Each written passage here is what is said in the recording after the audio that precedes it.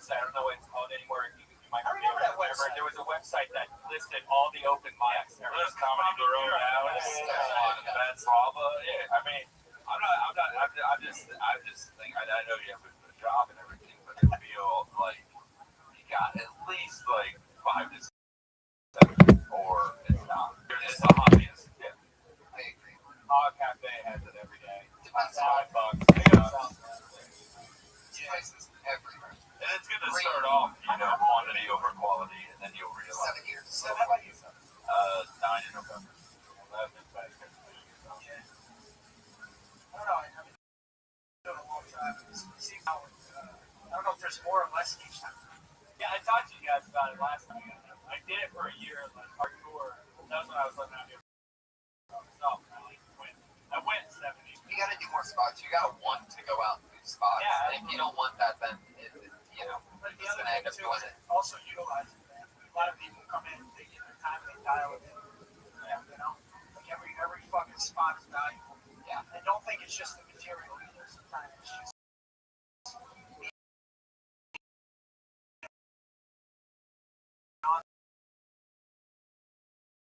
there, being in the moment. You got to focus on it. But it's hard. It's Writing a lot. You got to be trying to do stuff. You got to record your sets and listen to it. Good job, Joe. Stop being late, no. Stay in it. All right. Stay in it. Live your dreams, Joe. Give it up to his wife. Joe Teaching the Carl. youth. He's on Twitter at Joe Carl _AS. What's the AS stand for? Wow. Is that German or Palestinian? What do you say? Ass soccer? Abu Soccer. Abu soccer. Why not use your real name? But it's unique. Is Carl your middle name? Wow, what a terrible. Be yourself. I would say use your real name.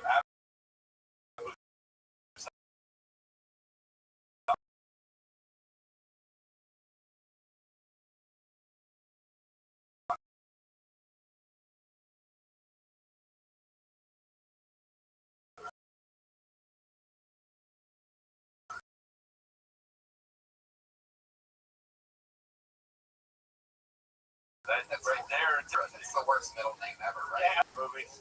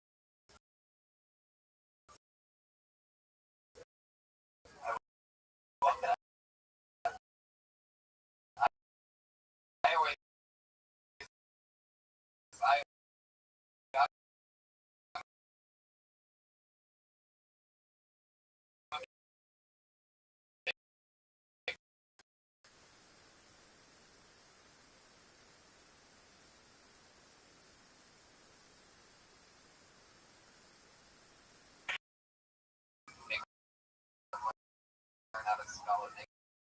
I love it. Then boring Anthony Michael.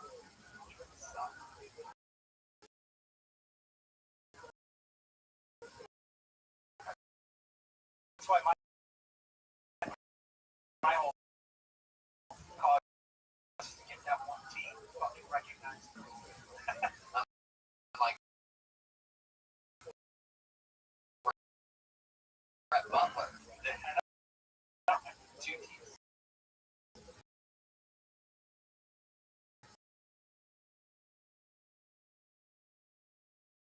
Talk about it. Yeah, you brought up Kanye, but you did nothing with it. Your mom being Kanye. Set up a lot of.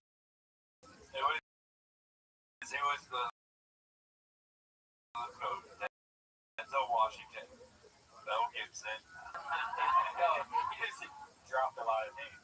No, it's what I was gonna say is like I feel what last time I was like really uncomfortable on stage, and today I felt like even though I didn't get as much laughs as I did, I felt like much more comfortable, and I feel like to me like that's just growth in itself.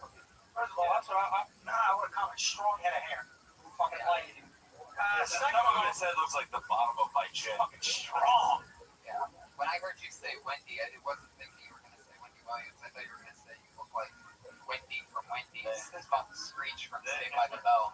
It's like if one of the wildlings from Game of Thrones did stand up. Yeah. I don't know about a wildlings, but maybe a White Walker. I saw a few people weep during the set. It looks like I was one of Variety's Comics Tonight's Watch. Game of Thrones jokes, guys. I had a guy that came to Game of Thrones tweet. Yeah. Yeah, who the fuck cares?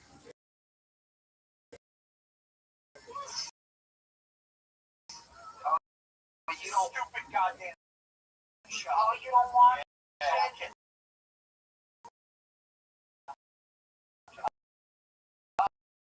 Oh. Oh, okay. Right. I love it. Yeah. I see what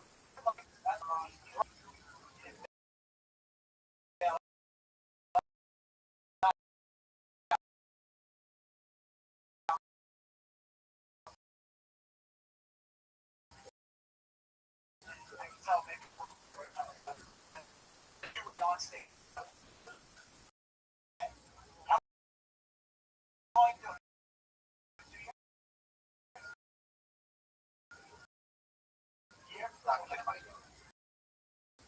A year. Okay, yeah. So what you want to do is you got like you see your jokes in scenes, right? Exactly. You never the story. We're listening, we're waiting, and we were just throwing out analogies. Yeah. But you were, I can see you were trying to do some more. You know? Figure out and say to yourself, what's You did the same thing last week. Now advice last week where you were record all your sets, write it down. Like don't be afraid to write it down. Be like, all right, I laugh, build it into your stories. You really, if you did a story first, that's cool, but you really have the jokes be charming, or you're just it's actually write sketches. That's probably what was. But remember though, you gotta learn. You gotta figure out where you want to go. Are you a fan of stand-up? Do you love No, absolutely. stand-up? No. I'm not all my life. What's your favorite stand-up? For me, my favorite comedy. Yeah, Louis C.K. Alderman. He's more Carrot Top. No, it's Chappelle. I think it's tremendous influence on me. But watch those, and even if this might help, look at some of his sets and map out where the punches are, where the laughs are, and use that like a diagram. There should be even if you're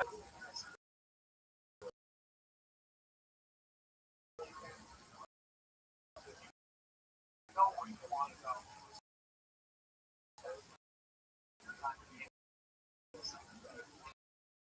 Never into the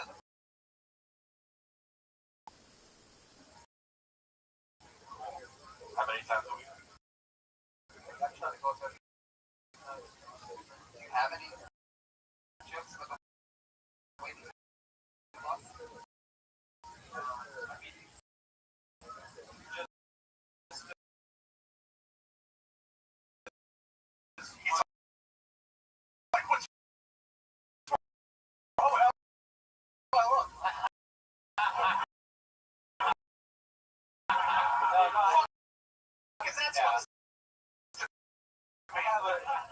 I have a the story about Sorry to let the cat out. You gotta have like a flag set, like. where are you from? You from the South? It's like Charles Martin. Oh, where? Charleston. Flanagan? Who is that? Where is that? What did that guy do? Yeah, seriously. You heard it on tape, people. Charles W. Fuck Flanagan. Flanagan. Used to both open nuts.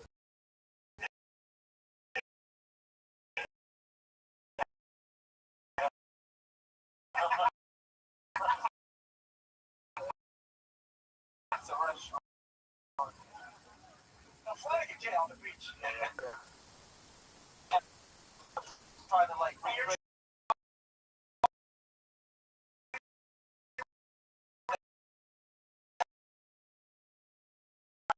say is that like when you're on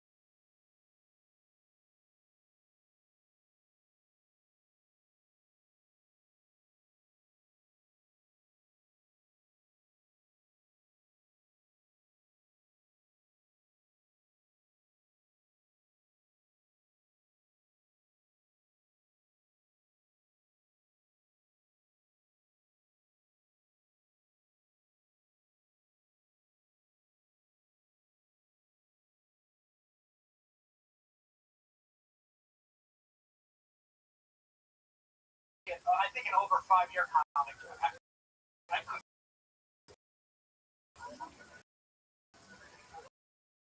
No way.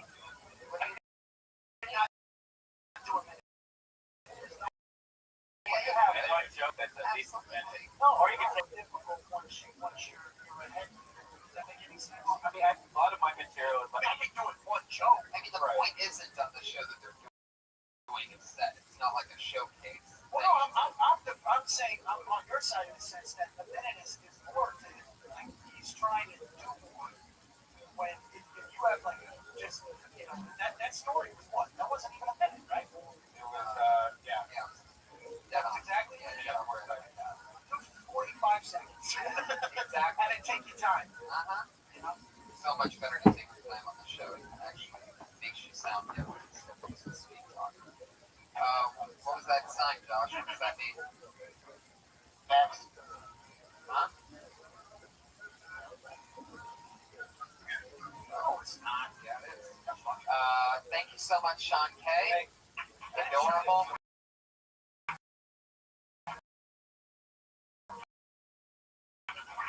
Adorable, voluminous hair. It's almost 9. Yeah, time flies up. You edit this shit? It's 9:32. We've had two girls that come on and do a minute each week. Always something different, a brand new minute. Sometimes it goes good, and sometimes it's a train wreck.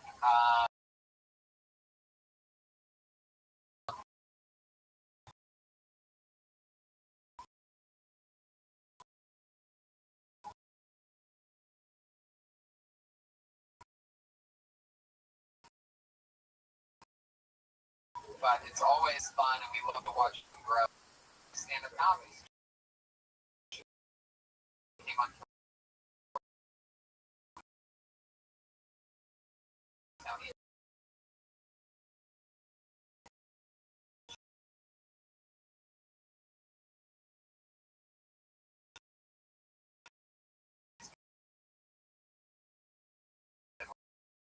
With us every week since college dropout, Kill Tony regular.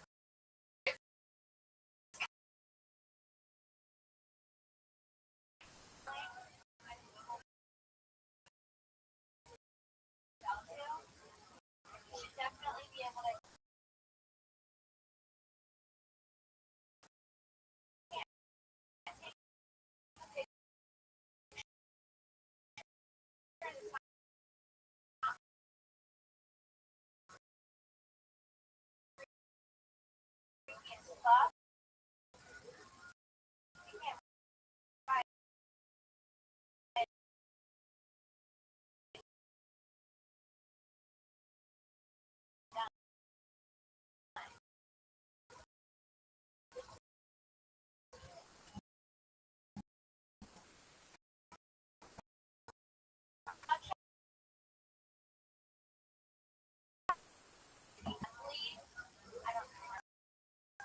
you go. You're safe. In the minute. These poor girls.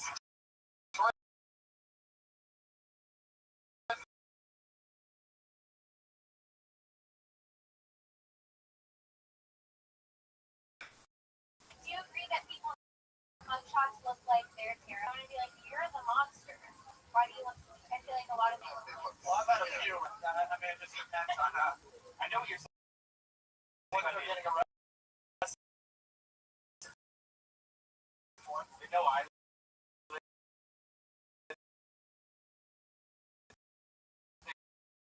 think that's funny, but I mean, I think it's right. Other than that, it's just you don't want people being translating dapper as fuck.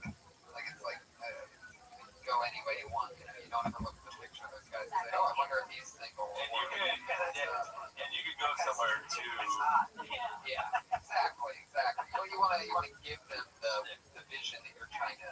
You don't want them wondering if you were. So you go somewhere too with the fact that like we always say like we didn't expect that person to do it, and then it goes back to how creepy the photo is. Like because the photo that they use is always taken before the shooting, and everyone's like, we didn't know it was gonna be this guy, and he's wearing like a Pantera shirt. And he has those eyes. Yeah. I think that's a great angle. You know what? Now that you say it, I think there might be something in that they look terrified, but I think you have to set it up by saying they don't have eyelids. Their eyes are so always wide open after you say no eyelids. You know, See, I agree with that, and then you can say they always look like they're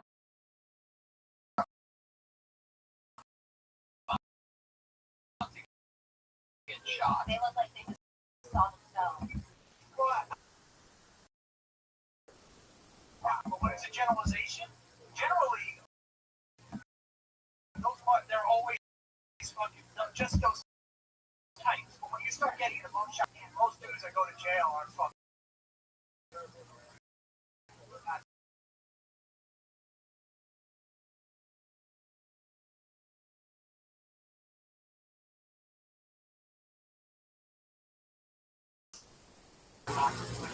Yeah, he's fucking. I love that scared, creepy, fucking Pantera shirt. I love it. He's creepy.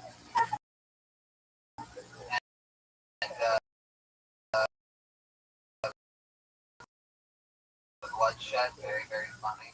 Or you can also put something. They always have a reason. It's like they kill kids or like they never just like go. You go next. Yeah, I that's what think it's the next 30 seconds. Yeah, exactly. Women don't do that, they do this, and maybe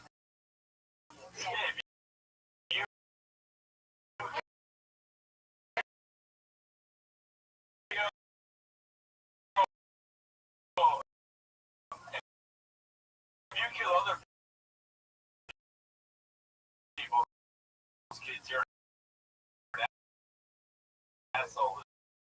If you kill your own kids, you're just cleaning. that is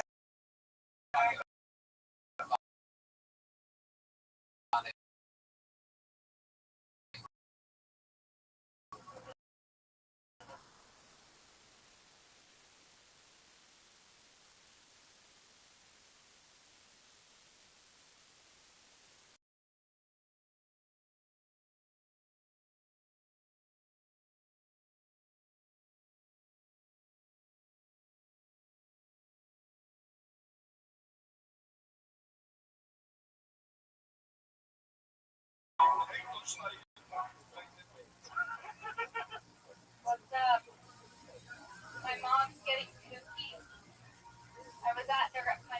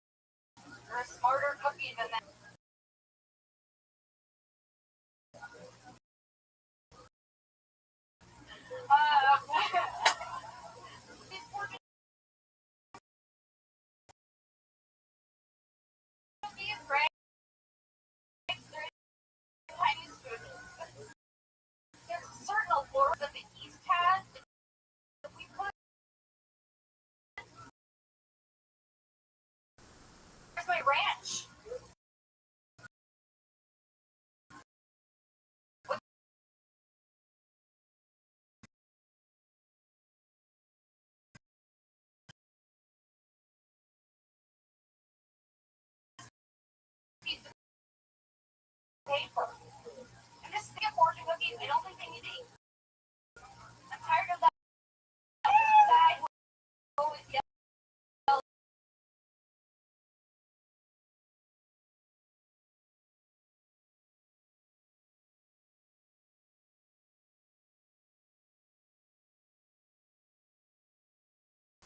Immediately from this, but the real story might be funnier. Delivery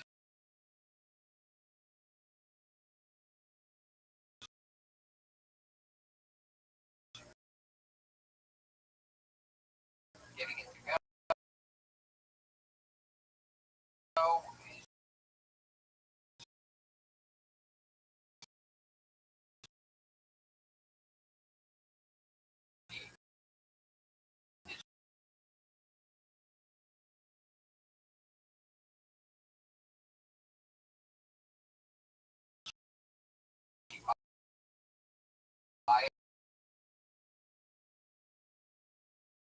A box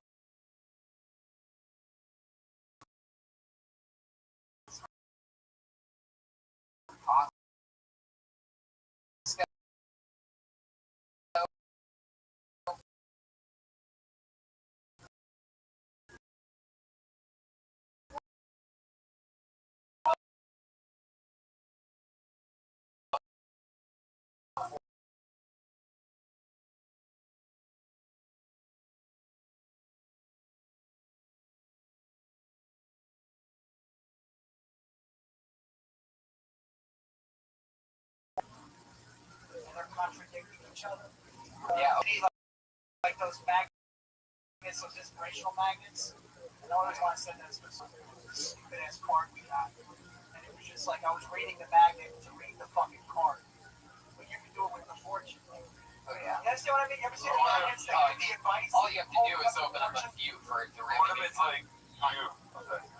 all you need to do is open up a few for it to get really contradictory. You know, you open up one where it's like, you know, tomorrow you will find your true love, and then your third one will say, savor the flavor of loneliness for a while and find yourself. And it's like, wait, what? And also, because now I'm just thinking of this. I mean, again, you don't have to use it, whatever, but the fortune says something, the magnet says something. You have those stupid ass fucking magnets that people make words with.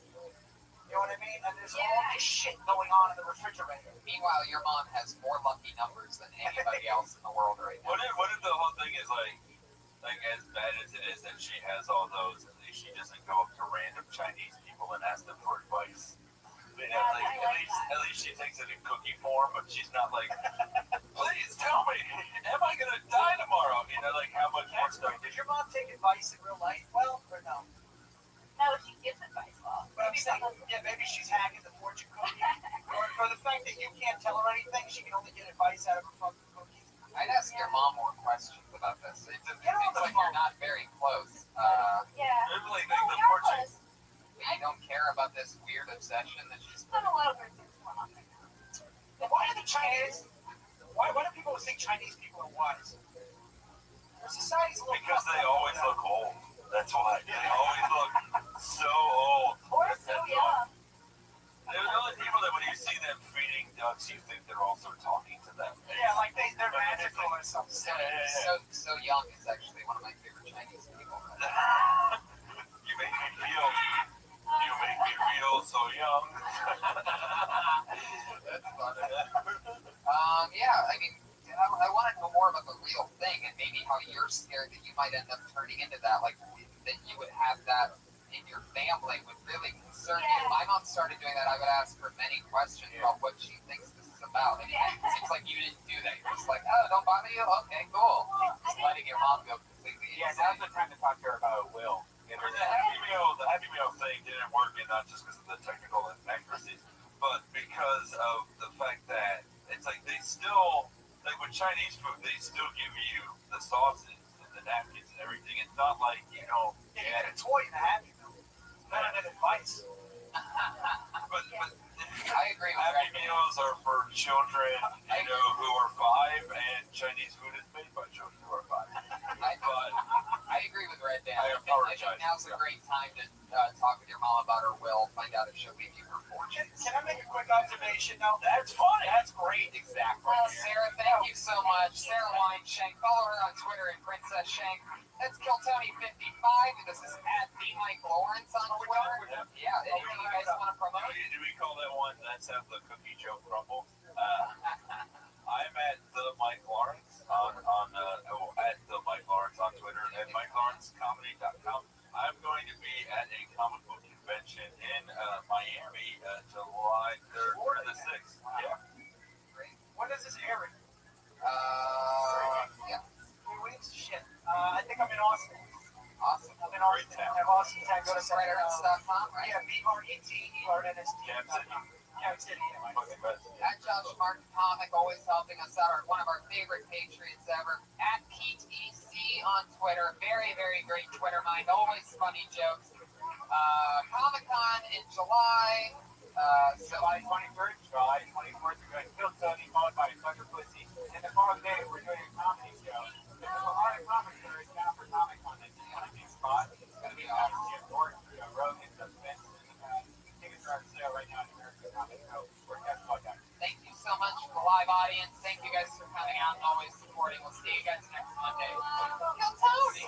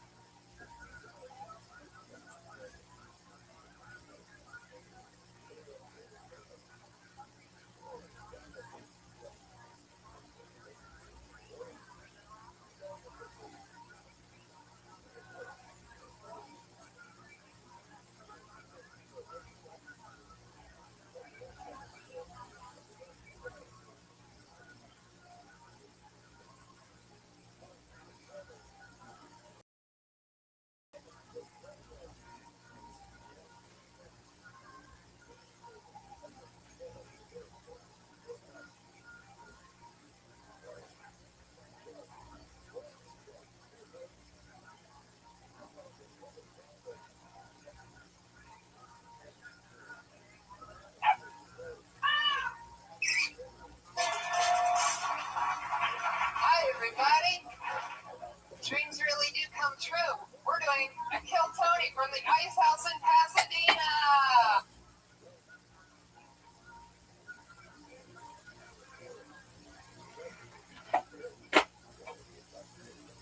This is crazy.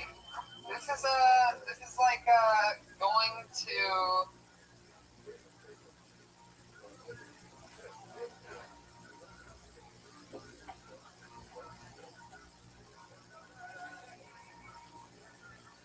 It's like playing basketball at your neighbor's house when you're a kid and on their hoop instead of your hoop. You know, and like hoops are a little bit different. I can tell there's a lot of basketball players in the crowd by the way this is going over. Not really connecting yet. How you guys doing? This is fun. This is a different angle, a different type of setup. The audio actually works here. We have a new sponsor. Give it up for Squirt, everybody. Delicious Diet Squirt is now available. Made since, can anybody guess when Squirt started? 1653. Sir, what are you thinking? We're talking about Squirt here. 1653? You're saying Squirt predates the United States of America? I mean, I'd like to believe that. For anybody that's ever had one on a hot summer day, you would think, my God, it seems like they've been making this for centuries. But no, that's just since 1938, everybody. 1938. They've been around a long time. I mean, no 1656 over there from the... I think that was the birthday of Charlie Chaplin. Oh, look at that. Brian making up a completely false fact. Yeah. Right from the get, and I love it. I like how there's that much beverages and electricity going on here. Joe is known for spilling his coffee all the time, so this might be really dangerous. This is exciting. Hopefully, he spills some delicious Diet Squirt, the caffeine-free thirst quencher, and newest sponsor, Kill Tony. Turns out McDonald's dropped us. Yeah, they did. Yeah, we got a call. Turns out they weren't loving it. and they said you have to stop saying that we're sponsoring your show. Yeah. I was waiting for it. I was wondering, like, what happens if you pretend like a sponsor's your sponsor? They have to fight back because they have to protect their own reputation. Right. I think it started when they started sponsoring SeaWorld, though, because we started drawing attention to the SeaWorld. They had I said SeaWorld the on the cup. Blackfish fillet. Yeah. Yeah. Which was just comedy magic that happened right in the moment. That was no pre-written. You can't mix this. Oh, sir, are you texting this show to somebody who can't see the live feed? Is that what's going on right now? They got a new sponsor. It's Squirt. It's on Reddit right now. Hashtag Kill Tony. There's not even a hashtag on Reddit. I meant backslash. Look at me. I don't know the internet.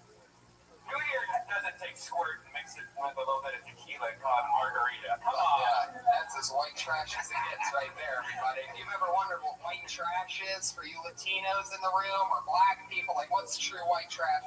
Have you ever mixed a Squirt with tequila and called it a margarita? That's it. I saw a few Mexican people pass out when you said that. They were so insulted. Like, that's not a margarita. I mean, that's a fucking... Well, I mean, it's delicious Squirt, so it's probably better than a margarita. Yeah. Fuck, I can't Squirt drop us. It just messed up and said Squirt wouldn't be good. Yeah. Well, just to let Joe, like, knock on over on you, squirt all over you, get you wet. I love it. It would be a first on Kill Tony that I've been drenched in delicious caffeine-free Squirt.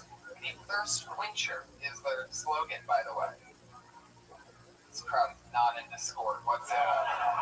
They want McDonald's. That's all that they want. But I love it. You guys dig your McDonald's. How many people here actually know what Kill Tony is, by the way? Yeah? All right. New Year has no idea what they're watching right now. Wow! Really? That's awesome. That is Congratulations. What we do is we do this show once a week, and we help the local stand-up comedy community out. And They sign up for a show to get constructive criticism from me, Writers Guild member, Comedy Central roast writer, Death Squad Platinum member. You might know me from any of my major credits. And Brian, creator of the Death Squad, and always two of our funniest friends are on the show. And this week's no different. yeah. So getting perspective from two awesome stand-ups tonight is going to be very exciting. We have the great Joe Rogan and Dom Irera are with us in the house tonight, everybody. But first, for those of you that haven't been to Kill Tony, you wooers out there, it all went woo, which basically means fuck you and your show. We also always have a head of security with us to protect us at all times. It started off, it was the Iron Patriot, an autistic man, undiagnosed, in a very fancy $5,000 Iron Man suit. He would stand next to the stage and defend us. And then when the episodes got in the 30s of episodes, he said he's gotten too big for the show. When he hit 4,000 Twitter followers, he said, I'm going to do my own thing now. I have a new following. Since then, he's lost more than 1,000 Twitter followers since leaving the show, based on the principle of the listeners. So we've always replaced him with a different Patriot each week. Pasadena, I bring you a very special treat. When I bring to you one of my favorite Patriots, it's Iron Jesus Christ! Look at the reach on this man.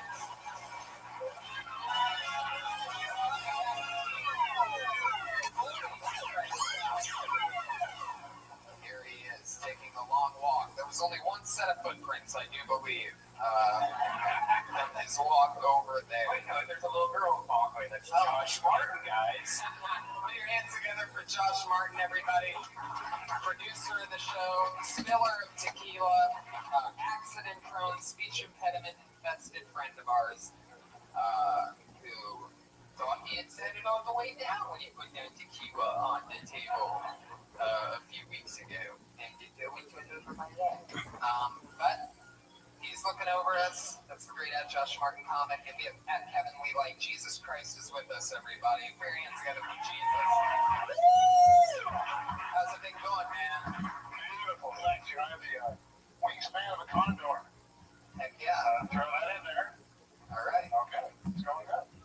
There you go. Have you actually measured a condor's wingspan? Are you being serious, or is that just I caused somebody to sneeze just now. I don't know if you heard that. Bless you. And I knew you're just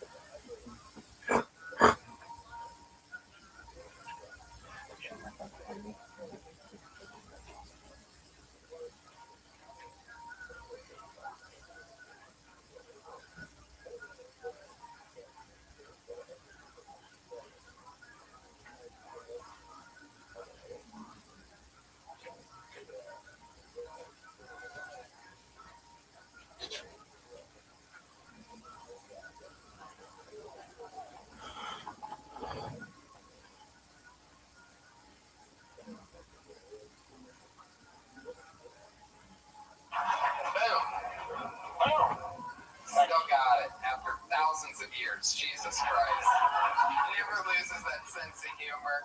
And he said, it doesn't go away. Happy to be back in Pasadena. My last time here, I saw Jim Carrey before he was ever Jim Carrey. Wow. 1979 or 8. You said you used to come here back in the Disney and see all the old. Did you ever get to see Steve Martin? Because Steve Martin started out here. It was actually the only show I saw, John. I figured maybe I would never see one better. Look at you now. All of a sudden you're here on Kill Tony. Woo! Featured by Squirt, the thirst quencher. This is much more exciting than young Jim Carrey. I want to be a Squirt Margarita. Carl, open up one right now. I thought that was going to be the worst accident for sure. I just seen, I'm like, oh, and here it is. What about this poor guy over here looking at the back of me the whole time? No, it's fine. He's into it. How many times do you think you get fucking cock blocked by Jesus?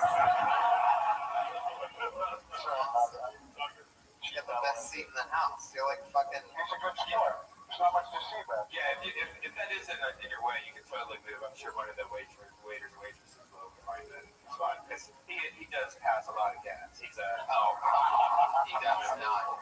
You think a guy that sat in the middle of the table in the Last Supper could pass gas? That would be embarrassing. There you go.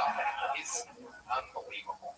Who said that you didn't really exist? These morons. Well, guys, we're very happy to have you back. I'm glad that you're going to be keeping an eye on us. In the meanwhile, what do you say we, Josh? yeah. I think we're ready to go. Are we? Yeah. Guys, are you ready for your guests? Holy shit. Put your hands together for him, everybody. It's the great Joe Rogan and Dom Herrera.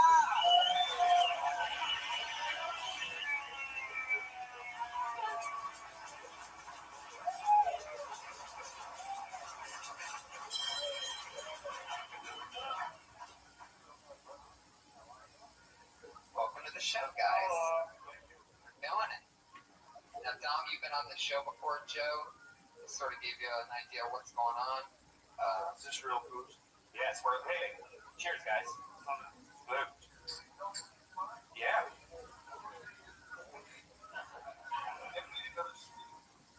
Because we're not. You would owe me $10. Oh, we've gotten off to a fucking roaring start. What the fuck was that? It's hilarious from the jump. Yeah, Joe's first time here. He refuses to go to the Comedy Store, so we brought the show to you, Joe. Thank you very much. This is actually really fun to me.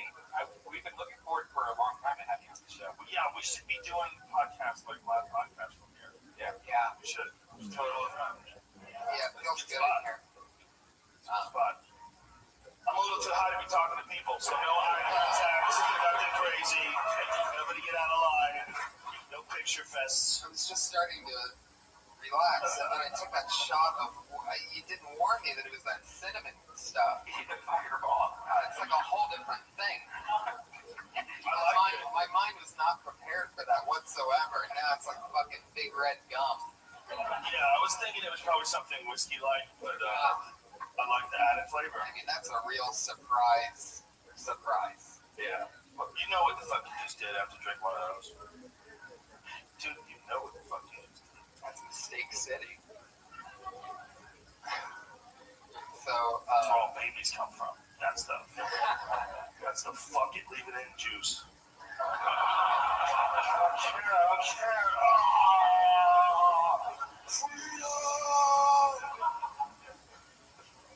fire. That's how it starts. It's all fireball. That's this glass. 3 more of those. Think you got another one, Joe? That's how it goes down we're wearing. Some rocks in there. That's all you know. You trying to roofie me, bitch? Tom Herrera's not even drinking his own, trying to pass it off. Oh, yeah. You one of those dudes who has like a special drink?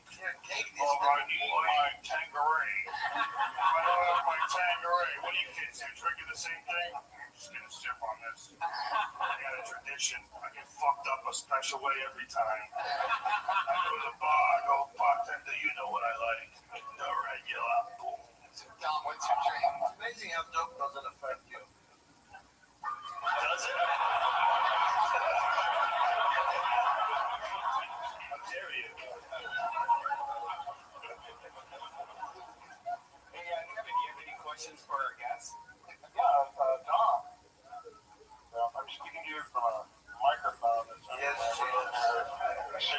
question important.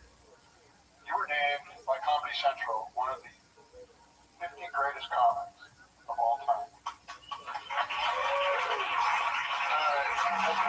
Now, first of all, it was 100, but thank you. 100? Yeah, can I say something before you ask the fucking question? I'm very bitter about that. Because Joe, it hurt, very hurtful. I was number 79. You know who beat me out for 78? Cedric the Entertainer. I can't compete with him. He's an entertainer. I just do jokes. He has people over. He has a nice spread. He dances. What's the question? That was it. You were happy with it. Cedric the who? Cedric the Entertainer. Oh. That's a very funny guy. Very funny. Like Earthquake, but different. Exactly like Earthquake. Kevin, did you have a question? Just might be on the list. That's amazing. Joe Rogan, you're one of the greatest, cutting edge, brilliant, smart, funny stand-up comics ever. Your body of work is huge and beautiful, and you're always coming up with new stuff. So the question is, I'm getting hard as fuck.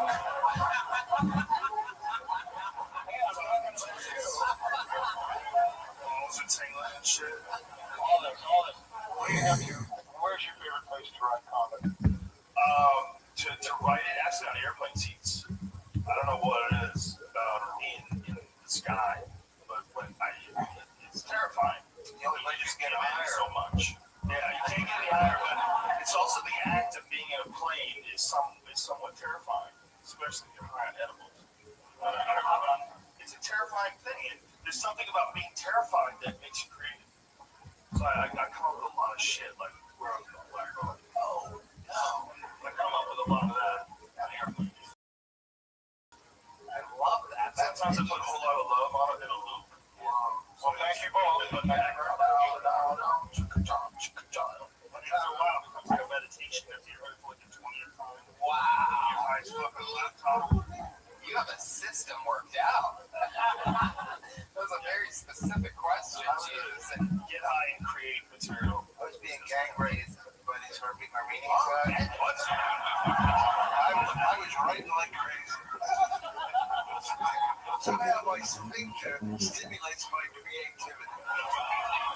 Makes sense. It would certainly switch it up a bit. Thank you, Doctor. well, I'd love to just talk with you guys forever, but unfortunately, this podcast is actually about stand-up comedians doing stand-up and doing 60 seconds apiece. And then we talk to them afterwards and figure out how we can help them in any way, shape, or form. That's what they all signed up for, and many of them are waiting just outside that door for their name to be called and come in to do 60 seconds. First of all, I haven't even seen these people. None of them have a shot. Just to let you know, we're very special.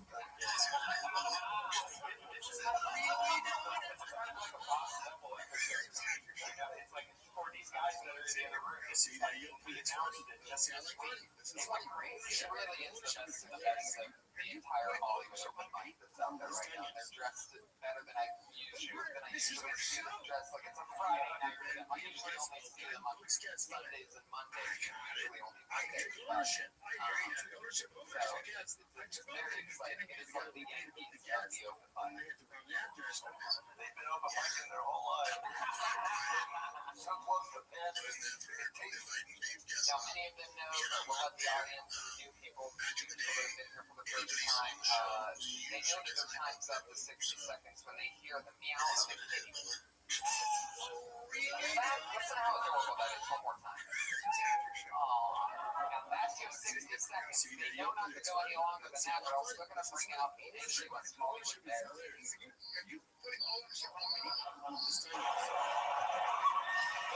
This is our show. So all you podcast listeners, I'm sorry you didn't hear that. However, you have to understand there's an important lesson in show business to not do over your time. So We let that thing go. That's awesome. So many comedians signed up and made a drive out from all the way from like the heart of Hollywood to have comedians to come up in front of you guys. And I thank you so much for being here, and I want to get it started. Are you guys ready? Yes. 60 seconds, and then we're going to end up talking more to your first comedian, Kobe Grimes. Oh, everybody, stop what you're doing. Oh, everybody. If you're asleep right now, you need to awake. If you're awake right now, you need to stay awake. Because the only riser, has finally bestowed upon us their extremely precious time and effort. So thank you so much at fucking 3:15 in the morning. Thank you. I was here at like 1, and your stream was down. You weren't in here, and I came back, and then your thing was on, but you didn't appear to be conscious. So Right. I think I haven't seen your. And I looked on your YouTube stream, and then it was like blank, like no stream happening on YouTube. It just had like the Rumble page, and I was like, "What the fuck?" That's a great question. Yeah. Thought you're the #1 streamer of all time. I am. Bullshit. I am. Of my 25 streams, like 22 of them went out. It happens randomly. There'll be like a flicker of the router or something. I can't explain it, but at least 3 of them were still going, so that's good. I'm sorry. What part of the continuous human data repository did you think didn't include the word continuous? It does. I'm curious. It does. It had 3 of them going. I'm not kidding. I had that top stream is going. It's pretty dark though, but I mean, no joke. Like they'll be able to lighten it in the future. When I say they, the scientists and the data archivists of the world. But you're right. When I awoke, I was like, "What the fuck happened?" And dude, I did this fucking such a smart thing right there. I don't know. Maybe it's smart. Oh, well, firstly, apologies that I like. Basically, if it gets past 11, I sometimes don't know if you're coming or not. So I'm like, I'm just going to bed. And then I don't know why you come so late. Why is it that you come so late? I mean, I've been waking up at like 3, so it's not like super late for me. I know, but just come early. I don't know, because you're the one who's up in the middle of the night all the time. That's true. That's true. I mean, dragged my schedule, now my schedule's backwards, so I'm dragging it. Okay, well, let's say just for our own sanity, if you're gonna come in, if you can, I mean, I don't care. You come in whenever you want. You know, you're always welcome here. But if we're gonna watch a documentary or something, try to come in by 10 p.m. If you come later than, and I'm not saying I'll absolutely always be up, but I'm doing my best to try to get my hours straightened out because it's just very difficult. I mean, you're in the same boat, so if we can agree on that, but come whenever you want. I love having you here. Can I tell you some stuff? Yeah, go for it. Okay. Well, firstly, how are you? Doing good. I hope ChatGPT has helped me sort out my mural thingy mabobber. I was just using it right now to email both the district person and the Business Improvement Association. We're like trying to gatekeep the wall for the mural festival, and basically what I propose is like they're like, oh, we're that wall is now for the mural festival. But the mural festival is in August. So I just said like, look, I've been organizing this mural for like months now. Created a site-specific design. I'm providing like all these materials. I have permission from like the business owner and the property owner. Please, if you're open to it, just allow it to be a temporary mural installation from like April until the festival, and when the festival comes, you can paint over it. But I just really am trying to use it as a stepping stone in my mural career. So hopefully they won't try to sabotage that plan, and then they'll be open to it because tried to take the least conflict road possible. I understand that. We'll see. Do you We'll think? see if the people who have stolen my wall are going to be nice to me. Do you think they will be? I mean, it seems like they have no problem just bulldozing me right now and steamrolling. So, I mean, we'll see. I mean, if not, there's also another mural spot that I have permission for. But again, I don't know if it's going to be hijacked the moment I try to apply for permission for another wall. But at that point, I just laugh and like, whatever. You can't paint murals in this town. I'll have to figure something else out, but it's fine. I have the important thing is that I am so ambitious and confident in my ability to paint murals that I'm not gonna let. There's just one wall of trillions of buildings, so it'll work out as long as I just stay persistent. Yeah, incorrect. It's not trillions of buildings, but I get what you're saying. A lot of buildings. And even better than In that. the future, with modular houses, it could be trillions. Not really. Probably not that many. I mean, what do you consider a building? 4 walls, a roof. That's basically a building. And are buildings on the inside or outside? It's an excellent question. It's subjective. It depends how you look at it. Okay, so this is just you're not alone in this process. All artists have to go through these kinds of what do you call it? Hoops that you have to jump through, and you just be patient. And I would go into this personally just being like, they're gonna say no. They're gonna say we have to reserve this wall for this certain area of town for this event, and then have a backup. I mean, like you said, there are a lot of walls out there or a lot of buildings out there, and where you live, and if this one doesn't work, there may be another one that works, and it may be better. You never know. Yeah, no, for sure. I mean, I have permission from a flower shop in like the alleyway, so I can just do it there. Hopefully, So do you have even to? though there's another spot that's even nicer and it's private. So I was gonna say like, please let me paint your wall, and if I get other work because of the results of this wall, I'll just give you like a commission off of it because it's right off the highway and like hundreds of people go by every day. Do you have to pay? That's the one I really want. Do you have to pay for the paint? I mean, that depends how you structure it. Right now, like the first one, I'm just volunteering my own paint, which I have a decent little. Like my paint alone is probably like a few $1,000s worth of paint. It's like one can is like $10. I have like hundreds of them. Yeah, no, I imagine it's paint is expensive. Yeah, I mean, for spray paint, it can be pricey, I guess, but Well, it depends the titanium. yeah.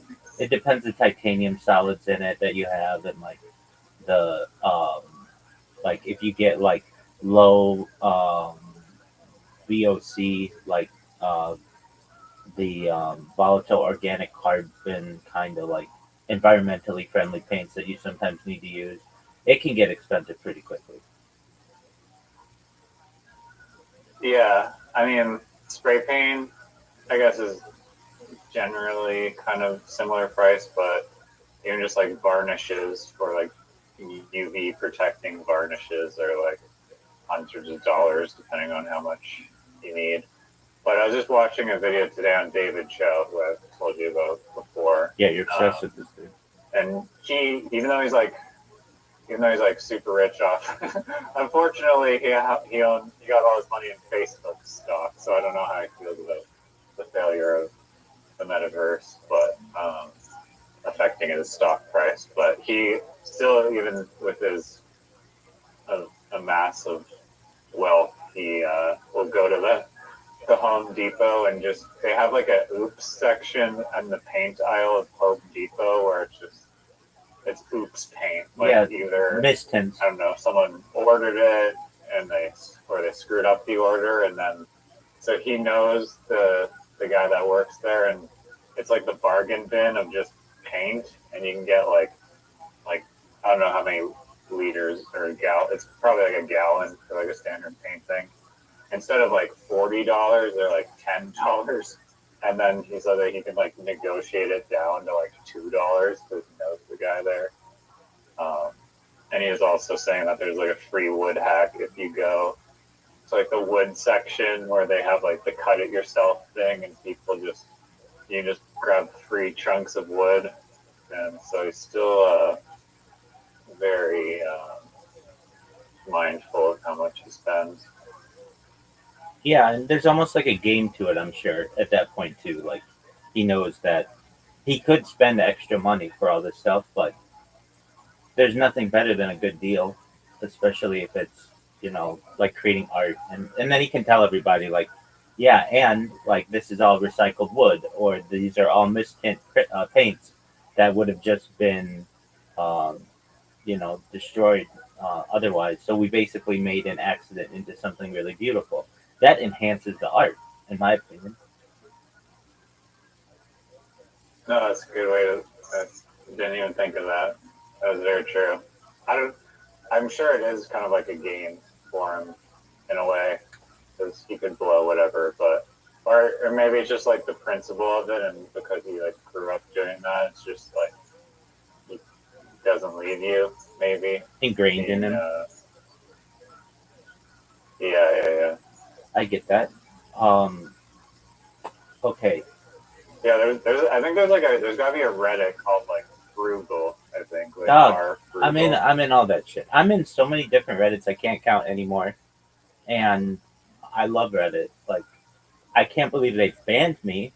I understand why they have, but like of any website that I use, aside from the streaming and Discord, if I'm bored, I'm on fucking Reddit. First thing in the morning, I'm on fucking Reddit. It's not Twitter, it's not Facebook, it's not Instagram. I'm on Reddit all the time. I learned so much interesting shit on Reddit. Reddit has made me smarter. It's made me into far more, like I say this with a passion, it's made me into far more of a well rounded individual. I'm into so many different things I would have never been into before, especially when it comes to art or cooking or cards or books, literature, book of the month, like things that I normally would be like, oh, I don't have time for that shit. Which maybe I don't. I don't have time to just be like reading a book all the time. I'm doing other shit, but that doesn't mean that I can't follow along with people who are in book of the month clubs or book recommendations, or like they even have these really. I love these really like aesthetic Reddit subreddits that'll be like somebody will play like a show a picture of just like a mural, and they'll say, "Please recommend me a book that looks like this," or "Please recommend me a music that sounds like this," and you know what I mean. Like you can get that kind of theme from something, and people be like, "Oh, like." So imagine you did a mural and it was like a deep dark forest or something like that. Somebody might say, "Oh, you should read like Sweeney Todd or Frankenstein or something like that." And like that's a cool way that AI doesn't really. I'm sure it's for AI training at some point because like 40% of all of AI is built on Reddit responses, and Sam Altman owns 10% of Reddit, so he has a vested interest in it. Um, but there's all kinds of stuff like that, dude. I did this thing. This is fucking brilliant in my own way. Okay, well, let me finish though with you. Uh, you just need to continue to be strong, be patient. They're probably going to reject you, and that's okay. And you've got some other backups, which is totally fine. And guess what? They might not reject you, and you might be able to do that your mural this summer. So, you're kind of in a win-win situation. You've got some good prospects. You've got ChatGPT that's helped you with a lot of the work, and you'll be fine. Yeah, I mean, it might be some other opportunity. I mean, as long as I just keep the treasure hunt going. That's the other thing about murals, that it's like the part that I like of it is like the game of it. And, it's like you see other artists that are doing like creative projects where like they're painting like a cruise ship, or they're doing like a mural in like a really sick hotel like lobby, or all kinds of mediums basically. Another thing that I'm getting into is getting a sewing machine. I'm just gonna like sew these like crazy art, like my art, but like on clothing and stuff. Um, but yeah, I'm gonna keep on pushing. A worry of mine would be, especially in LA, if I ever did a mural, the second that it goes up, it becomes a target for people to tag. Do you have that issue? Um, yeah, I mean, that unfortunately kind of, I've definitely seen it happen. I've had friends of mine that have done murals, and then some disrespectful person just does their like black bubble letters over it. Um, I think that if you do it on a large enough scale, then it's not really a problem, because those people that are quickly doing bubble letters are not going to like go up on like a 15-foot ladder to go over your thing. So you can kind of avoid it with scale, but you can also avoid it, I think. I mean, it depends where, I guess. But if you do something really amazing, typically people like will respect it more. And like you have like cities like San Francisco or whatever, and I've been to San Francisco, and there's some like really amazing murals there, and they've been there a long time because they're really good pieces of art, and it's just like people respect it. It's good, I guess, but it does suck if you work hard on something and then some guy just scribbles over it, burns it, and then you have to literally just go back and repaint the whole thing. Yeah, It is a risk. it's just a matter of time. Long enough amount of time, every mural will get some kind of graffiti on it. Like they throw like tomato soup on paintings. You know what I mean? Like even like really expensive ones, like to prove a point or whatever. Hundreds of year old paintings. So I was wondering if there was any kind of like glaze or something that you could put, or like an epoxy that would protect your art, and then if somebody did, like tagged it, you could just remove their tag pretty easily. And I'm sure that exists. I don't know how um, realistic it is, and also like a lot of times epoxies that are in the sun for long periods of time can cloud, or they can yellow, which would change the color of your art. But it's just something that you have to go through. Um, okay, and anything else going on in your life you want to share? I just got my new Yeezys ordered, or received them from China, that I ordered a couple weeks ago. Got here pretty quick. I'm just wearing them around the house because I had these pair of Yeezys that I wore in like, I don't know, a while ago, a long time ago, and they're like the comfiest shoe that I've ever worn. So I was like, I need a new pair of shoes because my other ones are falling apart. So I got these fake Chinese Yeezys, and they're pretty comfortable so far. So hopefully, hopefully they're gonna be super comfy. Do they fit Right you? now, they feel like moon shoes, kind of like super spongy, which is what I like very like stable. Do they fit Feel you? like really planted. Yeah, they do. They do fit pretty good.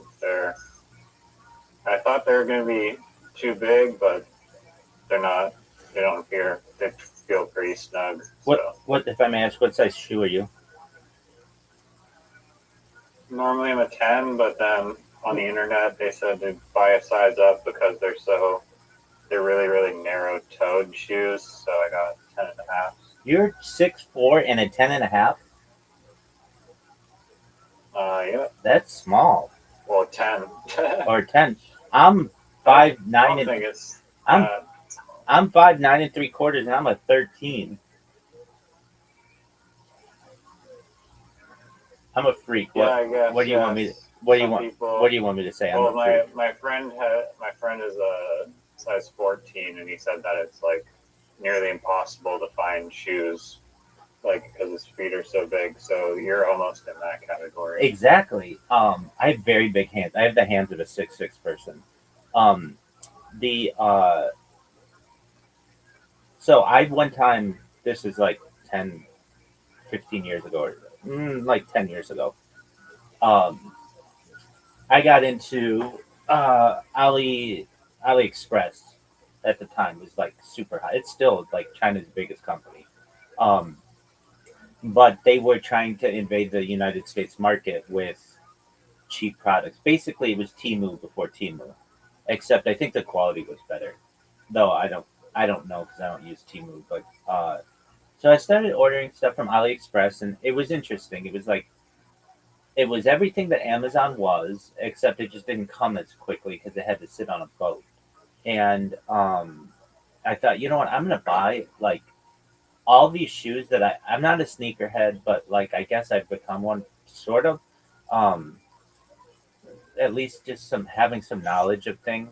And I bought all of the Air Jordans, not every single pair, but the originals, and then like the different ones, like the main big ones, like maybe like 6 pairs or so. And I bought them. I took a risk, and I like when you would buy from those websites, they don't sell that shoe in like anything bigger than like an 11, because like Asian feet are pretty small, so it was really hard to find this stuff. And I found some that would say that they're like a 13. Anyway, all the shoes came and they were all too small. They were all just made for a smaller person. And I would like, I don't know, maybe wear them a couple times out. And they look like Jordans, but they hurt to wear. So I was wondering if you had the same issue, but you have a more common foot size, so that's good that they're comfortable and everything. And you can't tell the difference, can you? Yeah, no, not really. I think the quality of these replicas. I mean, the shoe itself is like 10 years old or something, so they've had a lot of time to reverse engineer it. Right. And there's entire stores in China that are selling fake Yeezys, like that you can walk into, like physical stores and stuff. Right. And it's pretty interesting how many knockoffs Yeezys, like there's like a whole market. My only concern is that they get like stopped at the border or something, because apparently ordering like replicas are not allowed or condoned, but usually people like there's just one pair, so I wasn't really worried. Like if you're ordering like 10 pairs, then they might care because it looks like you're trying to sell them, but Right. usually they're just for walking around. So. Very well. Look who stepped in. What do you want to play, Bryzer?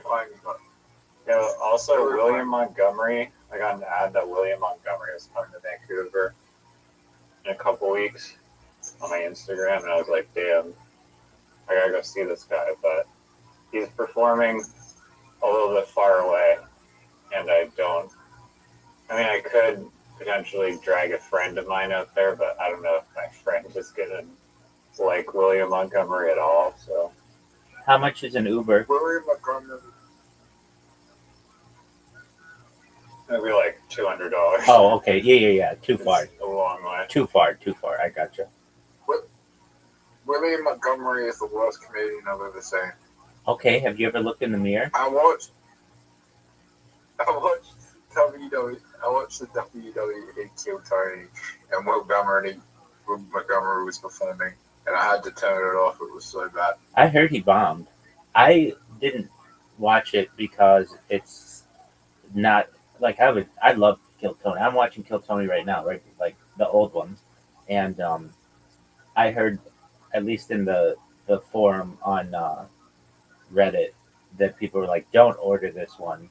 If you're gonna order one of the Netflix Kill Tonys, don't make it this one because it's not very good. So what did you think of it, Zoot? It's fucking terrible. Okay. Have you not seen his Kill Tony performances? Because he does pretty well most of the time. Here's the issue. He picked the Undertaker as the guest, and the Undertaker wasn't in character. The Undertaker wasn't in character. The Undertaker has like this mysterious vibe to him, Right. and then for whatever reason, in the last couple of years, he broke in character and gone on podcasts, and now he's no longer the Undertaker, and everyone sees him as a real person. Right. Like,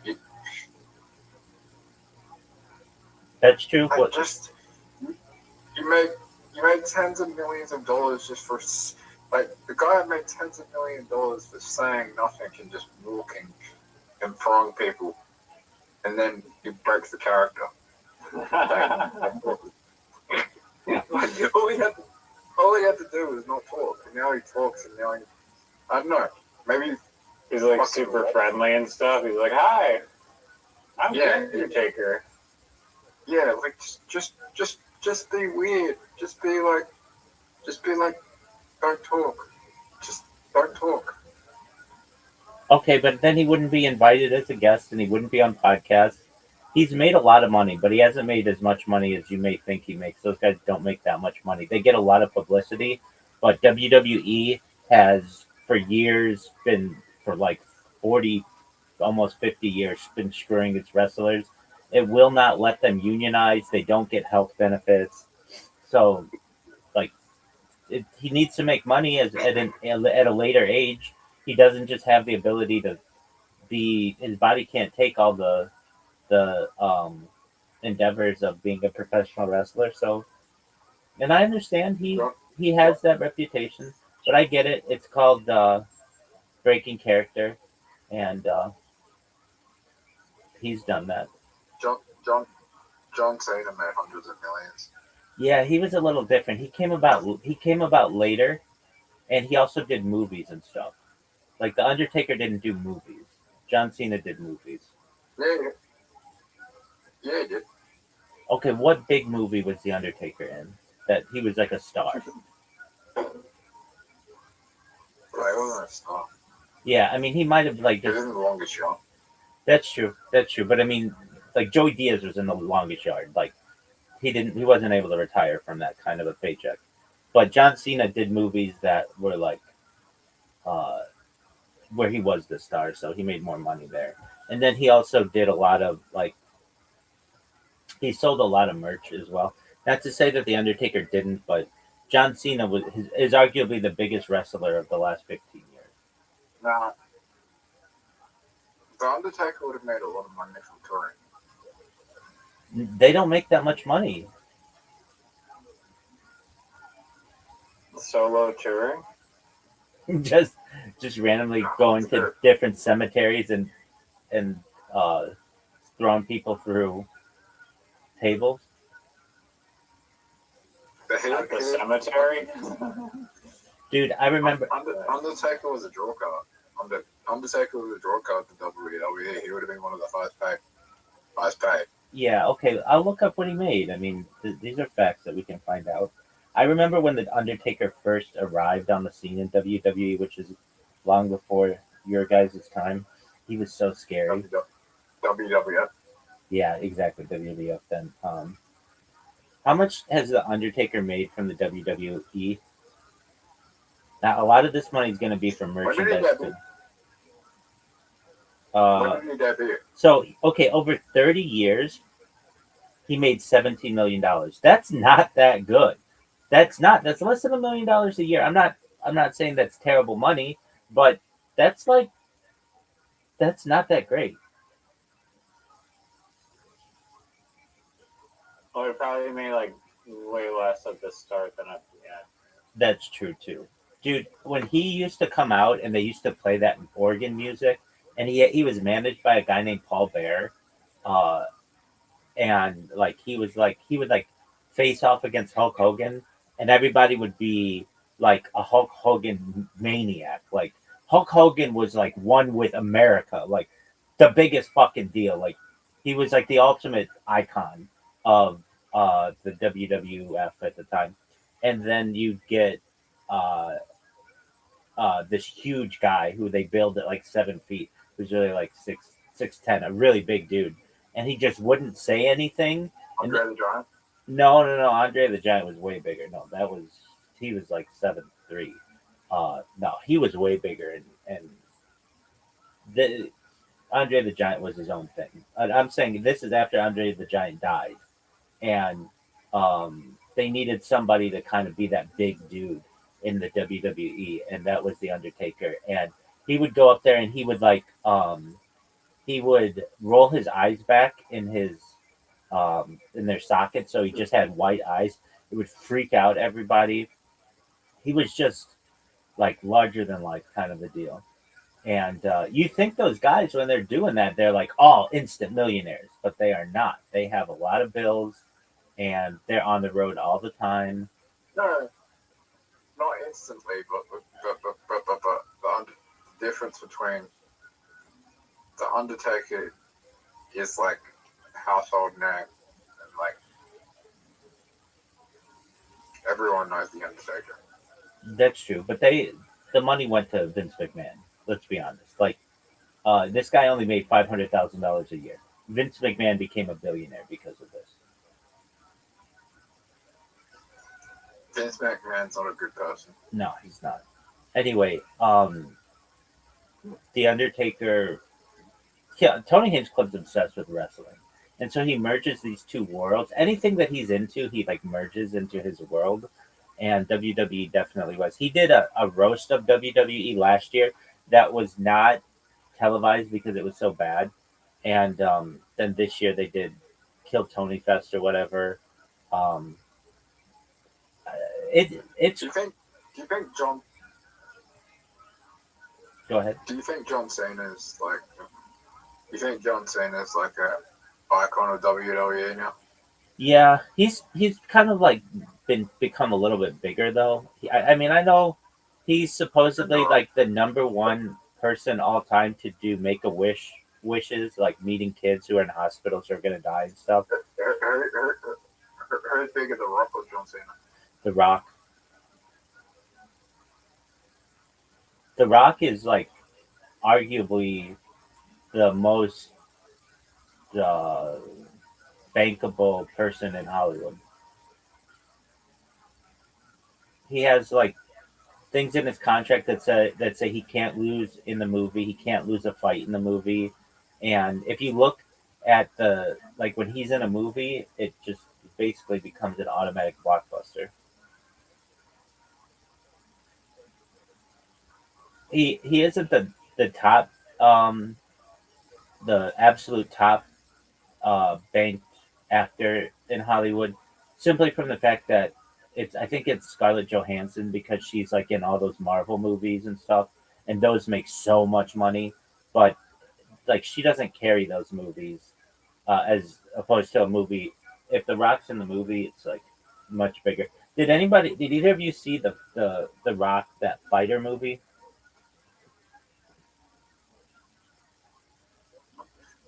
I didn't Same. either. Who do you think the biggest wrestler in the world is?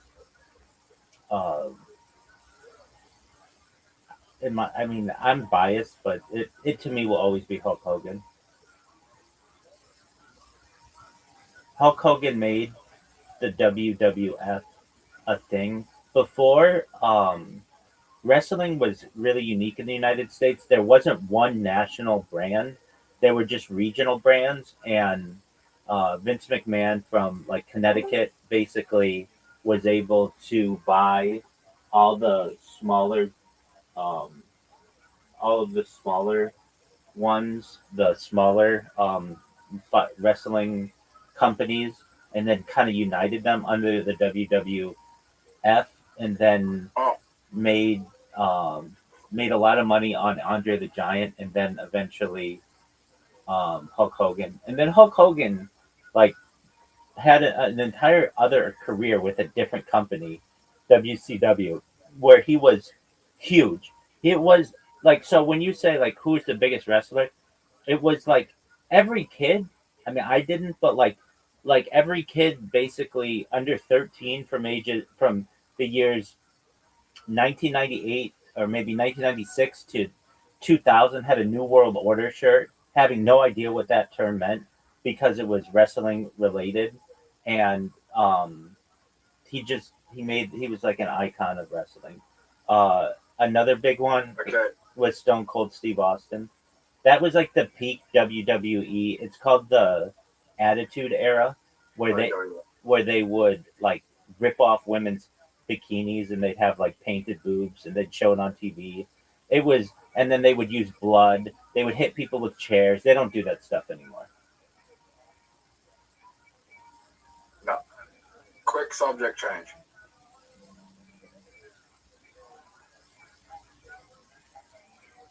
Yeah? Yeah, it's not too quick though. Go ahead.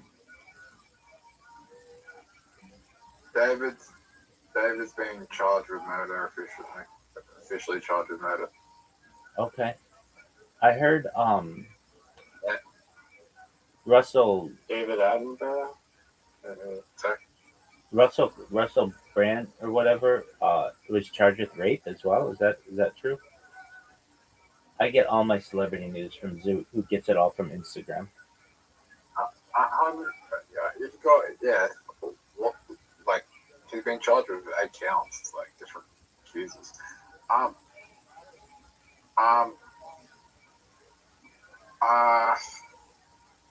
And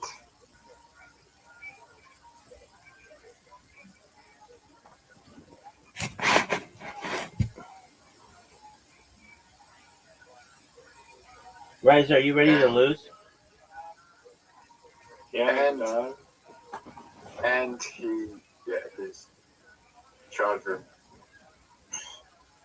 and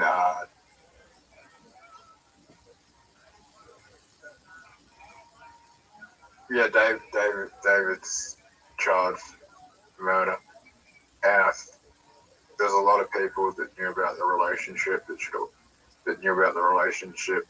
and that was the motive behind the murder. There's a lot of people that knew about the relationship that should also be charged for trying to cover up the relationship and knowing of the relationship to begin with and not reporting it to authorities when they knew. Do you think you should be charged?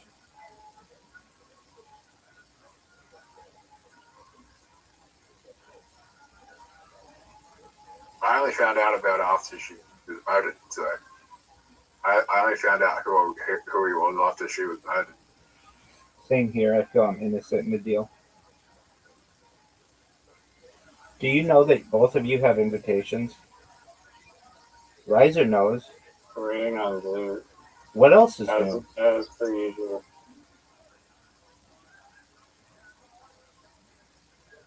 Zoot, you have an invitation. Hey, Zoot, I was on an Australian podcast yesterday. Do you know that I was on Australian podcasts 2 months ago?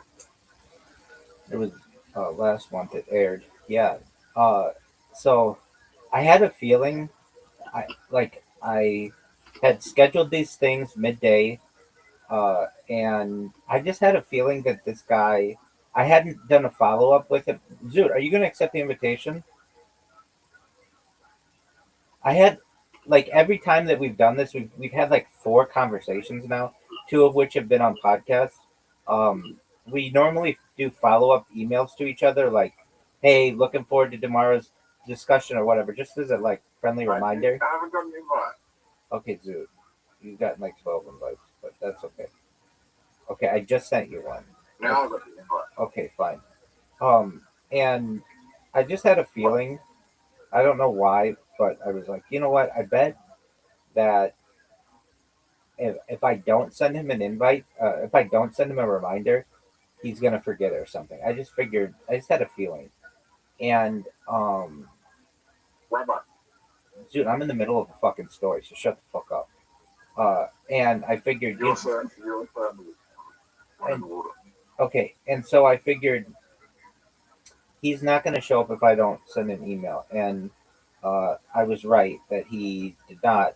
So I sent him an email when we were supposed to meet, and like 40 minutes later, he apologized.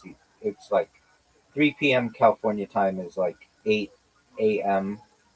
like Brisbane time, something like that. And so he's like, I slept in.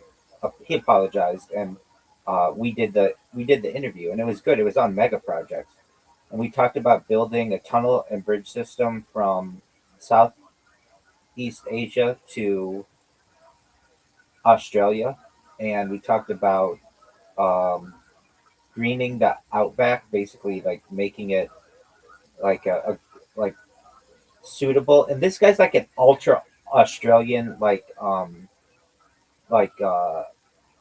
don't know. He's like MAGA, but Australia. I wouldn't say that, but like he's like make Australia great again. He's like really into Australia, like Australian patriotism and stuff, which is cool. Like I like that about him. Like it's unique, and and so I was like, you can use desalination and basically green the outback. If there's a huge amount of land there, and he's like, but we don't want other people here, and I'm like, I understand, but you all want to have children and grandchildren, right? And you want them to have a place to live, correct? And he's like, well, yeah. And I'm like, well, they're not going to be able to live on each other in your like 6 major cities, and that's basically all that you have if you don't expand. And he's like, no, that makes sense. So Asia and the United States, we talked about clearing the Darien Gap in an environmentally friendly way. That's the area between Colombia and Panama, so that you could drive from North to South America. We talked about. Did you just say fuck you? I said the opposite of fuck you. Okay, cool. We talked about oh fuck. We talked about building a bridge across the Strait of Gibraltar to connect Africa and Europe. We talked about building a space elevator. It was a really interesting conversation, and this time around we didn't fight, so that was good too. It was just an overall good conversation. Did you hear about the like Saudi Arabia is building some building twice the size of the Burj Khalifa, and basically to do it they're using like super concrete, which is like 5 times more durable and expensive than regular concrete, and they're also using, instead of just regular steel beams, like the special base grade alloy that's like super dense, and they're like reinforcing the concrete with the super steel alloy or super metal alloy, apparently. Weird dog. Everybody knows Very, that. very costly. They requested that I be a consultant on their project. Excellent. Yeah, that should. How did you propose the space elevator be built? Yeah, great question. So the main issue is tensile strength of the cable. Like right now, steel cables work like a chain. Like they're only as strong as their weakest link. But there's emerging type of technology known as carbon nanotubes. Basically, like imagine carbon fiber, uh, like carbon fiber cables, and these carbon fiber cables are much stronger than your typical steel cable, and would be able to theoretically take the weight and um, the environmental impact of being a space elevator. And he was all about that. He was like, and we discussed like it's a total waste of uh, of money just sending rockets up every single time. They're not always replaceable, and why would you spend all this money when you could just build a space elevator? And so we agreed on that, which was cool. And these conversations are really short. They're like just 20 minutes. So we didn't have like a ton of time to get into anything. There are elements of it that I like about it, but then again, it's like super short. And I wanted to talk about more. Like I wanted to talk about a Red Sea bridge, basically a bridge from Africa to the Middle East across the Red Sea that could be built. That may be very beneficial. But I just was able The to touch on space that. elevator, though, like, is the point to cool the Earth by just turning ice or salt water into ice cubes, or what's the purpose of it? No, a space elevator is a way to go into space where you don't need rockets. So basically, think of No, you can transport anything up into space. that's true. Yeah, I mean, it's basically a cable car transporter into space, but you don't need to use rocket fuel. Right. I mean, doesn't it need like an anchor at the top of it to like hold the chain? Let's say just like you know how Yeah, a Zoot, chairlift go. goes around a Yes, big I know. Zoot, wheel. go. Yeah.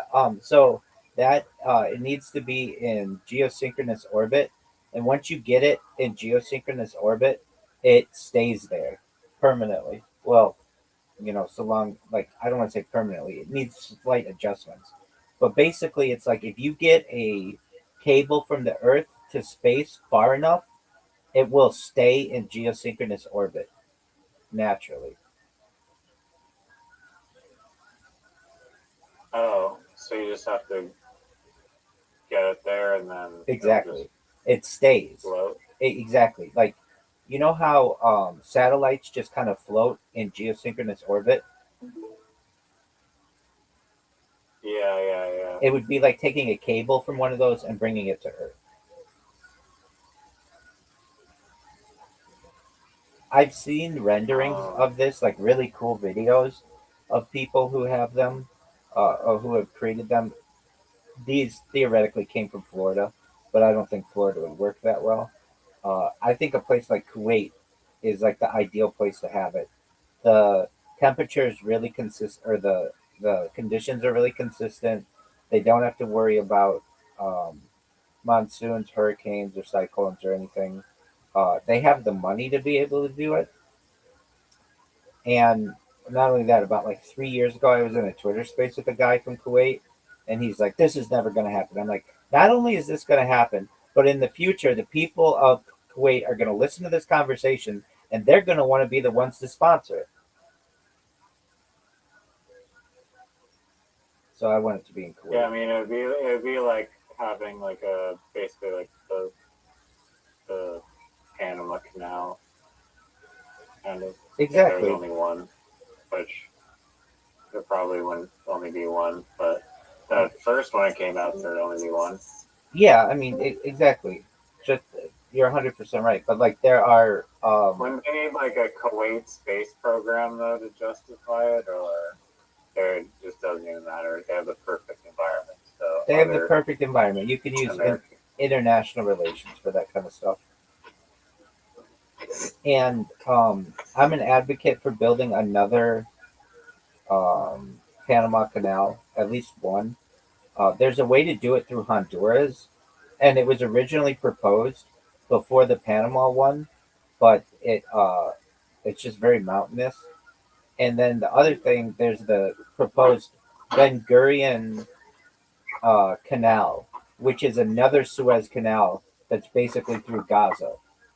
And there are theories that the reason why what's happening in Gaza is happening is to make space for this new canal. There's also a thing that was announced recently. Israel is sending 300,000 people to Argentina to basically build a new country there.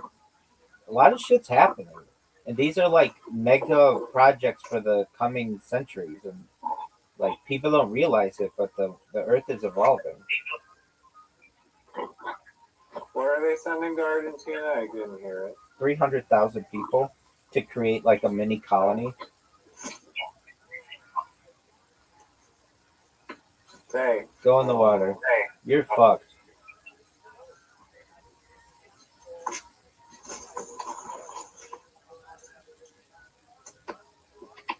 Zoot, what happened to you? I just had to go. I just haven't been mental health. Gonna take a break. I'll be back. Zoot, don't go.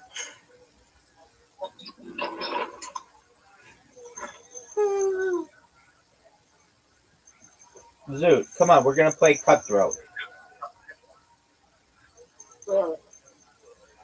Zoot, are you ready to play Cutthroat?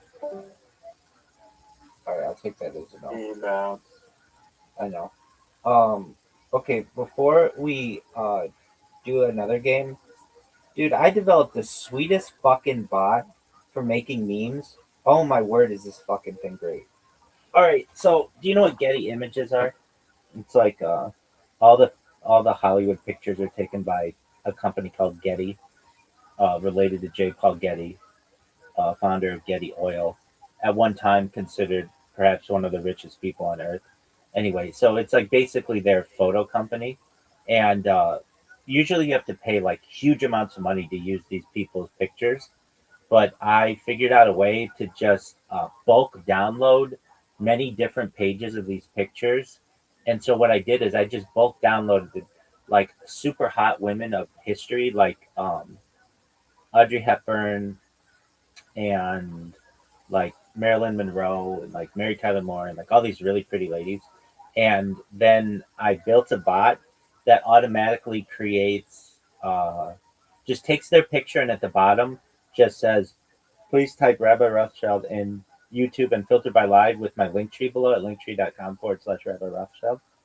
And I've made like 500 of these memes, uploaded them to the internet in the last like 24 hours. And I haven't even been like focused on it. But yeah, so I got that going for me. So what's the purpose of this? Basically, if you create a meme and you just leave it, thousands of people will view it over the course of months and years. And it's just like basically free real estate, like that other meme. It's free real estate. It's like, why not create as much content as possible? There's a theory, there's a phrase in politics. I don't like the guy who's credited with it, Steve Bannon, but it's called flooding the zone. Basically, that's the theory. When you've got something bad, like publicity wise, have anything bad publicity wise. So I don't want to make it seem like that. But my thing is, I have another rabbi who is beating me in search engine optimization for my own fucking name. And so I've got to beat this guy out. He's dead. He's been dead for 60 years, 50 years. And but he's still beating me in search engine optimization. I've got to overtake that guy. So the way that I'm doing it is just flooding it with as much content as possible. And so yeah. Anyway, I want you to look at some of my memes. Can you go to a browser? Okay. and type in IMG FLIP, image flip, IMG FLIP. Okay, I'm there. And then type into the search Rabbi Rothschild.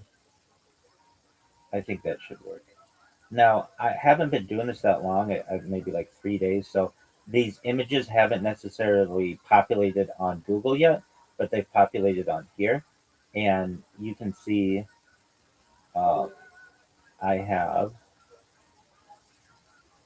Please type Rabbi Rothschild in YouTube and filter by live. Yeah, those are just, so here's the thing. I see that. Go down, like, those are just, those aren't the memes. Those are really, frankly, um, okay, wait, hold on. Those are just the templates that I use of, like, all the hot ladies. Um, so if you go to the section below that, you can see some of the memes that I've made. Those are, so the ones. The famous Kabbalist and Orthodox Jewish Rabbi Michael Mosh Rothschild. Yeah. Rothschild, viral rabbi streams 24/7, 365. Do you see where it says images and then it says fun, and you can change that to all? Yeah. Change it to all, and then go to images, and you can see, like, I actually did make real memes.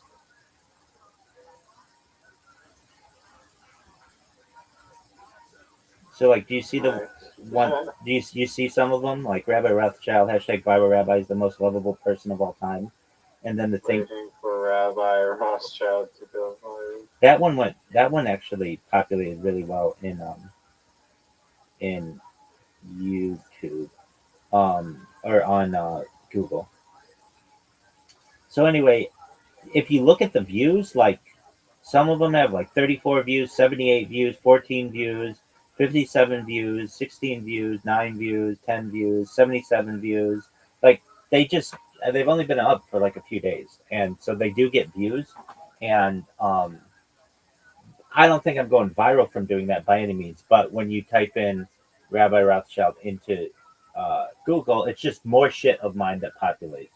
And I can only take so many pictures of myself that, like, are, like, interesting. Like, I am not going to Bali tomorrow, and I'm not going to Paris tomorrow. So, like, the pictures that I do take are, like, I take I have pictures of me that I've uploaded from, like, the Hollywood sign and, like, Disneyland and, like, the beach, and those do okay, but they're not like, I'm not like a big influence or anything like that.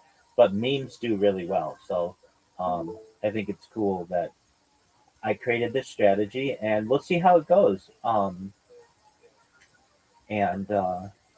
Probably like other people uploading your podcast or the podcast with your name in it also helps, or just other people posting about you. yeah, it does. It absolutely does.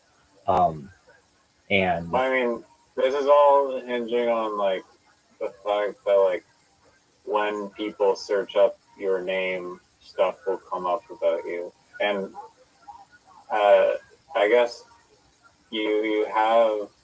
I was reading something where I was like, or maybe you told me where you're like, I know people are searching for me because it says Rabbi Rothschild Kiff, Rabbi Rothschild Discord, Rabbi Rothschild Rumble. exactly, yeah. When the Google suggestions, when you type in Rabbi Rothschild, the suggestions all say that.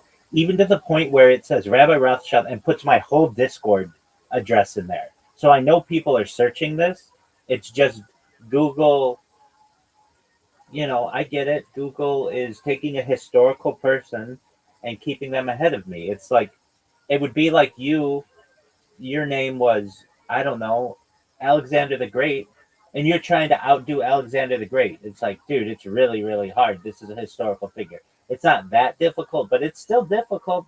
There's some guy who I talked to on the Telegram who can allegedly just manipulate the Google search results data and get your link above every single thing, Dog, including the advertisement. Dog, I don't even want to talk about that. I've worked with so many companies when I was in startups that say they can do that. Everybody says they can do that, and then you pay them a bunch of money, and they request you to pay for advertisements so that your whatever the word is goes above your competition. Yeah, it's a pay-to-play system. Don't believe anybody who says they can do it organically. The only way to do it organically is the way that I'm doing it, by creating tons of videos, tons of content, press releases, memes, GIFs, all that stuff. That's the only way to do it organically. Yeah, no, he was saying that he literally was just altering the database of Google. Oh yeah, don't you think Google gives just some random guy on Telegram the ability to do this? That's just what he claimed, and whether that's true or not, who knows? Okay, come on, let's use our heads and think. Google is a $1 trillion company. Why are they letting some random guy on Telegram have access? No, to he's not. He doesn't have permission. He allegedly is using some backdoor to get in. Right. Okay, but I mean, don't you think that Google has their backdoors as tight as possible? According to this source, they not as sealed tight as you might imagine. Okay, then why wouldn't But he? I don't think it's a good strategy. Wait. Then why wouldn't Google's database. why wouldn't he make his result be number one when you type in search engine optimization? When you type into Google, right? That if you could do that, then you would make your name number one for search engine optimization, right? No, well then you're gonna get flagged. But if you just make it like when people search bio Rabbi that yours comes up, then Google may not notice. But if you start fucking with like when you type in Facebook.com, when you type in Facebook, Rabbi shows up, like they're gonna know. Yeah. Okay. I will just straight up say this. Everybody says they can do that. I don't believe them. I mean, I've seen these companies make thousands of dollars off of suckers in search engine optimization. So anyway, That's interesting. oh dude, it happens so much. But I can tell you this: of all the things, they do have some good advice. They'll say write blog articles that are heavily indexed with search engine words or phrases, and that works. That works really well. I one time wrote for every city in Southern California and every, um, not just city, but even neighborhood. I wrote an article for our website on car washing, and it was a project that I had that I enjoyed doing it, and it allowed us to rank anywhere. You could type in uh, Irvine car wash, boom, we show up number one. You type in Los Angeles car wash, boom, we show up number one. You type in Beverly Hills car wash, boom, we show up number one. Even like neighborhoods, I would do neighborhoods of places where like you would type in like what's a neighborhood? I don't know, North Hollywood like is a neighborhood. Boom, we'd show up number one. Um, and Los Angeles is really interesting the way it was incorporated. Like a place like North Hollywood is a neighborhood of Los Angeles, but a place like West Hollywood is its own city. It's like wait, isn't it Hollywood? Isn't it? And then the term Hollywood, there is no city Hollywood. That's just a nickname for Los Angeles. It's very confusing. Um, but like a city like West Hollywood has incorporated itself, basically broken away from the city of Los Angeles. North Hollywood is a neighborhood, and Hollywood in general means everything from basically, uh, well, it means everything in Los Angeles, but it can also mean like you could call Beverly Hills is Hollywood, even though Beverly Hills is its own city. Uh, you say the Hollywood glitz and glamour. Many times people are talking about those people who live in Beverly Hills. Anyway, I just think that that's an interesting thing. Like uh, that it's not that clear. Anyway, so I one time wrote these blogs on all of like car wash and car wash near you, because that's what we wanted to rank for, is car wash near you. And my blogs were everywhere. Were they the best written things at the time? Yeah, they were the best written things we could get. And then they worked so well that the owner of the business ended up, when I went to work I left him to work as an accountant because he wouldn't give me the time off that I wanted. He hired this kid from Yale who was a creative writer, and he would take my articles and then write 5 articles on the cities that I had written on. And so we had this huge database of thousands of articles, and eventually, like, just dominate. I mean, that's why, like, even years later, years after that business is closed, like you said, when you like type in things for mobile car wash, we would show up. Like, that's how much we dominated in the second biggest market in the United States. So I was quite proud of that. Anyway, as people say, the biggest market in the biggest state in the United States. No, we'd say the biggest market in the biggest state in the biggest economy in the world. Anyway, that's that. All the damning internet articles. I can't, dude. That's what I do. But um, I'll never forget where I was when I heard the term SEO. I heard these guys talking about SEO. I had just joined this company, and they're talking SEO, SEO, SEO, and I'm like, "What are you saying?" They're like SEO.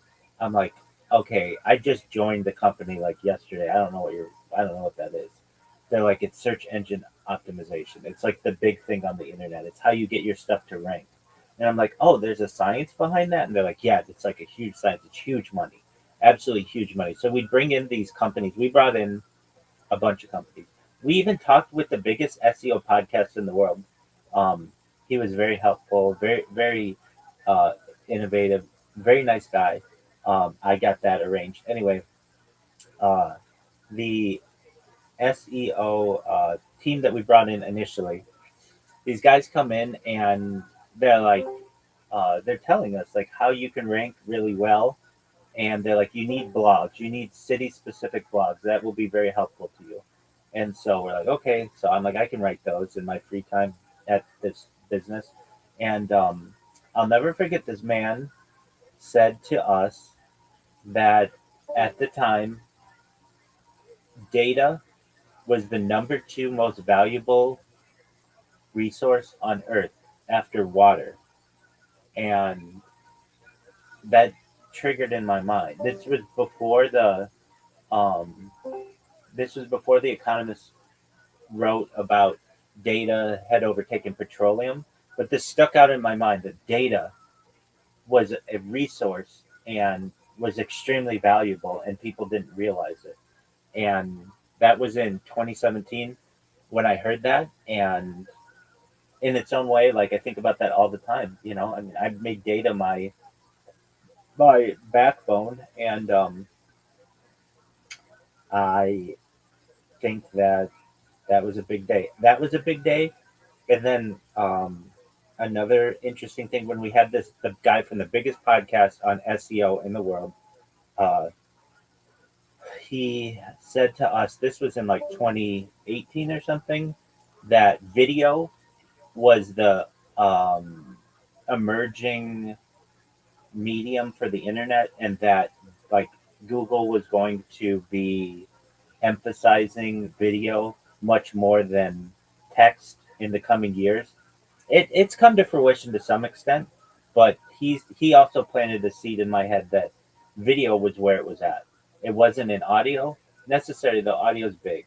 It wasn't in photos. It wasn't in text. It was in video. And like those 2 little things, think about it, from what I talk about and what I do, like really impacted my life. And now here we see that I'm flooding the internet with as much content as possible. I mean, Raja, do you know anybody who makes as much content as I do?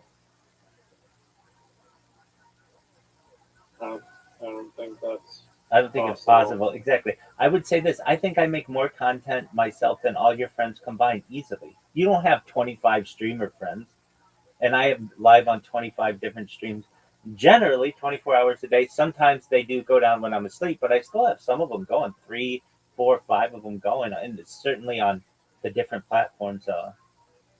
It's an incredible amount of data that I put out, and I don't know anyone like it's a really unique strategy that I've used.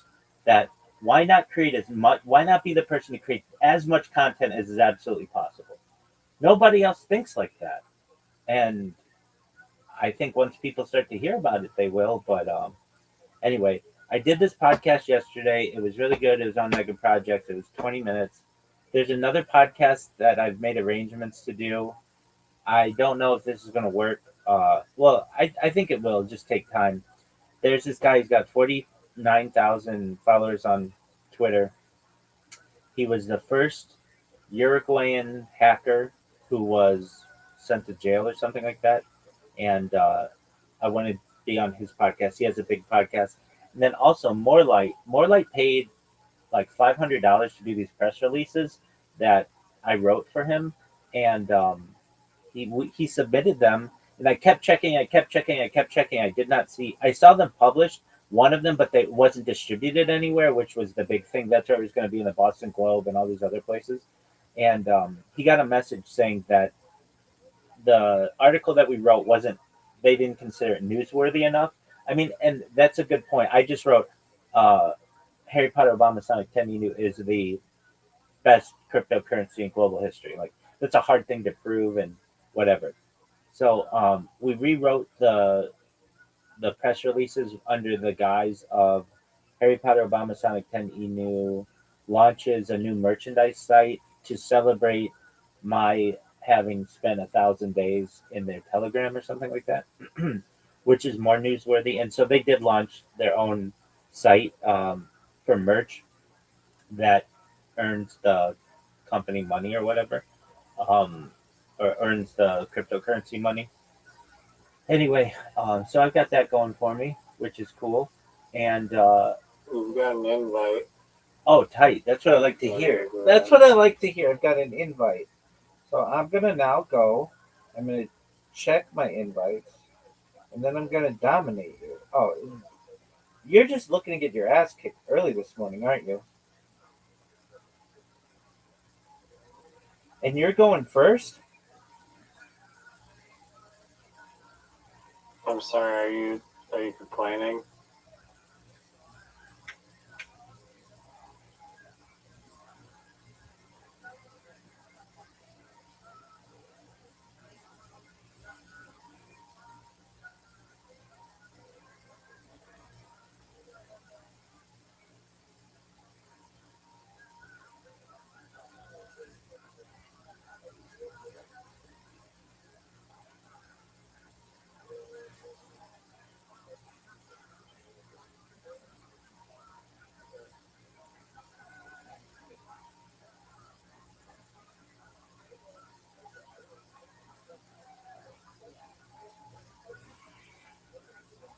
Twang? Twang. It's like, what the fuck is twang? You don't know what twang is? It's like the way that people in the South speak. Like that Southern twang. That's what that's known as. I guess it's just like a way someone speaks.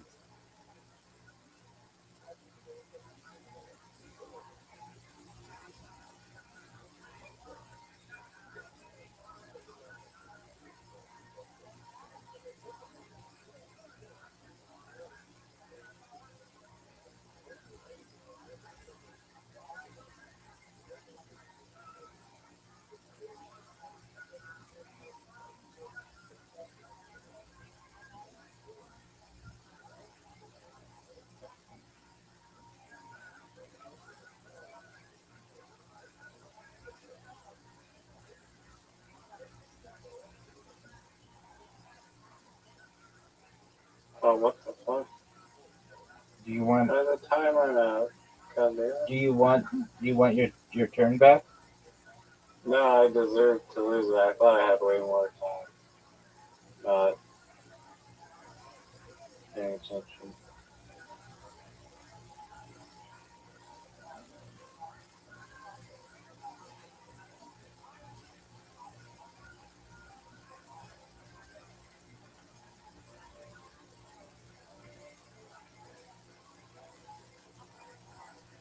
Dog, look at this lead. Already up 13 points on my man. But don't worry, he'll get all the S's, all the X's, all the Q's, all the Z's.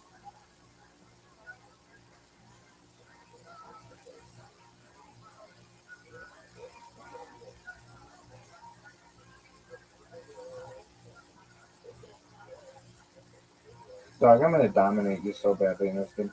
It's not even close. Once I get these god awful tiles out of the way.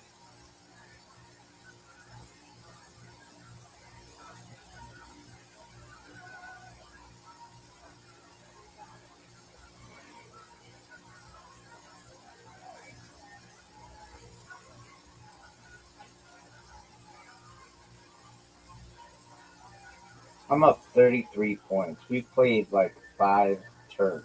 33 points is a giant lead. Maybe one of the biggest leads in the history of the game this early. Especially considering I went second and Shush, shush. Oh my god.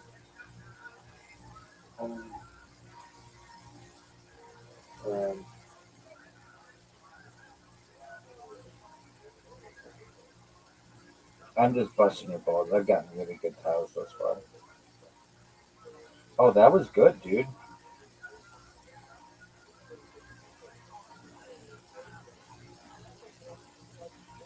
Talking during the backswing is the only way you can win. By just spouting a whole rant of bullshit while I'm trying to think. Cheating. But that's okay. Still gonna win.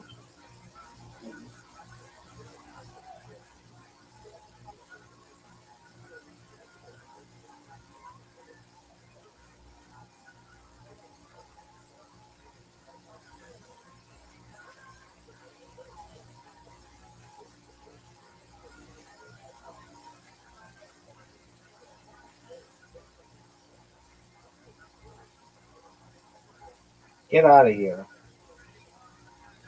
Get out of here.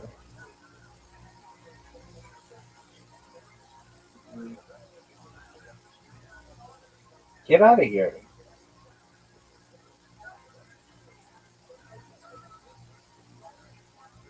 No. No, get out of here guessing. You don't have a word. You're just throwing tiles on the board.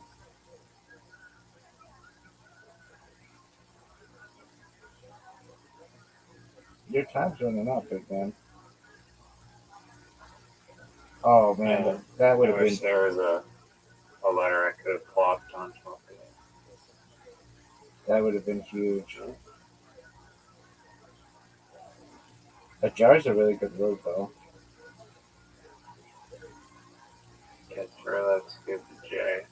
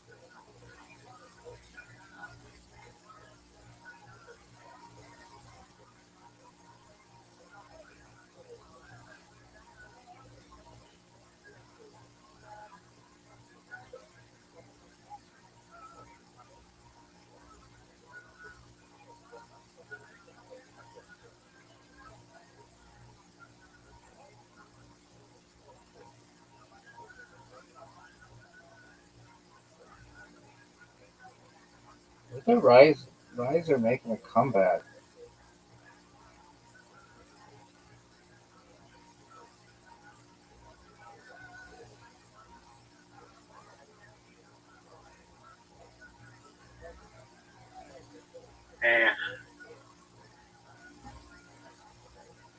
I guess I got rid of tiles, so it wasn't all bad. Just waiting for you to plop down some S's for the group.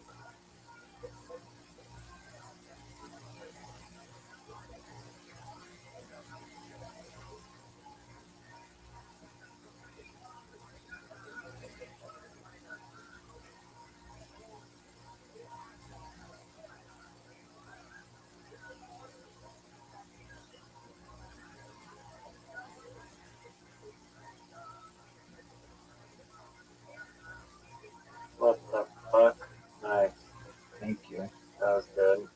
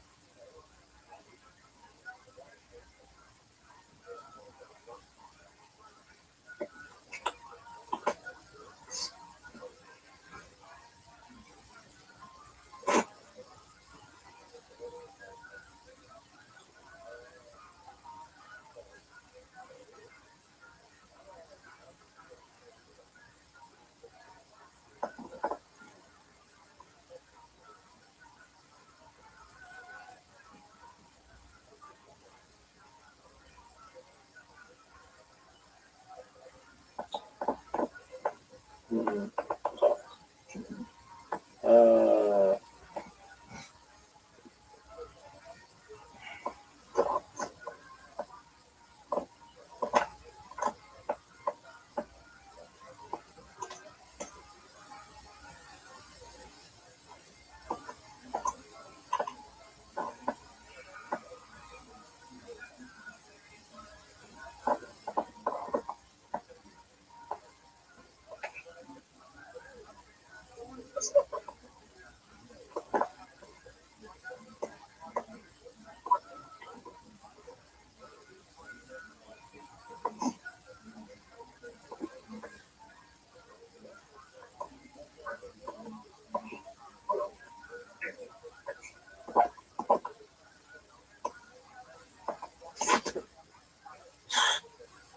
That was horrible.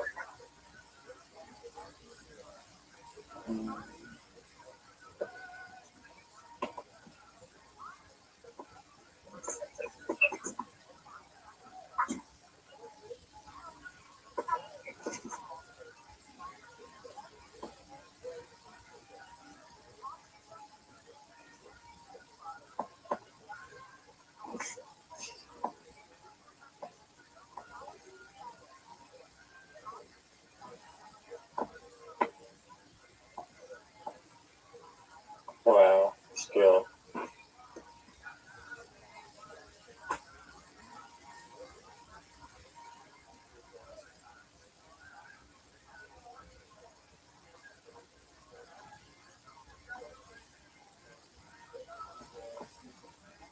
Oh, way to close it off.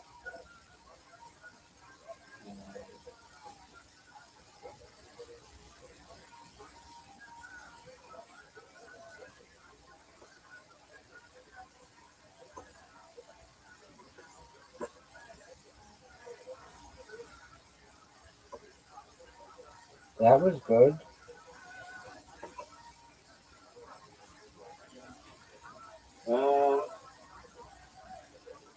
Yes. Yeah. A little bit.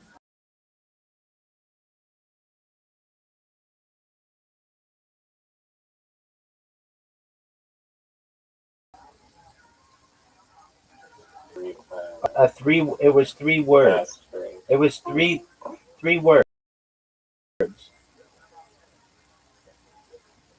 That is.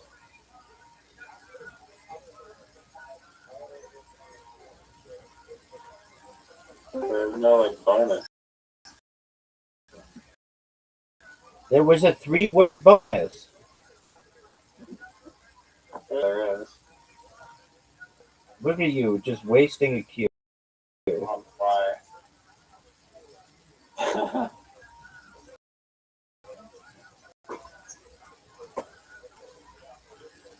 Yeah, I did kind of waste it there a little bit.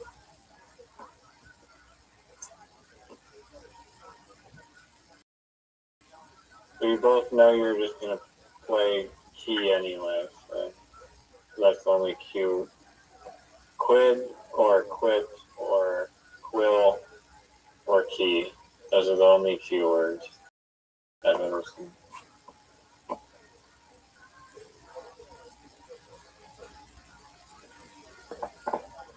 Thank you for contributing to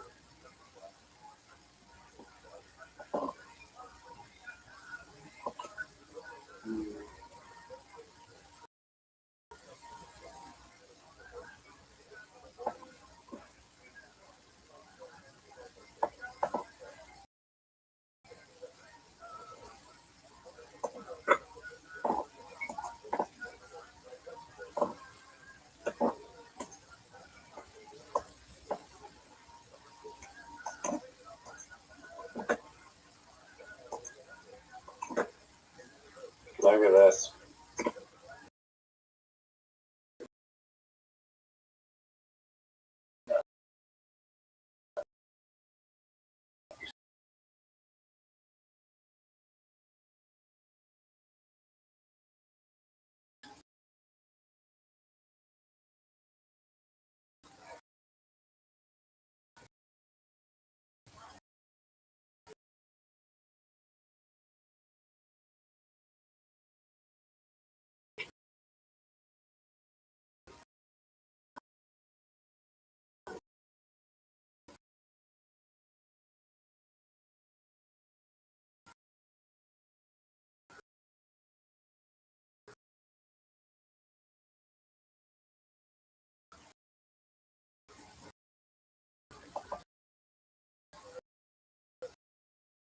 That was good. I could have played the K there for so many more. Hey, Robot. What up, dude? You doing okay?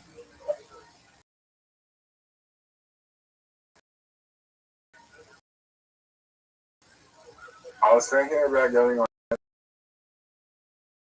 to depression.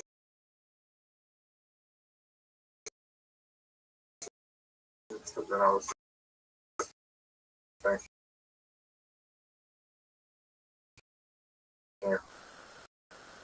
I said something like overdose. I might be tempted to overdose on antidepressants. Well, you need something, big dog. Don't use it. Your country offers free healthcare. No, it does not. Healthcare in the United States is extremely expensive. Why do you think that is? Companies putting profits before people. You, my friend, though, again, for the entire time I've known you, you need someone with whom you can speak regularly about what's going on with you.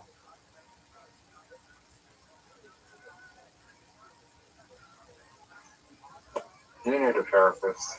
Baby, I'm a bunch of people's therapist, and I'm of any person you know in as good a mental health as you're gonna find. Harmless guy down the street at the name.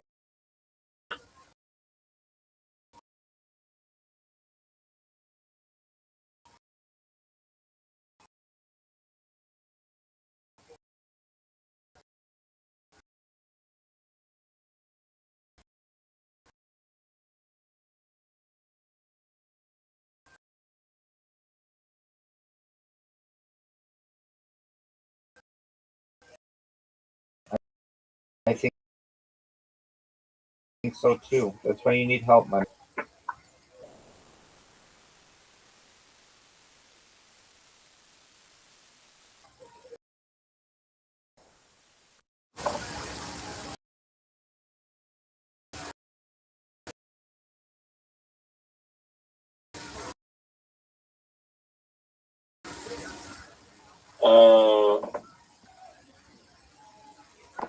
What the fuck? How do you spell devious?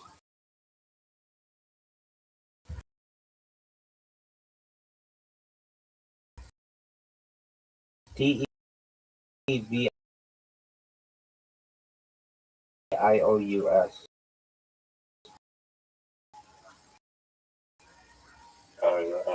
Oh, I see. So they're just Unfortunately, yeah.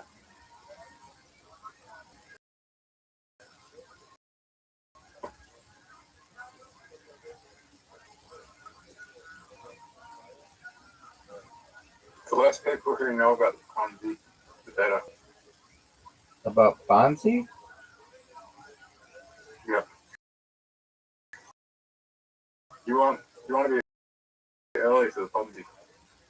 Fonzie, like the guy from Yeah.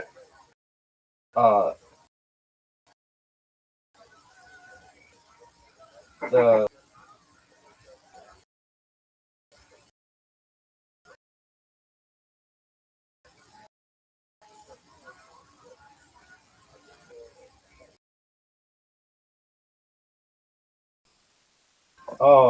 major miss, major. I was. Oh, that's like stepping on my balls, dog. You colluded with Zoot to distract me about Fonzie.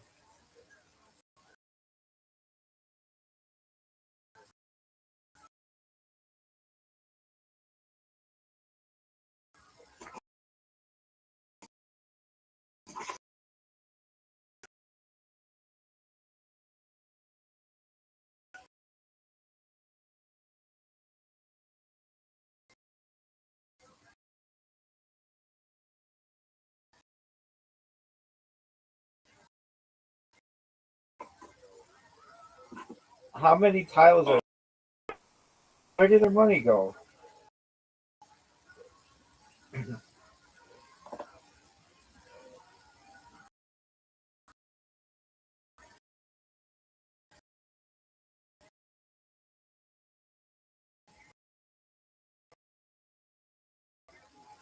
Drugs.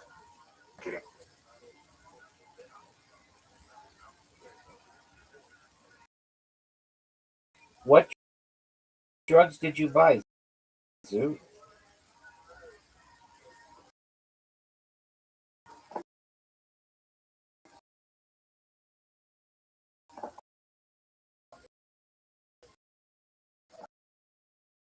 None.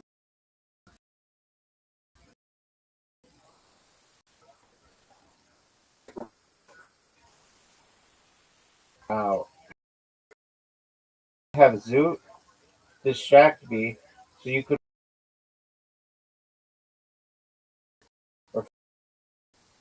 money ever. It's called dog, not dog with hat. What?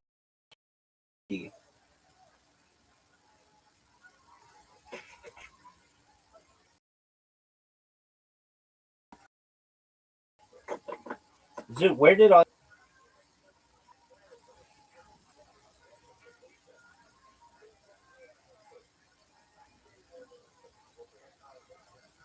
Yeah, it's way too late for me. All right, big Bye, man. man. No. Go to sleep. I know. Good Come, chatting. hold on. Listen to me. Get your sleep. Come back. Be here at 8 o'clock, and then we'll watch a documentary, and we'll get into a rhythm, and then we'll get our hours back. Okay? All right. Can we do that? You know, come a little earlier. Wait. Can I we? came earlier, but you were Dude, you came at 1 a.m. Okay? Listen to me, and I mean this. 8 p.m. tonight. Let's watch the Richard Branson documentary. Okay? All right. Excellent. So I'm It gonna. might be a little later, like 10, but I'll try to do it. Dog. Well, that's a 2-hour shift. You have to understand. I'm waiting on you, and if you don't come in, then I'm like, well, I get tired too, and I want to go to bed. Let's get our hours back to normal. That way, we're not up till like, 1 or 2. We'll be up till like 11 or 12, which is like more healthy. Oh yeah. Just do Yeah, that. no, I need to fix my goddamn sleep. Exactly. Yeah. So come in at 8. It's fine if you need to make dinner or whatever, around that time. I don't care. You can do that while you're making we're watching the documentary. But we got to get our hours back. So I'll see you tonight at 8, God willing. Okay. All right, bet. All right. Here. Hey, best wishes with the mural. Keep me posted. Hell yeah. Hey, good job in Thanks. literati too. That was really good. Take care, my man. Yeah, that fucking S. Size. saved my ass Size, there. dog. And the Z. Got the S and the Z. That was baller. No doubt about that, man. One people. What were you saying, Zoot? And he left. Oh, dog. I was gonna say, dude, I don't know what the fuck is bothering him, but He needs. My man Zoot needs. like everyone conquer. You gotta like conquer all the negative emotions. Dude, But it's not it's exactly easy. it's been getting worse and worse, and I mean, I know he doesn't have a lot. Like, I told him, I know you want to go to bed, but I told him before he was going to Melbourne. I said, "You're not going to Melbourne." He's like, "Yeah, I am. I made plans." I'm like, "Dog, I know you. You're not going to Melbourne." He's like, "It's only an hour flight or whatever." I'm like, "Yeah, but Riser, you know this. Melbourne's expensive in comparison to just the life that Zoot's living. He has no income coming in, and like a hotel Do you have room. a car? He doesn't have a car. He's taking a flight." No. So that's like pretty expensive, and I don't know, like getting a hotel, getting an Uber, eating, all that shit's expensive. But he's looking at like at least $1,000 for the weekend, I would say. Maybe I'm a little off there, but if he's staying multiple days in a big city, it's gonna be expensive. And I told him, dude, He's going to see comedy? yeah, exactly. He wanted to see his comedy friends there. I'm like, dude, you're not gonna do Doesn't that. he? Oh. He has friends there. No, he doesn't. No, he doesn't. Come on, they're like the people. Well, you just said that. I'm saying that he says he has friends there. These are the people from the comedy club who won't let him open for them. But I was like, okay, Zoot, you think you're gonna go there and whatever. I didn't mean to shit on his plan, but I'm just like, you have no money to be doing this kind of stuff. I told him, why don't you just go get a hooker? Like, get your mind off it. Go have some fun with some chick. The hookers there are like extremely prevalent, and it's legal, or it's legal like everywhere except where he is, or some shit like that. Why don't you go do that? He's like, I can't afford it. I'm like, dude, you're gonna go to Melbourne, which is like $1,000 for a weekend at least. I mean, look, I don't know how much flights are, but maybe $300 for a flight. Maybe there and back, maybe $300. Then a hotel is going to be like at least $100 a night, and you might have to stay 2 nights or so. That's $500. Then meals in a big city, probably $100 a day. So if he's there 2 or 3 days, I mean, right there, that's $700. That doesn't get him into any comedy clubs. It doesn't include Uber. Uber is going to be, because he doesn't have a car, it's going to be another $100 a day. So that gets him to $900. Getting into the comedy club is going to be probably another 20, 30, 40, $50 for a couple nights.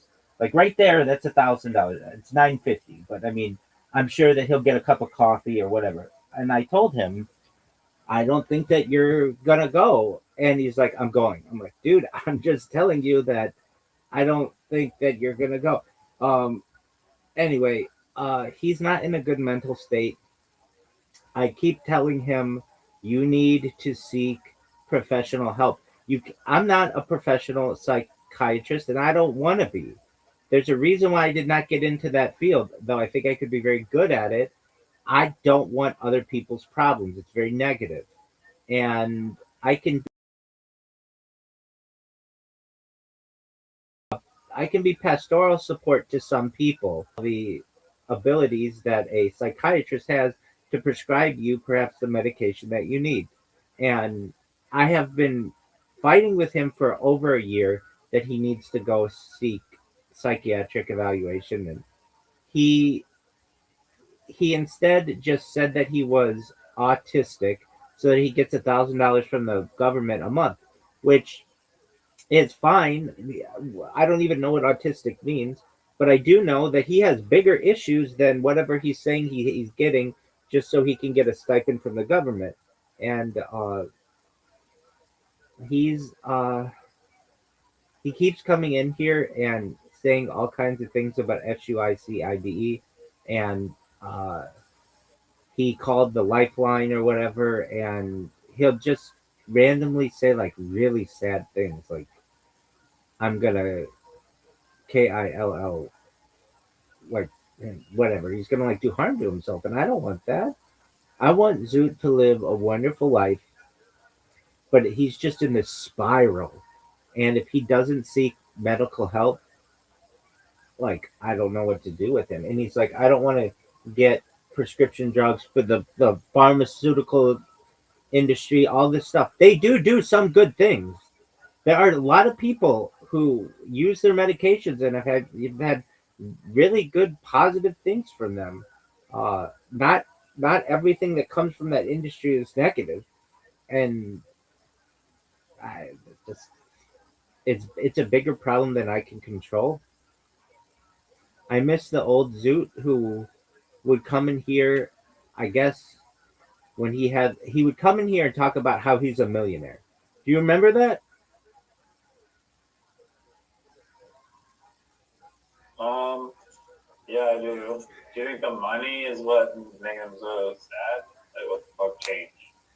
The money didn't help. There was a period where he didn't come in here for like a month, and he went from having $1 million in crypto to $40,000 in crypto, and now I think he's gone down to nothing. He's living off the government, and so that can't be a happy transition. And then to add to that, he so he was going to be an exotic dancer. You remember this, and I was really proud of him. He would come in here Yeah. every single day and tell me how much he weighed in kilograms, and I didn't know what that meant. But he would then, like we do the thing to pounds or whatever, and like, man, you're doing really well. And he's like, I almost have a six pack. I almost have a six pack. All I need is a six pack, they say.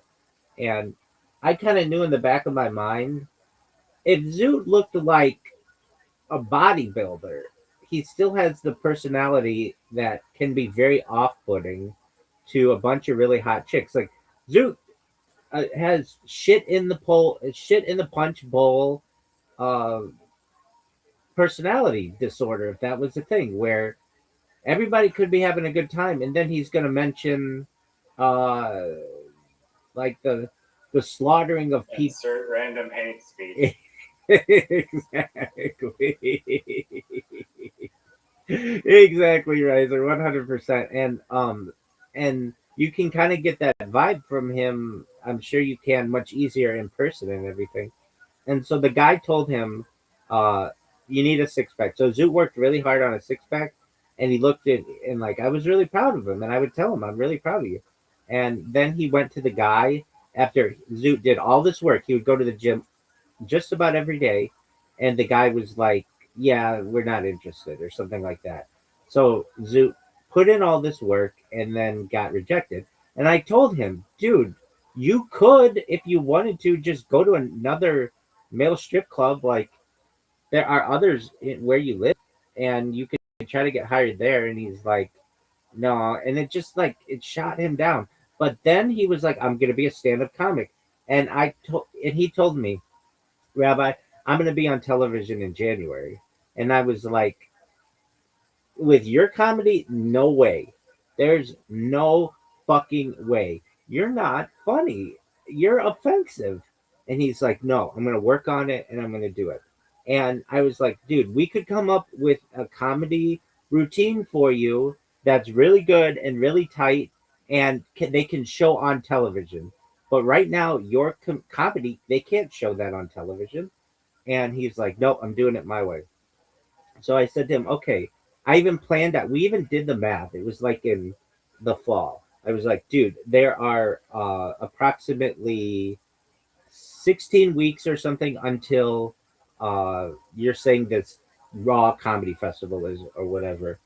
So you need to make sure that you go every Monday for the next 16 weeks and work on your shit." And he's like, "All right." And he went maybe 8 of them, which is still good. Maybe 10, something like that. But he wouldn't work on he wouldn't work on one set. He would just come up with something new, come up with something new, come up with something new, which is fine. But that means none of your comedy is going to get developed. And also, you're not going to be comfortable with it. And believe it or not, he gets on the I mean, William Montgomery does that. I mean, or every Kill Tony kind of standard. Yeah, but I don't think it's that. hold on. But he writes it down. He writes it down. He's basically not a stand-up comedian. He's a reader, which is fine. But there's a certain amount of connection that you lose with the audience when you just sit there and read cards to people. That's and I get it That's because still his form of stand up, and that it's like I think he's doing it ironically somewhat. no, At least that's how I he's perceive doing it because he's lazy. I know he's reading off the card, but it's He's because he's lazy, and I'll tell you why. And I watch these people on Kill Tony, these girls on Kill Tony, and the other regulars. They come up with a 1 minute, and it's memorized, and it's tight, and it's good. William likes to play video games and bang out his ex girlfriend, and would like to get drunk and things like that. And so he doesn't have to memorize things. Puts them on cards. It's a crutch, and but he likes to do that. Hogan told him, "You don't need this, dude. You're not as good a comedian as you could be because you're not connecting with the audience. When you normally could be making eye contact with people and showing facial expressions, you're just reading to them some really funny jokes. But I'm not putting that down, but you're losing the connection to the audience. And I've got to say, and it's like 3 jokes, like not even anything to memorize. now that's the thing. In 1 hour, if you worked at it, you could get those jokes down. William Montgomery comes from a very smart family. His dad's a lawyer. His mom's like well mannered. It's not like he couldn't put the work in. To me, it shows laziness. And I like William Montgomery. He can be super funny, but his funniest moments are when he was on cocaine and drunk. And I'm not saying that's good for his life, but that's when he was really fucking funny. And he'd be like yelling at, "What are you fucking looking at, you stupid bitch?" in the front row. That kind of shit is so funny. But like now he just not saying he needs to be like all fucked up on drugs. I think it's good that he's not, but he his comedy lost a little something, which that happens. Okay, I don't want to take up any more of your time, but keep zooting your thoughts, and I'm gonna just keep pushing on him to get a therapist. Yeah, I don't know. I'm gonna try to talk to him. I feel like Like, I don't know what's in his head exactly, but I feel like, yeah, what you focus on grows. Like, if you could just, like, ignore his problems somehow, Well, but maybe they're unignorable. there are medications available, and he ignores them, and they're free to him. And so I almost like, I don't think you should blame people for their own mental illness, but I think you can blame people for not getting help when it's readily available. So there's a difference. Like, I don't blame him for having Tourette's. I don't blame him for having depression. I don't blame him. That's not something to blame him. But I do blame him for not seeking help. Does that make sense? Yeah, I mean, he thinks all vaccines are cause autism. Yeah, Well, and but this thing that he's stuck in the past on with his, like, things that happened in high school. Dude, we all have things that happened to us in the past. Everybody does. I hear it with stand-up comedians all the time. Like, the second their head hits the pillow, they think about that one time they farted in the middle of the bus and everybody was laughing at them. Or the one time that they snorted, or the one time that they asked out a girl and got shot down. Like, they you know what I mean? They like talk about this constantly.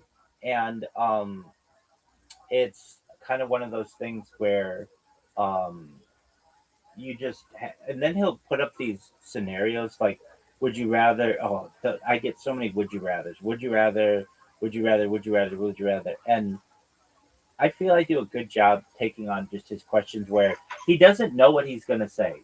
He just wants to say something. And I don't shoot those down on time travel and reverse aging and avoiding death. The one thing I don't want to hear is uh, ending your own life. I don't want to hear those kinds of conversations. That's not good for my stream. It's not good for people to hear. It's not good for him to talk about. And uh, killing others. Like, those are two things that I just don't think. If you want to have like real sociological discussions about those things, I'll have them in a serious educational manner. But not just because we're playing Mancala and you don't have anything that you have to talk about. So you say, would you rather kill someone who was your bully in high school or someone who heckled you on the stage? Like, I don't want to have those conversations. Those aren't real. Um, and yeah, no, they shouldn't like the past that he's so hung up on. Like to me, I mean, it's not like his life is like ruined. Like he's dude, still got his like dude, fucking brain. he could do. That works well He, enough. he could do so much good stuff. He has a clean record. He has an able body. He could easily get a job in security, and he doesn't want a job. Well, but even if he did, he's going to have that shit in the punch bowl moment where. But he could work in a restaurant, or he could work, like behind, not as a server, but or a host, but or a manager, but he could work like as a chef or something. There are things that he could do.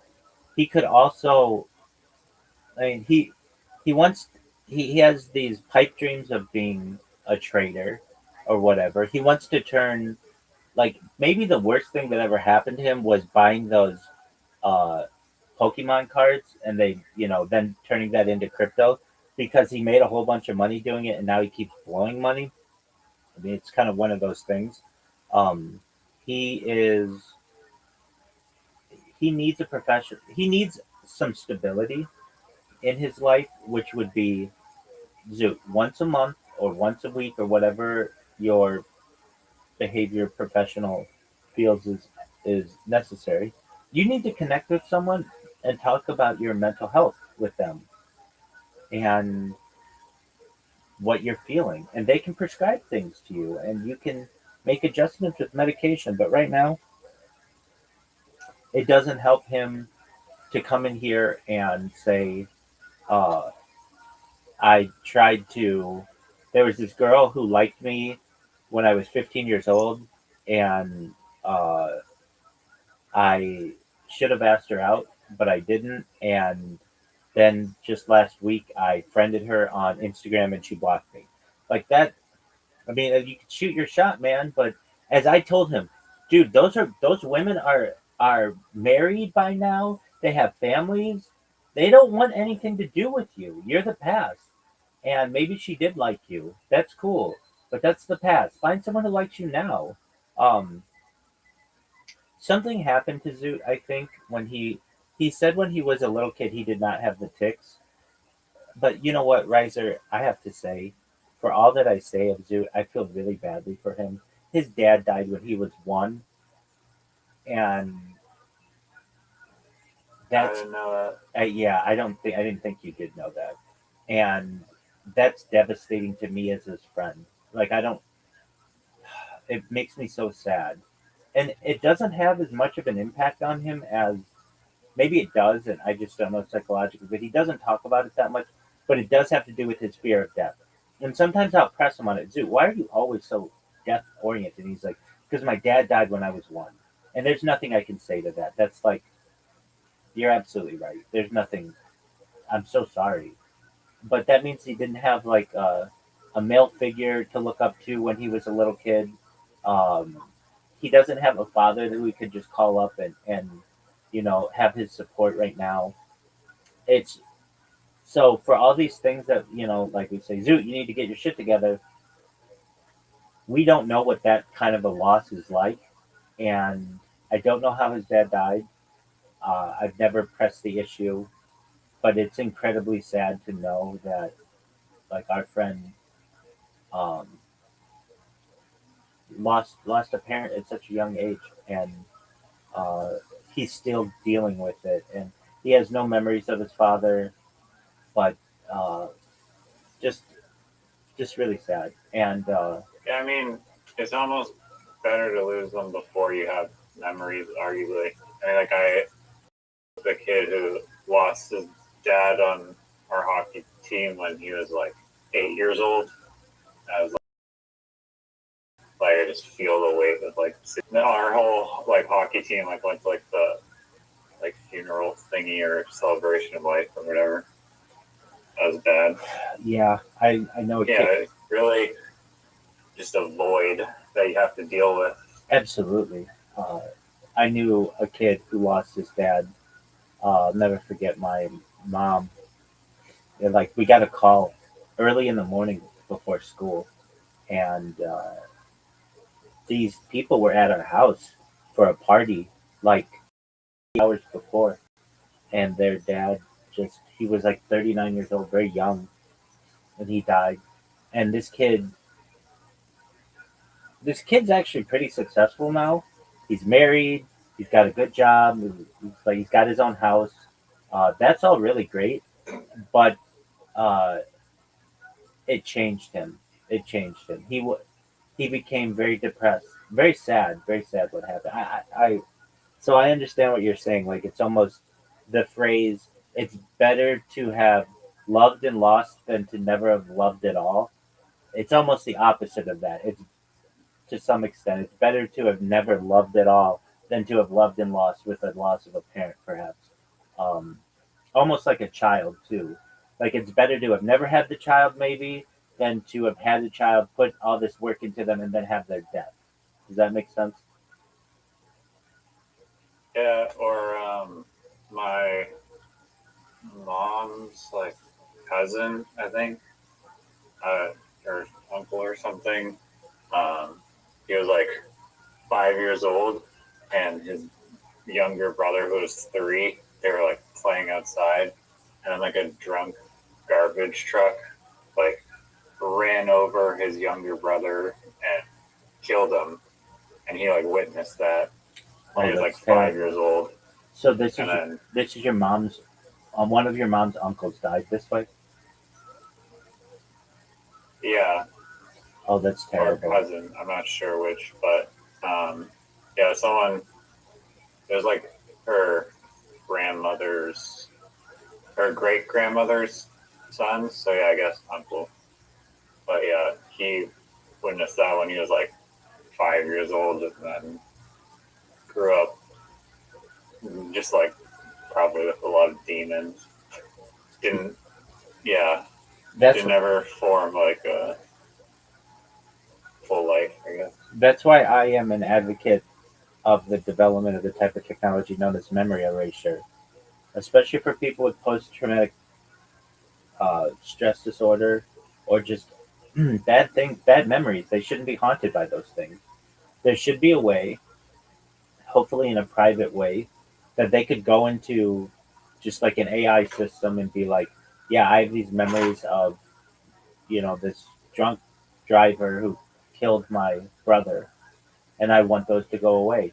And the AI removes those memories and also doesn't like hold that information against them in the future or something. Like that's a touchy subject, especially with like big data and tech companies. But wouldn't that be nice that people could just be like, I don't want to remember this anymore? Yeah, I mean, as long as it was like used responsibly, like I don't know, would your emotions be different after that? Like Yeah, all that yeah, trauma has like formed you into like the person that you are, yeah. and you're still gonna be like that person that you were, but just absent of those memories. You would Like be. you wouldn't want people to just delete like every single bad memory, please. Almighty AI, get rid of them. Fresh slate. I want to be only happy ideas I and don't. I memories. actually don't think that's that bad. That'd be okay. No, because you need polarity to balance you out as a person. I get that, but anything that And you. to some degree, you don't need to be like tortured. Yeah, To yeah, be exactly, human, but exactly. So, perhaps there could be some memories that you would want to keep that were um, help you grow, but others you people should not be haunted by things. And in a situation like Zoot, where he got into a fight when he was a young man, like maybe not even he was like maybe 13, 14, 15, something like that, and his mom got scared and had him change schools, and that changed his entire life. And he went to a new school, and all the kids made fun of him, and because he was the new kid or whatever, and none of the girls liked him. And like if he had a male role model there, the role model might have been able to say to his mom, he doesn't need to change schools. Boys have fights. Boys will forgive, perhaps not forget, but it's not in danger. Um, they all it's a what if game, but he's haunted by these memories. And I explained to him in some ways some of the memories he has are not that big. Like, okay, so a girl rejected you or whatever, you got rejected, whatever. You rejected some girl, whatever. Um, but the things like losing your dad at one, there's nothing I can do about that to make that situation better. Except talk to him about revivification technology and explain to him that, hey, there are positive things in the future. You may be able to get that person back. It's not every time I talk with someone who has lost somebody close to them, but I've had a lot of conversations on the stream and talking to people about revivification technology, and they're like, it brings some closure to as much as it can to some people that, hey, there might be a way to get these people back. Just be patient. and like, yeah. That to me, I mean, is a really important, um, like aspect. Like I lost my grandparents. I two grandparents I never met, and two that I lost as a young person. And so the two that I never met, I really don't know anything really too much about them. I know some things like I had a they were well off. My grandfather was like a owned his own business, and my grandmother would have like she was like she didn't have to work. She just was a housewife, and they were well off. They had really nice cars and things like that. But I never met them. The grandparents that I did know um, were uh, like very smart people and engineers and really really handy, like really just extremely engineer oriented individuals. And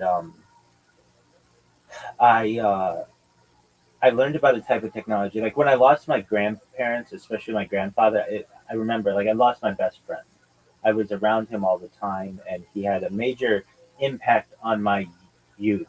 I not only had two really good parents, thankfully, but I had two really good grandparents and a grandfather who was retired and could spend all the time with me making sure I was good at math and I was a good reader so that when I got to school I could just smoke the kids because I was like really advanced.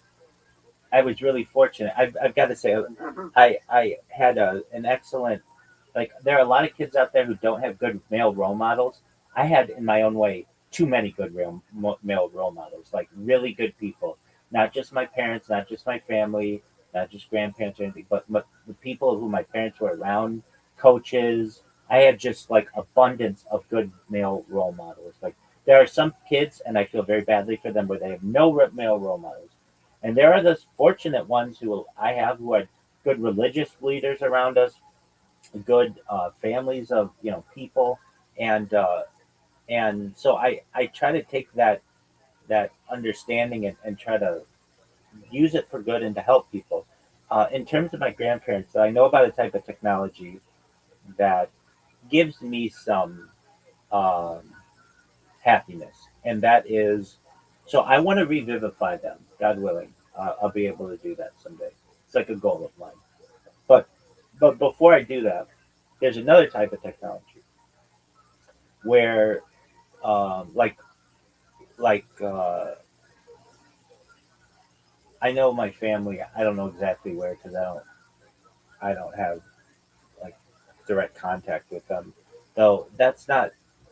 Uh, I just kind of don't want them to know about my stream. So um, during the pandemic, I just was basically like, I'm going to be doing my own thing, and I don't want to talk with you. And I've gone years without talking with them, and I get letters from like family, just hope you're doing all right, and things like that. But and I have had some contact with members of my family that I think uh, they have communicated to my family, to my parents, but really I've gone years without direct contact, and I So you're like parent? yeah. Um, I don't want them to know about my streams. I don't want them to know about what I do, and so I haven't told them directly. Why don't you just not tell them? Well, I mean, they're like if I called them and was like, "Hey, uh, how are you guys?" They'd be like, "Oh, what are you up to?" And I'd be like, "Oh, I live stream my life 24/7 for World Peace," and they'd be like, "Oh," and they'd go into my streams and like I don't know. They they've seen me as a much more religious person and professional, and Well, what do they think that you're doing? I think they think I'm just living my life. But I think that perhaps some people, like perhaps from like somebody's communicated something because I think at some point, if they Googled me, they could listen to my uh, my podcasts and things. So I don't know. I know that but they're living their own life as well. So I mean, um, there was a big I mean, you can always go on mute and just call them and just not talk about your true yeah. life. There Or just there they during the pandemic, um, before I started streaming, I took a very hardline stance, and I'm sure you can pick up on what I'm saying. I don't want to say it on my streams, but I took a very hardline stance on a certain uh, medical procedure that I did not want done to me. And I had warned my parents for years that this was coming because I had heard that it was coming. And they are they're listening to their community and all the other things. And I told them if you do this, I don't want to talk with you. I'm going to be hurt. And I was hurt. I was really hurt. Because it was like they hadn't listened to me, even though I had been telling them for like at that point, 12 years. I told them there's a pandemic that's coming, and I think at the time I might have used the term epidemic, but and they're going to force everybody to do this certain medical thing, and don't do it. It's experimental technology, and uh, so there was a little bit of a fight, and I cut them I off. mean, arguably, they do not have a. I don't know if they're working or whatever, but like people's jobs were like practically forced to do it or lose their job if they didn't get it. Yeah, I don't know. I didn't get. And, I think there was like just they just felt like everybody, and I was hurt by this. I was really hurt, and um, the last communication that I recall to my parents, it was like, I don't want to talk with you anymore. Um, I was very hurt because it was like, no matter how hard I worked at trying to tell them what was happening, I was always going to be their son who just, they had wiped my butt as a little kid, and they're not going to take me seriously. And uh, the last time my family visited, um, we I wasn't yet a rabbi, but I was in the process, and my parents were positive towards it, and I had asked for their permission and everything, and um, my family had met my rabbinical colleagues and been to my shuls and met my community and ate Shabbat and or Shabbat dinner and lunches and the whole thing. They'd been to they'd seen my religious life, and I am someone who knew this was coming. I didn't know when it was coming, but I had seen the writing on the wall, and I had warned everybody that I knew about it. And you know, then when it started to go down, there's this. Uh, it's an English folk tale, I guess. It's called Henny Penny. Have you ever heard of this? Basically, it's the idea. It's in a bunch of different. It's in a bunch of different, uh, like um, a bunch of different countries, like stories. But it's the idea that there's this chicken called Henny Penny, and they're running around the yard, and they go underneath a tree, and an acorn falls on their head, and they start yelling to everyone, "The sky is falling! The sky is falling! The sky is falling!" And then the whole city ends up getting scared because Henny Penny's, and that's kind of how I felt with what was going on, and so I just I yeah, and no, I read all these like crazy 4chan posts on like the paranormal board of like how it was like MRA and there's like graphene oxide in the vaccine. all And that. it's like a portal for demons and whatnot. Although I don't want to say And that, but it just I did not think that this was a good thing because it was experimental. That's just how I felt about it, and um yeah, and I was heartbroken, and I still am that like my family didn't listen to me. So because of that, in combination with me streaming my life, I've just kept as much distance as possible. But with that being said, well, I mean, I told my parents about the my schizo like 4chan knowledge about the vaccine, but then and I didn't get it, but then I think they all got it, and I was like, wow, seriously, there you go. you So guys are gonna be like the sheep. there And you I'm gonna go. be like the black sheep that's like all red pilled There you go, or dude. whatever. Okay, so you But they're like reading the news, and they're like, it, oh, we don't want to be in a ventilator in the hospital. And exactly. they trust the science, blah blah blah. And Wait. it's like the science is experiment, like not proven Wait, at all or tested at any length like a vaccine should be exactly, and on that's anything. There's no studies, and it's mRNA like altering your DNA, but wait, all that. whatever. So you and I are of one mind on that, and so basically, I just cut my family out of my life, and I Do you know, think you should forgive them though a little bit? Like, yeah, no, I mean, I was cheesed on my parents, but then I realized that they're boomers, and boomers are gonna boom. That's Yeah. true. That's true. Um, I'm not mad at them. It's just I'm disappointed, and I don't like it. At certain points in my life. I'm fine with it. Like, um, I'm happy with the life I'm living, and I'm sure I could go and ask them, hey, I need like if I got this like a good amount of money to be able to promote myself with bots and stuff like that, I could go viral. I don't want that. I don't want to depend on my family financially as much as I can avoid it. And so I haven't gotten to that point where I've had to call and ask for money or anything like that. I don't want to. I'll go back to working if I need to before I have to do that. But um, I do now. I'm at a point where I've got this like really big project that I'm doing, and I don't want their input. I don't want their opinion on it. I don't want them to be like, "That's not what you should be doing.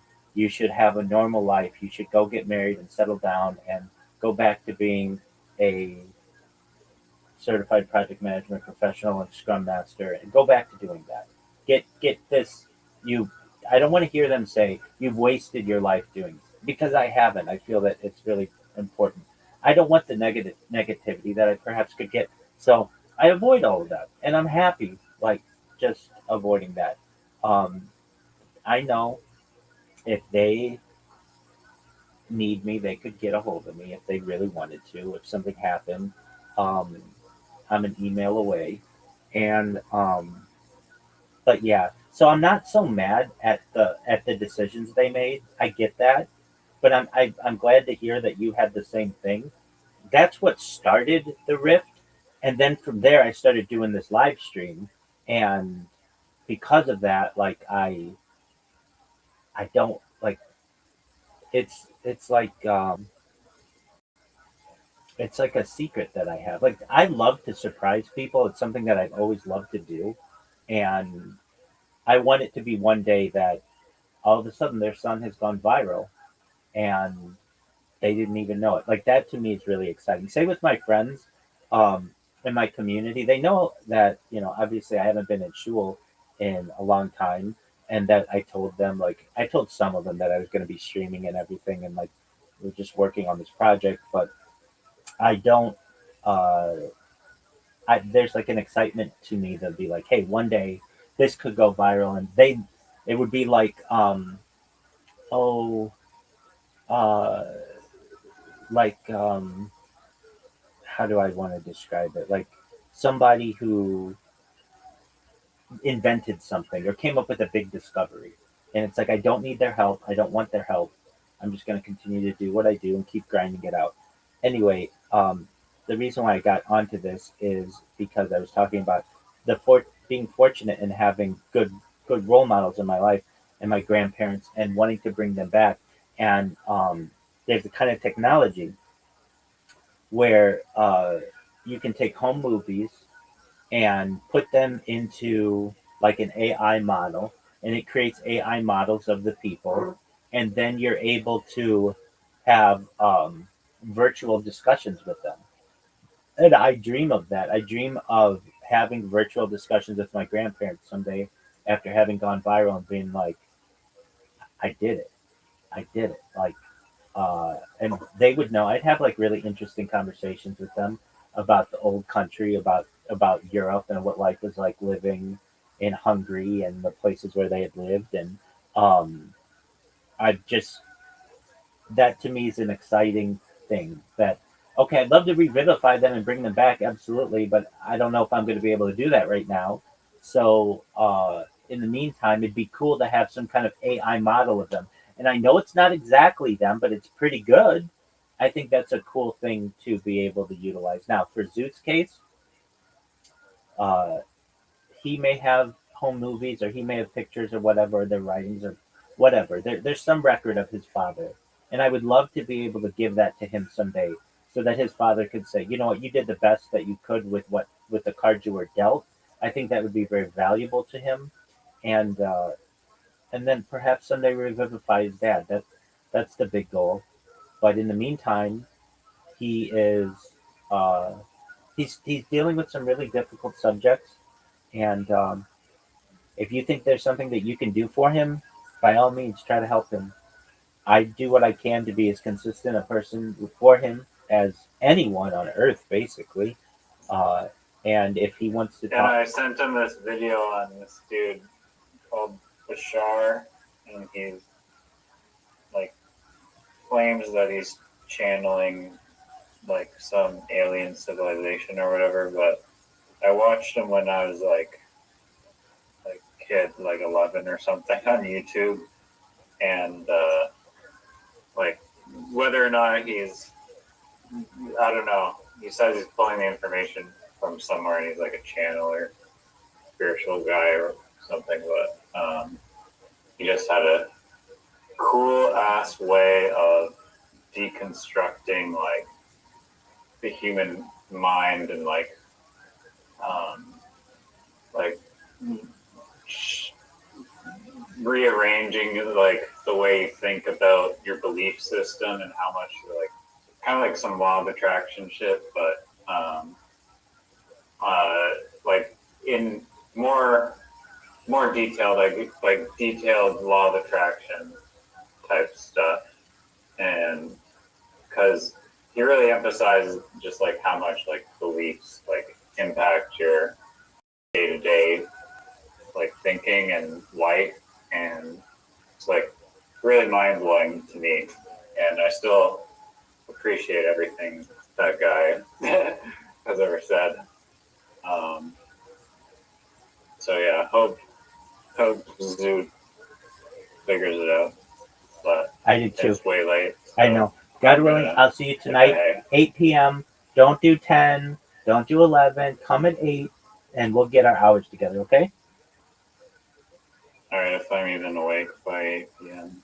But yeah. You can do it, big So man. yeah. All right. All Peace, right, big dog. peace. Take care.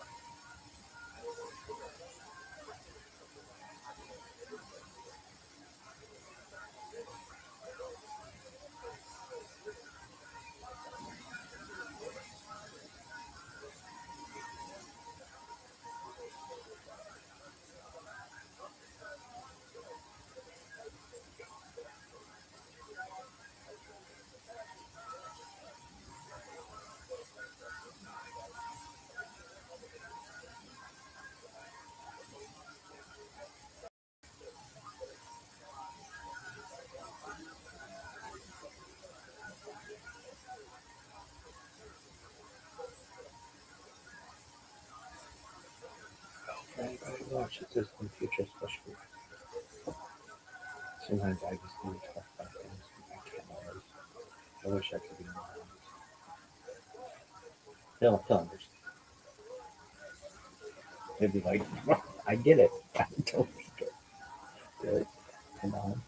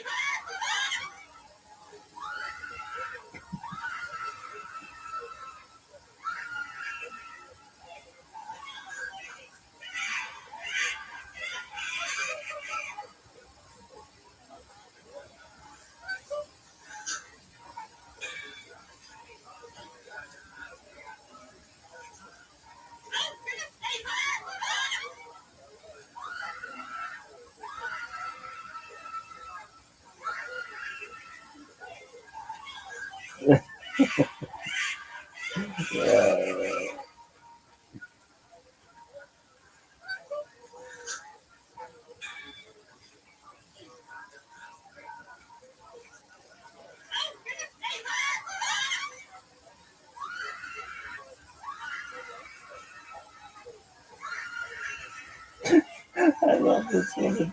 She's my spirit animal.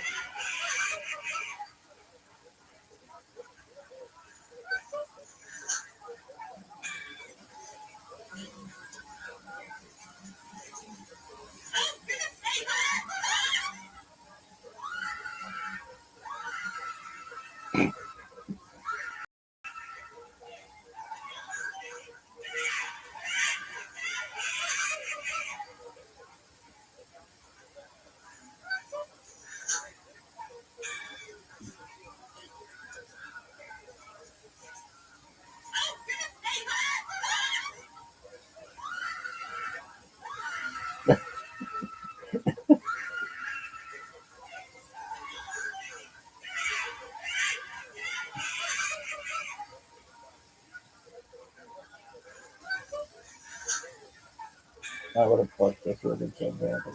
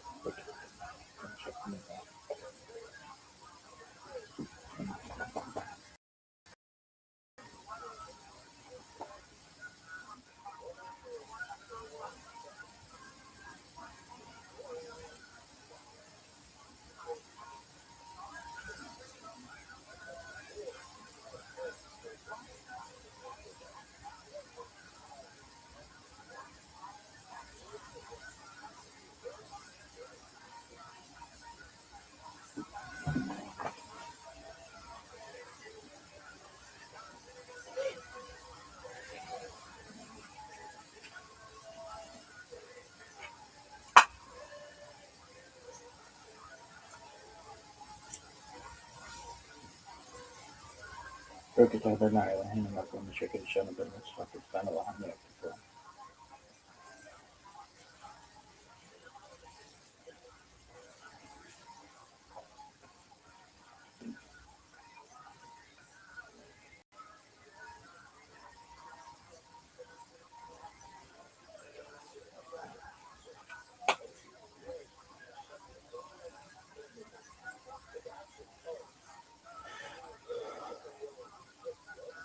Vilket hade nära henne att undersöka det kände benämningsfattigt vem var han lekte på.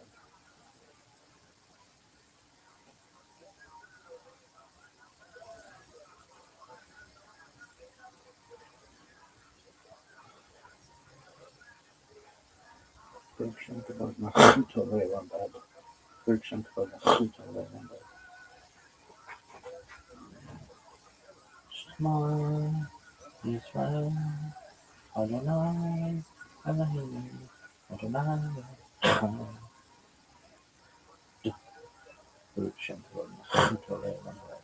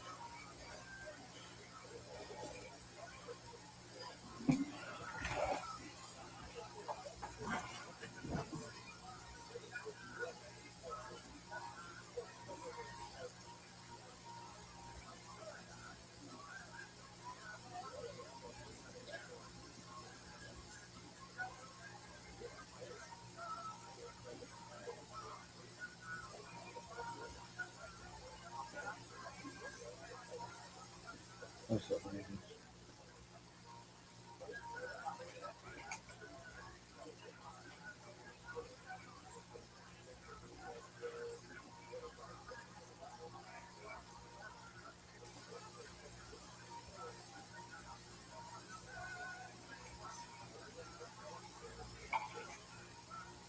What's up, baby? What day is it? No fucking hours.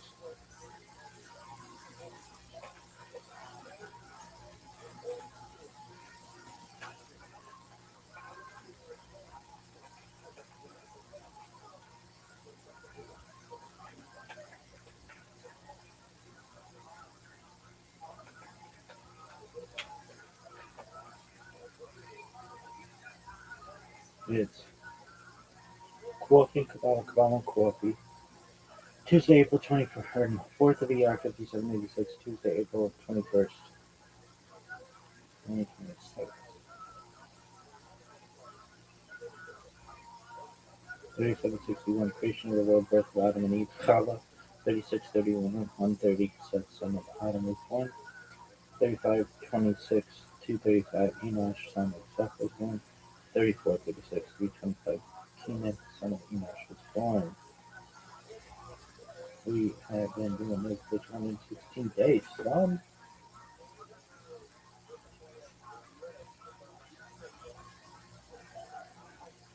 And it's the honor.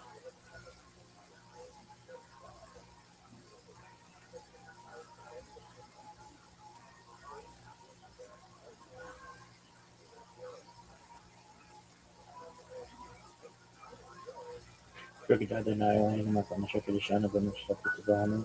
I'll separate at home.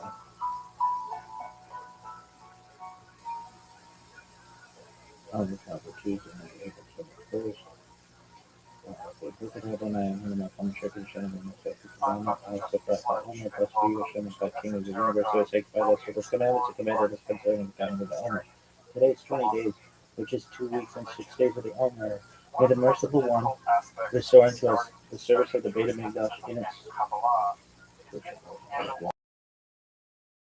May the merciful one restore unto us the service of the to its place speedily in our days and months. Shalom. Shalom.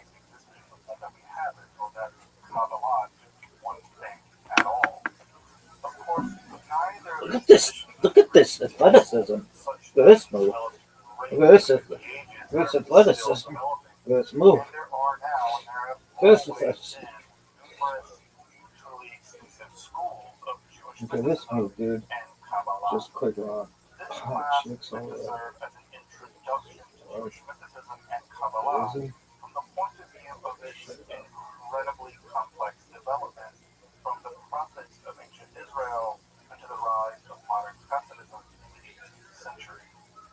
Of course, this series isn't meant to be exhaustive by any means, but only should serve as a springboard for deeper study and reflection, and hopefully it will also enable you to situate developments of Jewish mysticism and Kabbalah in their historical and cultural context, and hopefully embolden you to dive into the primary texts, which are admittedly as sublime as they are obscure. Let me express my gratitude to Congregation Sophia for allowing me to use these lectures to reach a larger audience here on Esoterica. If you want, find the entire series under the playlist Entering the Garden, Introduction to Jewish Mysticism and Kabbalah. I'll be uploading them over the next few weeks, or you can find these episodes after autumn of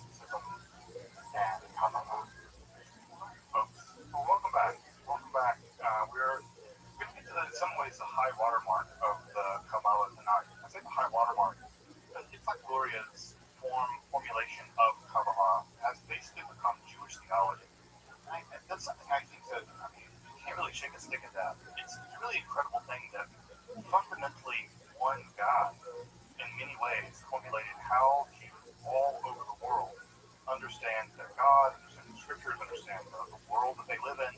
And it's a glorious version of the Kabbalah. It's so deeply embedded in Judaism that phrases like tikkun olam, a phrase that I bet everybody in this class has heard a dozen times. Shul have tikkun olam committees. This idea comes directly from Mitzvah Glory. So many ideas that are commonplaces in Judaism really emerge from Gloria. So tonight we'll get to his ideas. Now we're not going to exhaustively deal with his ideas for a couple of reasons. The first reason is that most of his books aren't even translated into English. The vast majority are not translated into English, and even the books that remain in Hebrew are so technical and so difficult that that I have to admit, often can read pages of books and still not know quite what the whole book is on. These books are very, very difficult, and part of how Gloria's Kabbalah developed was people trying to make sense of what the Lord was talking about. And so part of what happens is that books are very complicated, and that the complicatedness is spawned, so it has its own life. So we'll talk about that a little bit when we get to Gloria. But to rewind a little bit, talk about this period that I sometimes refer to as the interregnum. That's the period after the composition of the Zohar, but before the rise of Gloria and Kabbalah. What we have is that in that period, Kabbalah didn't really spread very quickly. It was a very underground, it was a very elite, it was a very hush-hush kind of thing. That's not to say that people weren't publishing things and talking about Kabbalist ideas, but there was no desire to make it public. It was a very hush-hush, elite, esoteric practice, very much so. And by 1492 was the Alhambra decree, which declared that basically all Muslim Jews had to leave Spain or convert. You have the Kabbalah transforming from being a very elite, very inner, very inward-looking, very secretive kind of thing, to the Kabbalah actually becoming imbued with a very eschatological, let's say, in the world is very messianic meaning. And so in the aftermath of the disaster that was 1492, Kabbalah is going to branch out into the world and it's going to become popularized. And many of the refugees who fled from Spain, who were actually saved by a Muslim leader, which I don't know why that doesn't get more press, but it should. Bayezid II was the Muslim leader of the Ottoman Empire that basically saved an entire fleet in Spain and saved as many Jews as he could. Not because he was a great guy or anything, he may have done that too, but he realized that you get all your doctors, lawyers, and scientists out of the country. Of course, he wanted them, and he was right to do it. The Ottoman Empire saw a huge boom from the importation of the refugees after the 1492 Alhambra decree. By the way, you can also notice that Spain was terribly good in many ways in the aftermath of that either. So many of these Jews are going to settle in the Ottoman Empire. One of the main places they're going to settle is going to be in Salonika. Salonika and Warsaw have been traditionally known as the only two Jewish cities in the world. And so Salonika and Greece are going to be one of the places they're going to settle. But many of the Kabbalistically inclined people are actually going to move to the place they're most familiar with, at least in their sort of imaginary landscape. And that's up in the Galilee at a place called Scott near Meron, where Shimon Bar Yochai is the traditional author of the Zohar, was thought to be buried. And it's there at Meron and Scott, or Safed, where new forms of Kabbalah began to emerge. Kabbalah began to be popularized. This is a very important moment in the history of Kabbalah.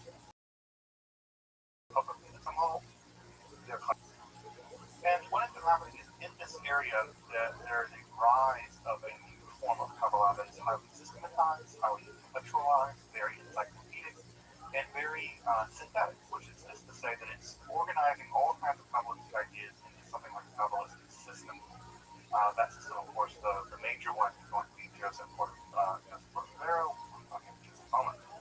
Of course, other forms of Kabbalah also existed at this time. We talked at length last time about Abraham Abulafia and his so-called ecstatic prophetic Kabbalah.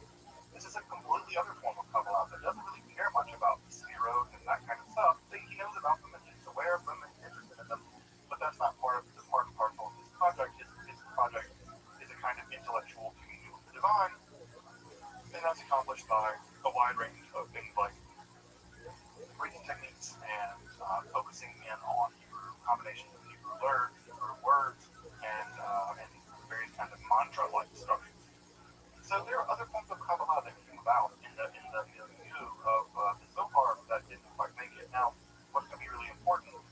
that in the Safed milieu, in the Safedian school of Kabbalah, Isaac Luria and his student Chaim Tal are going to reincorporate some of Abalachia's ideas, and that's going to basically say Abalachia must live. Remember, he got basically excommunicated and exiled to a tiny island in Corsica and kind of vanished from history and probably died. He's going to be kind of resurrected in many ways by Luria and Kabbalah. And as I mentioned, this is the area in Safed where Kabbalah is systematized and it's being popularized. I cannot stress that enough. Kabbalah is being called a public. Why? Because they think it's a long time. They think that the 1492 Alhambra decree was the beginning of the end, and that Kabbalah, the unveiling of Kabbalah to the world, ultimately to a kind of eschatological and end of the world event, and that end of the world event would be led at some level by Kabbalistic speculation. It would urge in the Messiah. And in fact, there were many people at that time, Cordovero being one, Tal being another one, Luria being another, that many people, including those people themselves, thought they were the Messiah. Chaim Tal, and you have some of his notes, his autobiographical sketches, journals, diaries, he even said notes that, if I just studied the Mishnah a little longer, I would have become the Messiah. I know it. So these guys are really convinced that the Messiah is not just around the corner, but they might be it. And that kind of idea that you might be the Messiah and you might be ushering in the Messianic age is going to be hugely important as we get to next time when we get to Shabbatai Tzvi and his mystical heresy that leads people to believe that he's the Messiah. So Shabbatai Tzvi is next week. And that time. So as I said, this is the time period where Kabbalah is being popularized. This is the time period where Kabbalah is being opened up to the masses at some level. I say the masses being opened up to really redo to everybody.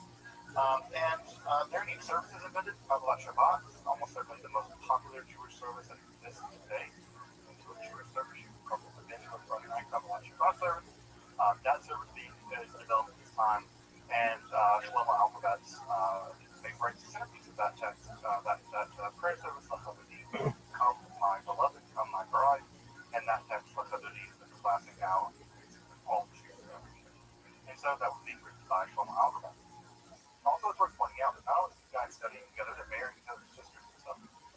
Joseph Cordovero married Shlomo Alphabet's daughter. So Cordovero, or Alphabet's, was Cordovero's father-in-law. So you have all kinds of this. It's not just sort of an intellectual thing. They're kind of in bed with each other. And so this is a very tight-knit world. I can only imagine some Catholic drama that must have precipitated in those circles. I would have loved to see Catholic drama, but unfortunately a lot of that doesn't survive. You can get a rough idea about what some of these texts look like. So this is Pardes Romain. This is the main text of Joseph Cordovero. This is the central text of the Cordoverian system of Kabbalah. And a rough idea about how dense it is. It's about that long. Right? So it's a substantial text. This doesn't have any commentary, by the way. It's just a straight text. And if you want to get a sense of what this looks like inside, it's pretty dense, wall to wall. And try to get a sense of what this looks like. So these texts are no joke. Pardes Romain is an incredibly difficult, incredibly challenging text to try to read. And there is no translation of this into English at all. I don't think there's no systematic translation for sure. And these texts, many of these foundational texts of Kabbalah still do not have English translations, which is kind of mind-blowing considering how popular some version of Kabbalah is. And many of the foundational texts aren't available in English. Even finding copies in Hebrew is challenging. So this one is an example of the early systematization of the sacred Zohar in Cordovero. And again, trying to find these texts are super difficult, and finding English translations don't exist. They just straightforwardly don't exist. So studying Kabbalah in the original language is basically what you have to do if you're going to really need the Kabbalah, the main text fundamentally in Hebrew. We'll talk about some of the texts later as well. So beginning in the 15th century, not only are Jews interested in Kabbalah, but Christians are too. It's a strange turn of events, but it's really important in the development of Western Christian spirituality, especially esoteric spirituality. As you, I'm sure, know, by the 15th century, there was a movement in Italy that we call the Renaissance or whatever. But what we have is the arrival of a great deal of new texts that are being imported from Greece. I think new, they're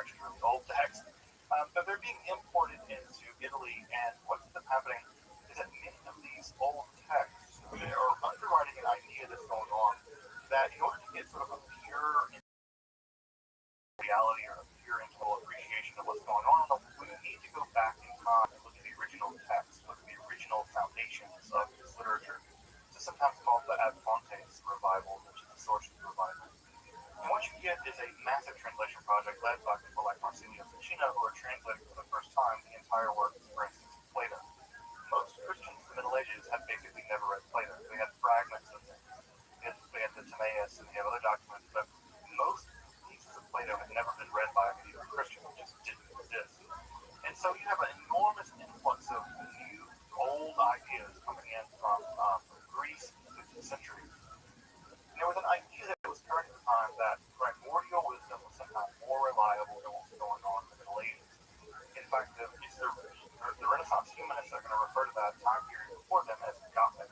The Goths, of course, were the people that destroyed the Roman Empire, the Western Roman Empire, and the humanists really hated these people. They thought they were backwards, superstitious, their writing was incomprehensible, etc. And so there was a long idea of the Renaissance humanists that the Middle Ages basically was a mistake. All of the scholasticism, all of it was a mistake. And so what we need to do is go back to the original Latin and Greek writers and learn from the original sources, not through a bunch of commentaries, cut all that out and go back to just the original sources. And so this Ad Fontes approach also included a great deal of what's going on in Jewish writing as well.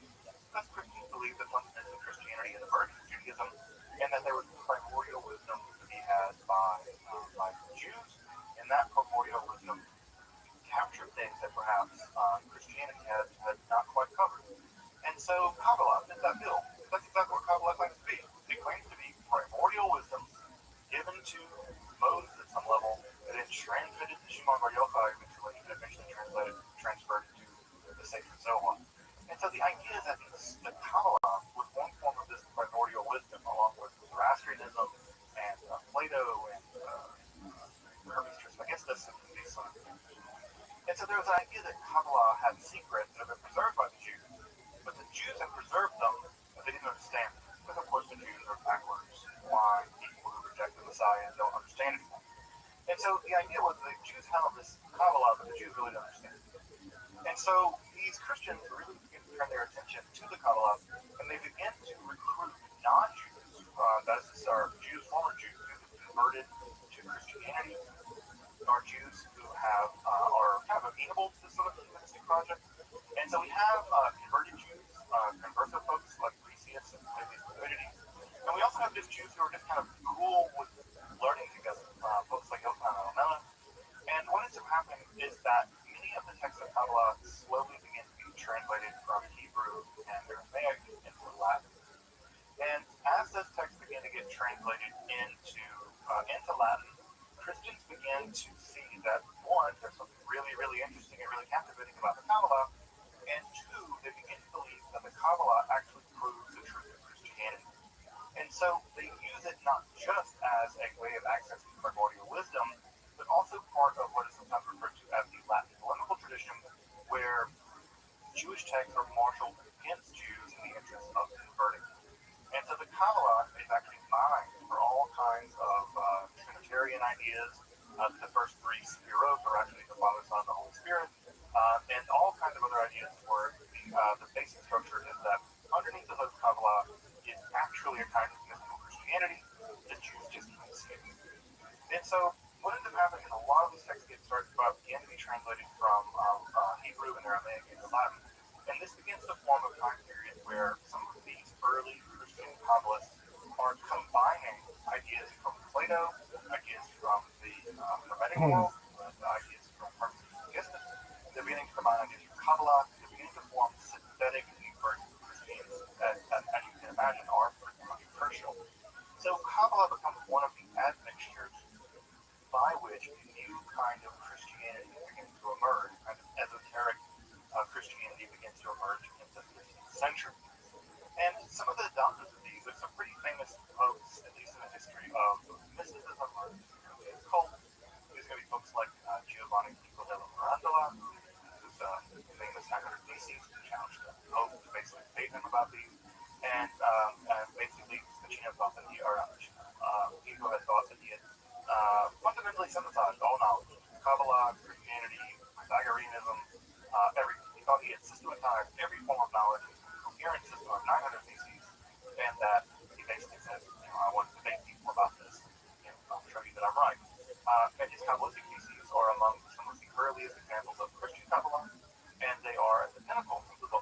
they come at the very, very end of the final theses. In the 900 theses, and really Kabbalah has really landed on some of these things in a way that no one else has.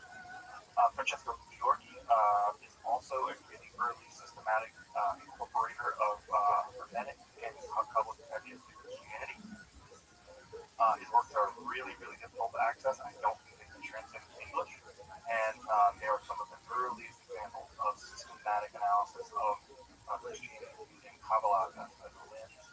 Athanasius Kircher, of course, famous German polymath, also integrated Kabbalah into his thinking, and his version of the tree of life at its time has gone on to basically become the standard one in the Christian occult world, or the occult world more generally.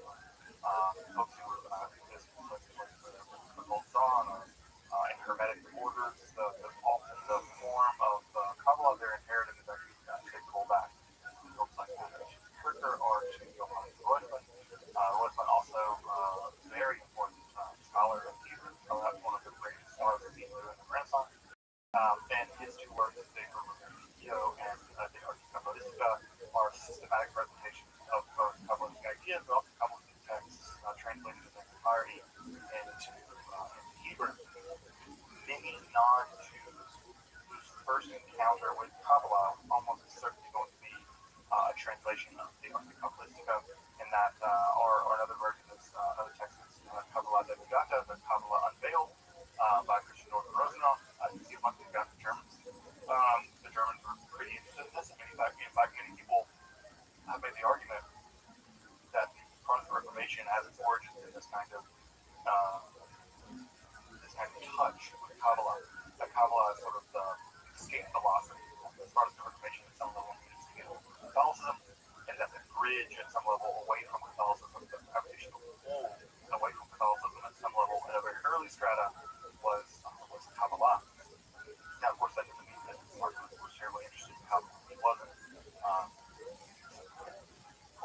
Ball of wax. At any rate, Kabbalah de Begata is incredibly influential. Cornelius Agrippa's 3 books of occult philosophy is probably the standard text in the Renaissance on occult philosophy and magic.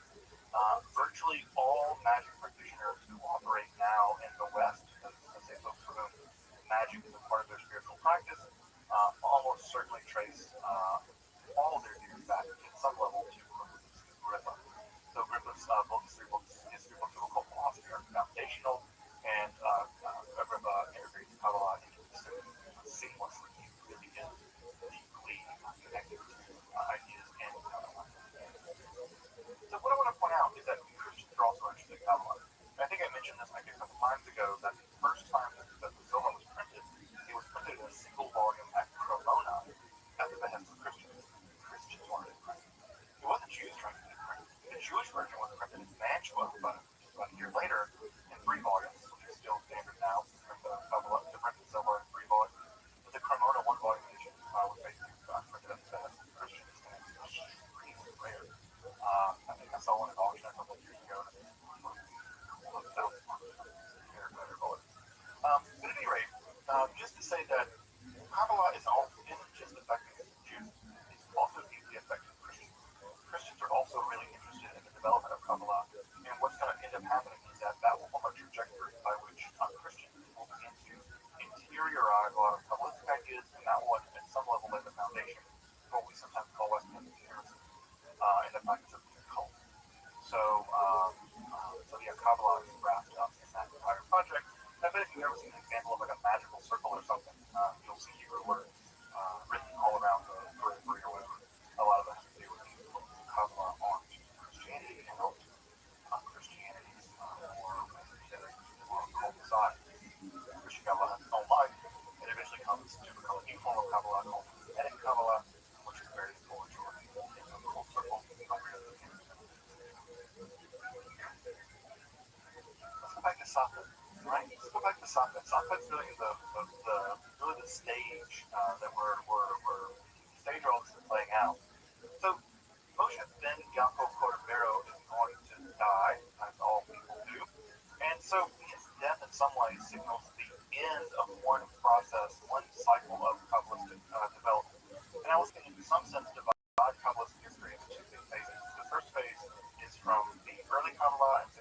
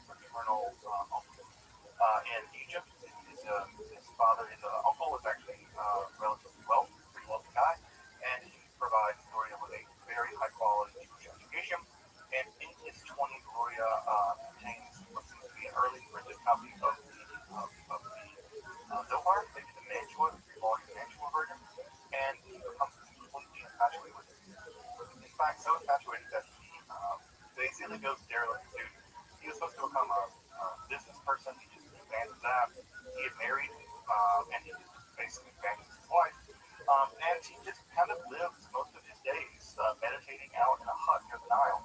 And it's during those years, those 15 or some odd years of him meditating on the Nile in this hut that he built for himself, that he began, it seems, to formulate the idea that ultimately will come to everything come as we know it.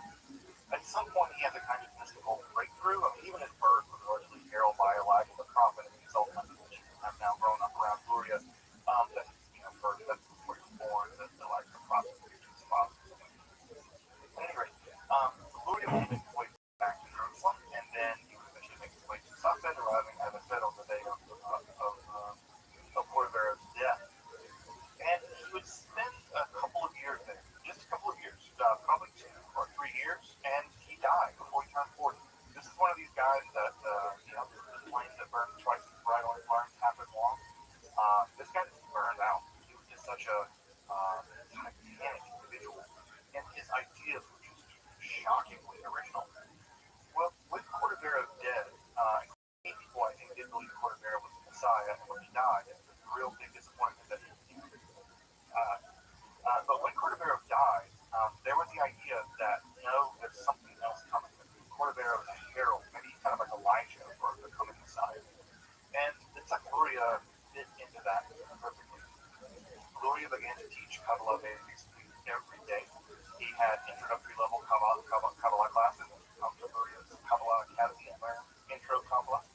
He also began to develop an inner circle of people that he began to teach his own ideas to. And the inner circle was composed of several students. We know a little bit about those students. And what's weird is that he seems to have taught different versions of things to different students. And we know that because they say so, that some people are allowed some things, some people are allowed others, some parts of the system, some people others. And we can see this in the publication because, for instance, one of Luria's students, Israel Saru, doesn't really get any credit for anything, no one really pays attention to him, doesn't try to talk. But Israel Saru was one of the earliest publishers of Time Talk works, or of Gloria works rather, and he published them in Italy and popularized them. And so a big part of what's going on with Isaac Luria is that Luria really wants publishing ideas popularized. That's probably part of his sort of general messianic program. He believes in a very intense way that the Messiah is a hair's breadth away, and that if Kabbalah gets out there, it will usher in the Messianic age immediately. That kind of Messianic fervor is going to prove to be a disaster here in this episode. We'll be back to that later. Messianic fervor is almost always going to be a disaster. At any rate, he began to build his inner core of people, and then he died. He died. He died like 2 years into being in Safed. And so his death wasn't, he was always kind of sickly, so his death wasn't completely shocking.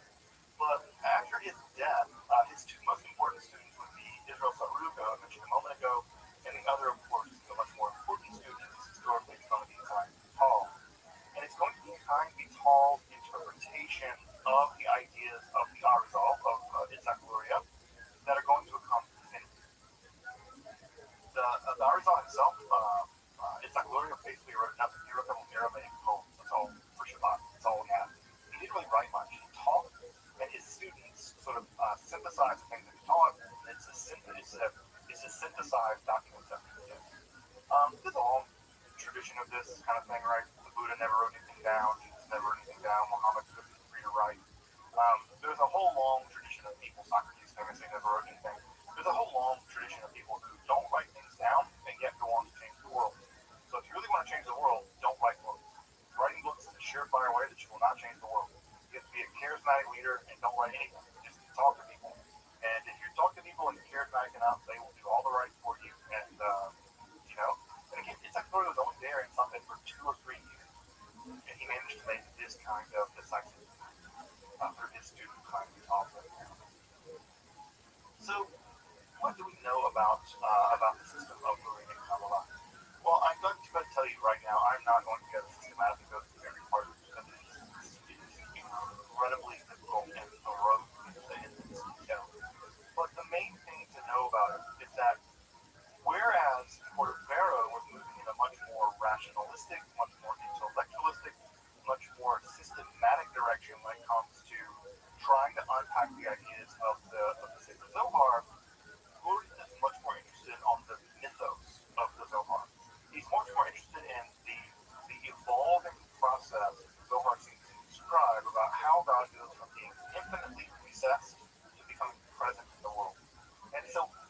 Luria's main shift is it's going to shift away from trying to systematically analyze every aspect of how reality was constructed, but rather focus on the unfolding, the dynamic unfolding of reality and the mythology of that unfolding. And it's the mythology, and I say mythology, I don't mean falseness or like the Loch Ness monster is a myth, but it's the doing of it that really matters to him. Because for Luria, the entire drama of the unfolding or the evolution of reality as we know it isn't in the past, it's always present to us. And so in a way that the Cordovero might describe that the events of the unfolding of the universe be as a separate or events in the past, primordial past, metaphysical past, for Luria, time is really weird because for him it's all happening at once. It's happened back then, it's happening now, at some level it's kind of happening in the future, and the future kind of reaching for us to redeem us. And so even notions like time become very weird in the Lurianic system. So what we get is that he's primarily interested in what I might call the mythological structure, the genesis of reality and its development, as that development is comprehensible at any given moment in the development of humanity or of God. For Luria, the development of God and those humanity are coming together. They're the same development. His system, as far as we have it, is a really highly developed system of analyzing reality. I can't say that it's always terribly coherent, and I certainly can't say that I always understand it. But what he's focused on, what his idea is what often gets called of development or the order of evolution. This is often referred to as the Seder Ishtachilut, the order of evolution. In fact, Ishtachilut is actually a modern Hebrew word for evolution, like for many words. So it's the evolution of reality. Now, just again, these evolutionary models are constructive, right? Because at some level, biological entities contain the past inside them. That is to say that you contain all kinds of things in your DNA from what we used to be. We're not apes like the apes before us. We contain DNA fragments of those things. The past is still with us. Or Bill Faulkner said that the past is dead, it's not even the past. And that's true also for Luria and Kabbalah. The idea is, yes, there were things that happened in the primeval primordial past, but those things are current to us now. They're still happening. And so what we get is that there is a sort of spiraling cycle of regression. That is to say, the world is coming into being, the world is emerging as such, always emerging as such, and further right, it's also regressing. It's also going back to the way that it was. So there is an incredible dynamism in the Lurianic system where you kind of don't know quite where you are in time, in space. You don't quite know where you are even in righteousness sometimes. There's a kind of constant movement to and fro, where the world is, on the one hand, becoming exiled, and on the other hand, it's becoming redeemed. And so the Lurianic system, part of what makes it so difficult is that at the heart of the system is this dialectical structure where everything is happening all at once, and everything is also being erased all at once. And so it's very difficult to figure out at what moment something is happening, because at every moment, everything's always happening. And so knowing exactly what's going on in the system is very complicated, because the system is so dynamic, and it's almost like a fractal. The more you zoom in on a region of the fractal, the more the entire fractal reproduces for you. And so the system is very, very fractalized like that. And so it's often difficult to know exactly what's going on. But let's go over some of the core ideas of Luria. The big first idea is this concept of Simsum. Simsum was an idea that was developed by Cordovero, actually. In fact, Cordovero was a teacher of Luria for a brief time. And so Cordovero had to solve a problem. The problem is, well, how do you get from an infinite God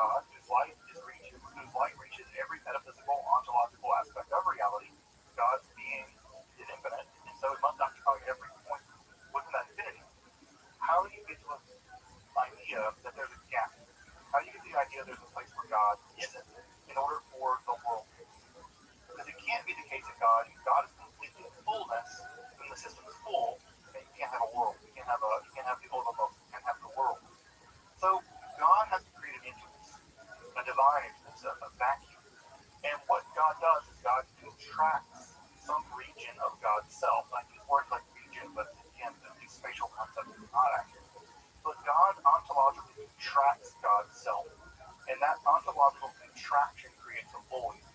And that void is both surrounded by God and yet it's not God. It's a kind of gap. It's a kind of void or a vacuum.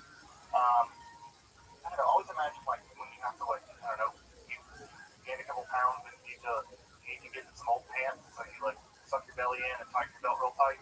It's like God sucking in God's belly to get the belt on. I don't know how to. I always imagine that image or something. So God creates this void, this simsum, and into that simsum, into that void, into that contraction, that would be where the Olamot appear. The Olamot are the four worlds that comprise our reality. We do not have access to God's infiniteness. We just don't. We're finite. We do not have access to God's infiniteness. And so what we do have access to is what's left over from the process of filling that void. Now, how does that void get filled? Well, God, it's almost like a laser. God concentrates some of God's light. God finitizes some of God's light. And that finitized light, that finitized existence of God is permitted to enter into the void. And when it enters into the void, it cascades into the void. And that cascading, as it moves from the primal source of the divine into the void, it begins to weaken, so to speak. And as it begins to weaken, as it teeters down into the void, it flows down into the void, it begins to weaken. And as it weakens, there are strategic parts, or the decisive parts in the weakening of the light into the void. Just like if you're shining a laser, right? A laser is only so powerful, only going to reach so far, and the farther it gets, the wider it gets, and the more it begins to break down and begins to fade away. God shoots that light into the void. This is also found in the same so far. And as that light goes in, it begins to break down. And as it breaks down into four distinct realms. And those four distinct realms are the fundamental structures of reality. The first one is Adam Kadmon. Adam Kadmon is the primeval body of God. It's the way that we imagine God to be. It's when you think of God as a person, what you're imagining is Adam Kadmon.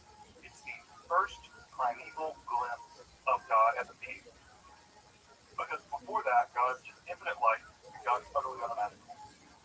The first glimpse is Adam Kadmon, sort of like a negative image of God broadcast into the void. The next layer down is the realm of absolute organization.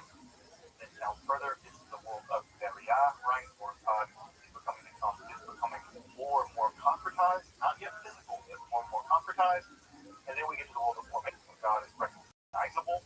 And then finally we get down to the world of Asiya, and we are actually in a subsection of the world of Asiya, and that sometimes is called the five worlds of the four worlds, because our physical reality is the same of the four worlds in the world of Asiya.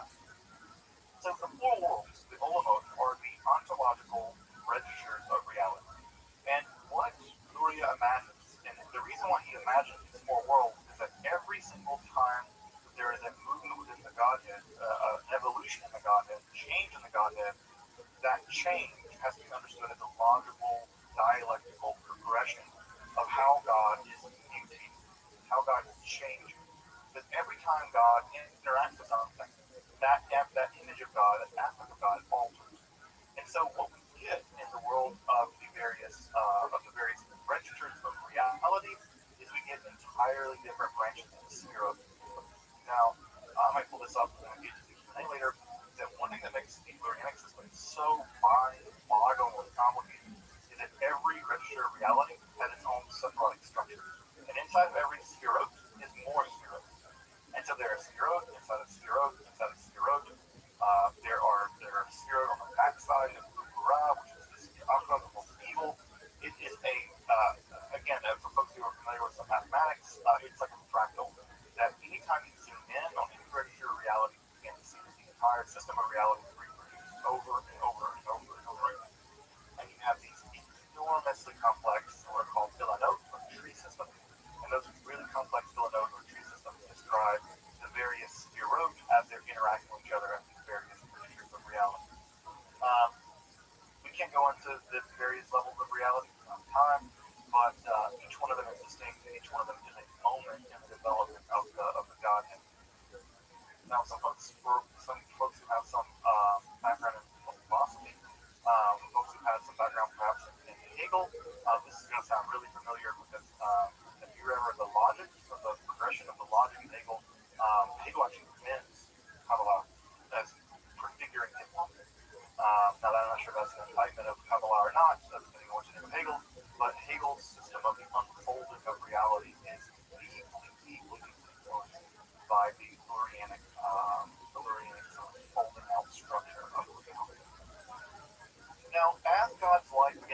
travel through the void, what ends up happening is that the very structures that emerge to hold God's light, the very moments of the divine, as the light gets further and further and further into the void, the very structures that are meant to hold the divine light can't. They're just too far away. It's just like, I don't know, it's a moment where you feel yourself, you're holding on to something right, you feel yourself slipping off. There's a moment where you just let go. And that let go moment, the moment where the spheres, the actual vessels that hold God's light, because they've gotten so far away from the original source, they don't have enough energy, they don't have enough dynamism, they don't have enough of tisuk, they don't have enough strength to hold God's light, and they shatter.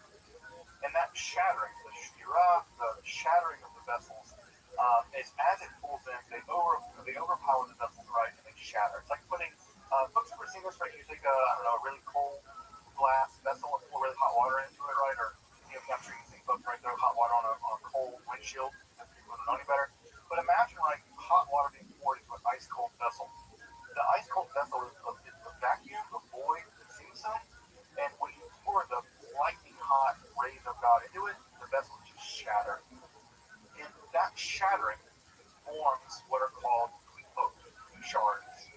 And these shards of the vessel, these shards are characterized by disharmony and disunity. They're broken aspects of the divine. They're aspects of the divine that are localized. It's like you'd imagine taking a part of your own personality and breaking it off. So just imagine your curiosity, right? Just pure curiosity, which is a pretty good trait, and broke it off and made it its own thing. Pure curiosity is a disaster. Because anything that's purely curious to make itself kill, to hurt people, it's not going to have any ethics. It'll just experiment on people. And even love, right? Pure love, if you take it away and put it with no checks at all, it's too much. Any aspect of the divine broken away from the divine and then given its own reality will always be too much. No matter what it is, whether it's God's wrath or God's goodness, whether it's God's curiosity, whatever, none of these things can exist on their own. And the shards of these vessels, according to Luria, become evil. Now, they're not inherently evil, but because they're localized, intense versions of the divine, they shouldn't be allowed to exist on their own, and because they shouldn't be allowed to exist on their own, they go haywire. And these become evil in the Lurianic system. This is the origin of evil. The demons of the world are the shards of the vessels that once held God's light. Because they're just out of control. They're completely disunited, completely unharmonious. And so they're sort of like extreme versions of God.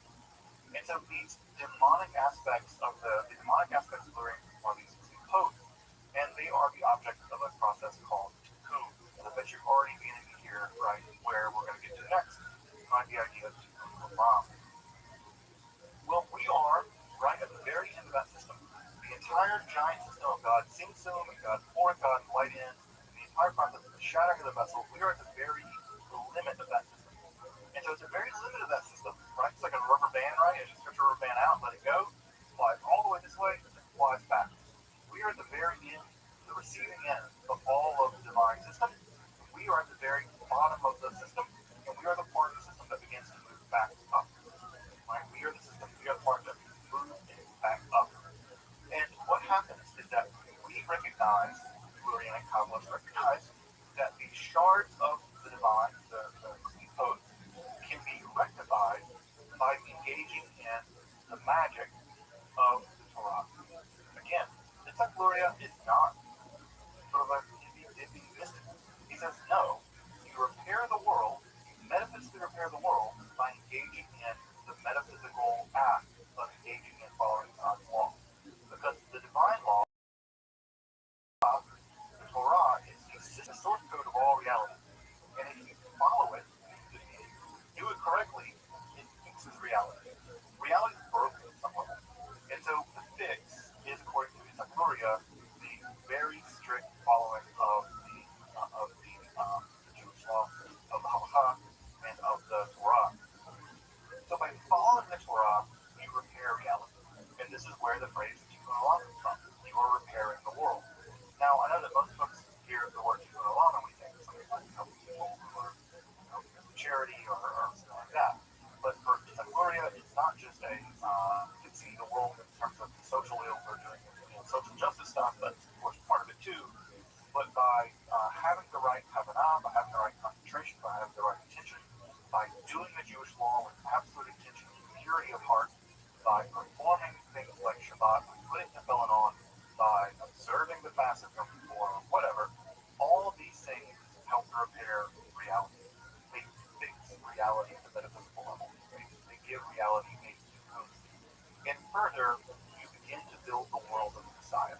Because for the liberating system, the act of reparation, the act of repairing the world, begins to sort of build the world to which the Messiah can emerge. At some level, you can imagine that Messiah is kind of the keystone of the entire process. The Messiah is the person who will turn the key. We will build the world worthy of Messiah. The Messiah will come and turn the key. They will unfurl the final redemption. And so it's by repairing the world that we prepare the world for the possibility of Messiah. And this idea is going to have enormous impact in the history of Judaism. If you ever hung out with folks in the Chabad Lubavitch movement, I don't know if folks have ever been around Chabad people who, light candles, felon, be walking around New York and I'll have a Chabad guy like on the side of the street, like, hey, you put the felon on today? I'm like, no. Like, you put your felon on now. Why would they bother you on the street with the felon on? It's not because they're trying to do you a favor. They're trying to engage in Islam. They think that every Jew, whatever that means to them, who can engage in the process of Islam and put the felon on will usher in the days of the Messiah that much more. And so they're trying at some level to accelerate, right? One can think about Kabbalistic ideas are learning in Kabbalah, kind of Jewish accelerationism. The world is broken and they're trying to accelerate the process by which it is prepared. And you accelerate that process by engaging in spiritual warfare against the code and by binding and then repairing the code in a way that allows you to basically accelerate the process by which the Messiah comes. And if you read Trying to Be Tall, he really does think that he definitely thinks he's the Messiah. He just thinks that he has to be a little bit more righteous. If he could just be a little more righteous, just think about that woman who Our Lady prayed. If he just didn't think that dirty thought, if he just memorized a little bit more Mishnah, then he would have been revealed as the Messiah. He would have emerged as the Messiah. This is how you see him constantly against journalists. He's kind of tall simultaneously manages to be both incredibly self-deprecating and also incredibly arrogant. I guess that tends to go hand in hand. But sometimes he's I'm unworthy of anything. I'm the lowest of the low. And then sometimes like, yeah, if I've just done this, I'd have been the Messiah. So the idea is that the Messiah is right around the corner and the result of this process. Now, of course, that idea's got retrofitted into the liberal Jewish circles for social justice, but in classical Kabbalistic world, it has everything to do with strict obedience to Torah. Another key innovation in the Lurianic system is that Luria is really obsessed. Some of the more bizarre sections of the Zohar. There are three sections of the Zohar that are notoriously difficult to understand. Two of them are the Idrot, the assemblies, and the final is a section called Sifra Ditzniuta. And Sifra Ditzniuta is a relatively brief section of the Zohar that contains a long description of God's beard. And then there's another section that also contains a description of God's beard, but also God's face in general. And no one's really sure what in the world's going on in those sections. They're really, really weird. Weird even compared to the other sections of Zohar. Zohar is weird enough, but it's like weird on weird. And it's like Luria develops a systematization of this idea of the movements within the divine face. That the divine face is actually reflective of metaphysical changes in reality. And that the divine face are the countenances of parts of being, that these parts of being are arrangements of the Sefirot, and those arrangements of the Sefirot are indicators of certain kinds of changes that develop within the divine. I will go ahead and say this, the parts of being is without a doubt the most complicated part of the entire structure of Lurian Kabbalah, because it's analyzing the Sefirot in terms of how they're arranged and how relate to itself internally. And it is just completely difficult to understand. I still struggle trying to figure out, I know what the various configurations are, I know what the Ima and whatever. I know what the structures look like, but when you begin to analyze how they move and change in relation to other mystical stuff going on in the RSL system, it just becomes amazing. It just becomes amazing. So I have a real difficult time keeping track of what's going on in this sort of inner development of the Godhead. But what's important to note is that for Luria, God is not a thing, God is a process. And God changes all the time. And so when God tells to Moshe Rabbeinu, right, I should say, yeah, I'll be what I'll be. Yeah, literally takes that really seriously. Yeah, God changes. God is a process. God is not a thing, God is a process. And that process is reality. And we are part of that process. And just like you get angry, so does God. And just like you get, I don't know, compassionate, so does God. And that the change of God from angry to compassion, or the change from a normal state of affairs to being angry, that change in your emotions can be mapped. And so, God achieving God's emotional life now. And those mappings of God's emotional psychology or intellectual psychology are the parts of this very complicated part of inner psychology, inner divine psychology. Really complicated. Also, famously, it's like Luria is going to reintroduce the concept of reincarnation into Judaism. Reincarnation is an idea that never really took hold in most of the Abrahamic faiths, although there are tiny groups of people who seem to have believed in it at some point, but most of the larger Abrahamic faiths have rejected reincarnation for various kinds of reasons. However, in Lurianic Kabbalah, reincarnation is completely acceptable. In fact, it's part of the system. In fact, if you want to sort of a general idea, this is Chaim Vital's major work. It's Chaim. This is the most systematic account of Isaac Luria's philosophy. This is the major work of Isaac Luria's philosophy, and published by Chaim Vital. And this is the standard now 2-volume text on reincarnation by Chaim Vital's teachings of Isaac Luria on reincarnation. Sorry, I don't believe reincarnation. So, reincarnation is an idea that was reintroduced into Judaism. It may have existed earlier in some ways, but certainly really introduced it via Isaac Luria. And the idea is that every single person has what they call a soul root. And the soul root is a kind of aspect of your soul. There are 5 different layers of your soul according to the Lurianic system.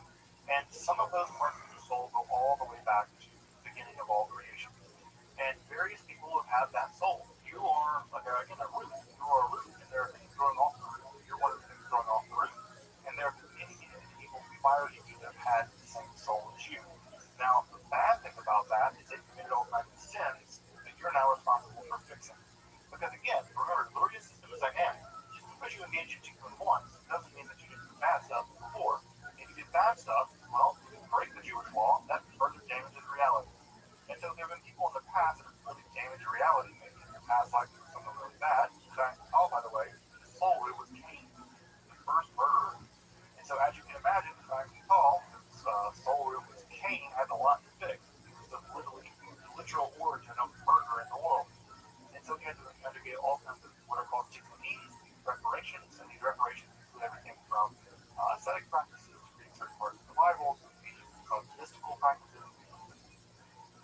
And so the idea is that not only are you responsible for you being a good you have to make up for all the things that have happened prior to you.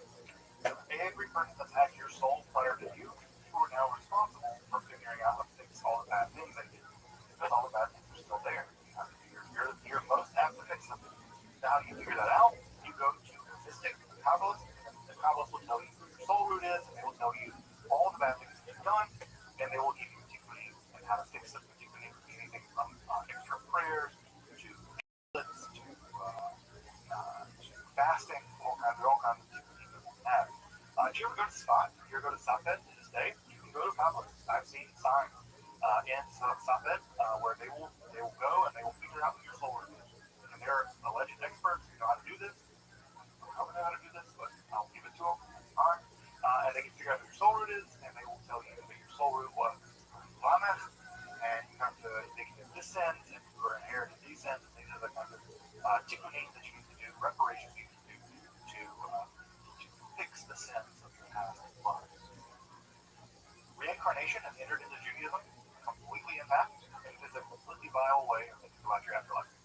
It's not heterodox at all. It's very normative at this point. And so reincarnation, with the rise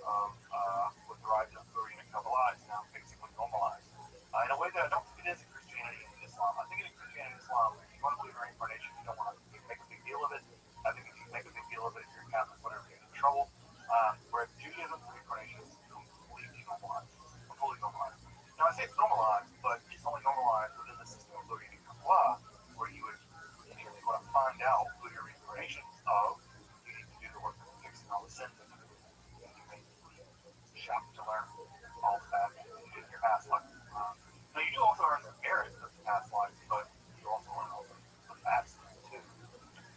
This idea that the soul can survive death and can be reborn also means that various other regions of the soul, I mean, you have 5 regions of your soul, some other regions of your soul can actually survive death and become detached from the other regions. Oh And shit! those detached parts of your soul We you can committed a lot of sins in your life, so you become addicted to those sins, and those that aspect of your soul that becomes addicted to those sins actually can roam around and want to continue committing sins in the next life, especially true of sexual sin, but also gluttony and drunkenness and stuff. And so, if you were a lecherous, drunken, bad person, then if you become addicted to those things when you die, your soul will become so polluted that it will become detached from your other souls and it will roam around. And what does it want to do? It wants to continue doing what it did, getting drunk and having sex or whatever. And so what it will do is it will try to attach itself to other people because you can't really get drunk and have sex if you're just a soul, so you got to get attached to someone else. And so when your soul attaches, your evil soul attaches itself to people, the word for to attach in Hebrew is dabak. Right? In fact, the modern Hebrew word for glue comes from the same word. Your soul dabak. It clings to people. And that soul that clings to the people possesses them. This is the origin of the divot. The divot is the evil version of your soul, or the evil aspect of your soul that roams around and tries to attach itself to people. And the very earliest exorcism stories that we have in Judaism are actually from Satan. If I can tell the whole class on spirit possession of Judaism, and if you want to learn more about this, I have some episodes on my YouTube channel as well. But what you have here is demonic possession is not the right word. It's not demon.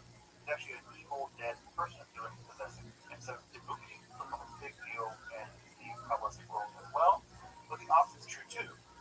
The soul of very righteous people hangs around near their grave.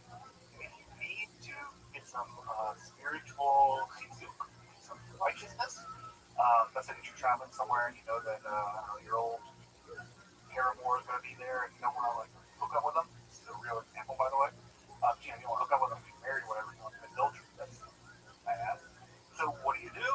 You go into the graveyard of a righteous person.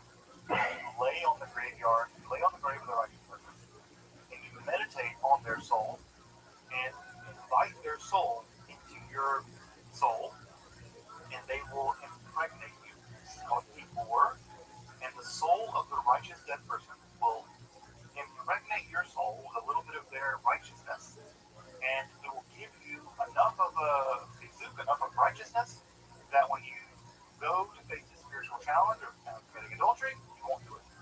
Because it's like a shot in the arm, a shot in the soul from the righteous person, and the righteous person will give you the spiritual power to overcome your failure, your whatever your sin, and then they will come back to their grave. You know, for folks who know a little bit about Buddhism, right? It sounds a bit like bodhisattvas. Right? The idea is there are people who are enlightened in the Buddhist tradition. They become so enlightened that they don't become completely enlightened, so they can stick around here to help the rest of us monks. Right? The bodhisattvas. They don't leave. They don't go to Nirvana. They stay here to help the rest of us get a little bit more enlightened.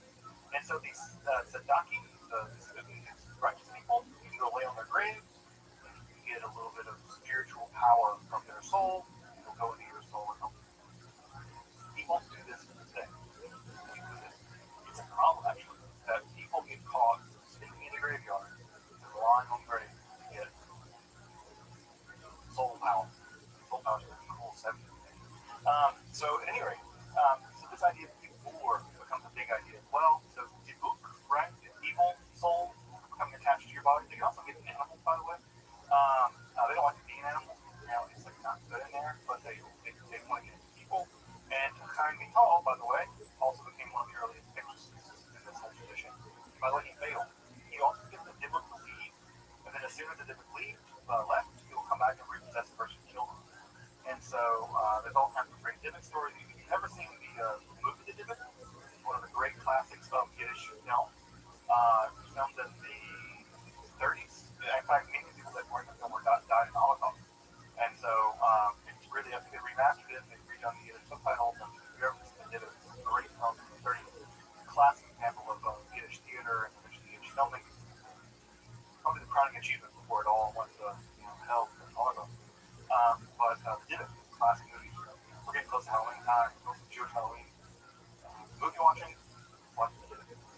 So the Nivik that I get is also from Lurianic Kabbalah, but also people. As I said a minute ago, Lurianic Kabbalah comes just Kabbalah. If you've ever studied Kabbalah, you've heard this term, Tzimtzum, Tikkun Olam, right? You've heard of the world classic, the world classic. You know that the soul has, there's a Chita, a Neshama, a Ruach, various parts of the soul. Lurianic Kabbalah just became Kabbalah. It absorbed all other previous forms of Kabbalah, whether it's Abraham Avalaki's Kabbalah, whether it was Pharaoh's Kabbalah, whether it was other forms of Kabbalah, it absorbed them all, and in some way it sent them all, it abolished them all, and it ascended above them all. And by both eliminating all of them and then conglomerating all of them into one thing, it became a new thing. And that new thing basically has become Jewish theology. If you've ever read books of Jewish theology, modern books of Jewish theology, they're almost always derivatives of encyclopedias. And that's true of Hasidic people. That's true of Tanakh people, components of the Hasidic people. That's true of hardcore Jewish rationalists, people like the Vilna Gaon, right? The hardcore rational guy. Also hardcore Kabbalists. Kabbalah, Lurianic Kabbalah, is at some level just Jewish theology.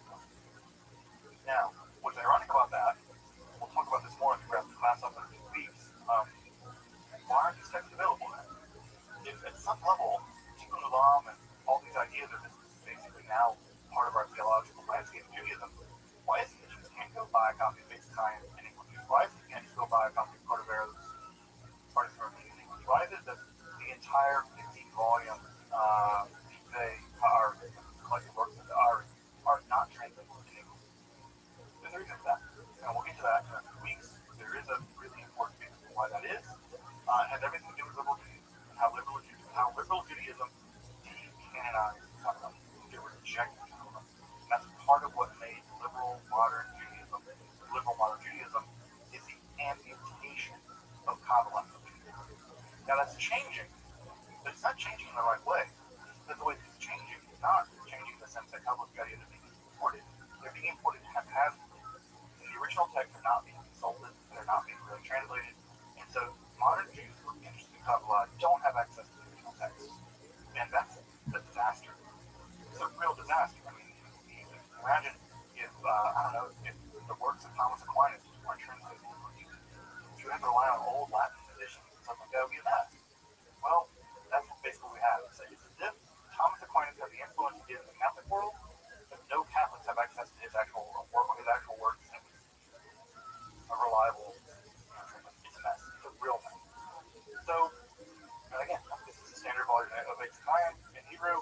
You will not, there's no English translation. There's no translation. We'll talk about why in a few weeks, but there's not one. It's a mess. It's a bad situation. So, at the end of the day, Yitzhak Luria's version of Kabbalah wins. It wins. Now, I'm not saying it's completely systematic, and I'm not saying it's completely all worked out. There's still a bunch of kinks in the system. But at the end of the day, the 15-volume collected works of the Arizal, really the works of Chaim Vital, systematizing the works at some level of Arizal, that becomes Jewish theology. Now, on the one hand, that's really cool because Kabbalah won. On the other hand, it's a disaster because most Jews who are interested in Kabbalah, at least in the non-Orthodox world, have no access. It's a mess. This is a real problem. I don't know how it's going to get solved, but I mean, it's just now in the past 10 years that the entire Zohar has been translated reliably in English. So this is a big problem. We'll talk about this problem. We'll talk about why we're in this boat and how we're going to get out of it in a few weeks. But it may just, in our lifetime, we may be getting out of that problem. It may take our entire lifetime to get out of this problem. We'll talk about where it came from, why it did that, and how we got it. 6 years after Chaim Vital died, the greatest articulator of the Lurianic system of Kabbalah, 6 years after he dies, a guy born in Asia Minor, what is now Turkey, Izmir. He's born on Tish B'Av. He's born on Tish B'Av, which happens to fall on Shabbat that year. And long-standing idea in Jewish lore that the Messiah will be born on the Sabbath day of the year. That the day of the year that we were born, every bad thing that's ever happened to us. But the great hope is that on that day, Messiah will be born. That in the future, Tish B'Av will no longer be a sad day. It will be a glorious day. That'll be the birthday of the Messiah. On Saturday of Tish B'Av, 6 years after the death of Chaim Vital, Shabbatai Tzvi was born. And Shabbatai Tzvi is going to transform Kabbalah because he's going to become the Messiah. And not just become the Messiah, when I say that, I mean the majority of the world's Jews were convinced he was the Messiah. He convinced the world's Jews he was the Messiah via his publicist, Gaza, using Kabbalah. And he will become enormously influential. In fact, in many ways, if you think about Judaism as a religion, in some ways, as before Shabbatai Tzvi, after. And Shabbatai Tzvi is going to transform Judaism. He's going to transform so much of what's going to happen to Judaism. And so what we're going to do is he's going to basically shake Judaism to the core. Because as you probably know, he will declare himself the Messiah. The vast majority of Jews will believe that he's the Messiah. Many of them literally have their bags packed from the dock to Amsterdam, ready to go back home to Israel to live the Messianic age. In 1666, he converts to Islam. And it is a gigantic disaster. A disaster, I mean, prior to the Holocaust, there's been no greater disaster than Shabbatai Tzvi. No greater disaster. And from a theological point of view, so in many ways, right, you can think about Shabbatai Tzvi as the fulcrum. Now imagine most folks here have heard the idea that you can't study Kabbalah until you're 40. I'm sure folks have heard that idea. Well, notice that Yitzhak Luria died before he was 40. Clearly he was studying Kabbalah before he was 40. Where do ideas like that come from? They come in the aftermath of Shabbatai Tzvi. Because the idea that Kabbalah is so dangerous that the entire Jewish world into a disaster. And that disaster, Kabbalistic disaster, will be heralded by Shabbatai Tzvi, false Messiah. We will turn to him and his arguments for his messiahhood, Shabbatai Tzvi, and also Francism as a derivative of Shabbatai. So we'll turn our attention to Shabbatai Tzvi and what is mystical heresy. Is Kabbalah gone off the rails? Totally off the rails. So we will deal with Shabbatai Tzvi and his so-called messianism. Welcome back, and thank you for joining me as I explore the garden that is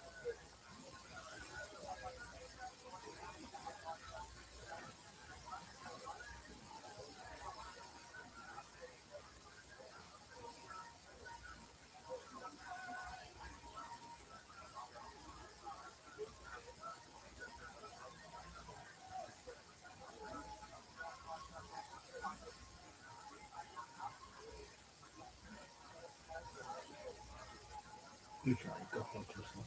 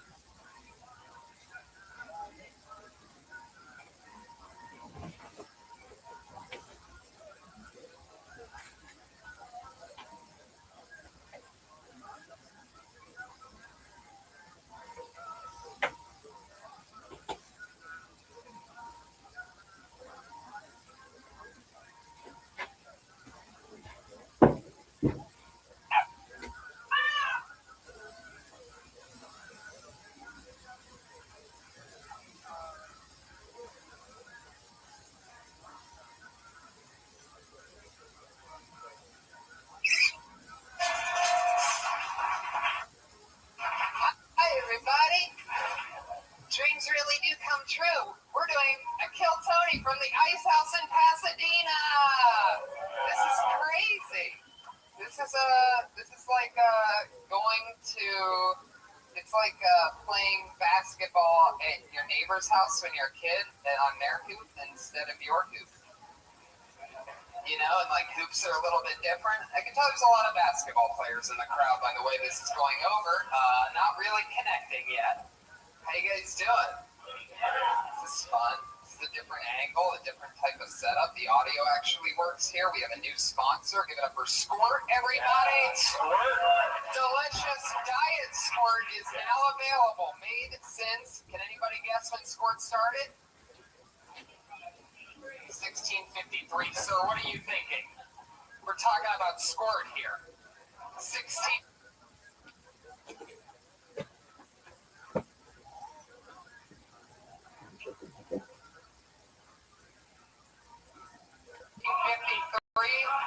You're saying Squirt predates the United States of America? I mean, I'd like to believe that. For anybody that's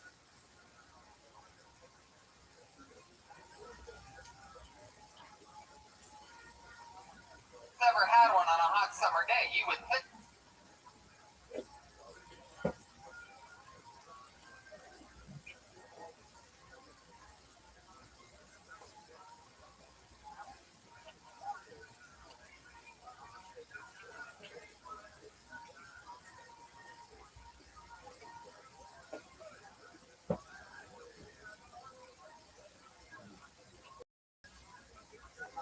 My God, it seems like they've been making this for centuries, but now.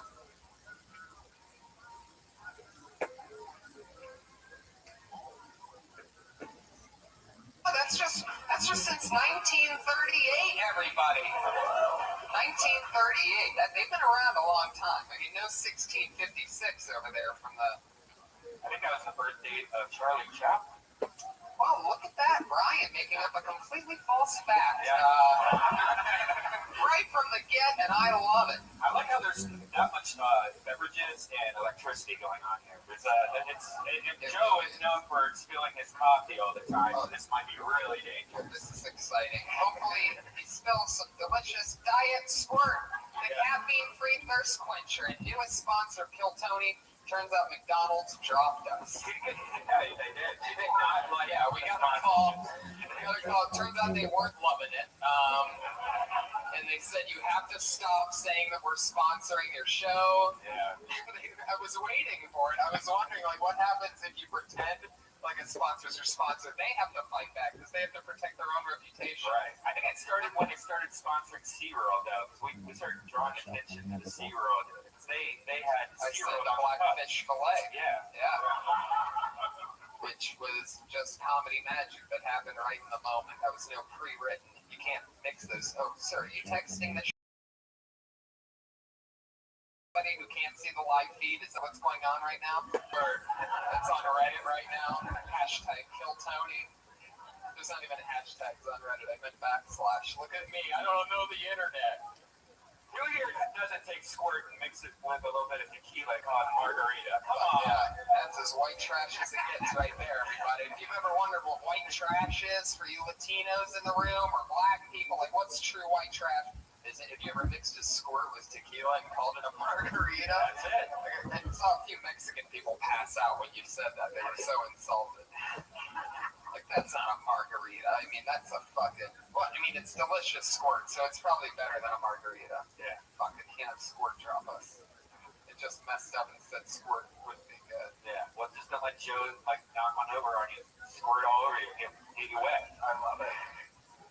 It would be a first on Kill Tony that I've been drenched in delicious caffeine-free Squirt. The thirst quencher is their slogan, by the way.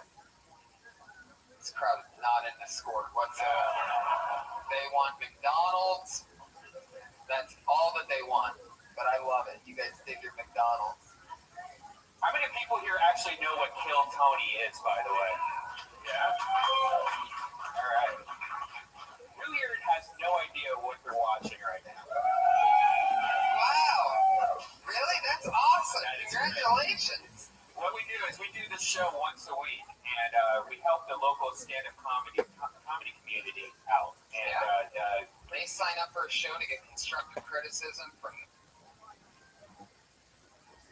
me, Writers Guild member, Comedy Central roast writer, Death Squad Platinum member. You might know me from any of my major credits. And Brian, creator of the Death Squad, and always two of our funniest friends are on the show. And this week's no different. Yeah.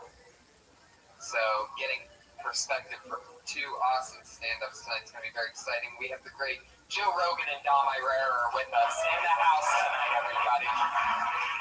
But first, for those of you that haven't been to Kill Tony, you wooers out there that all went woo, which basically means fuck you and your show.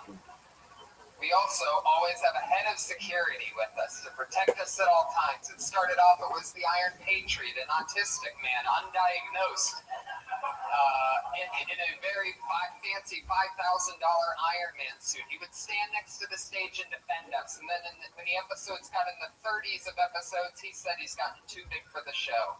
When he hit 4,000 Twitter followers, he said, I'm going to do my own thing now. I have a new following. Since then, he's lost more than 1,000 Twitter followers since leaving the show, based on the principle of the listeners. So we've always replaced him with a different Patriot each week. Pasadena, I bring you a very special treat. When I bring to you one of my favorite Patriots, it's Iron Jesus Christ!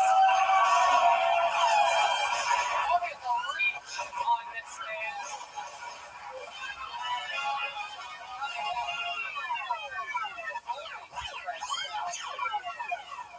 Here he is, taking the long walk. There was only one set of footprints, I do believe, from his walk over there. Wait, no, there's a little girl following. That's Josh Martin, guys. Put your hands together for Josh Martin, everybody.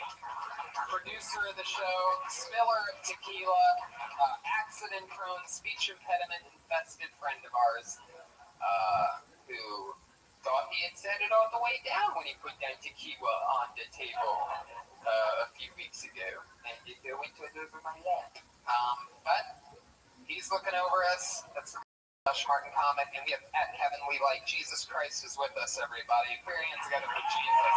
Woo! How's it been going, man? Beautiful. Thanks. You have the wingspan of a condor. Heck yeah. Throw that in there. All right. Okay. It's going good. There you go. Have you actually measured a condor's wingspan? Are you being serious, or is that just I don't know. you caused somebody to sneeze just now? I don't know if you heard that. Bless you. I know you're just boom. Boom. Still got it after thousands of years. Jesus Christ. Never loses that sense of humor. And he said it doesn't go away. Happy to be back in Pasadena. My last time here, I saw Jim Carrey before he was ever Jim Carrey. Wow. 1979 or 8. You said you used to come here back in the Disney and see all the old. Did you ever get to see Steve Martin? Because Steve Martin started out here. It was actually the only show I saw, and I figured maybe I would never see one better. And Look at you now. All of a sudden you're here on Kill Tony. Woo! Featured by Squirt, the thirst quencher. This is much more exciting than young Jim Carrey. I'll have the Squirt Margarita. I'll open up one right now. I thought that was going to be the worst accident for sure. I just seen him like, oh, here it is. What about this poor guy over here looking at the back of me the whole time? Really good about that. It's fine. He's into it. How many times do you think you get fucking cock-blocked by Jesus? You got the best seat in the house. You're like fucking... He's a good store. There's not much to see about. Yeah, if that is in your way, you can totally move. I'm sure one of the waiters or waitresses will find that spot because he does pass a lot of gas. He's a He does not. You think a guy that sat in the middle of the table on the Last Supper could pass gas? That would be embarrassing. There you go. He's unbelievable. Who said that you didn't really exist? These morons. Well, guys, we're very happy to have you back. I'm glad that you're going to be keeping an eye on us. Got your back. In the meanwhile, we, Josh, yeah, I think we're ready to go. Are we? Yeah. Guys, are you ready for your guests? Holy shit. Put your hands together for him, everybody. It's the great Joe Rogan and Dom Irera.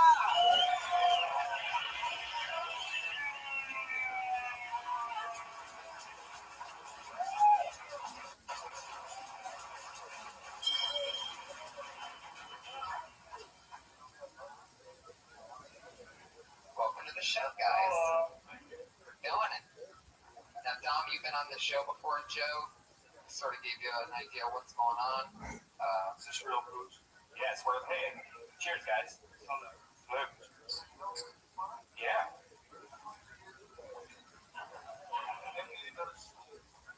Because you're not. You would owe me $10. Boy, we've gotten off to a fucking roaring start. What the fuck was that? It's hilarious from the jump. Yeah, Joe's first time here. He refuses to go to the Comedy Store, so we brought the show to you, Joe. Thank you very much. This is actually really fun, me. We've been looking forward for a long time to have you on the show. Well, yeah, we should be doing podcasts like live podcasts from here. Yeah, we should. It's totally fun. Yeah, it feels good in here. Spot. I'm a little too high to be talking to people, so no eye contact, nothing crazy, nobody get out of line, no picture fests. I was just starting to relax, and then I took that shot of. You didn't warn me that it was that cinnamon stuff. The fireball. It's like a whole different thing. My mind was not prepared for that whatsoever. Now it's like fucking big red gum. Yeah, I was thinking it was probably something whiskey-like, but I like the added flavor. I mean, that's a real surprise. Yeah. Well, you know what the fuck you just did after drinking one of those? Dude, you know what the fuck you just did. That's Mistake City. So, that's where all babies come from. That stuff. That's the fuck it, leave it in juice.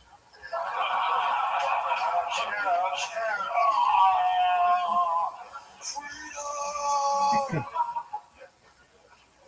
Fire, that's how it starts. It's all fireball. That's this glass. 3 more of those. You got another one, baby. Top goes down around. Two rocks in there. That's all you, man. What, you trying to roofie me, bitch? Tom Herrera's not even drinking his own, trying to pass it off. Oh, yeah, you're one of those dudes who has like a special drink. Oh, I need my Tanqueray. My Tanqueray. What are you kids here drinking the same thing? Just get a sip on this. I got a tradition. I get fucked up a special way every time. I go to the bar, I go bartender, you know what I like. The regular. Boom. Dom, what's your drink? It's amazing how dope doesn't affect you. Does it? How dare you? Hey, Kevin, you have any questions for our guests? Yeah, Dom. I'm speaking to you from a microphone. Yes, so you know the question is important. You were named by Comedy Central one of the 50 greatest comics of all time. Now,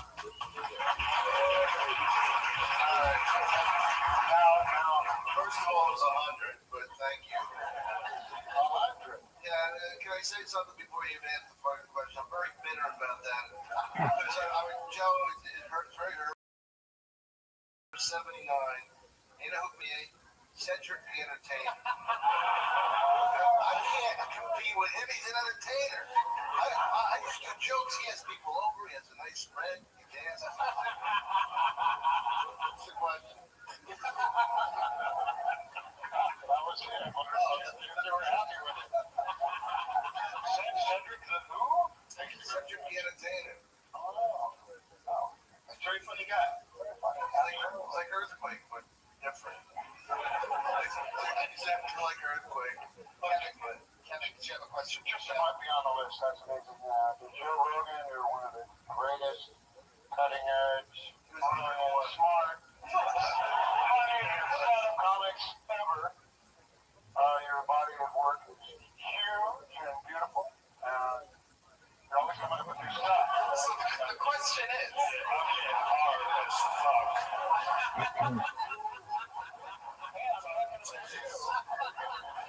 Oh, been saying shit. Call it. Leading up to, where's your favorite place to write comedy? To write it actually on airplane seats. I don't know what it is in the sky, but it's terrifying. You only just get higher so much. Yeah, you can't get any higher, but the act of being in a plane is somewhat terrifying. It's a terrifying thing. There's something about being terrified. So I come up with a lot of shit. Oh, no. I come up with a lot of airplanes. I love that. I'm on in a loop. Well, thank you both. No. But after a while, it becomes like a meditation after you heard it for like the 20th time. Wow. Your eyes fucking laptop. You have a system worked out. That was a very specific question. Get high and create material. I was being ganked by these Armenians. What? Writing like crazy. Somehow my sphincter stimulates my creativity. Makes sense. It would certainly switch it up a bit. Thank you, Doc. Well, I'd love to just talk with you guys forever, but unfortunately, this podcast is actually about stand-up comedians doing stand-up and doing 60 seconds apiece. And then we talk to them afterwards and figure out how we could help them in any way, shape, or form. That's what they all signed up for, and many of them are waiting just outside that door for their name to be called. They can come in and do 60 seconds. What can I say before we do? First of all, I haven't even seen these people. None of them have a shot. just to let you know, we're very special. This is sort of like a boss level episode, Tony. You know, it's like for these guys that are in the other room. It's just like when we announced it just this week, they went crazy. It really is the best of the entire Hollywood open mic that's out there right now, and they're dressed better than I usually see them dressed. Like it's a Friday night for them. I usually only see them on Sundays and Mondays. Usually only Mondays, but so it's very exciting. It is like the Yankees of the open mic. They've been open micing their whole lives. So close to past it, you can taste it. Now, many of them know, but we'll let the audience and the new people that have been here for the first time, they know that their time's up to 60 seconds when they hear the meow of a kitty. Did you hear that? Listen to how adorable that is. One more time. Aww. Now that's your 60 seconds. They know not to go any longer than that, or else they're going to bring out the angry West Hollywood bear.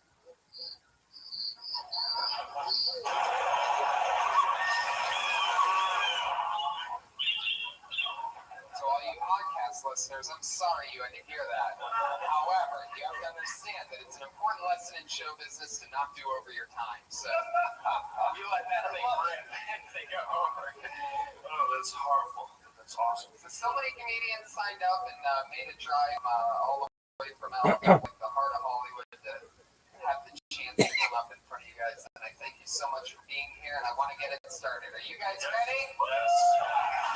This is Phil Tony live from the Ice House. 60 seconds, and then we're going to end up talking more to your first comedian, Kobe Grimes. It's Kobe Grimes. It's right here. Hello, Kobe. Everybody. So, I got to use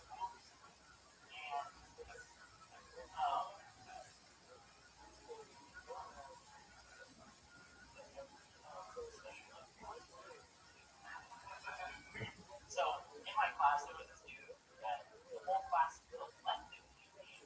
And Boner was kind of like that.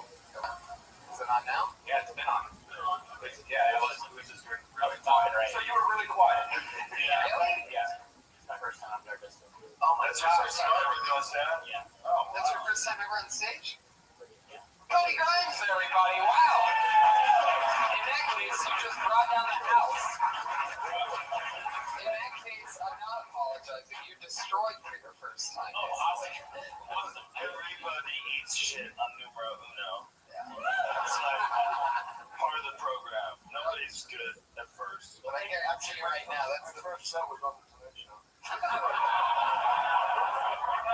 I started. Did you get couch? I don't know if that's a set. You don't count it as a set. My first set was on the night. You know what was amazing about watching you? How long a minute you can be.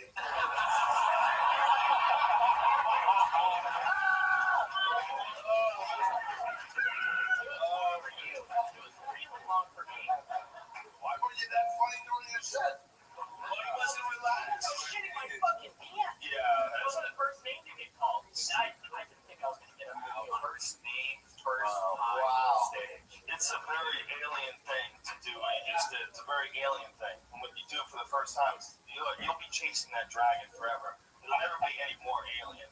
And then it'll start being normal. And once it starts being normal, then you'll start relaxing and you'll learn how to be yourself more up there. It's just a weird art form. And it's one that you only learn by doing it. So you did it. You did it. I sucked a fat pile of dicks my first time on stage. Dude, I was terrible. If someone had a recording, I would give them a lot of money to not release it. That's not me. I'm not that dude. Shit, I can't be responsible for that motherfucker. That was a long time ago. That's your Donald Sterling tape. Dude, everybody's terrible the first time. Everybody. It's just there's no way around it. And then you figure keep doing it. And just, get your shit together in the outside world too. Kobe, is it? That'll probably help. Definitely. Kobe, is it something that you've always wanted to do? Why tonight? Look at him. What the fuck else is this guy gonna do? You gonna have him fix your stove? Barely paying attention when you're talking to him right now. Congratulations on graduating, Tim. It means a lot to me. I don't know why. What do you want to do?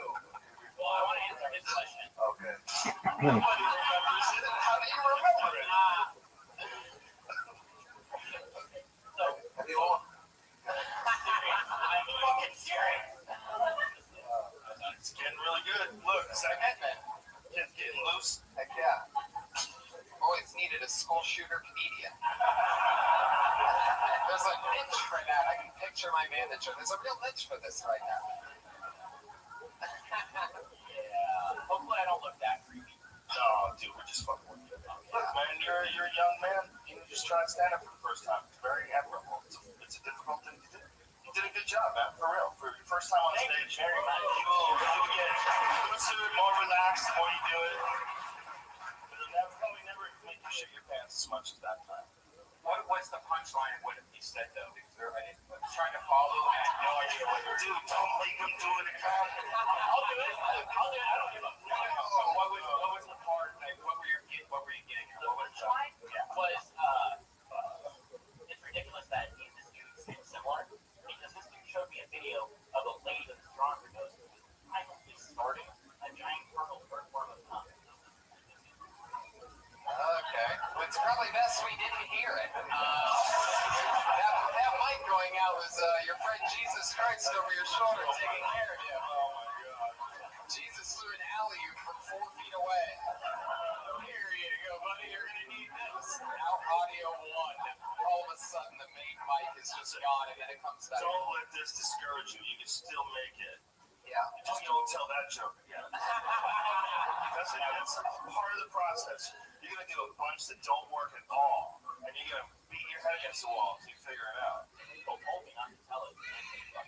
Those people are the right people. You gotta listen to them. They're the right people. You're the wrong one. You're crazy. I realized it because I was like, you're not fucking singing. Right. Well, everyone that you kind of did it, you did it now.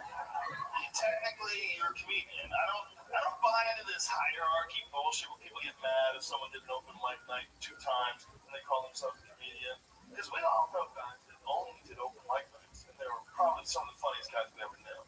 Like for the longest time, Brian Holtzman was one of the funniest guys in LA. And all he ever did was just did spots in the store. You never saw him anywhere else. Nobody ever knew. You know? Yeah, now Saturday Mater, and it's amazing. It fills up the back of the room with comedians. It's incredible how fun. He always had a job. You know, to try to pretend that he's not a comedian. Never made it strictly professional.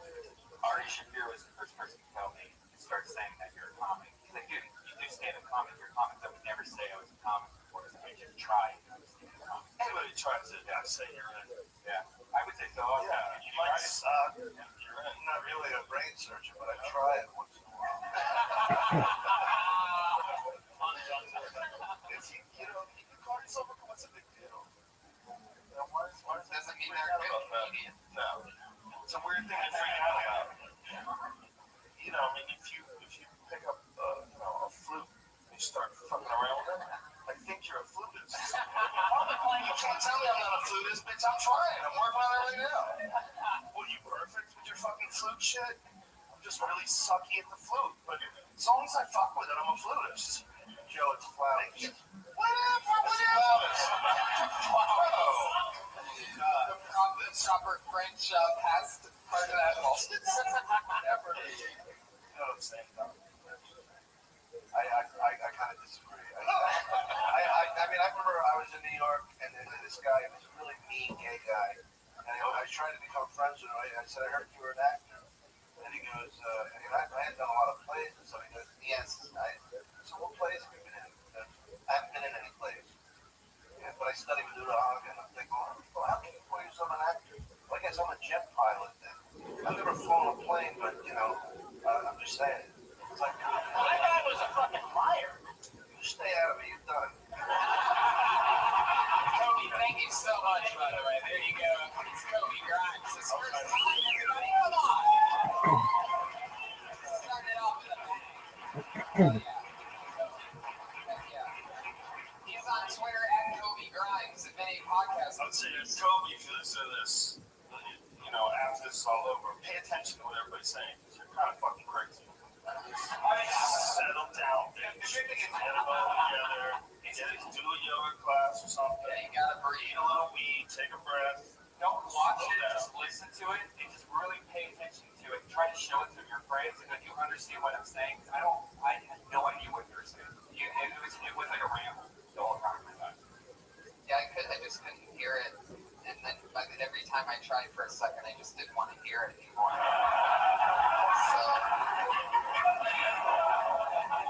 So It's hard, man. He's the first guy out. It's a very difficult pursuit.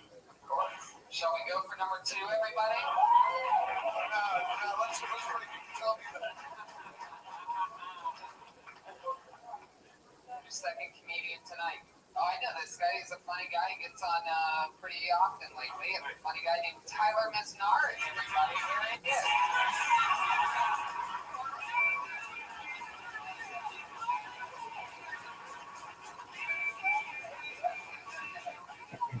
Hey guys, I'll tell you, I don't get the movie Forrest Gump. I do not understand it. I'm just gonna be straight with you guys. Do we really let retired people fight in Vietnam? I'm just gonna say it. Because I'm pretty sure if your feet were flat enough, you'd have to go. But somehow the guy says his name 30 times in 3 minutes. Send him over. Who cares? What's really confusing about that movie, though, is that guy, Forrest Gump, he got a degree from the University of Alabama. He graduated, and yet he didn't understand that touchdown meant stop running. How's it going, Rabbi? I'm saying Taking naps, taking names, watching a podcast. How about you? I recently, I don't know how to say this, but I've recently had a dream. What's your dream, big man? A little similar to Martin Luther King's dream. A little similar, but a lot different. Okay. I don't know how to say it yet. I'm gonna put it in my own words. I'm gonna write it down, and then I'll give a speech. Oh, I didn't even hear that. Sounds like a plan, big man. It sounds good.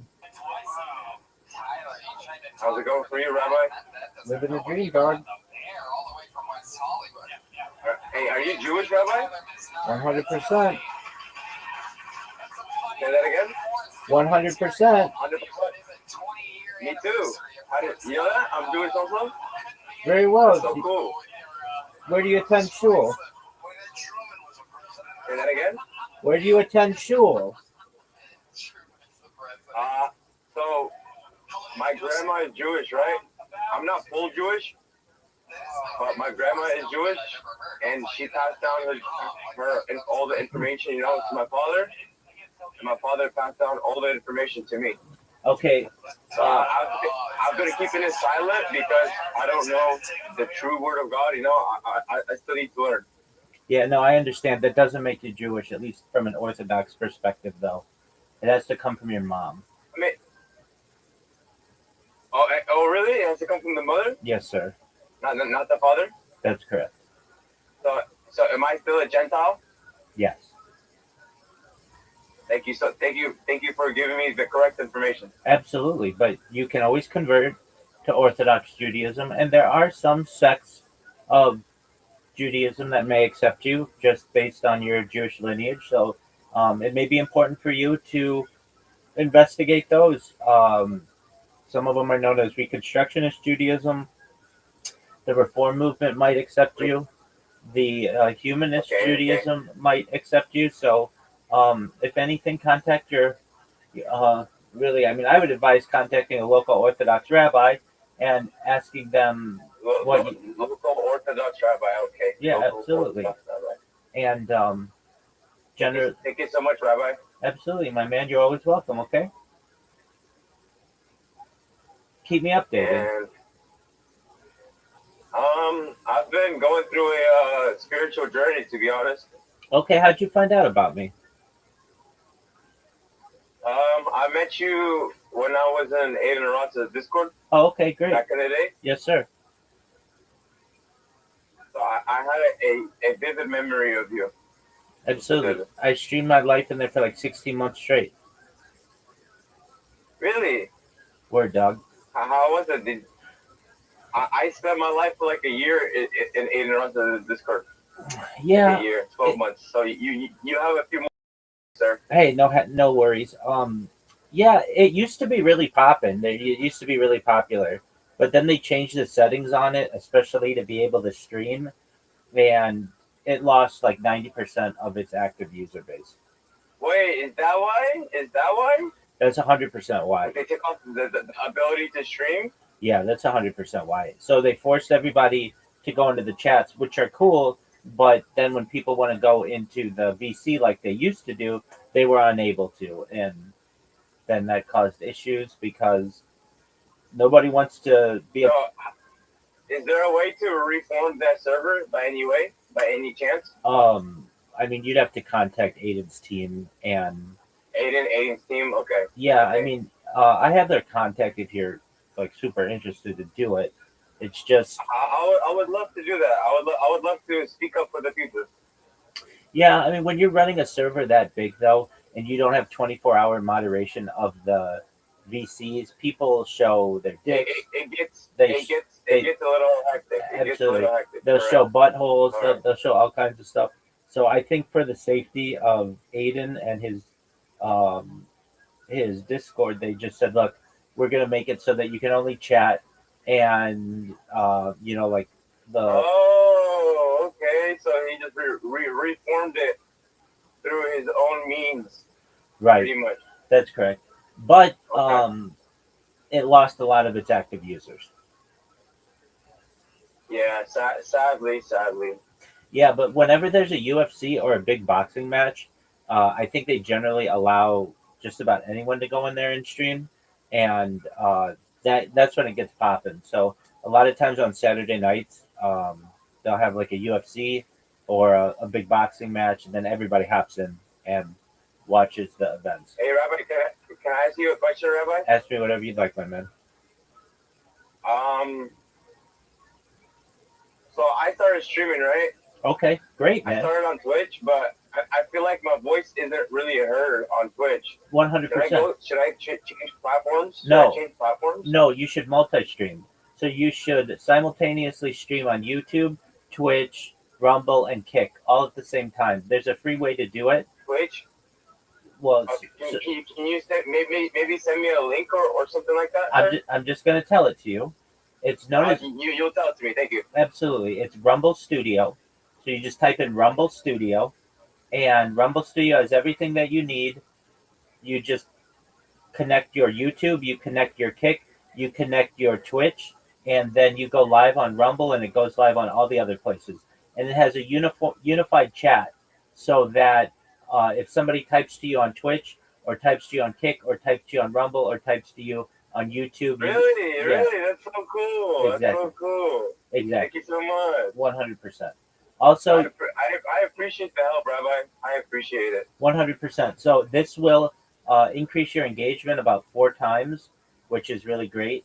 And you can do it even more. There are other platforms as well that can connect to it, including things like BitChute and X and Locals and quite a few others. So what you want to do is, and it's all free. There are versions as well where you can do stuff too, but unless you want to pay money, like I want to keep it free. So just go to Rumble Studio, create an account, Rumble Studio. Yep. Make an account. Yep, and then you can start once you verify your phone, and you can start streaming right away. You're a great help. You know the people, but like they tend to turn me down all because, well, first I start speaking about my faith, right? I say I'm Jewish. People, when they hear that, they tend to block out their ears. Okay, well, I'm open to people of all backgrounds. So from a streaming perspective, just create a Rumble account. It's rumble.com, and then in the upper right corner, upper right corner, it'll say sign up. You sign up, you create an account, and then also in the upper right corner, under where you can either upload or go live, there's a section that says studio. You can also just go to studio.rumble.com and log in directly there. Now you're speaking my language, sir. You're speaking my language. Thank you so much. You're welcome. They also have an app. Wow. They also have an iOS app and an Android app if you're doing on the. Can I ask you a question, sir? Is this free to the public during like the hours that schools are closed? Or you have to get permission? You have to get permission because it's locked up. Okay. Yeah, they don't. Sorry, Rabbi. You're good, big man. I got interrupted. I interrupted him. Sorry. You're good. No worries. So, whenever you have time, you can either download the Rumble app on Android or iOS. Okay, I'll download it. I'll download it right now so that I don't forget. Yeah, absolutely. And then it allows for free multi-streaming, and it saves your video on Rumble, and then it will save on YouTube indefinitely, and then it saves on Kick for 30 days, and it saves on Twitch for 14 days, I believe. Wow, really? Yes, sir. Okay. Is your computer quick? Like, does it have to be? I'll walk all the way down, sir. Sorry, I was just talking to the security guard. You're good. I didn't want to trespass You're good. somewhere where I'm not allowed to be. All right, well, make sure you follow the law. In answer to your question, do you need a really fast computer? No, you can do it all from a phone. Really, I can do it from a phone. Okay, sweet. You could be live streaming this right now if you wanted. Like what I'm doing, walking right now. 100% good content.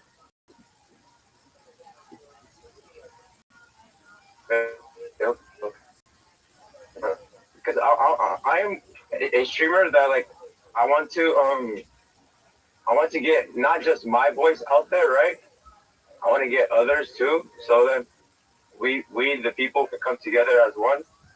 But there's going to be complications with religion, complications with just morality. The morality of is complicated. It's complicated. Yeah, if you're looking to connect with the most amount of people, there are 3 things that you generally want to refrain from. Those are religion, politics, and sexual orientation. If you avoid those topics, then basically you're gonna Politics. maximize the amount of people who watch you. Okay, so religion, politics, and what was the third one, sir? Just really sexual orientation or sexual discussions. Sexual orientation. Yeah. So like Hey, uh, okay. taking a stance whether you're an LGBTQ ally or you're more traditional, whatever it is. If you just stay away from those topics, then generally you're going to have the most amount of people who want to watch your stream. You'll get people who want to catch you, and they'll be like, "Hey, what is your stance on whatever subject, on abortion or on capital punishment or whatever?" And a good thing to do, unless you want to have a debate over this, you just say that I have my own personal beliefs, but I do my best to keep them out of my stream and to be apolitical. I do my best to not discuss politics.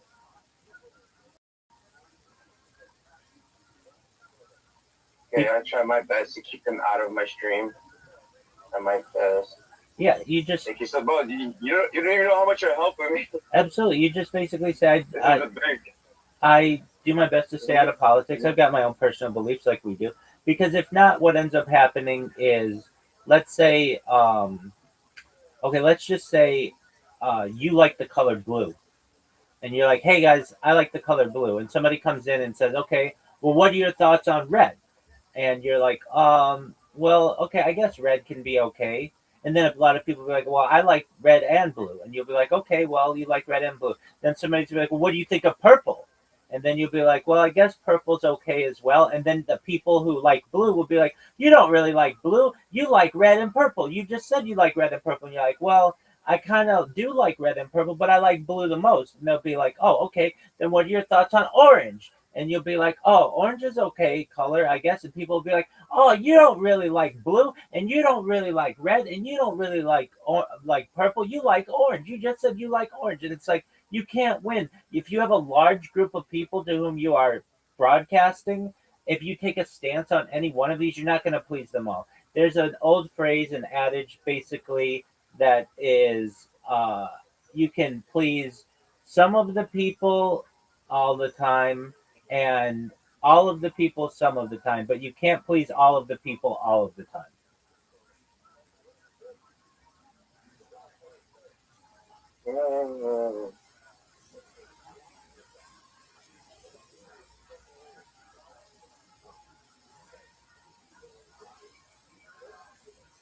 I hope that makes sense to you.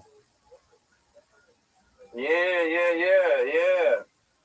It makes sense because, like, listen, you tell someone their beliefs, right, or your what your beliefs are, and that person, they will right away, they will start contradicting you because what they were taught, what they know, what they speak, how they pronounce their words, their syllables, everything was taught in their own fashionable manner, in a little bit different. It's all supposed to be correlated, right? But everyone did this, started doing that. Yeah, it's very interesting. It very is. interesting. It is. So a good philosophy to say and use is you say, I like to talk about things on my stream that unite people, not that which divides. There's so much on the internet that you can use to divide each other.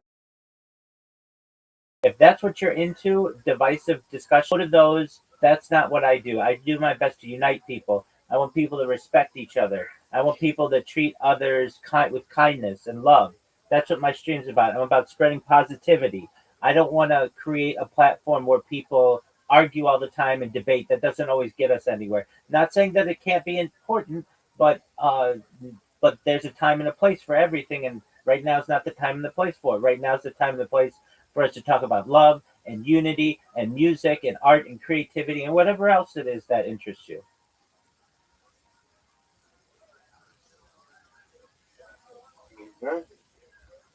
Under interest. Okay, Rabbi. Okay, thank you so much. Absolutely, and I'm live streaming. I'm live streaming right now myself. I'm live streaming right now myself. So if you want to go back to these conversations, what you should do is just go to any one of my live streams. In the upper left corner of this Discord, you're going to see a red circle that says 24/7 live YouTube streams. Do you see that? Go to That's for 7 live stream. yeah. Okay. Okay. Click that, and then click the link in there, and you're gonna see on how many different. YouTube stream. Yeah. Okay, so go to that 24/7 live YouTube stream link, open it up. It's going to take you to YouTube, and you're going to see all my different streams. I have like 25 simultaneous streams going right now.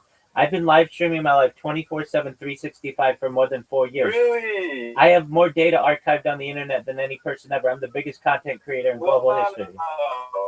Right. So if you want to go back to any of these discussions, you can just go back to whatever link is there, and then you don't even have to take notes. I can watch your right? Absolutely. I can watch your okay. You can watch it. Don't you have videos that you post, correct?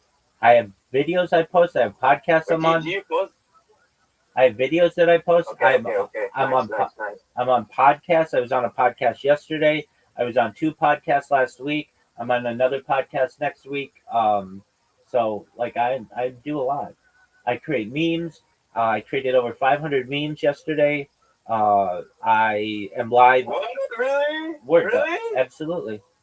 I create. No way. That's so cool. Word, dog. I create. So cool. So this is what I do, which I think is really smart. I take pictures of like old school, really pretty ladies like Marilyn Monroe and Audrey Hepburn, like old style 10s. And I take their pictures and I put, I make it a meme with just please type Rabbi Rothschild in YouTube and filter by live. And then with my link tree below it. And then I put it all over the internet and I let it populate. And then people learn about me from like just, they get it. They see a picture of, they see a picture of a hot chick.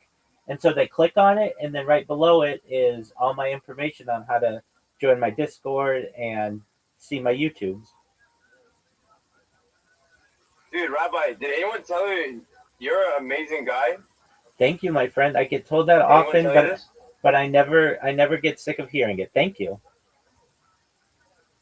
You're very positive. You're very straightforward. I love the way you speak, sir. You're an inspiration. Well, thank you, my friend, and I'm here to support you. And I want to be like you in the future, sir. Just like you. Absolutely. Well, we'll help you to do that. So the first thing that you want to do is Thank you so much.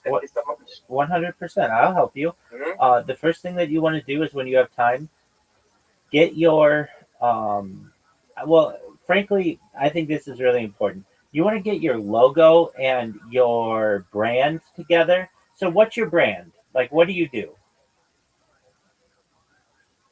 I preach. Okay, you preach. I'm starting to realize that preaching is not really getting me far, right? Yeah.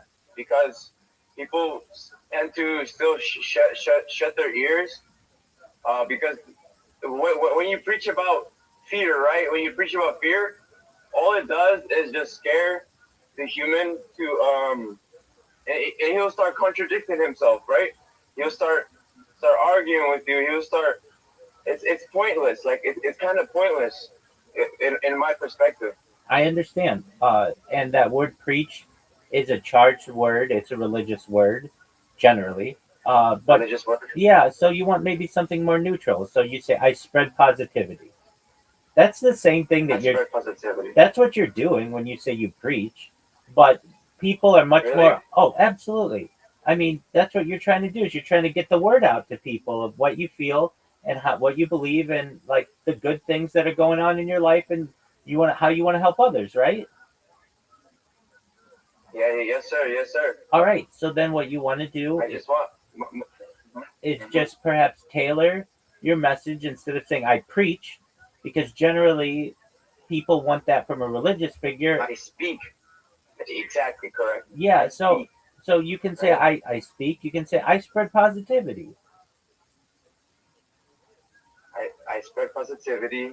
Exactly. I speak positive vibes. I spread positive vibes. I want to inspire. I'm a person who wants to make people better. I want to make the world better. And all of those are what you're talking about when you say you preach, but they're not going to be such a turnoff to people. The second that you get on social media and you start saying I preach to people, they're going to get shut off because they've heard so many people come to them saying, hey, you need to join my religion, or hey, you're not practicing your life well enough. You're not doing that, but the second you use the word, then you are automatically injecting this type of thought. So what you do is you just want to perhaps adapt your phrasing. So what you say is, I'm spreading positivity. I'm doing my best to build a positive world. I want to help goodness. I am speaking positive vibes. Those are all positive things that you can do. And then people are on board for that. Then they don't think it's a religious thing. So my issue is I'm focusing in on the religion, right? Yeah, you get And I'm bringing examples and stuff, this and that, but the whole time, like I'm fighting against someone else's belief, right? exactly. And you want to get away from that. Like basically color. And you're coming in saying the best color is yellow. And it's like, well, why do you think the best color is yellow? Instead of saying the best color is yellow, you can say, I appreciate all colors. I think in their own way all colors are special. And if you like yellow, if you like orange, if you like blue, if you like purple, if you like green, no matter what your color is, no matter who you are, you should know that you're special, that I value you, I appreciate you being here, and I want to vibe with you in the future. I'd love to meet all of my fans in the future. I'd love to meet everyone in the audience in the future. And like that's how you make people want to stay on your stream, as opposed to you have to do what I'm saying. Nobody wants that. Um, And so so you they appreciate they appreciate when you're taking their side at a certain point. exactly, They appreciate it. exactly, and with anything, uh, you could be like just imagine, like we'll use cars as an example. So you'll find somebody who's like, hey, hey Paul, I really like cars. And you're like, oh, I really like cars too. Now Mhm. we'll say cars is like religion, okay? And you'll be like, oh, I really like cars too. And they'll be like, oh, do you like Corvettes? You'll be like, yeah, I love Corvettes. Corvettes are great. And they'll be like, oh, cool, I like Corvettes too. Do you like Porsches? And you'll be like, no, I don't really like Porsches as much as I like Corvettes. Like, okay, cool, bet. All right, do you like red Corvettes? You're like, yeah, I like red Corvettes.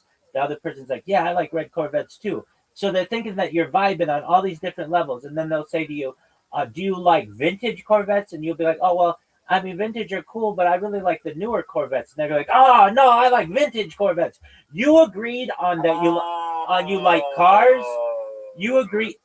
And you can do that with anything to anybody. You already agreed you liked cars. You already agreed you like Corvettes. You already agreed you didn't like Porsches. You already agreed that you like red Corvettes. There's just one little thing that you disagree with, and they don't like you anymore. Now you're the enemy because you don't like every single thing that they do. And religion's the same way. One person may say, I like Jews. Okay, great. What kind of Judaism do you practice? Oh, I practice Reform Judaism. Well, I personally don't like Reform Judaism. Oh, okay. Well, then are we allies? I mean, we're all considered Jews to some extent within our different demographics or our different versions of Judaism. But like, do you have all the same rights in my synagogue? No, you don't. And so somebody's like, well, I don't like that. Okay, even Orthodox people. One person may say, oh, I'm a Hasidic Jew. Oh, that's cool. Another person may say, I'm a modern Orthodox Jew. That's cool. You're both practicing Orthodoxy. However, those are two very separate strands of ways to believe. And many times the Hasidic world does not mesh well with the modern Orthodox world. And then even within Hasidism, one person can be a Breslov Hasidic dynasty person. Another person can be a Chabad Hasidic dynasty person. And they don't always mesh because they have different leadership. Like, you can always break it down. So you want to do your best to avoid these things that divide us, no matter what it is, whether it's cars, whether it's religion, whether it's politics, and focus on the things that are positive. And so whatever it is, in a case like the car thing, you can say, I have an appreciation for older Corvettes. I personally like newer Corvettes, but I think it's really cool that we both like Corvettes. And I think that all people who like cars are cool because it shows they have an interest in something. Anybody else in the audience, maybe you don't like Corvettes. Maybe you do like Porsches. Anybody want to talk about that? Tell us about their experiences of being a car lover. And you'll find that, wow, the people who love the Porsches for the same reason that I love Corvettes. And we have a lot in common. And maybe we don't necessarily jive because I like newer Corvettes and my friend likes older Corvettes and this other person in my chat likes Porsches. However, I understand now why they like Porsches. I understand it's the same thing that I love about Corvettes. And I should be like myself, right? I should be myself when I'm speaking and I'm talking. Who else could you be? Well, I tend to refrain. Like sometimes I get so deep into the religion, right? Like I'm going on a topic, and there's times that even I tend to contradict myself. Absolutely. Okay, so let me ask you this. What religious background do you have from a teaching perspective? Have you made smicha, which is rabbinical ordination, or have you been to religious school? Jesus teaching. Okay. I grew up listening to his teachings. Okay, so right away, if somebody's like, hey, you're preaching, but you say you're Jewish, but yet you're having like the idea of the Nazarene, those are contradicting philosophies. And if you don't see that, your audience will. So basically, what I'm saying. Contradicting philosophy. Oh, absolutely. I mean, we within Judaism don't recognize the Nazarene to be God. We also don't recognize that person to be the Messiah.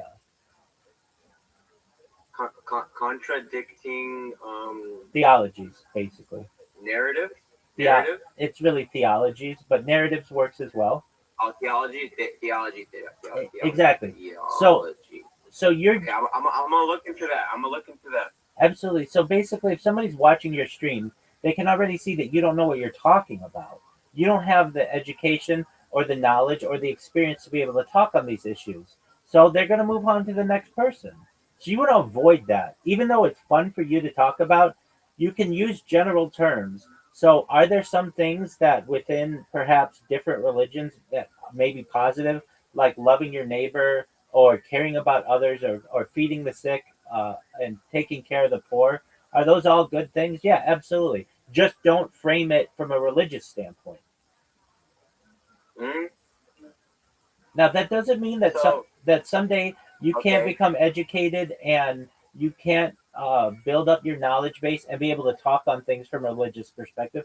I don't want to, but you don't currently have to be able to speak on these things, and it's even more dangerous. You're right. It's even more dangerous because you don't know what you don't know. Like, it would be one thing if you had, you had more experience, perhaps in teaching on religious topics, and you knew that at some point you may have to say, you know what, I'm gonna have to look that up, so that you don't contradict yourself. Religion many times though is full of contradictions, and so don't feel badly if you ever contradict yourself, because that's something that can happen. Here's a paradox. Is God all powerful? I mean, they say he is. There you go. Perfect answer.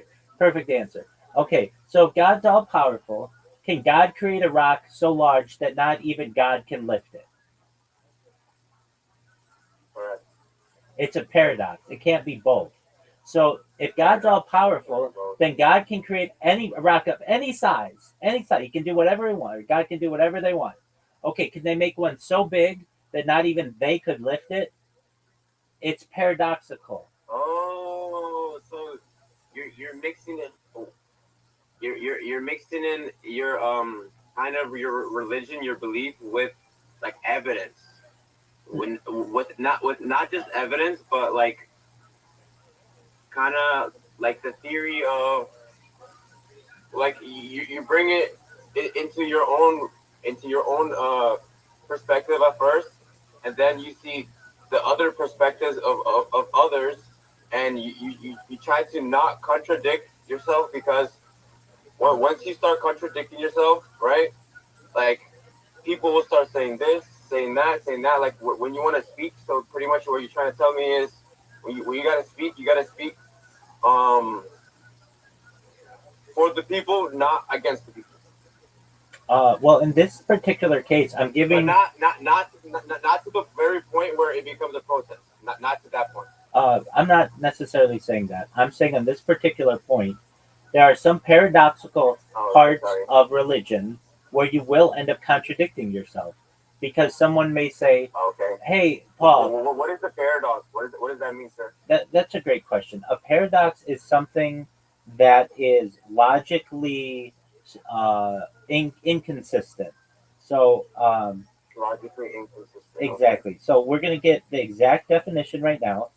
So What is a like paradox? Jesus, right? Like he would contradict himself a lot by saying this, that, and that, right? I mean, here's a classic The contradiction. Nazarene. Yeah, here's a classic contradiction. Uh, he, uh, whatever. The Nazarene's supposed to be God, right? Yeah. Okay. Allegedly. Allegedly, exactly. Okay, fine. Within some belief systems. Okay, and Correct. then died on Good Friday, right? Yeah, Good Friday. Died on Good Friday. So the Earth didn't have God for 3 days. Is that how that works? And also, how can you kill God? If God is all powerful, how can you kill God? How can you kill God? Wow. Like, why would he send his son down just to die? It makes no sense, right? It's another good question that you're raising. Uh, And then another question arises, like scientists speculate that there could be millions of different types of civilizations in the world. Why does God care so much about Earth that, like, did he send a son to all the different civilizations? Like, what makes Earth any different than any of the other civilizations? And then you recognize that religion was developed as a philosophy for people who had limited thinking and weren't exposed to as much science as we are. And you recognize that perhaps the people of the past may have made some mistakes. Now, as to your question about a paradox is a statement, proposition, or situation that appears logically self contradictory or absurd, but often reveals a deeper truth or coherence among closer examination. So here's one. If I say uh, statements that lead to infinite loops or truth values, such as the liar paradox. If someone's a liar and they say this statement is false, can you believe them? It's paradoxical. Like, you shouldn't believe them because they're a liar, but they're saying that this statement is false. Or that right there, they don't even have to be a liar. If I just say this statement is false, it causes contradiction somewhat. Here's one. causes contradiction. Exactly. So there are many of them, but without you know harping on this issue anymore necessarily. You've just got to understand that the people on the internet may not be Jewish, may not be Christian, may not be Muslim, may not be anything. Most people are generally becoming more and more secular. So if the theme of your stream is religion, you're already alienating 90% of your audience because most religious people don't care about your stream. The people who care about religion are going to be in synagogue, they're going to be in church, they're going to be in a mosque. They're not going to be on Twitch, if that makes sense, generally. Oh. So what you do is you take the learning that you've learned, and I'm not saying the things in the past that you've learned aren't important. I'm not saying that at all. I'm saying that you take that knowledge and you make it more digestible for a larger audience. So, like, what's something you like to talk about? Aside, you keep saying religion, and I understand that, but what about religion? I like to talk about the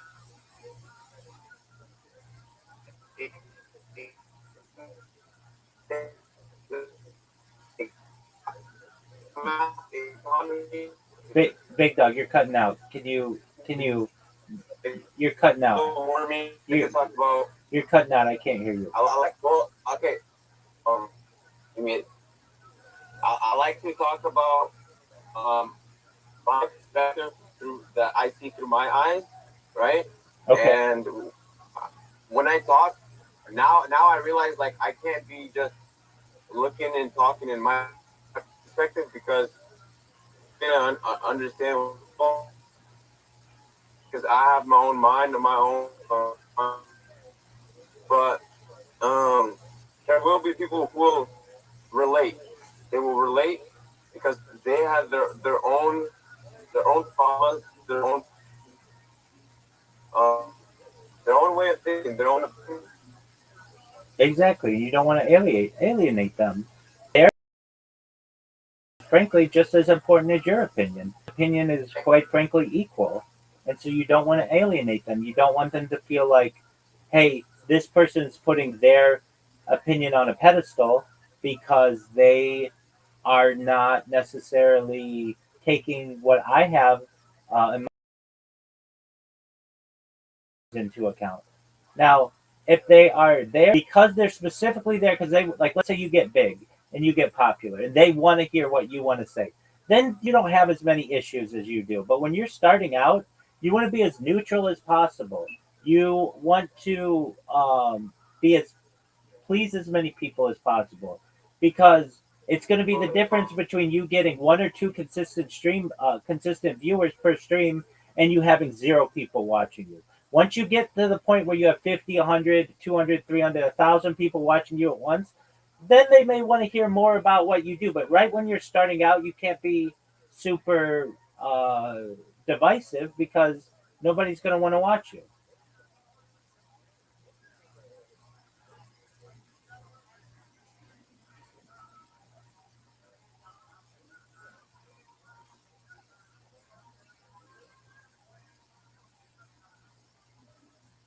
All right. Well, you cut out, so I don't know if you're still there. I'm gonna go back to my podcast. Feel free to listen or whatever. I can say, Joe goes. Bringing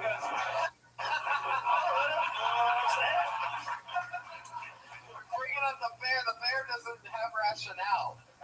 Go on. The joke goes, I never met a retarded person with AIDS. Maybe they're immune.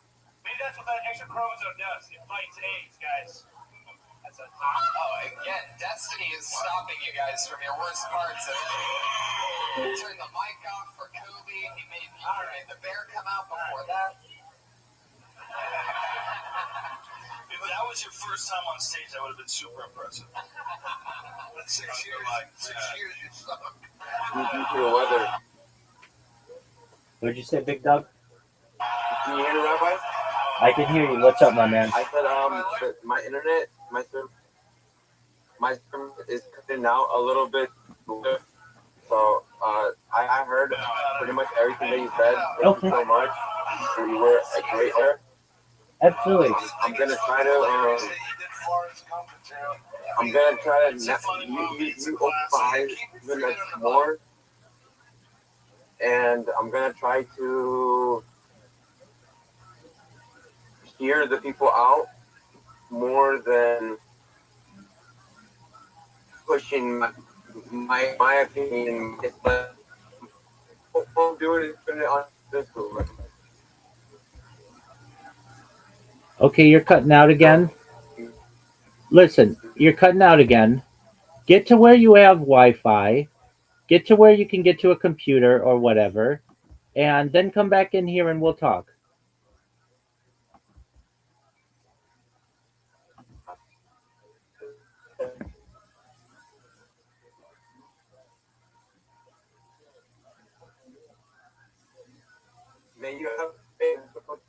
I hope you have a good day as well. Take care, my friend. I almost contradicted myself right there. No worries. No worries. Don't you worry about it. Life is full of contradictions. Don't you worry. Okay. Thank you. Take care, my friend. We'll see you soon, God willing. Shout out to that guy. Shout out to Paul. You just straight up tell people they're not Jewish like that? Absolutely. Why? Because they ain't, baby. But they could be.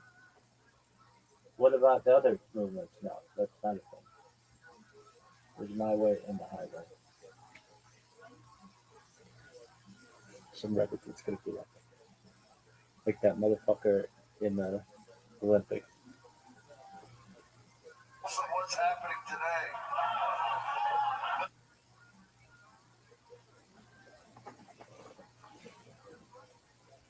If you have a bit and it's about an old movie, like Forrest, what's your favorite bit? No, it was a bit. But I knew after I got into the bit that he was too slick to be an open micer. Yeah, really? What makes you? Because he was articulate, he had timing, and he was too good to be an open micer.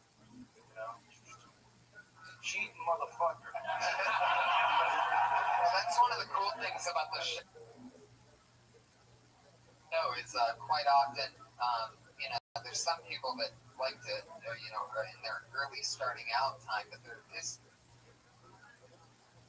a few people that are really funny, like Tyler, who I've seen do maybe, I don't know, 6, 7, 8 different 1 minutes of being on the show. So sometimes, that much time? Yeah, he's got a total of at least 7 or 8 minutes. But after the 7th minute, I start tapering off. Yeah. So sometimes people come on just to work something out and hang out with us. No, I know. Too late. No, I love it.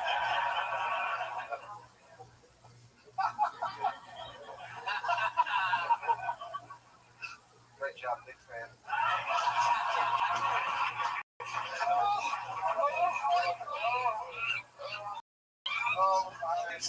I love your going with the wind bit. And that Wizard of Oz, I can't breathe. Oh my God. Why did the munchkin cross the road? Oh my God. Jesus, what do you think about this whole thing? Fuck yeah. The Lord has spoken. That's the 11th commandment, what he just chimed right there. It is weird doing a joke about Forrest Gump nowadays, because I don't think I could do one. Even if I were to do a joke about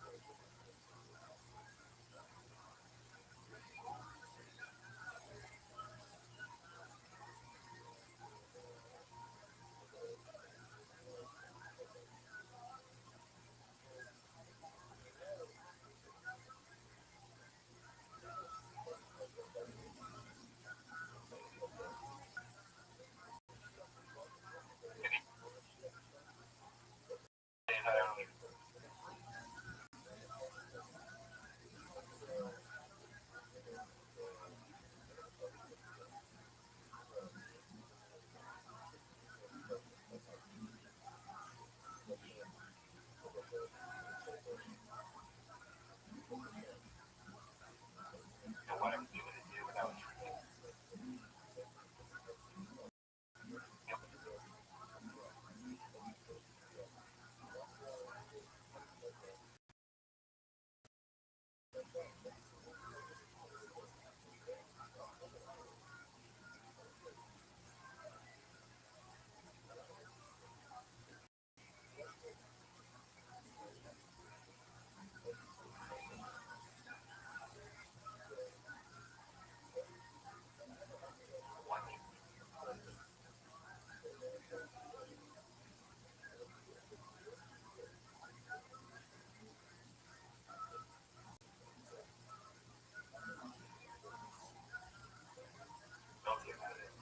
I'm not going to do a Transformers joke because in 3 months that joke's going to be the lamest joke ever.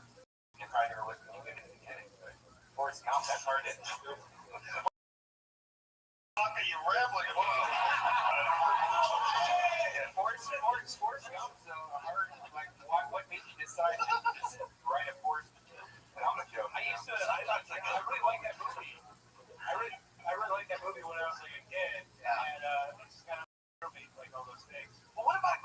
like Star Wars. You can do a joke about Star Wars. Yeah, there's certain movies definitely. Person else is a suspect. Oh, well, I know why. If Star Wars is classic, if you do a joke, you can totally do a joke about Star Trek. If you had a really good joke about Star Trek with William Shatner, old school, you would definitely do it. Because it's almost guaranteed that everybody in there has seen Star Wars. And even that's If you're black, you can do a joke. Hey, what's up with Chewbacca? That motherfucker's scary as shit.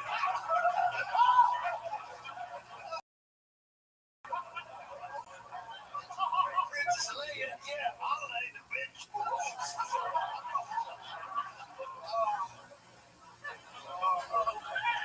my god. You're right. Now that you said it, Black Comics can talk about anything. That's amazing. I'm eating frozen food. Defrost the motherfucker.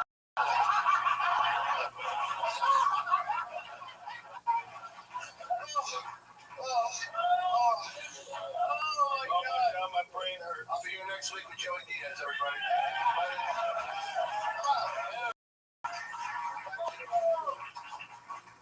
Oh my god. Shit. All right, Tyler. Hey, good job, dude. Yeah. No, seriously, I really, really do like the bit. You know, fucking, if you can keep rocking stuff like that, because I think it connects. I think we all knew the things. I mean, you said that he got a degree from Alabama, but he didn't know to stop touchdown. I think that's as American as apple pie. So I think that if you just come across as likable and not like a Dexter villain, you could probably get that happy-go-lucky stuff to work. Like, I'm an evil fuck, but I like to talk about evil things and make them funny, you know what I mean? But you gotta go with something. Yeah. Good luck, Tyler. forgot what my point was there at the end, and I tried to go slide. My Tony just went deep. What's my point? But yeah, Dexter villain. Anyway. Joe, a question that I always ask everybody on their first time on the show is, was there anything, can you remember anything embarrassing that you did on stage, or not embarrassing, but something that you can't believe that you did when you first started out? One time I was doing okay. It was like in the early days, I was like real shaky, like a cold, just coming out of a vagina. Like I could have a terrible set at any given moment. I would be doing good, then something would go wrong, and I'd just go right to the 10. And I was on stage, and I was doing okay, like things were going my way. And I knocked over my drink, but I tried to ignore it. I knocked over my drink, though, and just fucking don't look at it. And the audience was like, this bitch is scared. And those little monkeys, they smelled it. Yeah. This was in Boston, which is just a notoriously hard-ass town. It's cold as fuck there in the winter. People don't tolerate any bullshit. And so I found that there's a lot of places where you can sort of pull yourself out of the ditch. And there's towns that will get away with it. There's certain towns where you just don't. You know, once you start tanking, it's over for you. Fucking, this guy fucking sucks. Horrible accent. Yeah, done. So I went from having a good set, doing well, to in the shitter, all because I knocked over a drink and I just didn't address it. Wow. I panicked. How much time did you have left? I have no recollection. Was it a while that you just It wasn't good. But you know the whole audience saw you not doing the drink. Death. It's jokes that normally work just didn't work. I said them the same way. I had the same pause, but I was scared. I love that you were knocking over drinks back then. I'm very ape-like in my movements, not that precise. Wow. Funny because, you know, like, I guess maybe people don't, maybe listeners or audience members don't know, but not acknowledging something that happens that everybody can see is such a big deal. Yeah, well, that's why when people say you should just ignore hecklers, like, oh, you're crazy. Right. You're crazy. We're going to pretend someone's not just agreeing with something. Yeah. Like, the whole agreement that you have with an audience is when the heckler's doing this violent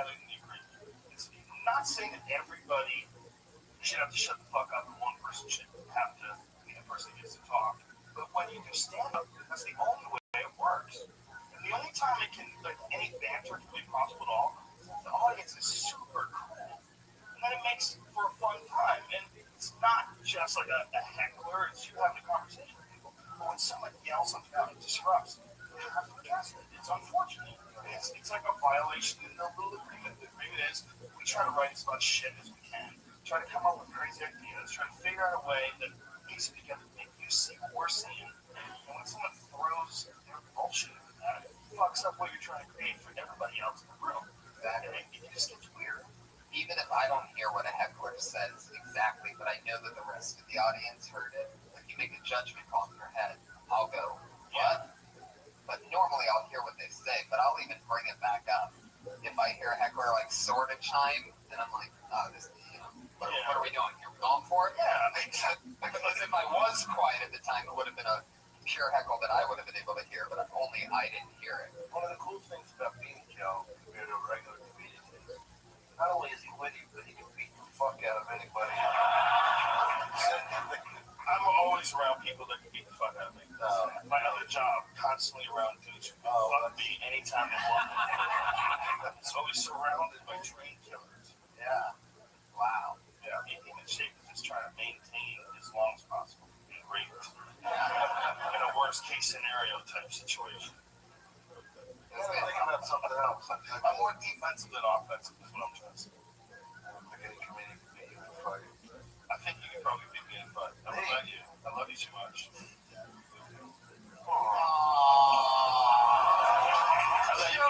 Dom, I are here. Baby. I take a beat. Dom, I already asked you I try to talk you out of it. what your thing that you regretted was, right? On another episode. You want to remind this crowd? I don't want to be ostentatious or pretentious or didactic, but I gotta say, I honestly have never had a bad set or a bad moment on stage.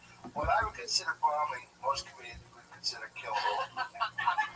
That's my sad tale. No, I don't know. I love it.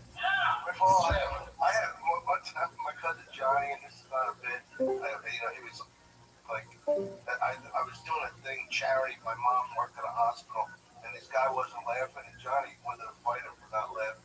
The fuck are you not laughing at? So, that wasn't a professional game. Do you think that growing up on the East Coast in that harder environment, it's a more wild environment, like Philly, you grew up in Philly, I grew up in Boston. Like, there's something about that East Coast comedy, like learning how to do comedy there. If you can get through that, you come out to the West Coast, people are so much more relaxed. I mean, their heckles are softer. I mean, like, you were talking about Boston. I thought of Nick's comedian. Yeah. And I begged Jonathan Katz one time to come up on a third show Friday night, but it's all fucking tough Irish kids and Italian. Like, all the gangsters and police made love at that place. It was like, and John Katz, he said, I don't want to work a third show. They booed the back of his bald head. He didn't on stage. Boo, you fucking bald-headed faggot. He hadn't even been up yet. And so what he did was, they're fucking screaming at him. He turns to the mic and goes, precisely, and then walks off the stage. I had one comedian tell me about the craziest time he got heckled, and then we'll move on because I told another name. But this great comic, or a good comic buddy who's a great writer, he once told me this story about how he had this big showcase. He was a sold-out crowd. He got up on stage, and he didn't get heckled from any loud person in the back or anything like that. It was a guy in the front row just whispering, "You suck." And he knew that only he could hear it, and he still could stand up.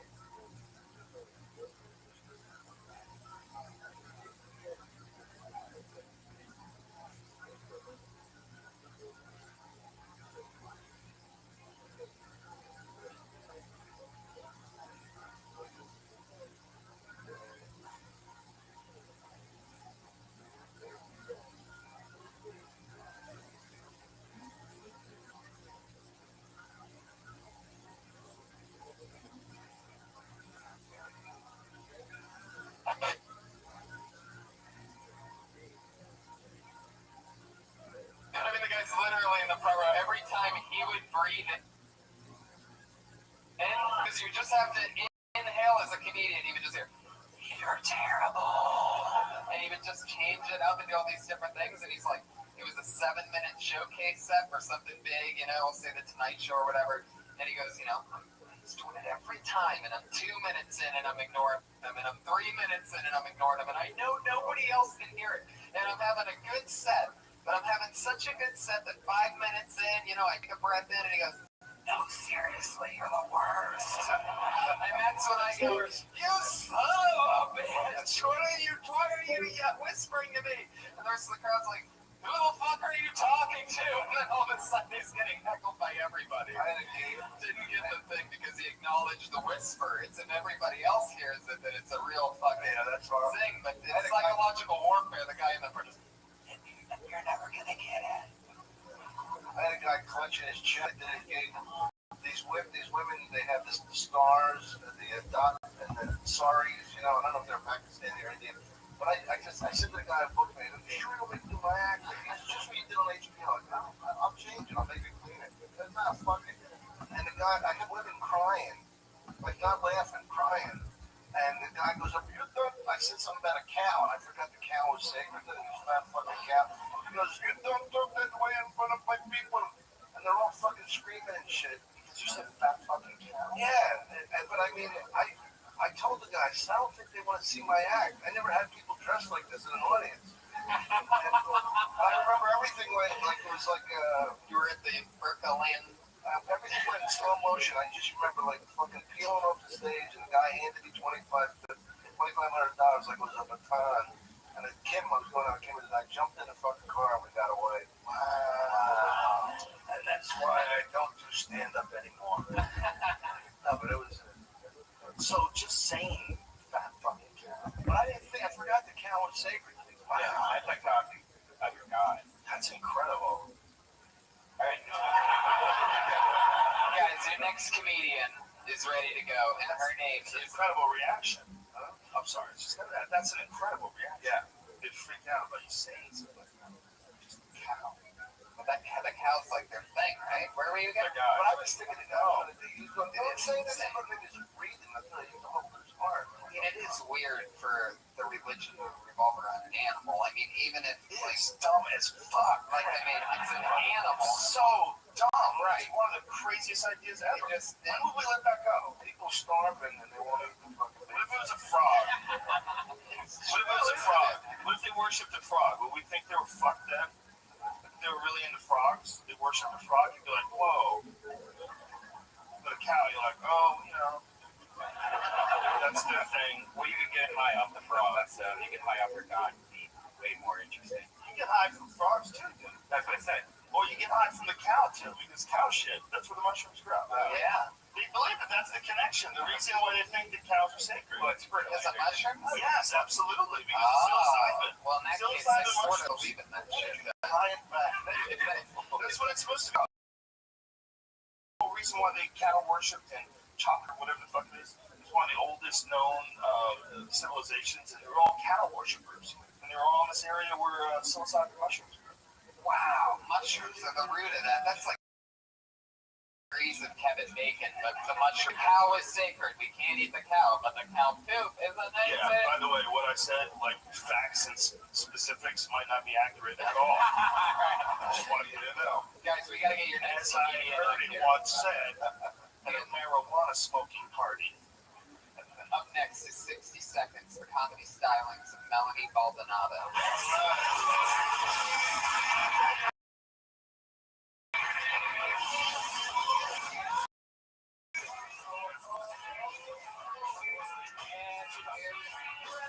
Melanie Baldonado is here, everybody.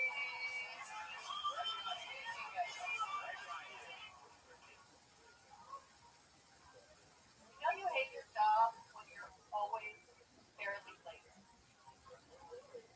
can't get there on time. So get all the force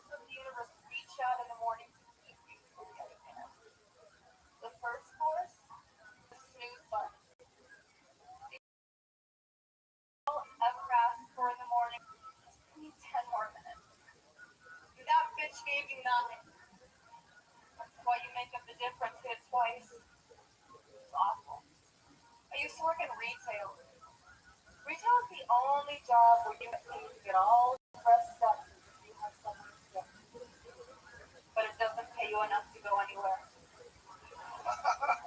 There was a brush fire 2 miles from my job at one point, and I was really worried. Because I was on one hand I really used this job, and on the other hand I always wanted to be the one to burn down this town. Well, I don't know. Well, that's a minute. There you go. I got it. That's right. That was 1 minute.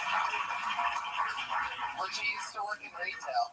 I used to work at a place called I guess I don't work there anymore. So why not? Tory Burch. Oh my God, you threw them under the bus. I don't know. I love it. I don't even know. Sounds like a child actor. What is it? That's a store? It's a store. What's it called again? Tory Burch. Doesn't that sound like a child actor for some reason? Oh, someone that went terribly wrong. So what's that person's story that came up with the store? What are they selling there?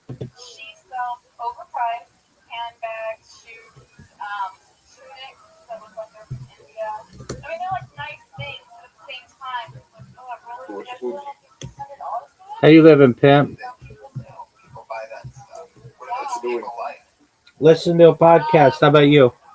Some of them are really nice and I like them, but then a lot of What'd you them are say? more, like, you? Okay, well, but they also demand I'm all the entertainment you need, big man. What's your least favorite corner? I feel like I just saw a cat step in front of a mouse and go, no, it's okay. I'll tell you, but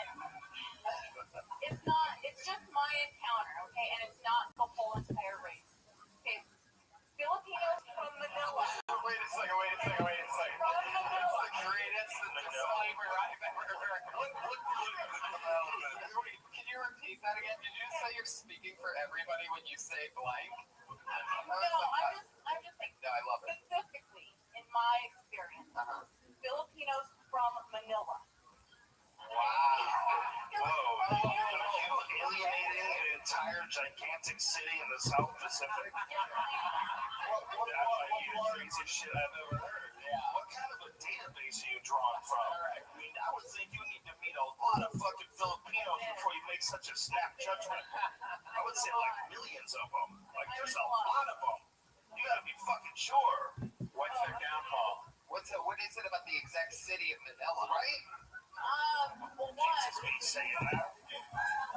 one, we would always have to ask them where they were from. And they were always like the people who would sit down and start pointing at things and ask you to bring them down. So they were just like, can you get me this? It's like, what are you talking about? There's a whole shelf of things. What are you talking Aren't they really short? Can't they just not? Look at her. She's reliving it with anger. What do you think? What are you talking about? Sometimes I like to throw curveballs like this because I think that there's. if you've got some sort of handicap or if you're blind, but if you don't have any of that, you can go and pick your own stuff and tell me what you like. Don't sit on the couch and start pointing as if I'm your slave. I think we would have to be there in your shoes to understand what the fuck you're talking about. However, I thought your retail joke was funny. That was funny. About you dress up like but you can't afford to go anywhere and shit. That's funny. I laughed. It's true. It's kind of fucked, really. When you think about it. I hate Cambodians. Oh, she did. I don't know why. You've been thinking about that for 3.5 minutes. Just sitting on it. I can relate to you. Thank you.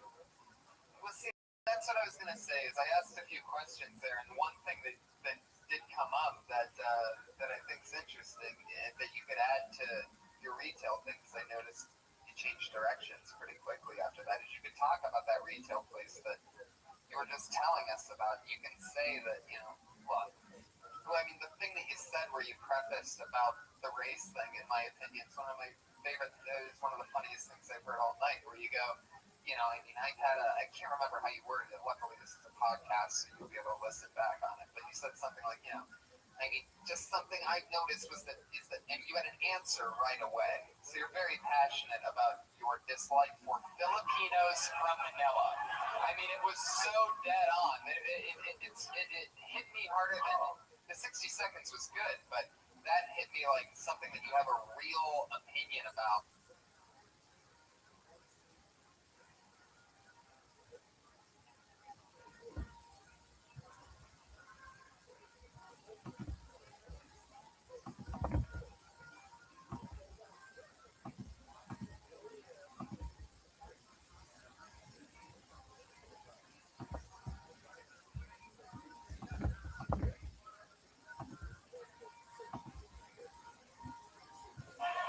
That people might be interested in, and it's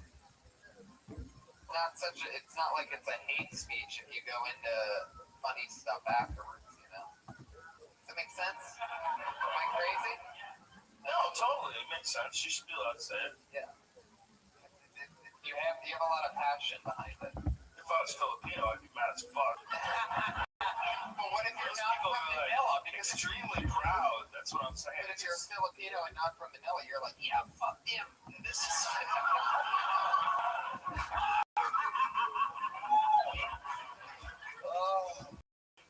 Good point. It's a very good You point. know, non-Manila Filipinos have to hate Manila Filipinos. Yeah, but they hate white people way more. They are really cool. And Filipino Americans are like awesome. They're like so nice. Like They're Manny so Pacquiao. Super friendly. Yeah, they're great. They're the best pool players in the world. Did you know that? They are. No, I'm telling you, they are. Yeah. Alfred Reyes, greatest pool player, arguably of all time, Filipino. Manny Pacquiao is one of the most likable guys. Every time I see him on TV, he's singing karaoke for some reason. Every Filipino I've ever met is like super friendly. Second, They're some of the most friendly, family-oriented people. See how many good things? Look at that second Titus. That's amazing. Who's the first Titus? There's a lot of different kinds of Asian people, so that's amazing. Vietnamese. Yeah, but it's from like 80s. That's why they Oh, you motherfucker. Had to ruin a moment. How dare you? You guys found the good in Filipino. You know, I can't find anything good about fucking Cambodians. Fuck the Cambodians. I'm sorry, honestly, that you ran into a bunch of people that poorly represented, people. But I can't think of, like, if I had a base that was, like, almost universally friendly. Yeah. Oh, yeah. They're so What race are you, by the way? Really, like, friendly, nice. But I'll tell you this real quick. Wait, what is it? What race are you? My father's is white, my mother is Hispanic, 3/4 Hispanic. Hey, race is What is exactly Hispanic? Like, okay, because like it gets divided. Okay, my mother's father is Basque, 100%. Her, that's like what's still okay. I forgot. I don't like them either. I don't like that. They're such assholes.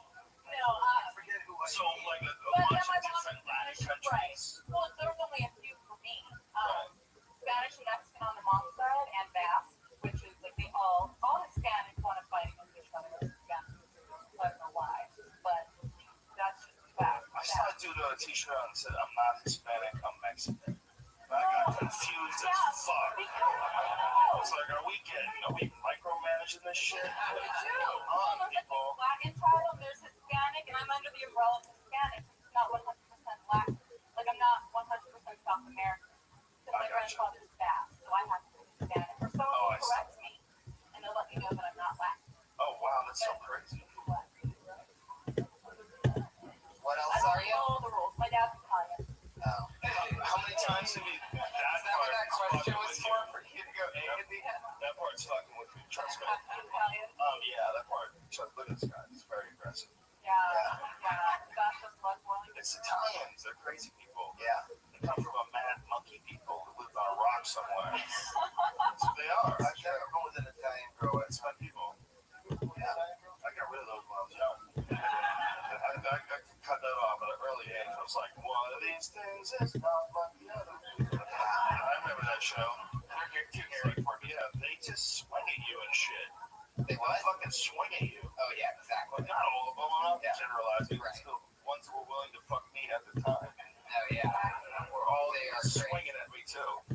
And that's like, Bitches. they are. That's an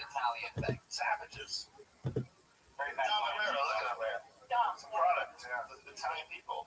Look, don't get me wrong. They make awesome food and their cars are pretty. Yeah. You know, Really, really there's smart. a lot of great shit about. I love it. A lot of Italians are great people. I can't handle it. Have you ever punched a guy? 1/4 hour. Really? Okay, that's not true. I was asleep and I was having a bad dream and I swung and I didn't realize that I was swinging in real life and I punched him in the stomach and it was really sad. It's one of the nicest I've dated and I felt so wrong. Just in the stomach? Was Like he just pussy? like just totally just punched If him. a girl hits you as hard as she can in the stomach, you know, how hard would that be from like a laying position? Can you whine about it? I have no like What kind of ferocious ground and pound do you have, sister? That's gonna sign you up. What's this, Josh Martin? So you ground and pounded him with like some sort of a rich hand type? I think I actually kind of like came around and down. I doubt you did. I have no idea. I have no idea how it came. I would tell you, based on what I know about the human body, that All wouldn't I be know happening. is that, all I know is that I felt my fist hit his stomach, and I woke up, and his eyes were like popping out of his head, and his hand, I was like, oh shit. Did you get turned on by the moment? Like, shit No, just got oh crazy? my god, no. Just a little stare up out of nowhere. Bitch, I'm tired of your No, bullshit. no, Oh my god, I can't believe I thought I was dreaming of hitting you. Totally. This is so crazy. I was in that dream-like state in the morning. When you wake up, as you have to be. Just wailed him right in the liver. If he had broken up with me, I would have understood. I looked at his face and You would have understood? Oh my like, god. totally, like, this relationship's done. Oh What did my he god. say? Well, he didn't say that much because he was hurting. It sounds like a real push. Like, he didn't say anything at It first. sounds like a real pushover. The first thing you said was he's super He nice. is what he was, okay? I mean, It's like, what no, kind of now, douchebag is this guy? What is he, Mr. Polite? Just goes around yeah, I thanking like people nice for guys, nothing? okay? Hey, so Thank what? you, thank you. Oh, hello, good day. How are you? Please don't punch me in the stomach. I'm trying to get some sleep. Oh shit. I just buried her ex-boyfriend. He's got a point there. He No, really does I have know. a point. Yeah, I mean, he wasn't a fighter. He was a golfer, okay?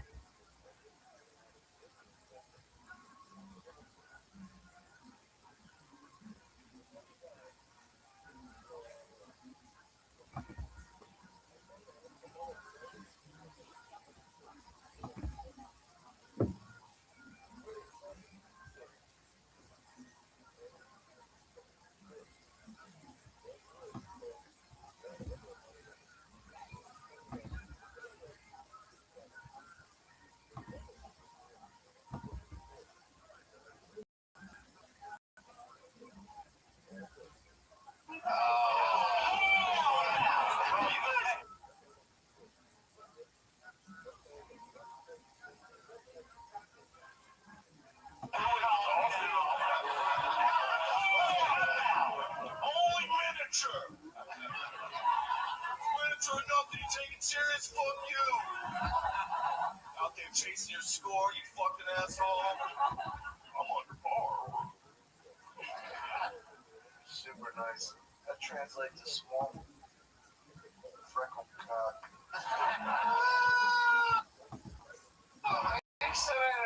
Hey, anybody else hungry? Small freckle. How many times you done stand up? How many times? I'm in my fourth year. Oh, you're fourth. Okay. Sorry. Yeah. How long have you been doing it? Would be a better question. I'm sorry. I lost. Did you do it a lot? How often do you do it? I try to get up to 4 to 5 times a week. Oh, wow. Is that hard to do? Yeah. If it's not a bar show or a show, then I try to get on a mic somewhere. And did you start in LA? I did. Yeah. I'm from North by an hour, so. Well, It's logical, but not this smart as it is. look, you can make us laugh for sure.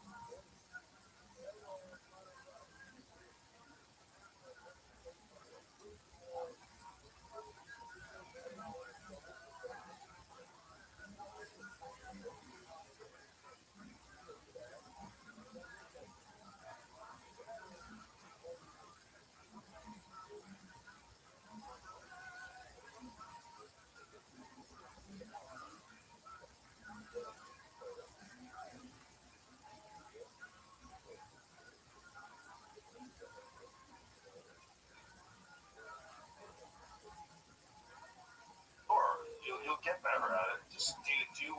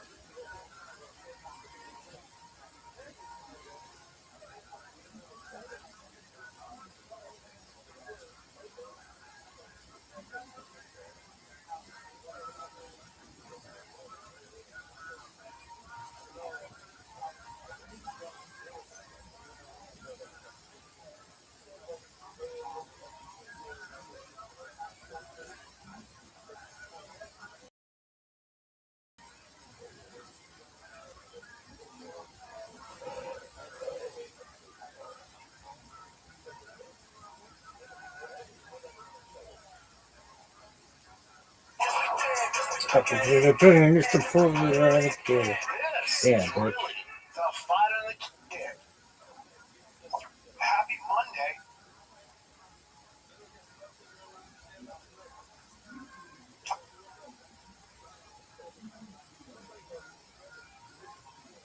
Fight stories. The old fisticuffs. The old fisticuffs when you got to wrestle on All American.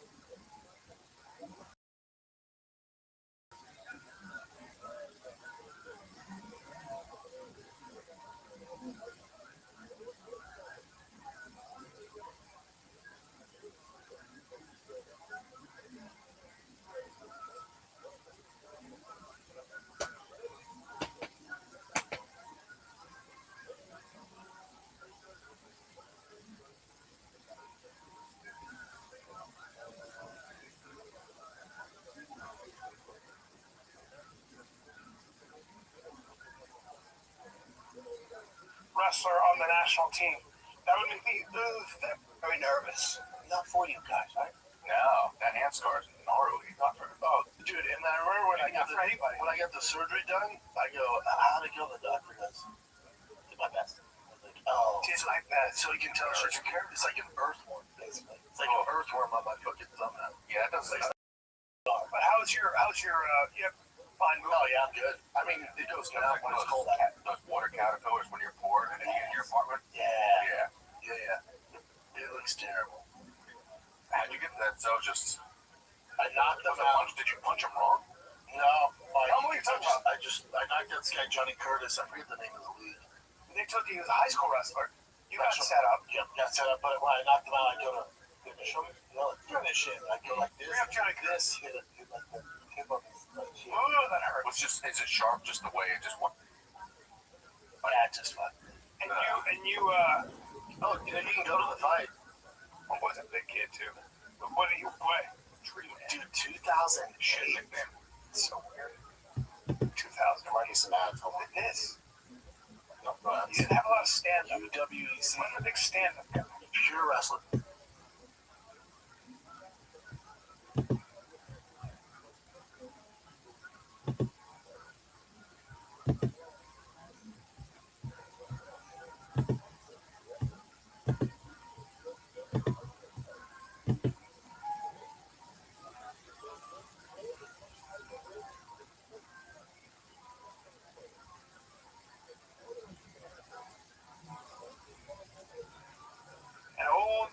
Turn this out, Jen. Out of Denver, Colorado. Put a young brother there.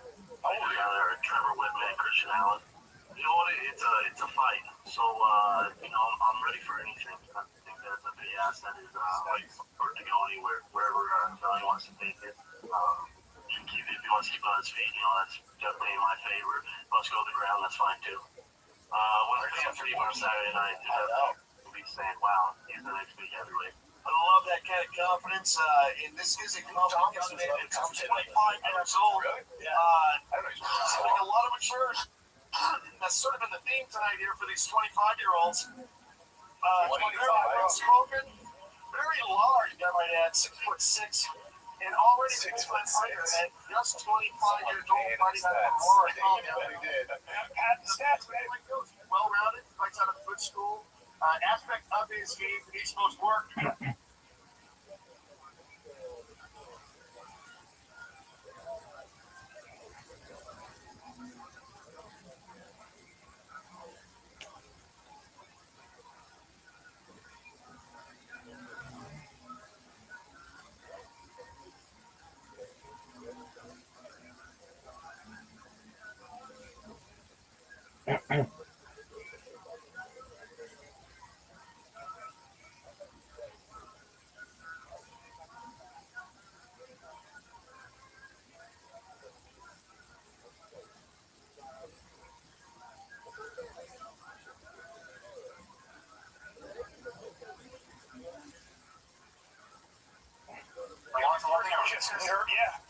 Nervous as shit. He's got the 30, got the size. What's going through your head as you're walking up there? Here's what athleticism will do for you. I was so young. Oh, man, I was ready to fuck shit up. Yeah? Yeah. No nerves? Oh, yeah, I was nervous. Yeah. amazing athlete. All right. First of all, he had only been training boxing for 6 months and became a Golden Gloves boxing champ. Wow. As the strength and conditioning coach that UFC welterweight champion George St. Pierre has. Crazy high altitude. It has a sick roster of 5 straight right there. KO. So good. Dave Carwin, Such a genius. He's a KO. ninja. That little guy right there.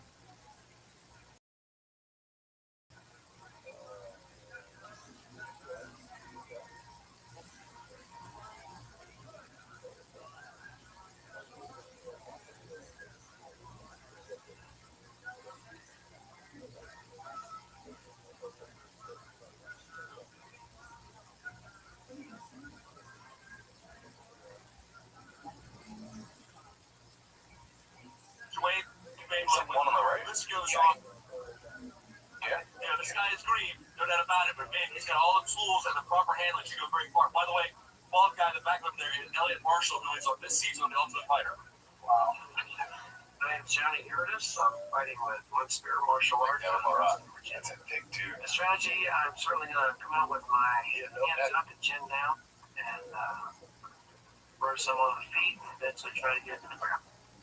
I think Dave, I own a Freedom Tree Service, and so it's physical, 6 days a week. Good advertising. Service. I'm trying to fill that problem. 8 years old, I feel in good shape, feel strong, and good health. This is a 2-time All-American wrestler out of the university we're in right now, George Mason University. Just adored here by everyone. Phenomenal wrestling, phenomenal base. Actually, pretty good submission.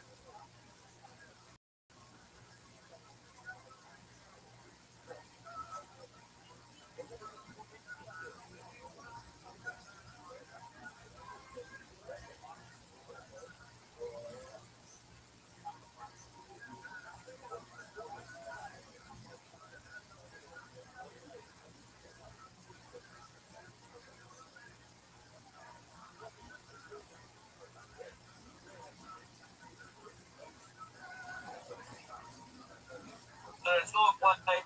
There is a big question mark though about it. Stand up. Last time he fought a guy that wasn't as good as a wrestler, but was able to keep it up. But that guy had much better stand up. You know that shot was due for the game when that Golden Gloves boxing tells you he's got the wrist hands. Look at Johnny Hotspot fixes that hair. Rosie's in for a very serious fight. Hair right against Robbie. That was like that. What's that Jose name? Chuck's here. John Turner's in the ball. But as you said, that guy's got some. Big enough to have a shot at the NFL at 6'6", and he's in up 6'6". Here, but okay, seriously, I'm no professional athlete, but I'm 6'4", about 250 pounds, and he performed me. Look, that's not true. I like the height. It's a big one though, isn't it? Yeah, it's about my size. He said every bit of 6'4". You might have been wearing boots. Was Luke an athlete? No. It says there 6'4". Feet tall, though he listed himself as 6'2". What's your affiliation? Brandon Shop. TKO. 6'4". No, he's definitely. Let's go. Look at Luke. He's got the old graphics, these shitty graphics. Oh, I know. God. I'm pretty sure the owner of this promotion committed suicide. Oh, no. Yeah. A few years after. So this was sponsored by WJ.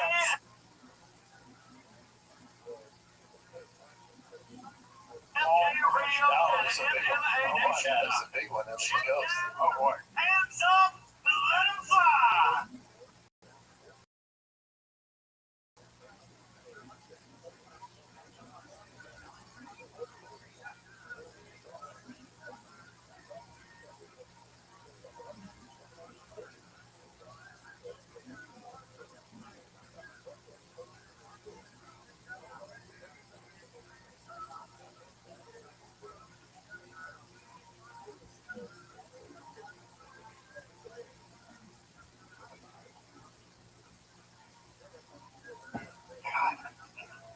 This fight is scheduled for 3 rounds in the UWC heavyweight division. First, introducing fighting out of the blue corner. He is a Brazilian Jiu-Jitsu artist, holding a professional record of 1 win with no losses. He stands 6 feet 4 inches tall, fighting out of Denver, Colorado. Brendan Strong. Fucked up. But you picked up punching pretty easy, right? I mean, it's kind of like your thing at that point. His opponent on my left, fighting in the red corner. He is a boxer, holding a professional professional record of He's 1 not win awesome. and 1 They're loss, wrestler. fighting out of Not to Rothschild, show off Virginia. so often. So Johnny! How much did people make up back then? It's like I was watching the was at old these UFC things back one, then. and there was like what, they have 700 yeah, well, it's like WWF too. Yeah. Yeah. Line it up in this matchup here. 6'6". This looks like it's from Starting off 1992. against 6'3". Here's this. Brendan Schaub in the 2008. black trunks. John Curtis in olive and black sprawl trunks. Who would have thought the UFC would have been just fighting up the street at the White House? Third minute, Mike King ready to get the heavyweight Let's start. go, baby. David, 20 years after. Can Schaub keep it on the feet? I think he has to win. Curtis is wrestling. He's Brendan, good. this was 18 years ago. See, Curtis This guy is not really. Curtis does not want to be at the end of the big long jab. Pretty sure I was. Wait. Yeah, see. Oh, shit. Schaub to overcommit. Big takedown. Nice takedown. Super aggressive. Jesus. Also, one other thing about Schaub, I've noticed his takedown defense. He's still very clean at it, but Whoa. very good balance. Watch Schaub's balance. Hard ready to get off of his face. Look at where I That was, missed it. that was such amateur mistake. Slightly That's some Cyril Dog shit. Back of his head hit the canvas pretty hard, and I saw him grimace, but he appears to be okay here with side control. This is a good spot for him. Oh, get you, Sarah. Not a technical person. That was a straight Nuggets, Nambies. he wants to take down, but he's not setting up for too much. It's very uncomfortable. Schaub with the jab and and Curtis needs to set up those takedowns, though. Those are phenomenal. Oh, he's hurt his leg. He's hurt his leg. Oh, I saw it right And he there. got knocked out at the end. And Curtis needs to set up those takedowns, though. Those are phenomenal. Oh, God, his leg. And he got knocked out at the end. Schaub, Schaub just gave us the John This jump almost below both my ACLs. That was just. He got fired in. What? No, watch. Yeah, I jumped so high and hard. Watch this. Brendan Schaub at 1 minute and 1 second of round 1 takes care of Johnny Curtis. Brendan Schaub is a 25-year-old.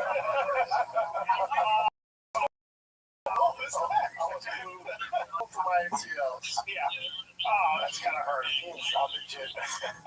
I think I get on the mic and call out Frank Mayer after this. Yeah. And then he just stopped here, and you're right. That was that third punch. For a guy who's an all-American wrestler, that wasn't a good take. It ruins my shit. So weird. For the thumb. You should go behind it. Very, very good demonstration. Taking on a very tough fighter. Key to this one clearly. Take down the fence. You have the knees going. You have the hands going. You wanted nothing to do with the ground. You wanted to demonstrate your hands in the ground. You had that Black Power Ranger hairline. Yeah, I still do. Down, that's fine. So it's comfortable down there. It's just really wherever I want to take it. So at 6'6" and extremely large guy, great start to your pro career here with the win. This was your pro debut tonight. What can we look forward to? And we also noticed that Josh Barnett, next legs again there. Nice theatrics there. What can we look forward to? It's bigger and better things only up from here, and appreciate UWC for what they did, and it's just bigger and better things from here. Look, it's in on me. Here's the end of the fight. Talk us through this, Brendan. He went for a double leg hook right, that stuff, took him an uppercut, and he outran and then one just to make sure. It looked like he may have damaged his knee on the way down, but you're doing what a fighter's supposed to do. You got to finish that fight until the referee tells you otherwise. Good job finishing. Yeah, that's what we're trying to do is finish it till the ref pulls off. So, me or not, the uppercut helped with that. So it was a good night. A bright future for you, Mr. Brendan Schaub! No cauliflower ears. Look at his ears. Nothing. Nice and clean. My dad wanted to see Washington, D.C. after that. Yeah. And didn't give a fuck that my thumb was throbbing. My hand got like, It's like so. it was just puffy, just disgusting. That fight cost me, but it's so painful. I'm sorry, is this Throwback Monday? Anything else, fellas? Right, 18 years ago. That was a hot second, yo. Hot second. Dude, boys start tackling football. I had to get the football gear. Yeah, so I bought a football gear. Dude, the difference between those helmets and pads now to when I played. Really? Oh, night technology. Can you imagine when Brian played with leather helmets? Oh, yeah. Bro. Yeah. Dude, night and day difference. We helmets with the all the different little pads inside. They still have that, but it's the pads are like gel and shock absorbing. Yeah. They're so much lighter, and the pads are all form fitting and they're thin. Really? And they're just way better and hard. And it's almost like this big and it's like this thin now. Yeah. I know they got me. It was like hard. Like the pads were hard and pads were hard. They actually made it worse. And they were big, so you couldn't like reach up and grab down. Yeah. It's like they can fuck. What do you mean? So now, It's just better technology. Everything's thinner, lighter. It's just way better. I didn't know when we were younger. Mine was made for the New York Giants, and I was fucking nuts. I know. And especially my 6-year-old, the helmet, I was like, dude, he's screwing me running. No, dude, the helmet's so light. They're so much better. Wow. The technology's so much better. Not cheap. No. Not cheap, dude. no. What's a good helmet run? Buddy, I don't want to get into that. I'd like to know. Buddy. So I get there, and they have one that they recommend the team buys. I go, okay, I see that. But what's that one? The guy goes, well, that's the one. Well, he's like, that's the one like Tom Brady, Patrick Mahomes wears. He goes, it actually helps concussions lessen by 20%. Like, well, I gotta do that. I gotta. It's the kids' protection. We're talking to brains. I'll take 2 of those. Oh, hell yeah. You're that audience member that doesn't put their phone on vibrate. What? I'm like, I'll take 2 of those. 2 of those, man. Not cheap, though. I'll say that. Really, not cheap. But for the kids, I don't think about it. But can I get a number, please? I need to know. Okay, let me guess. I'm gonna guess. Let's play Price is Right now. Yeah, I'd say $200. I would say 201 was closer. Both. Wait, Okay, hold on. Because this is technology. Now I'm gonna actually say We might be $320. we might be getting up to $350. $800. Wait a minute, hold on, what? Per buy a new kit. Per helmet. Yeah. For the helmet. Yeah. For the deluxe one. The light Apache right there is $408. Damn, even the big sporting goods specials fucking almost So all together, $800. $400. Yeah. $800. If you go to Rydell, check. That's $439. Wow. But you're right. Again. Now, what are the big helmets they have now in the pro? Oh God, that the bitches wear. It has like the Megamind sponge on it. Just don't play with that big of a bitch. You know? If they had those at Dick's, I was like, Tiger goes, Dad, do I do this? I'm like, if you wear that, you're not playing. See, I'm a moron. I thought that maybe they were having like microphones in there or something like that. No. No, that's just an added protection. Now I understand where it maybe in practice, but If you're the quarterback, you don't want to take some head damage as a quarterback. I mean, I guess, man, just don't play. Just don't play. Just don't play. Dude, when T's like, Dad, I need a visor. I'm like, no, you don't. No, you don't. No, you're not. No, you're not. So cute. Yeah, this visor. I'm like, no, I see him. He's like, you want one of them? I did. Yeah, I did. You gotta earn that, buddy. You're not getting a visor and the back thing. Get the fuck out of here. Dad, we use Jordan gloves. No, I see him. I see him. But this is a $400 helmet, mother. Yeah. When I was a kid, my helmet was $40. Yeah, that's And it was used from playing against sports. It smelled like shit, buddy. Dude, when you got hand-me-down thigh pads. Oh, that's the other thing. The leg pads, now they have like a girdle. It's like spandex with all the pads built in. Form-fitting. They're thinner, harder. Just 17 years of children sweating. Yeah. Oh. Yeah. And now they have like, where your pads you have to like air them out in the summer because it'd be like mold buildup. Now there's like dry fit material in there where the sweat can't stay in it. It's insane. But I told them, I said, you got to wear the helmet all the time before we start camp because you got to get used to having it on. So then we come in to watch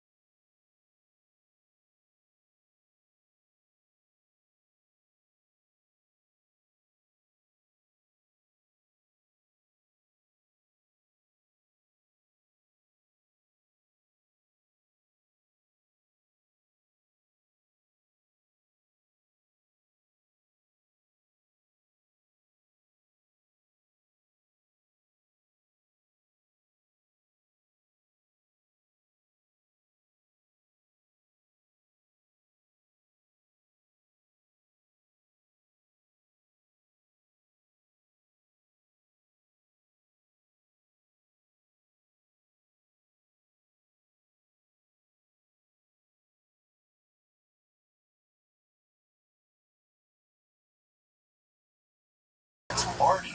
You were pumped? Oh, dude, so pumped. Yeah. Fuck yeah, hell yeah. Let's do it. Let's take a little break, guys, because Mother's Day is coming up, and you know moms love flowers. Yep. And get my mom some flowers. Flowers are the number one gift to give on Mother's Day. What else are you going to do? What else you do? I don't know about you, but I've been using 1-800-Flowers because I made it right into the last minute. And for 50 years, 1-800-Flowers has been helping people send beautiful bouquets. Mom will love and express it.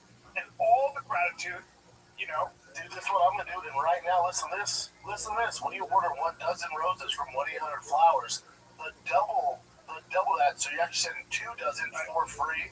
Twice the flowers for your mom. That says, I love you, Mom. Like 2 dozen roses. For more than 50 years, 1-800-Flowers has perfected the details that matter most. All right? It's carefully packaged and backed by a freshness guarantee. We got you, man. Listen, Mother's Day is Sunday, May 10th. And bouquets are selling out fast, so do not wait. Get your double roses offer before they're gone. Visit 1-800-Flowers.com/TFTK. I'm doing this, by the way. Oh, me too. I'm doing this because I'm going to put it off to last minute. 1-800-Flowers.com/TFTK. There it is, 1-800-Flowers.com/TFTK. Making sure we're talking about this. You were telling me, because you're a conspiracy, you're a murder mystery guy. And you were telling me about the killer at Ladybird. Oh, yeah, you're talking about the Lake Austin killer? Yeah. Wait, he's only killing gay guys? Yeah, I've looked into it. Have you, though? Yeah. Whenever someone said I looked into it, okay. I did because it's just not enough evidence to suggest. Because a lot of it's like vagrants, people who get drunk. It's not them. It's not enough of It's not them. It's not enough of all gay guys? Well, gay guys go down to the bank, right? So sometimes they're high. They fall in the water. Yeah. They can't swim. Is that a thing? Are they black gay guys? No. I'm not answering that question. But the answer is yes. Now, yeah, I would say that the thing is, when you get up, you tend to be able to clearness. Fall into the water. Offer action. Yeah, when you got pop shit. Go type in how many people have died at Lake Austin. Are they mostly gay? They're all gay. So if they're targeting, now Brendan is being they're targeting gays. Me and you should not be out there because we look like. Yeah. The serial killer's like, I guess. Because he's about to get me like, dude, I'm telling you, I just dress like this and I have body dysmorphia. I'm not actually gay. Yeah, exactly. So there's hundreds of cases. Yeah, no evidence of a serial killer. Yeah, is this Google? That makes sense. That indicates over 3,000. Hold on. Since 2022, 38 bodies have been found. That's normal, though. Yeah, it's normal. It is actually fucking. It's actually not a lot at all. And there's happening all white in their 20 gay. No, I talked to a cop about it. No, you fucking. I did actually. I did. Get the what? I said, is there a serial killer? And he goes like this. He goes, I mean, he goes, no. He was like this. He was like this. He goes, I go, but they find a lot of bodies. He goes, in any body of water in a city, you find bodies all the time. People kill themselves. Vagrants die. So the 19th person to be found dead in the water in 3 years. The Rainy Street Ripper. I love it. Ripper's wild. We haven't had a good serial killer name in so long. Right. Rainy Street Ripper. Nobody's making merch, bro. That's a good name. That's a good name. We were found by a paddleboarder. 5,000 signatures last July. Beg, please consider the death part of the wider issue. Keep scrolling down, Jen.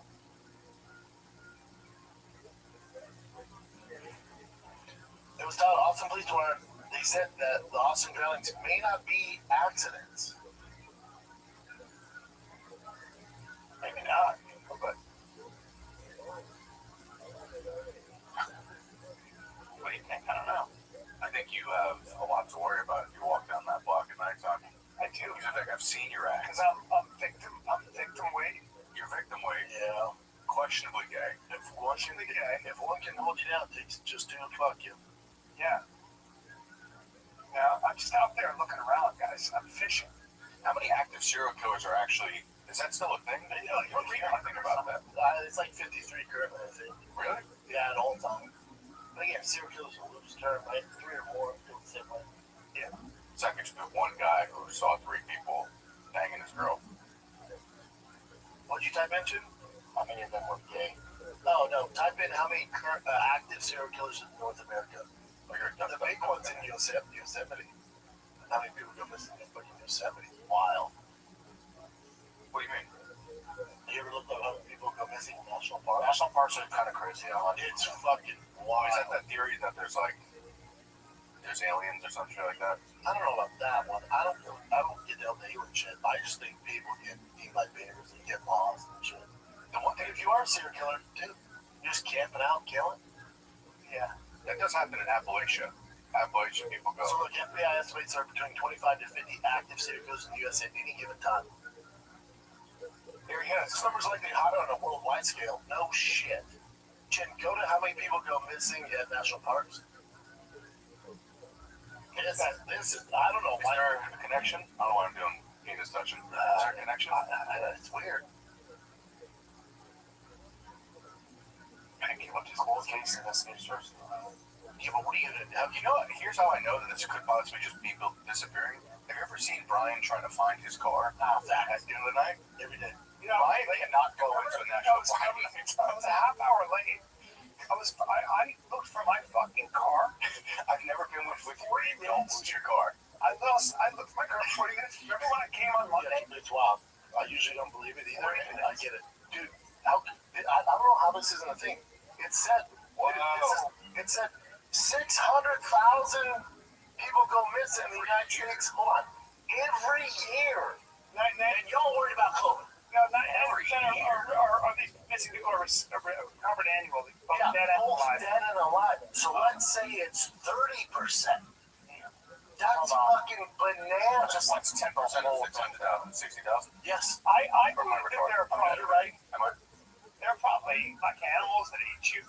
It's hard to chalk it up to serial killers, but something's going. We gotta.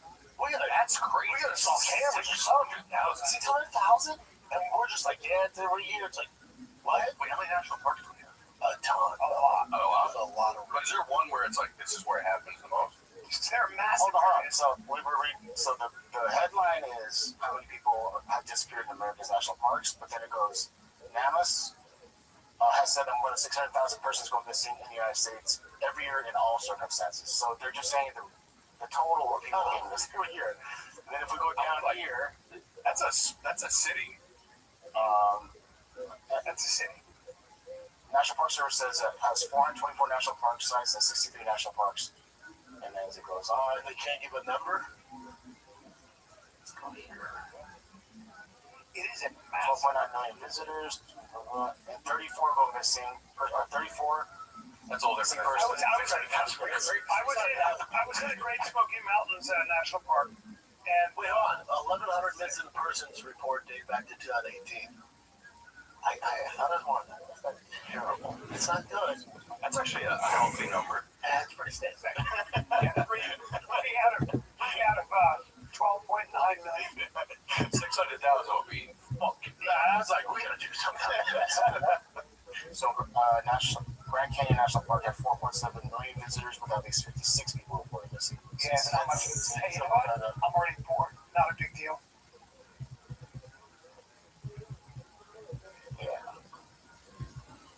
Yeah. Speaking of big deals, you guys' boy Joe at the White House. That's crazy.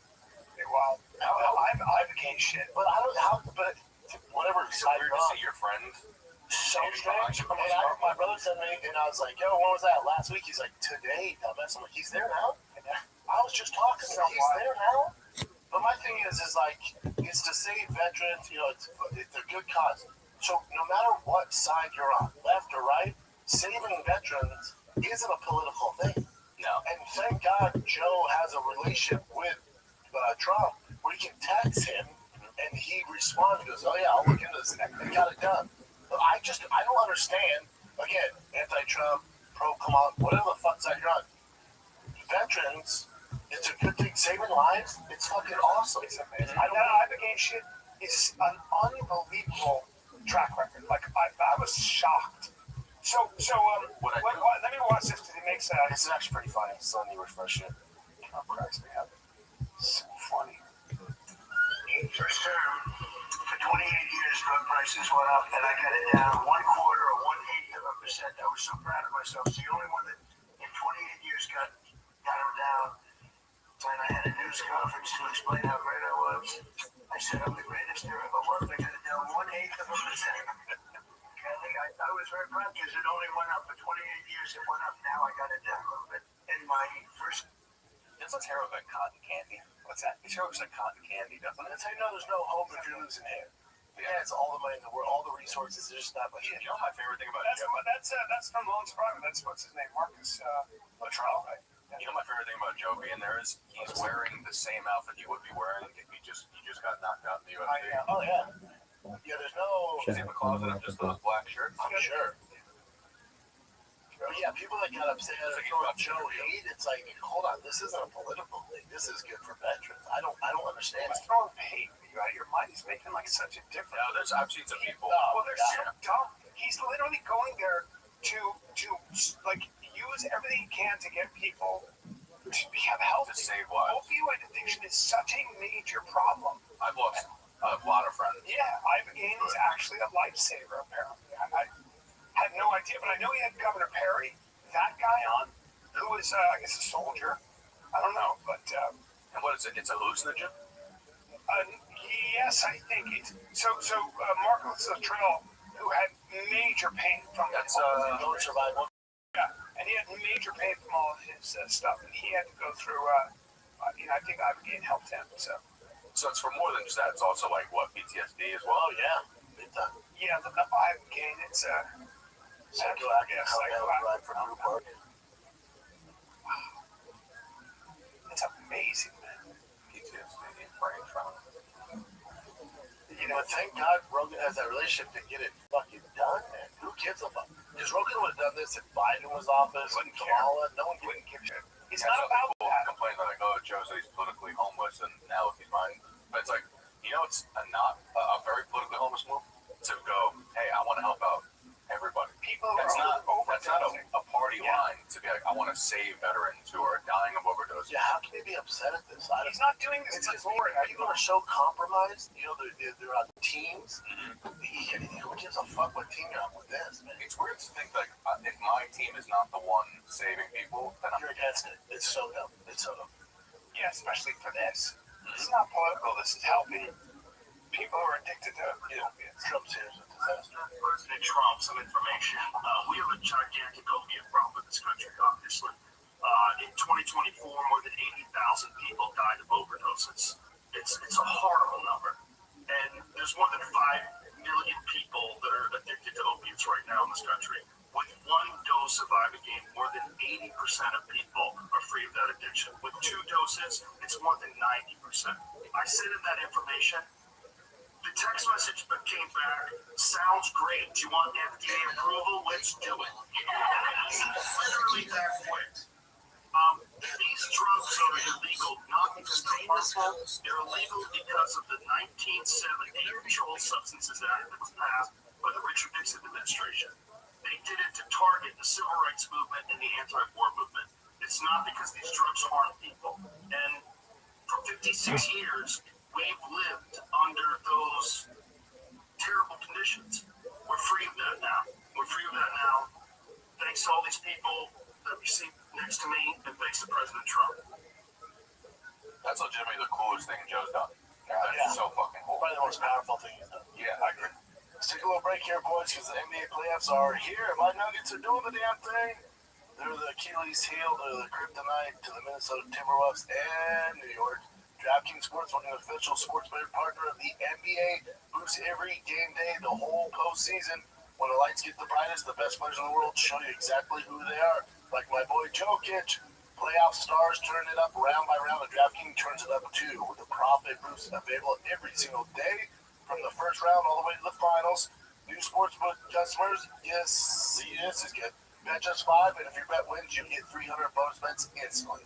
Download the DraftKings Sportsbook app, use the code FIGHTER, so you're ready for the moment. That's code FIGHTER, turn $5 into 300, and bonus bets if your bet wins. In partnership with DraftKings, the crowd is yours. Gambling problem? Call 1-800-GAMBLER. Call 1-800-MY-RESET. New York, call 877-8-HOPE-NY or text HOPE-NY. Connecticut, call 888-789-7777 or visit ccpg.org. On behalf of Blue Hill Casino in Kansas, with your tax pass-through may apply in Illinois, 21 and over in most states, void in Ontario. Restrictions apply. Bet must win to receive bonus bets which expire in 7 days. Minimum odds required. For additional terms and responsible gaming resources, see sportsbook.draftkings.com/promos. Limited time offer. It's like, people about who he has on his platform. The fact that he uses his platform to actually save something, that's so amazing. It's incredible. Yeah. That's badass. So, as somebody who's known him for 30 years, whatever you want to say about him, I can tell you that if you talk about he is a truly good person, he means everyone everywhere and all the best, but he also is somebody who is very honest with himself and everybody around him. Dude, he's jacked in there. Yeah, he's big. Yeah, he's a thickie. I said Trump, look how big Trump is. Trump's a big boy. Just big. 6'3". 6'3". I think me and Joe are like the exact same dimensions too. Like every time I see about the mothership, we're like the exact same height. I think Joe might be a little bigger, right? I think he's actually a little thicker. I think your arms are bigger. Joe's legs are, and his feet are gigantic. Yeah. I think you're ultimately both thicker. Yeah. I think Joe's thicker than Nick. No, Nick's pretty thick, bro. I think upper body, but his legs. What do you weigh right now? Right now, 209. Yeah. Oh, yeah. You're bigger. Are you Taller taller than that? No, I think we're like the exact same height. Yeah. Weird. I think it's both big guys. Everybody around him pretty tall. Latrell's 6'5". How big is RFK? 6'3". Easy. Is he that big? Damn. I mean, they're wearing shoes, but He's lean and mean in it, too. yeah, he is. Oh, yeah. Hey, can I just tell you about TRT? Sure. We're talking about this. On the record, people always like, oh, Nick's always bringing up steroids when he comes on. I don't have these questions. Yeah, you really don't talk about it. But dude, yeah, and I was like, so I guess it fucks with your estrogen a little bit. Yeah. I gotta go get my shit checked. And I was like, are you getting blood work done? I'm going to now. I have to go because I'm almost done.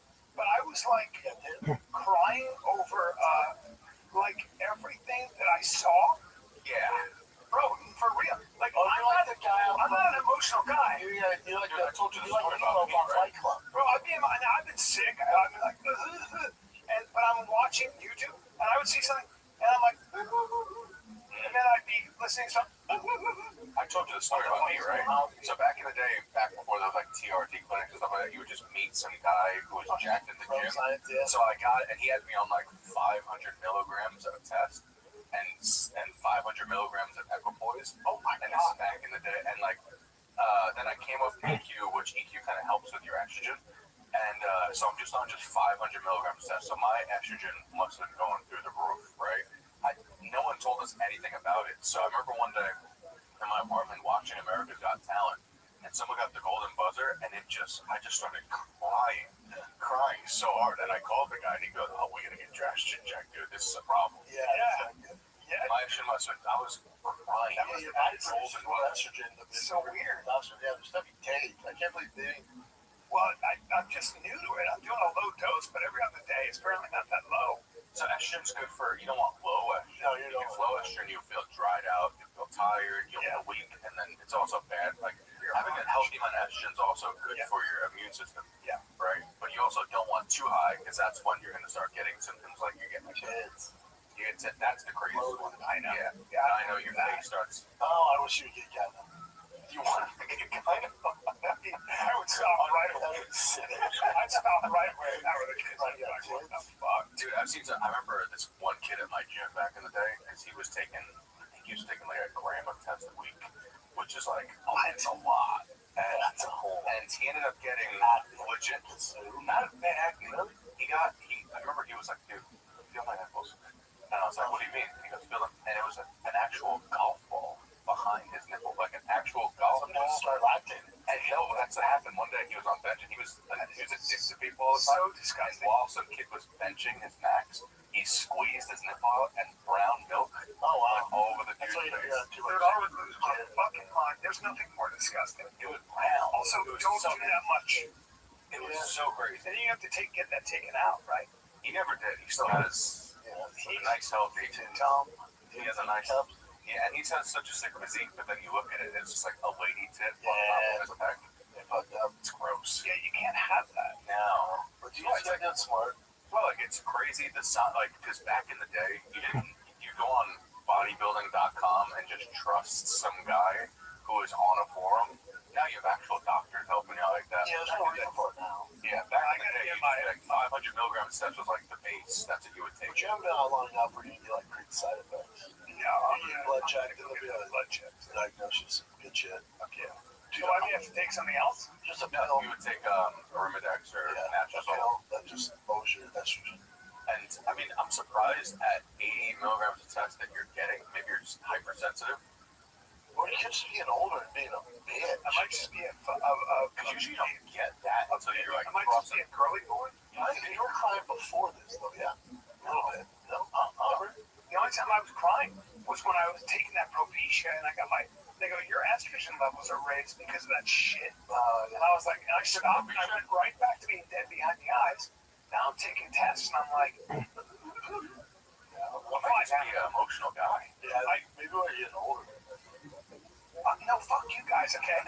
That's not true. It's not like I'm all of a sudden You get more emotional sensitive. There's all a the time. time. I'm fucking with my endocrine system. You're on 80 milligrams of test. Yeah, it's not That's much. low, right? Very low. Yeah. Is it? Yeah, it's You not, shouldn't be getting not side effects. very low, but like, 0.2.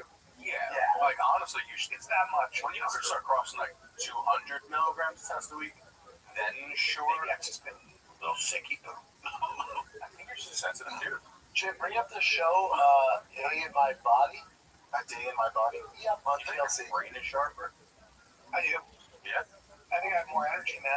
Yeah. I'm telling you, I'm back to that kind of Go ability. to Images. My wife maybe watch this show. Dude. Whoa. No. So it's called One Day in My Body. You see the guy? No. So he was a strong, healthy kid. He's working a forklift. Forklift runs over him. It takes his entire lower body, his wiener, his ass, all his legs. It takes his right arm and his entire lower body. His wife stays with him. He has infections all the fucking time. I look at my wife. I'm like, just throw me off the side of a bridge. I was literally about to say, before I say what I'm about to say, just know this guy Pull the plug. is a hero, right? Gangster. That being said, if you have no dick anymore, how long you last? First of all, I don't want to be around. Well, that's what my wife was like. Hey, if that's me, just pull the plug. And then there's another guy. I don't know. I'm sure it's. How do you survive? Well, this is the guy. That's what I said. They flew him, and it's some sort of. You ever seen that wrestler dude that has only that part? Yeah, I did a thing with You wrestler? Yeah. Does he still have a piece? No, Yeah. it's been that way though. But then there's another guy on the show where I don't know how he might have been. I don't know, but he's missed his entire lower jaw. Oh god. He's a black guy. He has no. I look at my wife. I'm like, dude, this is. I can't unsee this now, and you've kind of ruined my Monday. yeah, Okay. he's gonna cry. Yeah, and I didn't know what was going on. And I looked at it. It took me a second to make sense of the picture, That's wild, right? and now I will never be the same. It's an interesting show. Go to the guy missing the whole jaw. What the fuck show is this, dude? How is this though? Why is this called He's TLC? a black guy in the bottom left. Bottom left. I do. So he has some syndrome, but you can't eat or nothing. No, you can't. Don't say. Great. So this is not what I want. Is that his girl? From this. Yeah, but that's the thing. Like, God bless them. They both have girls. Is he even tongue? No, man. It looks like he does have a little bit of body jaw. I don't mean to be mean, but it looked like she was kissing him hard. You know, I'm so. Just be kissing like this. I just. Lip, sucking lip. Yeah, this is such a bummer. Isn't that crazy? Yeah, it is. You know what's gotta be crazy? If you're just a guy who's just walking down the street. And she's pretty hot. I was about to say, if you're a guy who can't get pussy and then you see this, that has to be your 13th reason why.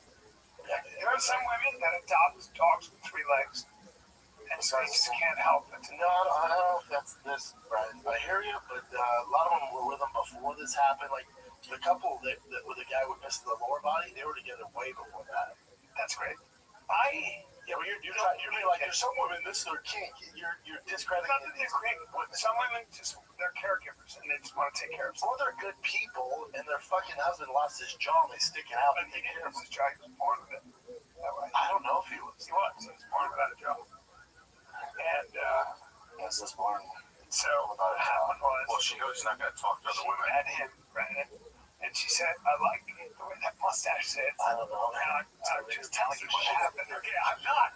I'm trying to explain to you. She goes, you have half a case. I'm going to take you under my wing. Yeah, I get it. And that's fine. But there's something going on there. Okay? It's a And I want to quit everything right now. And I don't know what the lady like with the small head. I don't know what's going on there. There's another lady with some skin condition. It's just you watch it, and I don't know. I'm like, this is so stressful. It's a disaster. Okay, How about the kid on the fork? Healthy. that's a disaster. The kid, he was driving on a forklift, and it just with his big like gallon of water, and he flew out, and then hold on, rolled down, went boom on his legs, took it all out. Look at this. Have you seen that viral video of the guy in the forklift at the store, and he's trying to hold the box up and he's screaming? No. It might be the funniest video I've ever seen. Wait, what is it? It's this like, I guess they set this frail dude up to go.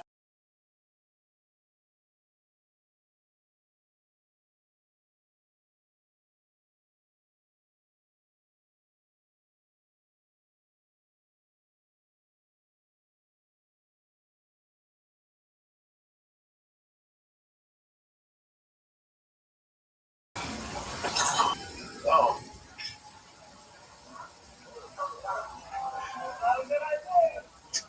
Keep coming down, man. You got it. How's it got it though? There you go. You can't be scared. Roll with it. That's what I'm talking about. Hell yeah. You're doing good.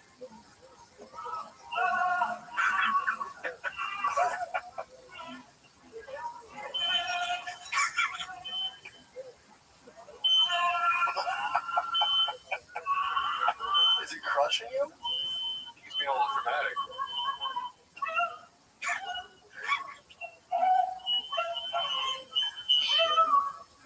Come down. Just Yeah, that's not helping. No one's helping him. Well, he's trapped. come down. It does not do well under pressure. No, it doesn't. But also, it doesn't seem bad out. No, it's not. Yeah, you're moving it. It's kind of moving it. There's also metal bars, so just duck under, dude. Trying to move a heavy box. Unfortunately, something went wrong, and the employee got stuck up there with the box. This is reaction when he starts screaming help. Was a bit tense. I lost it. The box does not seem that heavy. No, it's probably like a I think 70-pound this box. video is a great reminder of the hard work that goes on behind the scenes at stores like Lowe's, and the risks that employees sometimes face in their job. That's It's just also real fast. a Go back to reminder screaming help. to That's always be hilarious. So fun. Go back to it. Yeah, he panicked. He panicked. I bet he got down. The guy too was like, When you make that noise, you gotta leave that job. Oh, man. Thanks for watching. Jesus Christ. That's an OS selector. I actually ran over someone with that at work. Ran over somebody? Yeah, once. So imagine being in the aisles. That's like in the outside of the aisle. But imagine being inside the aisles, like narrow. Yeah. So I'm like stocking these boxes on the top, and you're supposed to tell someone if you're gonna walk underneath to go under the machine. And this guy, he purposely went under my machine, and I ran over his foot, and he started screaming like that too. Oh. So he could sue the company. He tried it multiple times. Oh, but he got it. But he got it, and he's like, he has a permanent one, but he's like a millionaire. Well, Yeah, that would be, like, if you give me a permanent lift, I gotta see some money. he has like, I think he made like 8 million. Where were you working at? Ingram Micro Gotta see warehouse. some money on that. And now I'm in the manual now too. But I didn't get in trouble. He got in trouble. Yeah. Yeah, but he got 8 mil. I know, that's That's what I'm going to buy me some, dude. Not doing a lot. See a car up on one of these things that you have here, and then it'll just fall Oh, over. yeah. Not doing a lot for the Asian driving stereotype shit. That was an Asian dude that walked in, so it was like perfect. Asian stay out of the aisle. Yeah. Yeah, that TLC show stress you out. That's just heartbreaking. Everything about TLC is either makes me so sad. It's, I don't mean to be a dick, but freakish. Yeah, it is. Like all TLC does is they find somebody big on YouTube, like that girl with dreads, the girl who's going trans, the big fat chubby sisters, and they're just like, "Hey, you want a show?" I was just the learning channel. What is anyone learning about? Oh, that's right. That's okay. TLC is the learning channel. What the fuck am I learning? These are all the people you see at Walmart. You know what? I want to learn that shit's happened. Mm-hmm. Like it's just like you're gonna warning. Yep, these are all the people you see. Yep. Yeah, I enjoy it. I have to pee right now, guys. So far, True Work. I want to talk to you about guys. True Work. TRUEWERK. I own 2 articles of their clothing. Which I own more. Jacket. Pants. Dude, have you got the T2 work pants? Yeah, they're awesome. They're awesome. Everything they make is, most workwear is made from cotton blends, so it restricts movement, gets soaked after it just a few raindrops, gets heavy, gets hot or wet or cold. Well, springtime is the perfect season for the T2 work pant. Get you comfortable over a wide range. Yeah, they're great, man. Yep. They got portably stretch for bending, kneeling, climbing, or street fighting like I do. Water resistant, finish to shed rain, 9 intelligent pockets to keep tools or those snacky foods for me. Yeah, the last thing you want to do if you're working hard is worry about your pants ripping, tearing, they're getting wet. That's why the T2 work pant is just different. Well, they got 15,000 5-star reviews. Yeah, say it again. 15,000 5-star reviews. Maybe they're doing a good job. The work doesn't stop just because the weather changes. Upgrade to the T2 work pant. Comfortable no matter what the day brings. Get 15% off your first order at True Work. That's WERK, truework.com with code FIGHTER. That's TRUEWERK.com, code FIGHTER. True Work, built like it matters because it does. It does. What do you got, Jen, sir? All right, so this guy's going viral now, this volleyball player, because he has a little sugar in his thing. Got 2 scoops of sugar. I haven't seen this yet. He got some hops. Bro, he's so zesty.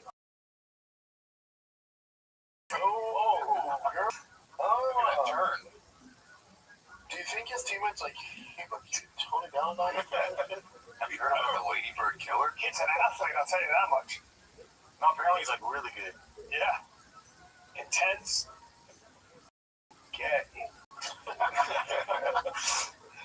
Oh. Yeah, he's nice with it. He's a little light in the loafers, but damn, he's good. Yeah, he's fucking pounding it. Someone said this is AI. I don't think so. No. Saw his interview too. This looks too real. From Brazil? I don't know where he's from. Jordan Lucas. SoCal.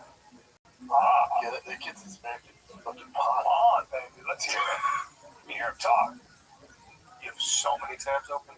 I know, that's just a nightmare sometimes. There it is. Yeah, that guy should be, I'm surprised nobody has popped him, is that what he said? For his antics. Yeah. So break that down, calling it antics, your way, right? That's just your way. It's interesting terminology to use, especially for a men's level match, and got those Chanel dresses on too. It's something that I can see how it can be perceived, but that's kind of always how I've played volleyball since I've been 14, so it's something that's not, new to me. I've always been true to it. 14's young. Love this kid. So he doesn't talk sassy. No, he's not zesty with his lingo. He just he has a zesty flair when he's pounding the ball. Yeah, he's an athlete. All right. Everybody's been put on notice. Let's go. I do that every time I serve, bro. This is you guys remember that footage? These 2 girls and this guy kept coming to a pizza place to start a fight. Chicken. Yeah, the guy who fucks people up. Yeah, it's a girl. She was a girl. Oh yeah, that's right, a girl. Hopefully I have the actual video here, but so this is I'll just play this one. So this is the inside, security cams. You can see the whole thing, and dude, this chick is incredible. The meeting was something you'd see in a BET movie. Yeah, what we saw was already cool. It was on a little tiny bit, but this is a whole thing. Check it out. So they filmed to beat up this girl. They came in ready to beat the shit out of this girl. 16-year-old girl with the race was not having it. She's like, cool, see you last. I get my crazy bread, bitches. did nothing. You can get it too, girls. Oh, damn. Dude, the stamina on this chick. Oh, damn. The other girl's no punk either, though. She's beating every one of them up. Every one. Now they're hitting her, but she's still going after the same girl. Now they came in as a gang. Yep. The blonde girl is kind of giving it to her, though. No, so that's another thing. She had a wig on. Oh, is that? Oh, yeah. Is the blonde girl the one? Yeah, yes. Oh, I was about to say that blonde girl can fight. Same chick. And now these girls are trying to pull her off. Yep. Well, So there's three guys and three girls. She ground and pound him like the way you ground and pound that Curtis dude. Yeah, hell yeah. Boys are trying to calm her down. Boys like, be cool. She's like, yeah, bitch. Hair. The way she swings around is crazy. She beat all of them. But then she keeps continuing here. The guy just puts hands up. I don't want to tell you, man. Yeah, the guys obviously can't mess with her, but the guys got the cards like, is that fucking look at her fucking what the fuck is going on? so What you do as a dude with two girls that have hair like that? You just gotta let them do the thing, man. she's holding it and talking shit to other people. I hate how girls go here. It's a love this. This girl's just been taught a fucking lesson. That was That initial swing was great. Yeah, I mean, let's just watch out. On Dana White Contender Series, I'm excited what's going on. Her hair looks like such a wig now, I notice. How did you get that? Her snap down was sick. So, yeah, bitch, Judgment Day. Takes her slippers off. She's like, do this. She knees her and then, Oh, that's a judo throw right there. The girl in the red's like, okay, this isn't good. You know, a girl fight, it's like her weight comes off there. You know what I mean? Because you have to grab onto. Dude, that girl is a problem. The other girls just stopped doing holy shit. Yeah. I love this. I love it. Now that the other girls are like, oh, we've had enough. Oh my god, dude. Good job. I think this one did an interview about getting her ass kicked. Well, the three The girls. other girls don't know what to do. They're just like, all right, maybe stop. Okay, Janine, or just Look at that girl on the outside, just like, I'm just going to hang out here. Phil. This other girl's an asshole. She's got her phone. She doesn't know what to do. Correct me if I'm wrong. Do you think after watching this, would it make sense for if girls are going to train gi? Because it's basically a very similar action. They grab on the hair, I don't know what the fuck you do about that. Right. Shave your head. Yeah, I guess. If you're about it, shave your head. Or go into a cornrows or something like that. Yeah, cornrows. Yeah. That's what the UFC girls do. You don't see a girl with long hair. Like, not really. No. Like long, flowing hair. Yeah. Like Mackenzie Dern has their cornrows. Rose Namajunas just shaved. That's the Bobby Hill style. Yeah. Yeah, so the three girls actually got charged for felony assault on that 16-year-old girl, but then she's still, I think they're still suing her for some reason. Huh. She didn't get in trouble or anything? No, but the girls are suing her For getting their ass whooped? I don't know. And then people are saying like, oh my god, the drive back home must have been freaking awkward. Like, for the entire car. It was so glad, like, dude, holy shit. Literally, she was fucking George St. Pierre with him. Are you guys familiar with Ice Spice? Yeah, I saw this, right? Yeah, this is another fight at McDonald's. Ice Spice, a rapper. She had a fight? She was minding her own business. You can see her in the video. This is at McDonald's. That's her right there in the blue. She's big time, yeah? Yeah, she's right. And then, so this girl walks in, quote unquote fan.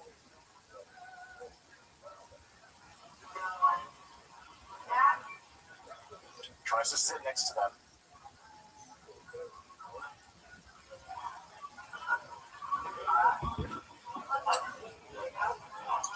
What did she say?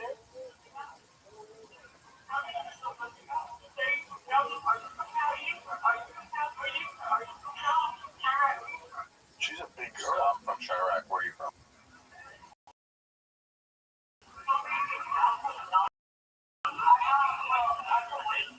This place not have security, right?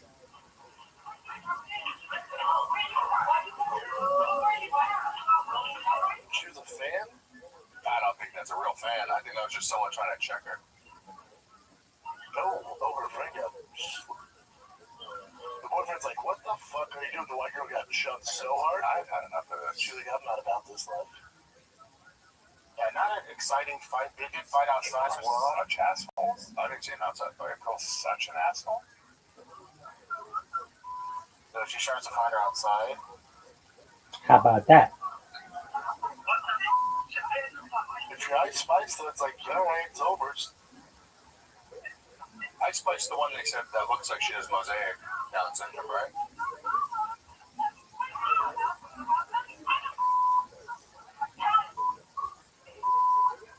You hear this video about nothing, yeah? No, that just drives me nuts, man. This fucking Scott. That girl's big.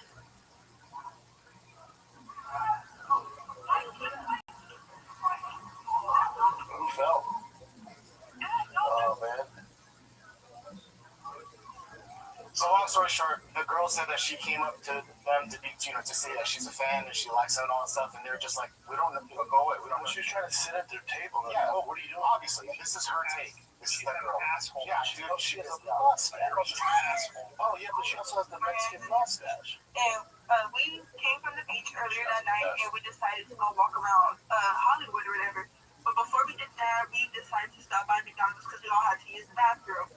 So then one of my friends, she comes out and she was like, oh, I think that's Ice Spice over there. And I'm like, oh, for real? So I go up to them and I give her and the other girl she was with a compliment. And then immediately, Ice Spice was just being rude. She was like, why are you over here? You could leave. Bye. And I'm like, why are you being rude, pretty much? And she was basically saying, like, you could just leave. Bye. Like, I don't even know why you're on my table. Then that's when I proceeded to ask her, like, you don't got to be rude. I'm just giving you guys a compliment.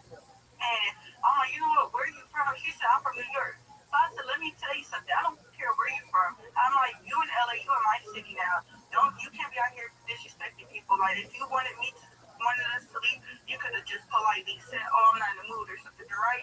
Instead of just yelling at me. So she kept going on, and she called me a bitch. So after she called me a bitch, I hit her. So I hit her, and then so I got escorted out to McDonald's. And then so after they escorted me, I'm like by my car, and I hear in the middle of the street, tell my son, where I don't want to fight her with the whoop. So I come back down the street, and then You know what's funny is I hear worst cop because I'm kind of like, she's alright. That's terrible. Like I'm hearing her side of it. I'm like, hey, Ice was mean, but now you can't be hitting me. Yeah, just leave. Yeah, it's just immature shit. But everyone in the comments is saying like, she goes, oh, she should have just told us she wants to be left alone. They're like, that's what she did. She literally was like, go away. I'm literally like, no, you can't sit here. I'm eating with my friend. And the way she rudely tried to scoot in, I was like, come on, dude. Yeah, she's. And Charles, not Weird guys. did you see this? No. This parachuter guy tried to go into land Spring game at Virginia Tech. and look. Jesus. Oh, that's embarrassing. It's embarrassing, but it's like, I don't know. He's safe, but I don't know how they got him down for nothing. He's like, yep, I was fucking mortified right now. Yeah, it's so dangerous. Probably not gonna be the best season for Big Tech. Imagine just sitting there up there, just like everyone just watching. That's embarrassing. Yeah, you got one job. You got a whole field to land on. Right?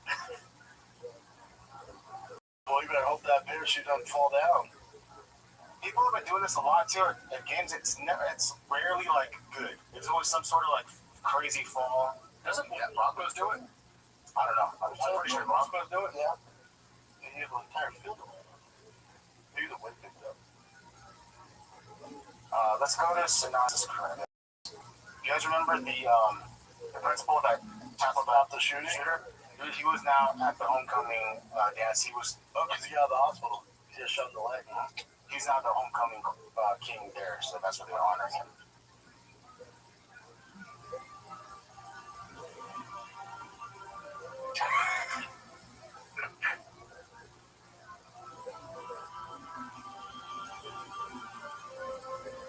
Anyway, very sweet. So cool, man. He deserves it. Yes, he does. What? I know you're laughing at. There's just not much you can do. Ryan goes, this is awesome. But what do you do? I don't know how we're supposed to. You got a paper crown? Like, They just did it all our lives. is it weird? You want someone to punch you pay for? Yeah, here's a punch and a hat. And we just go, yeah, that's cool. Yeah. Right, that's amazing. It's so funny. So will break me because this episode of the Fire Kid is brought to you by O'Reilly Auto Parts. I want auto parts. Dude, they're in the business of keeping your freaking car on the road, man. But I'm a novice. I'm not an expert like you. Dude, they got everything you need. If they don't have it, they order it, shows right up the next day. Or the same day if their store is closed. The professional parts people at O'Reilly Auto Parts are your one-stop shop for all things. What if I want windshield wipers or I want quick service? Dude, O'Reilly Auto Parts today. Or just visit them online /fighter. That's O'ReillyAuto.com/fighter. Pluto TV has thousands of free movies and TV shows. Coming at you with everything we got. The system is free. The system is free. The system like Pineapple Express, the entire Star Wars and Gladiator, and TV shows like Survivor, SpongeBob SquarePants, The Fairly Odd Parents, and Ghost. Pluto TV is always free. Pluto TV, stream now, pay never. And you can just tell by the headline here. Safari Park owner who once said he'd rather be killed by an elephant. And that elephant said, "Say less." So yeah, he was leading a tour, and one of them just charged him and stampeded on So him. there's a lot of. Let me tell you a story about that. Like in Africa, there's a lot of lore around. You live such a long time. You have so many cool stories. Yeah, dude. There's a lot of lore. Always up for debate. There's a lot of lore around elephants, right? And so in Africa, they had this donkey. This guy's donkey in his farm, and the elephants would come into his crops, and then they would scare them off, shoot like salt rock at him, like, get the fuck out of here, right? So the next day, the fucking guy comes back, and his donkey has been stomped to a fucking pulp. Yeah. Still tied to the thing, like stomped like douche. What a terrible way to go. I know, and they were like, well, that's because the farmer was disrespectful to the elephants. So they were like, okay, we're going to come back tonight and stomp your fucking donkey to death. And apparently, they do some vindictive shit sometimes. Like Joe Pesci from Goodfellas. Yeah, so there's this whole... I'm just like Shine Box. Yeah. Keep him here. You know, Keep him here. And I will come back. Eat Joe Pesci to Get your fucking Shine Box. they Don't shine shoes no more. Yeah. Yes, keep him here. funny, by the way. Keep it so true. The elephants are like Joe Pesci. But this guy, he refused to fire a shot. Elephant's like, dude. That's Yeah, a guy. he had a gun too, yeah. What an awful way to get I would shoot an elephant right in the face. stomped out. On a bullet, take an elephant down? You need those giant slugs that have on the big one. Whatever you want to do. Yeah. There's no way you can get one shot elephant though. There's like, it's the right gun. The bore is now. Don't they have an elephant gun? Yes, they do. Yeah. Yeah. The bore How big is that bullet? You can use it for hippos, rhinos, and elephants. Is it bigger than 50 cal? No. No. It's a big. So those guys are those 90-pound balls, the bow and arrow people fuck with that. Really? Yeah, they go through one of them. What? Yeah, man. Look at that. Oh, that's a big boy. Yeah. Even that looks kind of small though for me. The bullet itself weighs about as much as The three. bullet's not the thing. Look at the guy's fucking dick. Look how big his Whoa. is. It's a big. Is that a gorilla? What the fuck is that? Yeah, that's That's a big. Wait, where does his hand start and his finger end? that is gigantic. Yeah. It looks like 3 dicks holding a bullet. Just like 3 packs of dicks holding a bullet. Oh, yeah, get the bullet. Show him your hands. I'm fucking disgusted. He knows that right away. Yeah, there's actual elephant gun, 50 cal elephant gun. Yeah. Well, The guy on a yeah, that's kind of legit. She also sent this. I don't know what it says, but we can look at it together. I guess something's. Hopefully, don't read the people. Don't read the comments, but it says something's wrong with this. A B C D E F G H I J K L M N O P Q R S T U V W X Y Z. What's wrong? Because the brain skips over it. So there has to be some. Does everyone agree that it looks normal? Hold on. Hmm?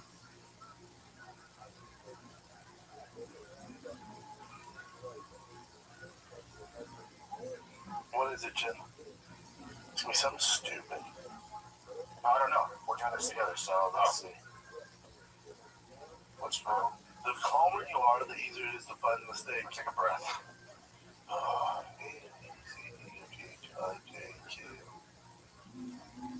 QRST. I'm not getting that, man. Oh, never mind. Just look at the bottom part. Now it makes sense. And they did. Oh, fuck them. Yeah, that's. Well, we couldn't see it. I know that was going off the first picture, so I was like, what the hell? That's fucking stupid. So dumb, dude. I would have found that the second you put the second picture on. It's so easy. I thought it was the alphabet. That's the first time I've seen this too. I didn't know which one we're looking at. Oh my god, that's easy. But this fucking. I lost all the energy. I wish there was no comment there. You didn't even need to comment. But still, you guys sometimes will just see the comment. Whatever. Yeah, I found it right away too. So I'm just saying. Like, Detail hiding in plain sight. I wonder. One of the letters is trans. 9 out of 10 blind people struggle with it. It's my fake IQ test that I did on you guys rather than shit. Yeah, that's great. Jesus. Boy, that was dumb. This is what happens. Sorry, Sanaz. This is what happens. Any of these tickle your fancy?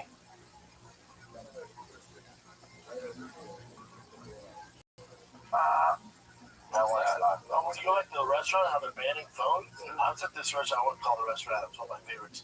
But it wasn't that busy because Tiger had a big lab between games. So we went to this restaurant he likes. And so there was a lot of people there. But every single employee, including the manager, the cooks, everyone's on the phones. Yeah. I told Tiger, you know, the number one thing I'd do if I owned this place is I would ban phones when you're at work. I like Instead of idea. talking, they're all just like this. I'm like, look how that looks. You walk in, one people. But there's a speakeasy in Austin that you have to leave your phone at the door, and you actually have to converse with people. Yeah, it's great. Look at what happens at the mothership. You gotta check your phone. So the audience is right there. It's the best. That makes every comedy club so much better. That's why. Why restaurants don't do either. Like, you can't be on your phone. Right. Well, this one is doing, or some are doing it. And they said that more people order, appetizers, converse more food, more drinks, all that stuff. So it's good for the restaurant. Remember at Scopen at the speakeasy, you had to turn your phone in? That was great. Old school. I don't know why. Maybe nothing turns me off fast to a restaurant when you have to take your phone out and scan to get the menu. I'm immediately turn the phone. Just give me a fucking. I want to scan and order. Yeah. Let me talk to somebody. I hate it. I was like, yeah, that's right. All right, boys. I think that's it. Is that it, buddy? Yeah. We did it. Where you at this weekend, B? Nowhere. Oh, you have the weekend off. Yeah. You stay in Florida? Go to Hawaii at the end of the month. Who knows? Honolulu. April 30th, May 1st. But other than that, I'm good. And then you got a little run, Nick. And then also your show finally debuted. Yeah. Fucking No people leg love days. it. I'm so pumped. I'm so pumped. Next People really episode love it. is. We got Dr. Mike Israel. That one's gonna be. But I tell you, it was the most sore I've been after workout. Really? In years. Why? Where'd you guys work out at? In Miami. Oh, damn. Elevate Gym. What was he? Just the details. It was the form. It was the myosets. It was the way that he trains is just so much different than the way that I train. That's cool. 'Cause I train more like a power builder. Yeah. And he just does that, like, everything. The form is perfect. He was killing us. Man. To the point where, like, bodybuilding. Put it this way, yeah. At the end, we had to do girl push-ups, man, and we were failing. That's how fucking fried our chest were. And then aren't you doesn't Israel want to do stand-up?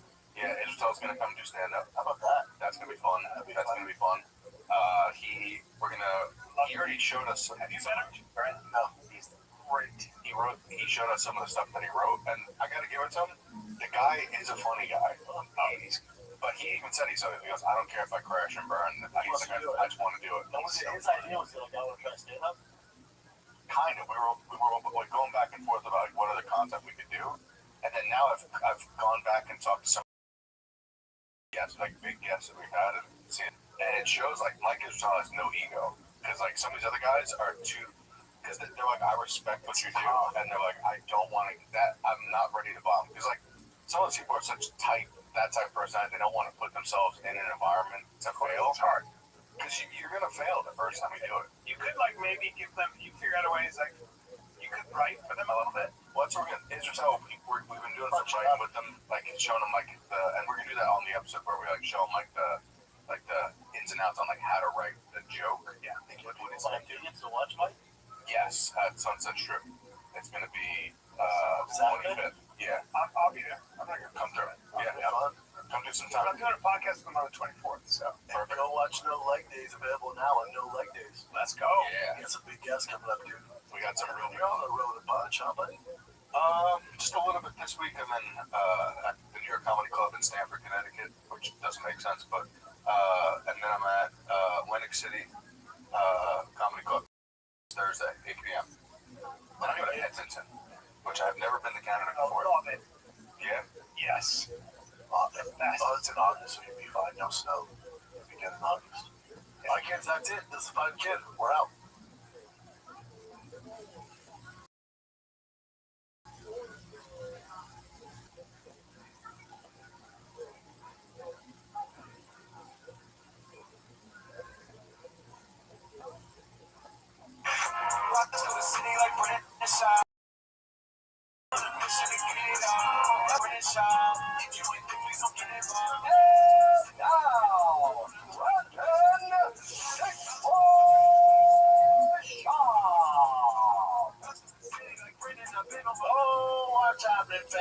It is Monday morning, April 20th. How we doing? How's everybody out there? How was your weekend?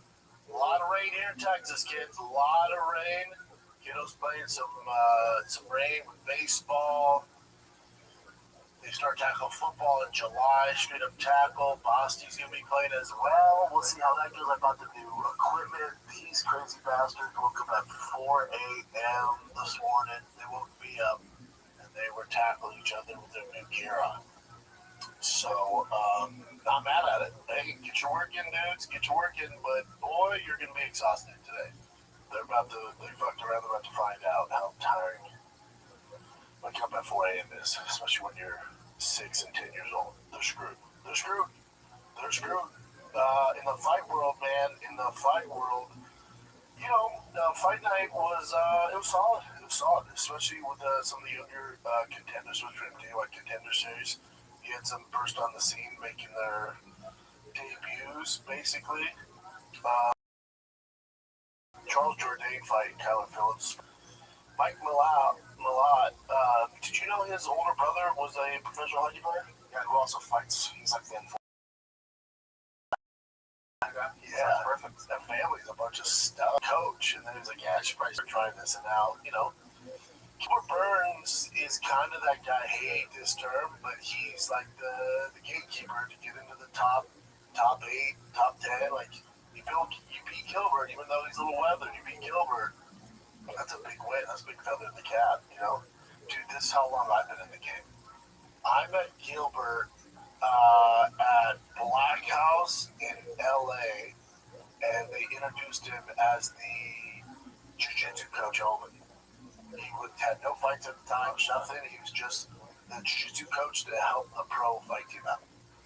And now, how long has he been fighting MMA? That's how long I've known Gilbert. And dude, this tournament's still around. He's a good dude. He's a nice guy. Dude, Gilbert Burns doesn't have bone in his body. Yeah, he nicest freaking dude on the roster.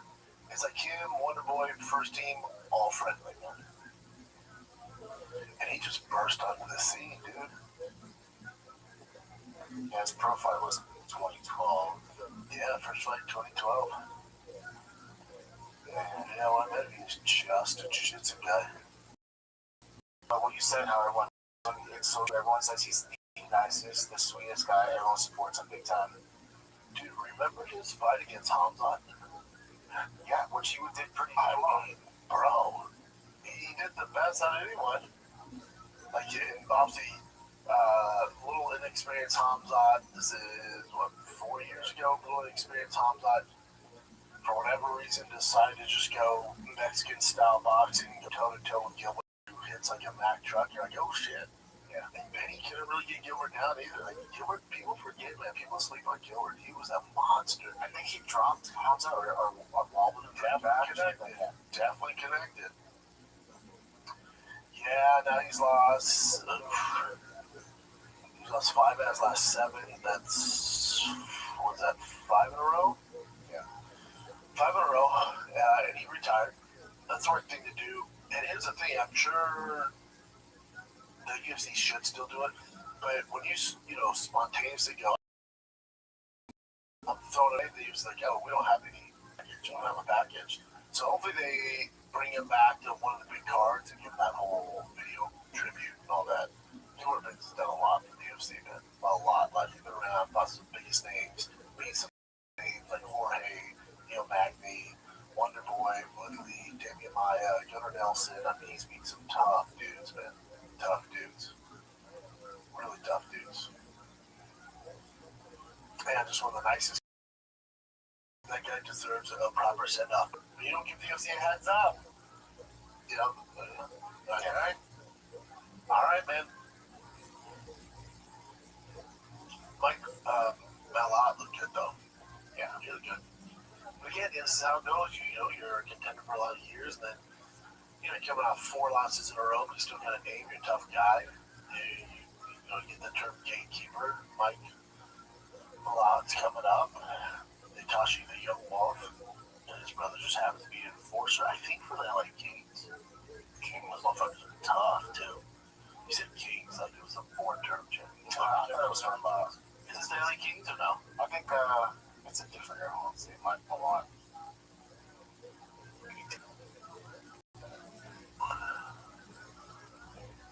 Oh, shit, he is from LA Kings. Yeah, he is, too. Is that from Canada, right? Well, yeah, but, yeah. That's dope. That's big time. That's big time. Yeah, the Trump Jordan fight was just entertaining as shit. Dude, how about Jai Herbert, Mendel, Nalo? Nalo, everyone, super dangerous dude, was lighting Herbert up. Lighting him up. I was like, yo, Herbert's cooked. And then Nalo just, I don't know, man, just got a little over his skis and just got slept. Barboza's KO was filthy. Yeah, he had some good fights overall. And there's a fight thing with Jazz Delicious. They caught her on camera with the Zen in her mouth. Hell yeah. During the fight. Hell yeah. Dude, I was a black buffalo, but I understand. I hate Zen. Oh, it's all soapy, thin, gay. I hate Zen. It's not my thing, dude. But they're popular for a reason. Yeah. But boy, you guys are coming to the dark side, man. By dark, I mean black. Black. Yeah, it was a good night, man. It was a good night, entertaining. Watch it from top to bottom. That was a good night. And then, I'd say the biggest news of the weekend, the biggest news would be the announcement of that Patty's gonna fight on the International Fight Week. That's by far the biggest news. I guess kind of expected if you're around the water cooler enough. Now, the rumor is it's going to be Benoit Saint Denis. Yeah. But then there's also rumor this fight is essentially confirmed. But this is from what's called Crash MMA. A lot of times, these different outlets they report news as in almost confirmed, and it's nowhere near confirmed. So yeah, or they make shit up like Saint Denis said. He teased that his next fight is against an Englishman. Like eating some liberal rice, which is a playful French slang term for English people. This is a stretch, man. This is a stretch. And then they go down the list of people he's if he's fighting anytime soon, especially international fight, we've got to be the fight. The rumor mill that it's Conor McGregor. As I was driving, I was thinking about it. The fight, as far as stylistically, the winner of that is on the right path. They need either Patty or Conor on the right path, the winning path, right? For both of them, it makes sense, and all the numbies in the world. If you go back, I mean, you're talking months ago, years ago, I always said Patty will fight Conor. That will happen. The only issue with that, when you go through it, it's like, well, it's not going to be at 55. Patty's a 55er, huge 55er, so really he could be at 70. Coming off a loss at 55, it's not like Patty's it's really his first technical loss. Most people thought he lost to Gordon, but he did it on paper. But the fan base thinks he did. But so he has one loss at lightweight, but he was fighting for it was a title eliminator fighting against Justin Gaethje. If he would have won that, now he's fighting at the White House against Ilia Topuria. So it would be weird, even though it is the Golden Goose is Conor McGregor. It's going to numbies if they do it. It doesn't make a lot of sense for just the semantics for the divisions. There's a fight for Patty at 170 because Conor's not making 55. So if the fight at 170 and you match it, Patty and Conor up, and just say Patty wins that, you're like, okay, you beat if Conor hasn't fought in how long, and it was even in the division, and then you go back down to 55. It's kind of strange, It doesn't make a ton of sense. And if it was Conor, wouldn't they be blasting it like crazy? No, really, it's not yet. Not yet. No, they would never blast it this early. No, you got to get through some of the bigger events. They usually wait for this big news for a numbered event. I figured they would announce Conor or Conor Patty at the White House, but that's way too late, I think. Now they could do it. It's a different regime. It's just things are different now, so they could do it. But in prior years, they would do it at a number of events. It'd be big news, or Dana wants to be the first to break it, so that's when he get his, Instagram live and shit like that. He wants to be the guy to break it, nobody else. So especially if it starts to trend towards leaking, where it starts to get picked up by the legit outlets, not like like these random ones, but the legit ones start to leak it. That's when you see Data and company get ahead of it, and then they just blast it out. I just don't. It makes all the sense if you're not a purist. You're like, for numbers and to get eyeballs and to highlight Patty and Conor, like this makes all the sense. All the sense. And I always thought they'd do Patty versus Conor. Always. But it just doesn't make a ton of sense logically. I get it. They're both massive stars. The build up to it, just the amount of views, the numbers. But if Patty were to win that, I think you'd be favored in that fight. It's like, okay, sweet man, now you're more popular than ever. And then do you give him a title shot 55 based off that against Ilya? If Ilya hits past Justin Gaethje, it's kind of weird. Or does UFC know something we don't know, and Ilya's planning on vacating his belt at 55 after this White House fight, going up to 70 to fight Islam? There's a lot of variables. But Patty, I don't want to say Denis. Okay. It's a good fight for Patty. Again, they need Patty to win. So they're going to do a favorable matchup for PSD is a pretty favorable matchup for Patty. You can avoid the fucking dumb slugging, like you did against Justin Gaethje. The Conor fight, he would definitely be favored in that. So he's going to be favored in whatever fight they toss him.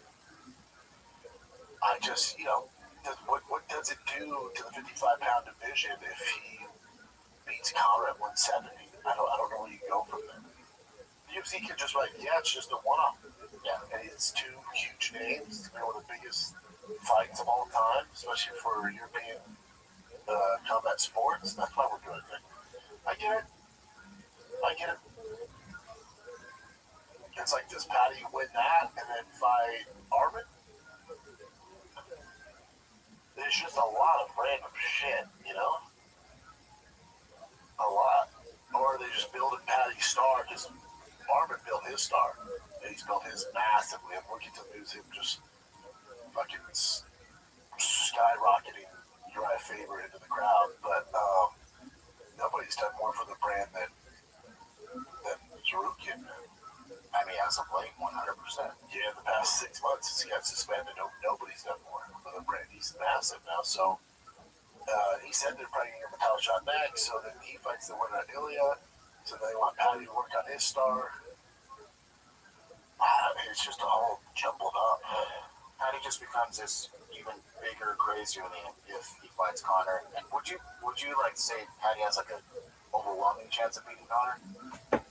Or is it pretty? Yeah, I would say knowing what we know so far, you wouldn't bet on Connor on that. We're huge Connor fans there, not as shenanigans outside the octagon, but as far as his fighting goes, yeah, we're all huge fans here, but you don't know what version you're gonna get. Patty's been relevant. He's been fighting tough competition. The stylistic makes sense. Now, if Connor can get down to 55, this is a shoe-in. Of course, you do it. When you think about it, it's like, well, Patty's gonna have a tough time taking Connor down. His wrestling's not great. Connor's takedown offense is pretty good back in the day. All this is predicated on what version of Connor we get. You would never want to bet on that. You don't want to roll the dice on that and put your mortgage on Connor coming back just as good as he was even 4 years ago. So, but if I'm the UFC and you want to shake things up, they've been doing some random shit lately. This would do it. This would do it. This would put Patty over, as they say. Because he's massive, top 8 stars in the UFC. But for the casuals that love Connor, like, who's he fighting? You're like, oh, dude, he's fighting Patty. And they're like, oh, they look into him, so they'll build Patty star. They know Patty has who knows, 8, 10 fights left in his career. Connor has maybe 2, maybe 1. So it makes sense. Yeah, I would be stoked for it.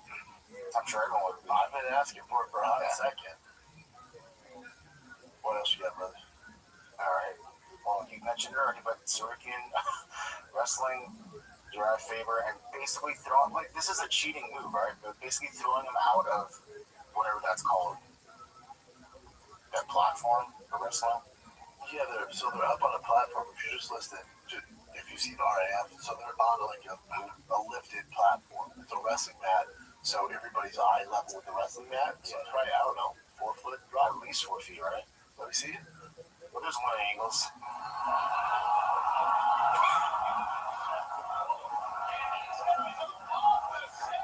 Damn, chill, catch him, Bubba.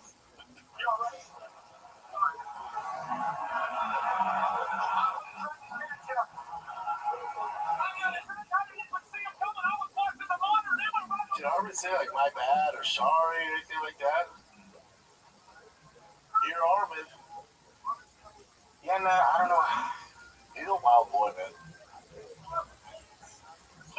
Did you see he got kicked off his flight? Yeah, we don't have phone too much. He's a little immature.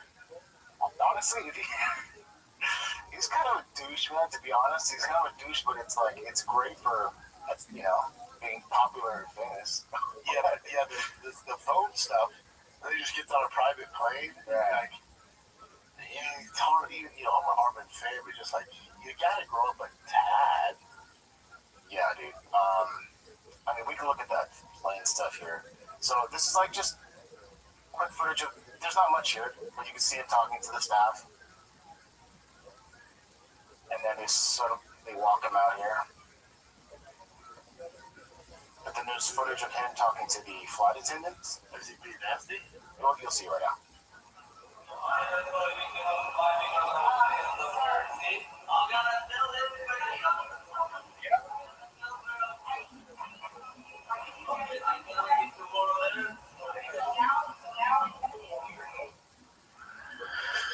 Yeah, it's a little douchey. You're just like, buddy, you're on a flight. They tell you put your phone away, put it in airplane mode.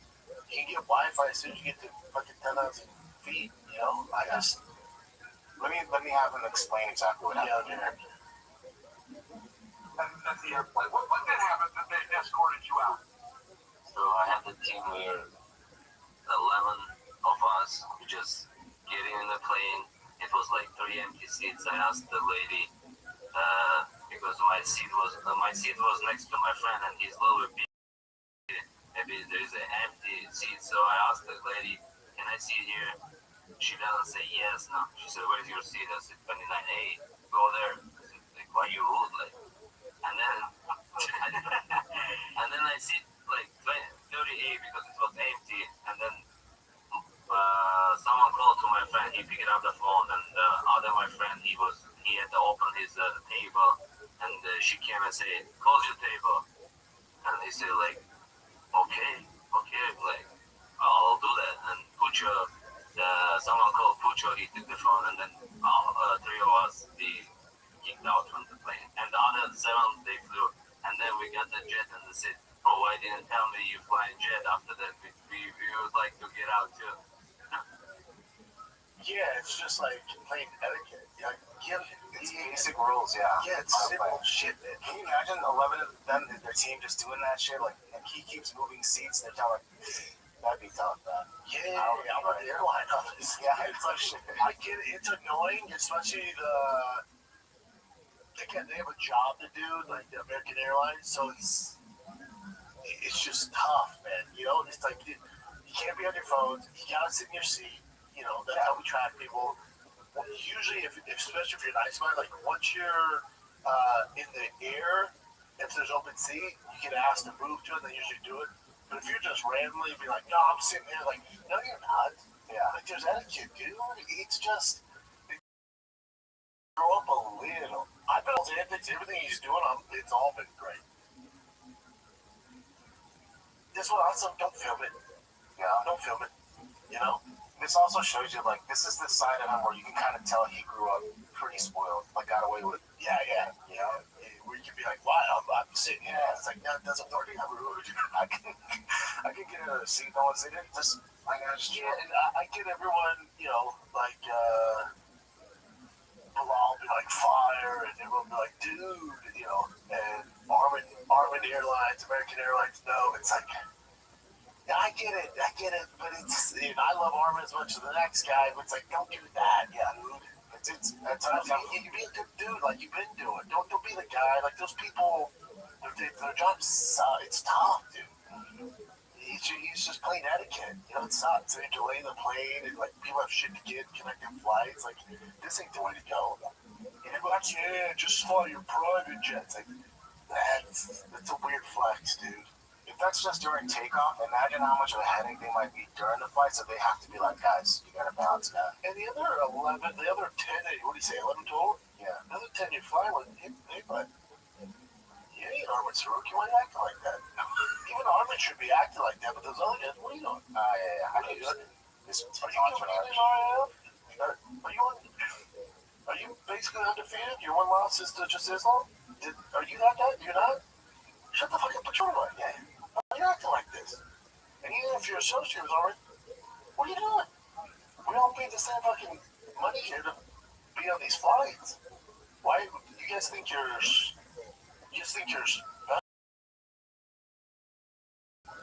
what are you doing? Put your shit away. What are you doing? I hear you. Take a little break here. Picture this. It's late night. You're scrolling through your feeds. When all of a sudden you see it. For me, it's a car part or a cool car shirt. I'm like, man, I got to have it. But my wallet's downstairs. Like, what am I going to do? I want to hit checkout, but I got to fill in my address. I don't have my credit card. What am I going to do? Then you see it. That little purple pay button. It has all your information shaved, and all you do is click, and it shows up. Cha-ching, that's Shopify, baby. That's right. Shopify is the commerce platform behind millions of businesses around the world. 10% of all e-commerce in the U.S. from household names like the Big Boys, Drive Fast on Gas, Fire the Kid. Get started with your own design studio with hundreds of ready-to-use templates. Shopify helps you build a beautiful online store that matches your brand's style. We got you. Get the word out like your marketing team. They have great customer service. It's 24/7 customer service support. And of course, they got that little purple button, dude. It makes things so much easier. I use it all the time. They got you at Shopify. See less car to abandoned and more sales go cha-ching with Shopify and their Shop Pay button. I love that Shop Pay button. I order so many car parts that I don't need from it. Sign up for your $1 per month trial today at shopify.com/shop, all lowercase SHAP. Go to shopify.com/shop, all lowercase. That's shopify.com/shop, all lowercase. Cha-ching. Let's get back to the program. Pluto TV has thousands of free movies and TV shows for coming at you with everything we got. The system is free. The system is free. The system. Movies like Pineapple Express, the entire Star Trek film franchise, and Gladiator, and TV shows like Survivor, SpongeBob SquarePants, The Fairly Odd Parents, and Ghost. Pluto TV is always free. Pluto TV. Stream now, pay never. I didn't. Listen, I'm all for Armin. I've never leave a comment on there like, yeah, fucking fuck American Airlines. It's like, that's so weird, you know? It's like, yeah, I like Armin, but don't do that. And everyone's getting props and stuff. It's just like, imagine that. Let's not go deep into it, but yeah, that's just not cool. And then, so this is how he made a video afterwards. Yeah, I just but what's the internet? Look, goaded. I know. For what? For being a douche, I gotta take the fucking 9-to-5ers flying around. they just want to get things done legally. How is that cool? I don't know. Yeah, I'm not down with that. I don't get how it's cool. That's the best question. Why didn't you just fly this in the first place? Yeah, with you, man. Yeah.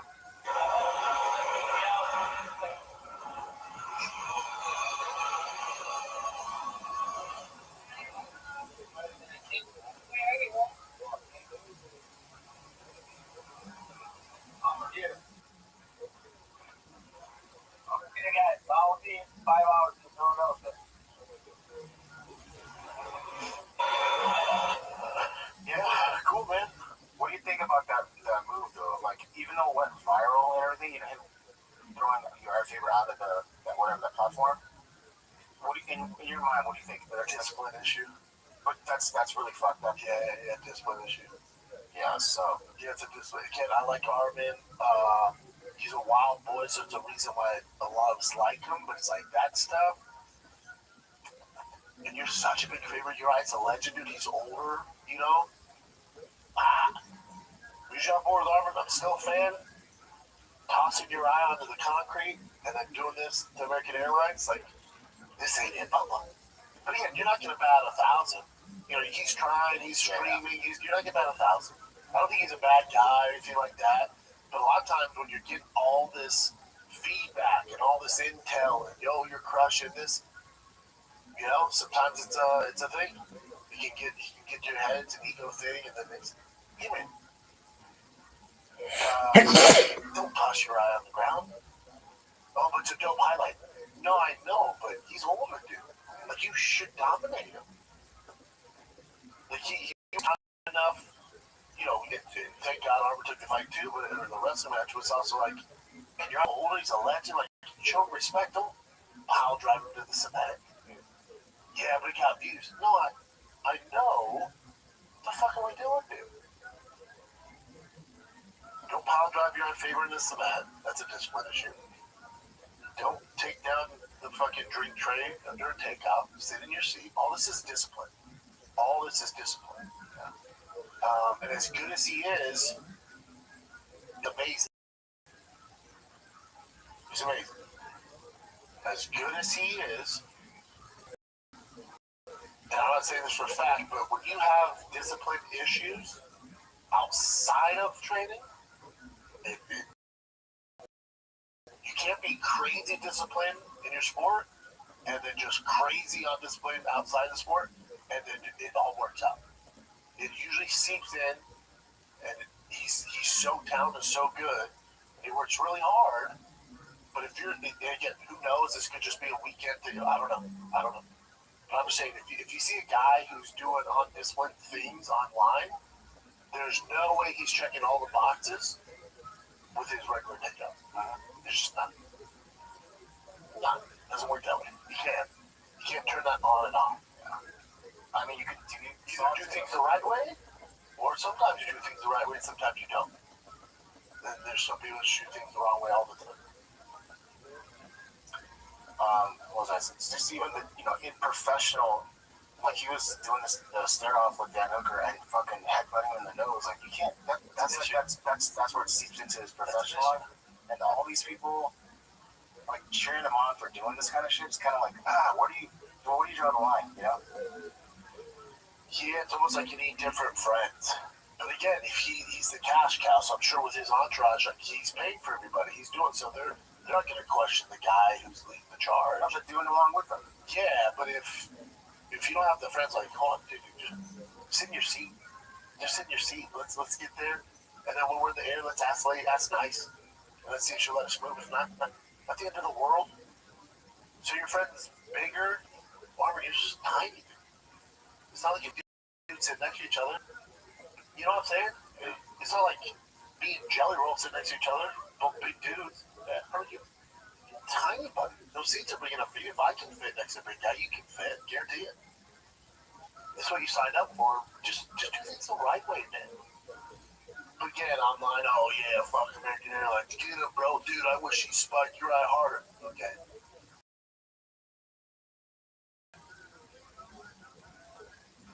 Whatever. Yeah, I'm usually on board with all his antics and all that shit. This one's like hard miss. Yeah. No. Yeah, live and learn. Let me go with this, but if you see a tendency of this discipline shit, it's gonna bite you in the ass. Because you know who's not doing this? Elite report. Islam Makhachev. Do you ever see any of that stuff with him? Ever? Do you ever see any issues? And that's who you gotta take the helm from, you know? Good luck, but again, Barman's so talented, it's working right now. Yeah, again, we'll see if it still works, you know, if he keeps doing this wild shit, we'll see. And Dana not giving him the opportunity to fight for the title right away. So now I'm kind of getting a little bit more. Yeah, it's like, you guys don't know the shit with behind the scenes. It's just wild shit, man. It's fun, it builds a fan base, stuff like that, but maybe this is why.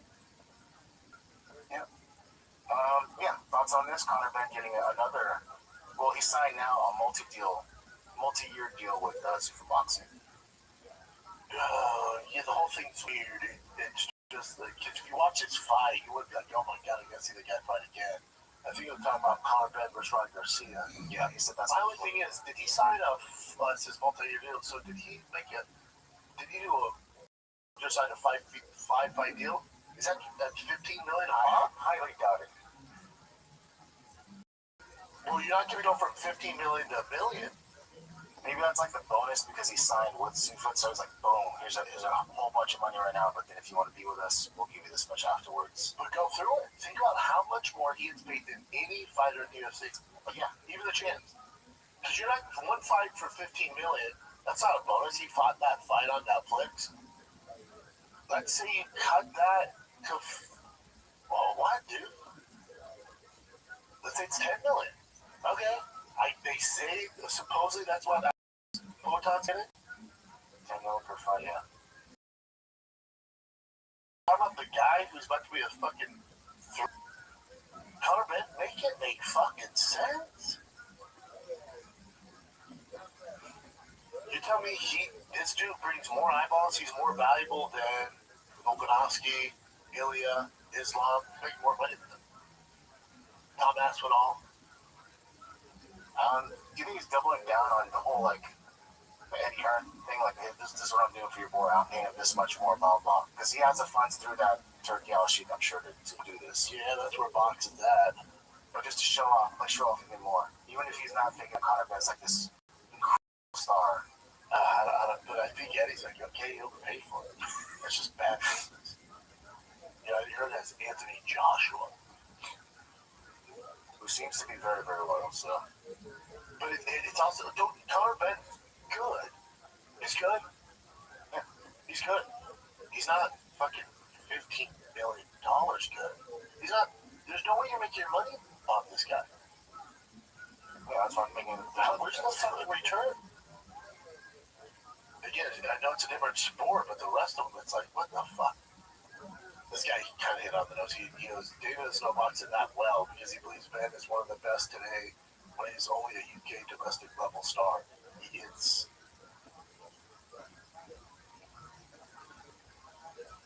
I don't know how we do that. Yeah, it's weird to hit your wagon and Conor Ben. Yeah, solid, good fighter. I really think it's boxing. It's boxing. So these guys can demand that sort of money.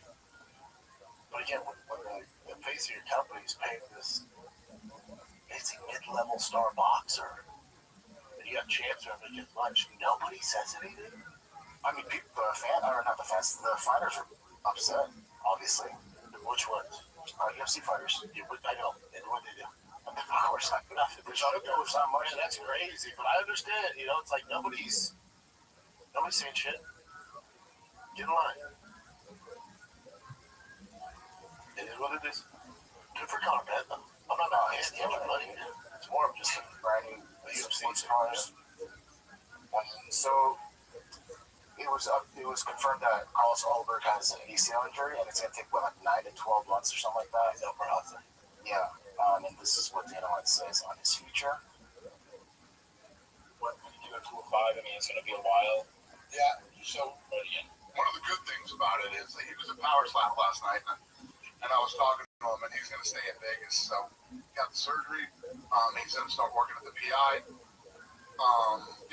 Apparently where he lives in Australia is in a remote part of the country, so there's a lot around him. And we built we would get these guys surgery with great doctors, then they'd go back home and wouldn't do anything. They didn't do any physical therapy and recovery. So now at the PI, that place has saved more fights and help more athletes prolong their careers, and we'll get them in there, see how fast he starts to recover. We always figure it out. And Apollo Costa has been talking already about interim belts and whatnot. I assume you guys haven't really had that conversation. We have not. Yeah. And Carlos is still getting set up here, but we will figure it out. So there's a possibility that they'll have to do an interim. They might do an interim belt. They're not going to strip Carlos, but also the division's just a fucking shit show. Like, there's no prominent, champ that they would want to, in the meantime, take away from Goldberg and designate. It's just, so it's actually Carlos Goldberg now that he gets stripped. Yeah. And also, there's Pepsi, PC 157, he take a bunch of shit. All that stuff we didn't really know about until, recently, too, right? Fairly recently. I think it's legal, though, but there's some that were, I remember there were some that was okay. I forgot which ones, but yeah. If you're injured, I think all that should be tossed aside. What he can do to get back, and once he's back in the competition pool, then you start testing. Connor was the one that had some sort of loophole to do that. To get out and get back in. But I don't know. All right, so Sean Strickland heard this interview with Hamzat, and Hamzat said something like, if we, something happened on the streets, and if he dies, he dies, kind of putting, if something really did happen, he could die, right? So this is Sean Strickland's reaction to that. Hold on. How did it start, though? This is what sucks about this thing. I have to refresh. Hold on. Let's see if it starts. It might start with him. I really don't post one of these whereabouts. I'm ready to drop into my man. I just don't like to. Bro, that's some stupid shit popping up my feed about Schmeier saying, you try to fight me, you killed me in the streets. So good. I was 10 minutes from you. I was dropping tags and locations all day on my your homies who train with you, follow me. They were seeing my story. You had to know where I was at. 10 minutes from your gym, bro. I was probably right down the street from you. Part of me thought you should. But as we all know, with Costa, we hold your card. Hold me back. Man, I'm the last dude in America you should run. But I guess if you don't show up, you don't show up. So you guys, I generally don't post on the page. Yeah, I know. It's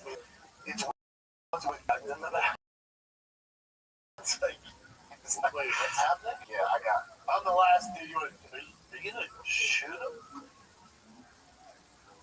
He built the fight though. It'd be great if Hamzat showed up.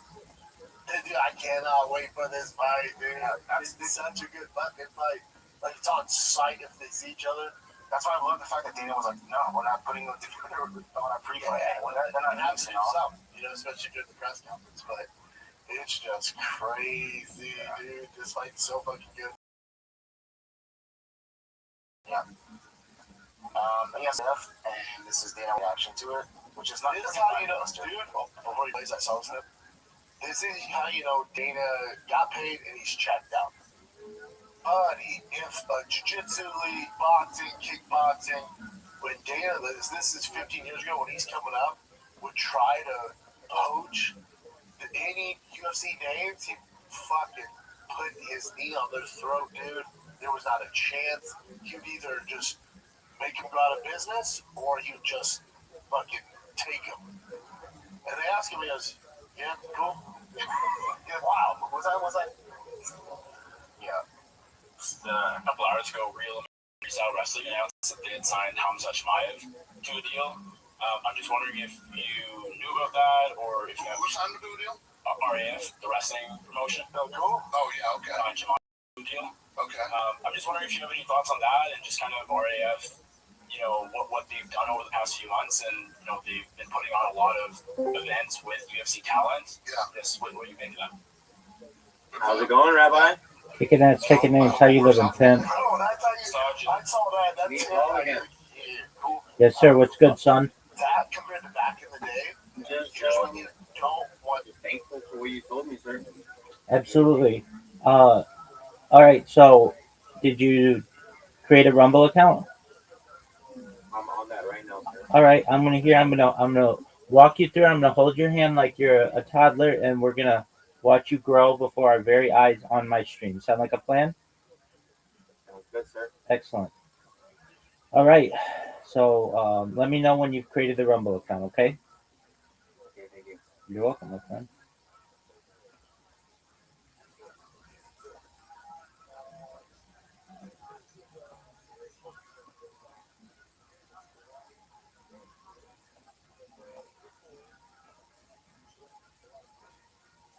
Do you already have a YouTube channel? Well, I have like YouTube accounts, correct? But like, I don't really post. I just watch. That's okay. It will take 24 hours for you to be able to stream on YouTube. Oh, okay. Should I always use the same username? Yeah. So let's talk about that for a second. You want to be a serious streamer, right? Correct. Okay. What's your username? My username is just Poshi. Just Poshi. All right. Is it that on TikTok? I mean, it is, but like I have a different name, so I should focus on changing the name to one, right? Just to one. That's the thing. That's what I'm able to do.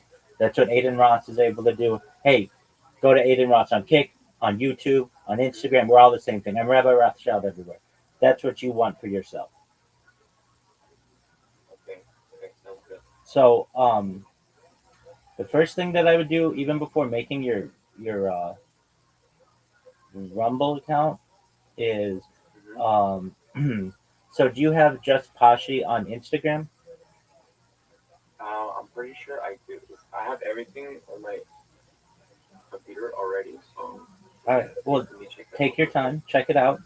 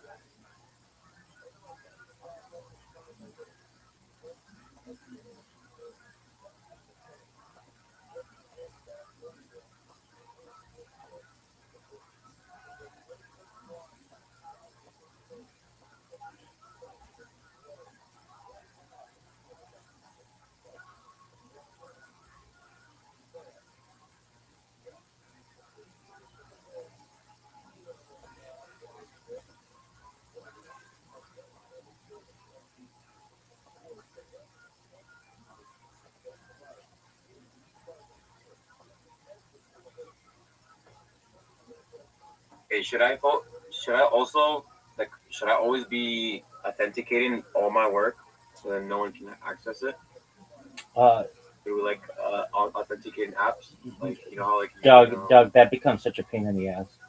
You've got to say dude, it becomes such a pain in the ass. And then if you break your phone, you're fucked. You can't get into any of that shit. Oh wow. Okay, so here's the thing with that. Right now, nobody cares about you. No offense. Nobody wants to hack you. When you become bigger, yeah, then do all that shit. When you have 100,000 followers on something, or maybe before then, even just 1,000, okay, then do all that shit. But right now, you're gonna be authenticating your ass all fucking day if you do that, and every time you log in, It's a large process. Were you trying to tell me, right? It's a large process. I think it is. Uh, because you're gonna like today alone, you're gonna create like 30 different social media accounts. And if you get into the two-factor authentication on all that shit, okay, that's cool. What happens when you drop your phone, you break your phone, you don't have access to it? Like basically when you get into that world, your entire career is in your hands. And I see how you are on a phone. You dropped your phone earlier today. I am. I'm really my possessions. Like I need to be more careful with my possessions. Do you have a phone case? No, I don't. All right, you got to do that, man. I mean, I gotta get my phone case right. I gotta get it. Word. Get a selfie stick and a phone case. Those are two big things if you're gonna do IRL streaming. They're really cheap and they're important. But that's not that big a deal. Literally everything I tell you, we're doing for free. So don't think that you're gonna have to buy a bunch of shit. Thank you. Okay, so answer my question. Did you are you the same name on Instagram? No, I have different names. Okay, that's all right. You want to commit to this, right? Yes, sir. All right, then you're gonna have to change your name on some of these. Um, I don't know if you what is your name on just what? Pashi. So that's like my childhood nickname. That's Pashi. cool. That's cool. P-O-S-H. That's cool. So just see if you can make your Instagram just Pashi right now. I just did it. It worked. Okay, excellent. Do the same for TikTok. Same for TikTok. Okay.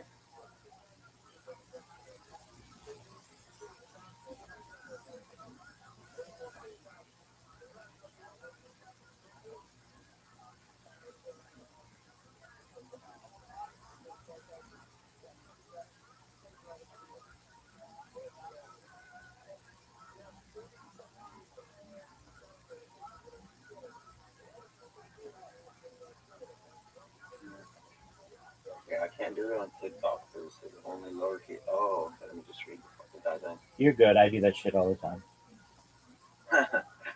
Hey, it worked. Let's Okay, go. excellent. Let's go. It's right. All right. So those are the two big, like probably two of the hardest ones to get. Um, so you should be good on everything else, especially because you're not just going with a common name. Your name isn't John Smith, and you're trying to get John Smith everywhere. You know that kind of stuff's going to be taken. All right. So now what you want to do is go to Linktree, linkttree.com.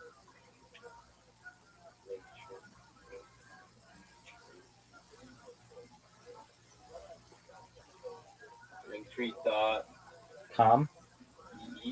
Link, T-R.E-E. Yeah, there's that too. That's fine. But just linktree.com. Linktree.com? Yeah, linktree.com is the main site.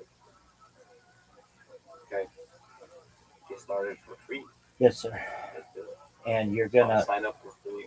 And you're gonna that. Yes, sir. Just watch it on that. Yep.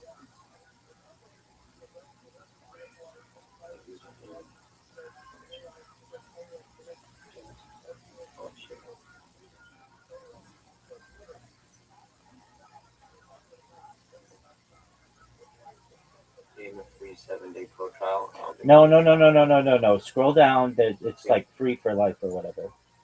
Yep. Free. Yep.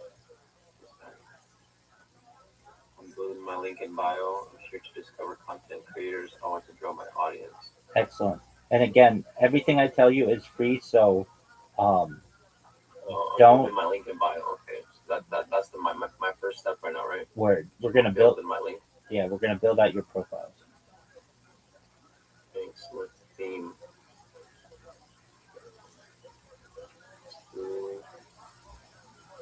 Let's do something like simple so that people don't Do whatever you want to overthink. do. Whatever you want to do, Big Doug. You can change it. On. You can change that stuff later. Oh, I need to change my YouTube, right? You may not have a YouTube. I mean, maybe you do, maybe you don't. If you haven't created a channel, then you don't. I mean, I've had this channel for a while. It says view channel. Okay, yeah, then you do. Then you go to edit channel and make it just Pashi. Okay.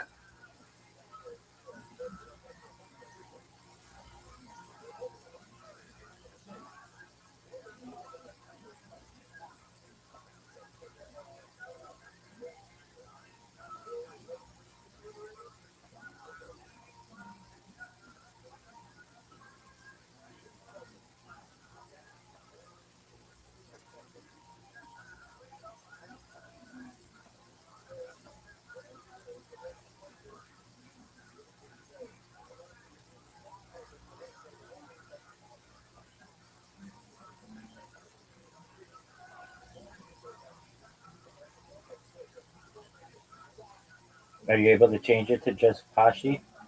Yeah. Tight. Okay. It worked. That's great. All right, so now you're starting to build your brand, and I'm gonna give you all the tools that you need to be successful. And by the end of today, like you're not gonna leave this call for a few hours. If you have to, you can, but I mean, you're gonna be like making accounts and making logos and all kinds of stuff. And you're gonna be making your bio and stuff. But by the end of it, you're gonna be a force. You're gonna be a company. So be ready. And the name of your company is Just Pashi. Just Pashi. Exactly. No, I have YouTube. Which is a really great name, by the way. It's connected to you, and it doesn't have numbers in it. There are no underscores. Uh, is it JUSTPOSHE or Y?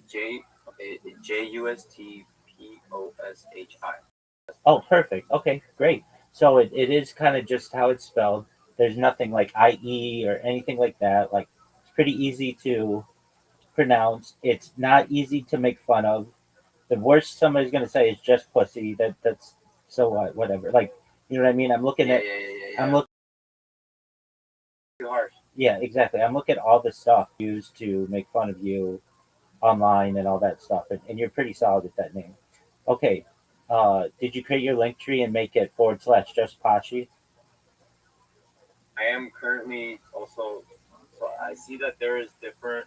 Like I have X, I have Facebook, I have this. So I'm just trying to change my name. Yes, do that. See if I can first change it. Yep, you Or I can. can do the link tree. You know. Save profile. You're already. Career protection. Oh yeah, okay, do that. Just try again later. What said? Just try again later. What said? Please try. Okay, I guess. I should say that again. What said? Please try again later. Spotify. Yeah, no big deal there. Okay. I was just trying to change my email. It wasn't working. That's okay. I don't know why. Let's see on X.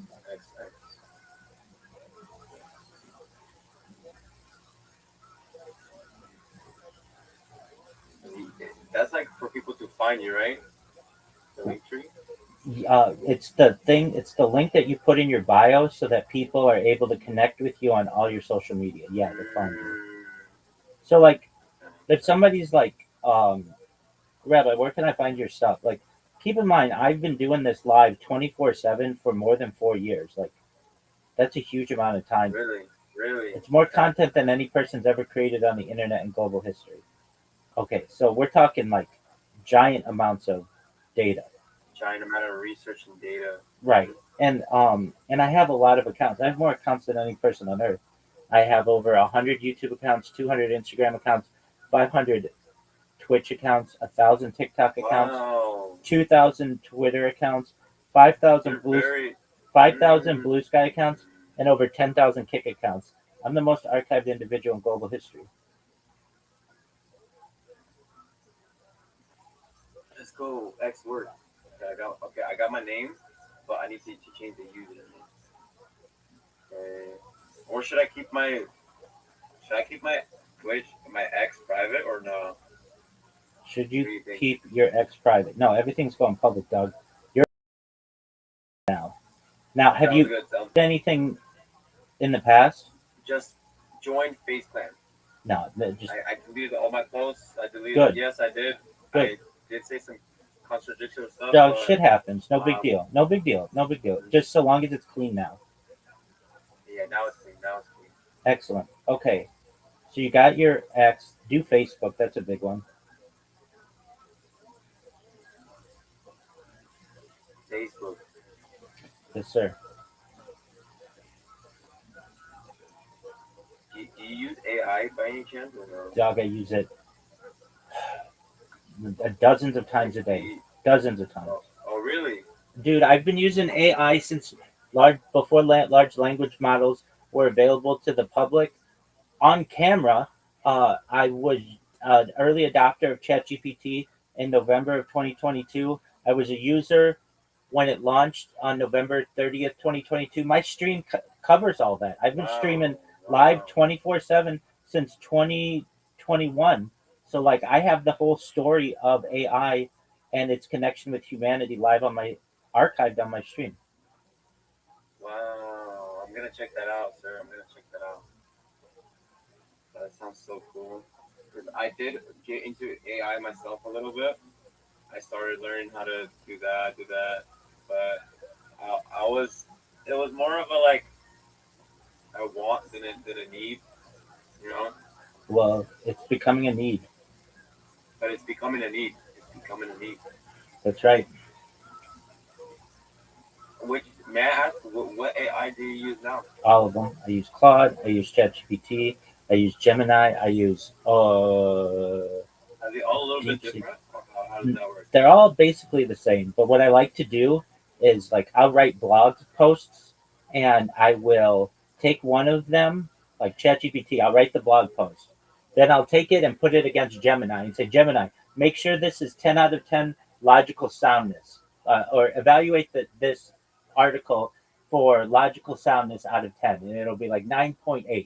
And I'd be like, okay, how could this become better? And it'd be like, well, you could do this, and there's a weakness here, and perhaps there's a little bit of overstatement here. And I'll be like, okay, make those. So basically, you're comparing and contrasting. Exactly. So then I'll say, exactly. So then I'll say, make those changes. So then it'll make the changes. Then I'll take that new article and I'll send it back to ChatGPT and I'll say, hey, what do you think of these changes? And they'll be like, oh, those are really good. Those are really good additions. Like, I'm glad that you provided me with that. And I'll be like, okay, evaluate this out of 10. And it'll be like, it's 9.9. I'm like, how can it be better? And it'll be like, well, looking at it now, with like new eyes or whatever, I think that you could make these changes to it. And I'm like, okay, make those changes. So then it'll be like, okay, we think it's a 10 out of 10. Then I'll send it to Gemini and say, Gemini, is this a 10 out of 10? It'll be like 10 out of 10. Then I'll send it to Copilot and it'll be like 10 out of 10. Then I'll send it to Perplexity and it'll be like 9.8 out of 10. I'll be like, Perplexity, how could this get any better? And they're like, well, there's an overgeneralization here. And I'll be like, okay, we'll fix it. Then it'll give me a 10 out of 10. Then I'll send it back to all of them. Not saying they all have to say it's a 10 out of 10 because that's not always possible. Sometimes they'll make little changes or one of them will be like, to have this opinion can't be a 10 out of 10 for some reason. But I'll get them all in either 9.5 and above to 10, that any normie who's reading this on the internet is like, this is the best thing I've ever read. This person has all of the logic that I would want out of an essay. And then I'll publish it. So I use them against each other.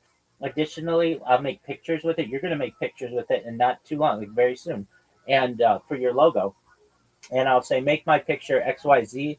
And it'll make the picture for me. And I'll be like, okay, edit it this way, edit it this way. Maybe it's not editing it the way that I want. I'll take it and put it into one of the other ones and be like, edit it this way. And I'll be like, okay, we edited it for you. What do you think? And then I'll get it to the point where I want it.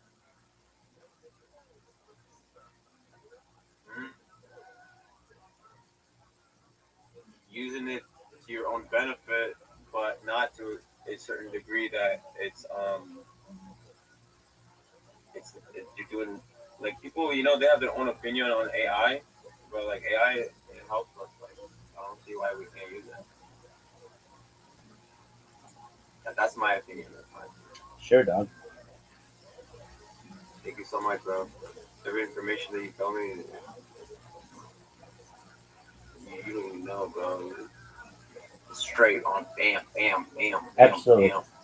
Well, you should. I've tried streaming myself, right? I've tried doing it myself, and it didn't really get me that far. Yeah, no, nobody's gonna watch you, especially if you're.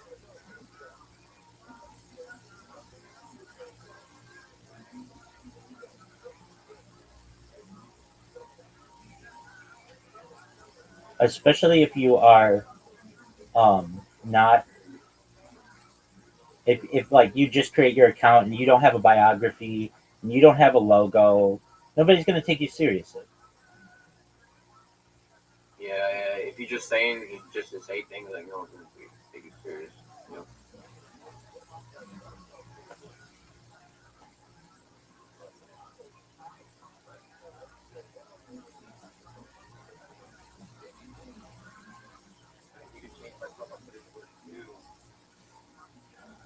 Yo, your microphone dropped down a lot. What happened? Oh, sorry.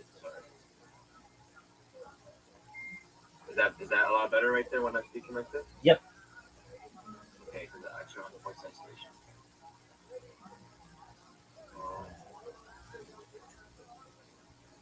Just trying to configure some settings to see if like right now I'm not really satisfied with how that was looking, right? Okay. I tend to focus on the details. That's a good thing.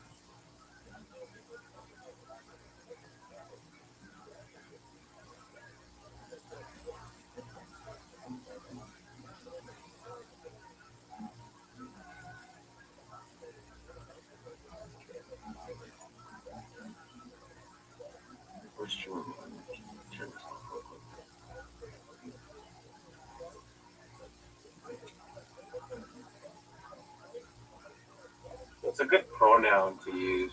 They, them. They, them.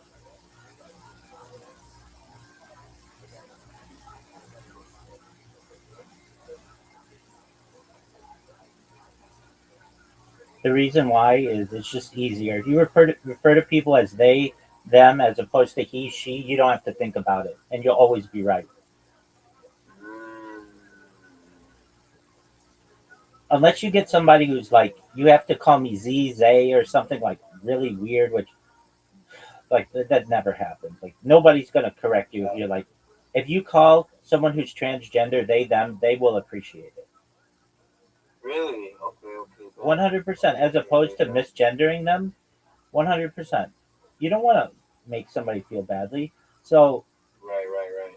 another thing you can learn is just call people by their name. So, like, let's say somebody's in your chat and they're like, um, yo, go check out the UFC fight. And you can be like, this person's username is, let's say, Sammy1234. You don't know if Sammy's a boy or a girl. And you'll just be like, Sammy1234 wants me to watch the UFC. Should I watch the UFC? Should we do what Sammy says? And they'll be like, yeah, as opposed to saying, should we do what he says or she says? I don't really know who it is because you can't see them or anything. And you don't know what they, you know. You're giving the people like a voice pretty much. Yeah, I would say so. Like that. Not so much a voice. You're keeping things very neutral. Oh, it's like you're controlling it, but like you're just asking the chat if they want to do it or not. That's not what I'm saying. I'm saying I understand what you're saying because you're thinking because of my example. I'm saying like let's say you have someone in your chat whose name is Sammy1234. You don't know if Sammy is a boy or a girl, right? Yeah. You don't want to identify them. You don't want to identify them incorrectly. Exactly. So you can either say, whenever you refer to them, Sammy1234 wants us to watch the Super Bowl, or the NBA championship or whatever. Or you can say they want us to watch the Super Bowl or the NBA championship. If you just say they them, you're never going to offend them. I love that.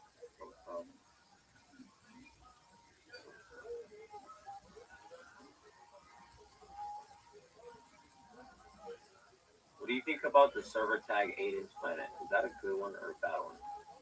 The server tag agents play. That's fine. I mean, just use whatever you want. That Okay, because that's where I originated from, from Aiden's Planet. Like, that's where I started talking and socializing with people. right. Well, I mean, you're gonna have your own. Oh, I'm gonna have my own. You're gonna have your own Discord. But no, you don't have to disassociate because that costs money. You have to boost your server and stuff. You're not gonna get that right away. So, you can keep it for right now. Again, everything I tell you is free. And then if you have some money that you want to spend on some cooler shit, we can get into all that. But for right now, don't worry about it. Mm-hmm. Oh, so I'm just trying to look good. Like, oh, what am I doing? I just need to get started. Exactly. Exactly. Spending too much time on looking good. No, you're good.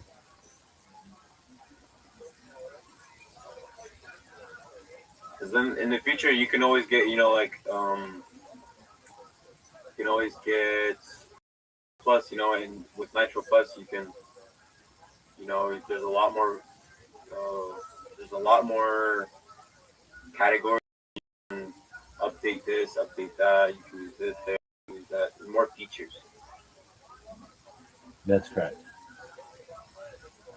Okay, so when I write my bio, right, what are some important things I should keep in mind? Yeah, so we're gonna do that in a second.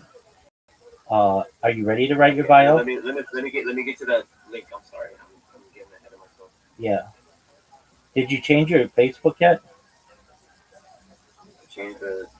Let me go on. That's the one thing I didn't do. One thing I didn't do. That's okay. I'm gonna do it. I'm gonna do it right now.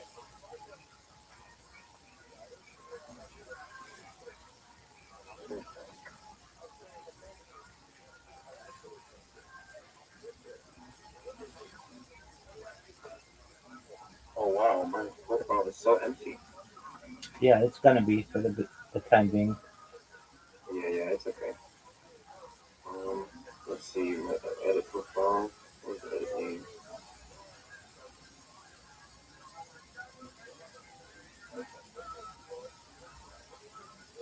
Can I have my Facebook just as my name and my last name? Yeah, that's fine. But you want it? You want it to? Oh, so then you can. I understand the link tree.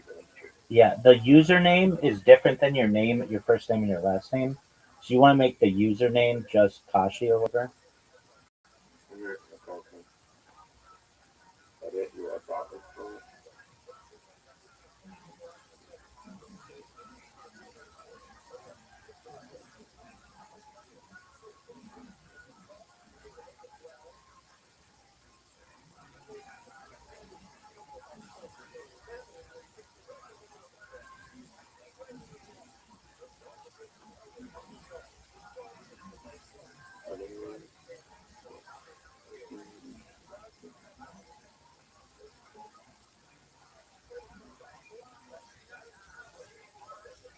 Can't find where it should be. Okay, so then you just ask ChatGPT to tell you that shit. Ask ChatGPT. Yeah, Word up. Do you use Sora AI? Yeah, dude, but it stops in 5 days. Oh, it stops after 5. No.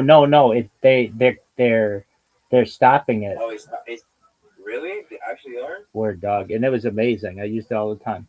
Dude, that thing was so clean. I still have it right now. Like, I have a code. I used to have a code, right? I Yeah, used to make videos with it. right. Same here, but they said it was too expensive, so they no longer. They couldn't maintain it, or what? I mean, they just said it costs like $15 million a day, which was just too expensive. So then, what happens to the active users? They're just gonna go. Dormant. Dormant? Yes, sir.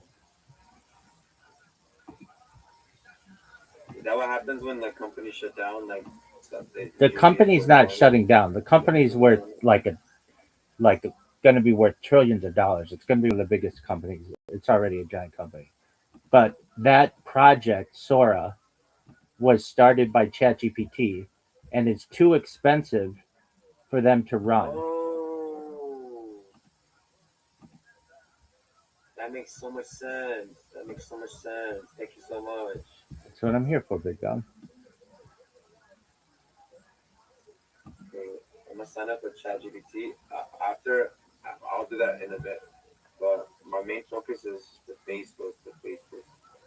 Yeah. So just you don't have to sign up to ChatGPT. You can just ask it a question without signing up. And the question you want to ask is, how do I change my username in Facebook? Thank you. You're welcome.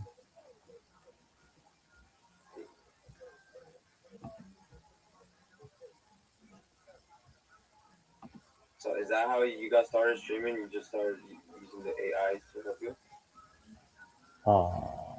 Is that how I got? Or that's one of the things that you did.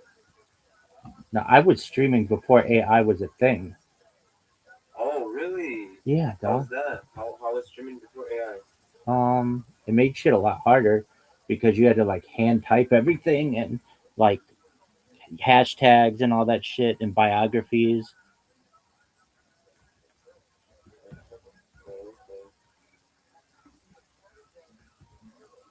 Like when I write something now, I can write it so much faster, and um,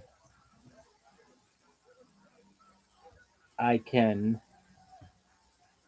uh, make it in different languages and all kinds of things, like the push of a button.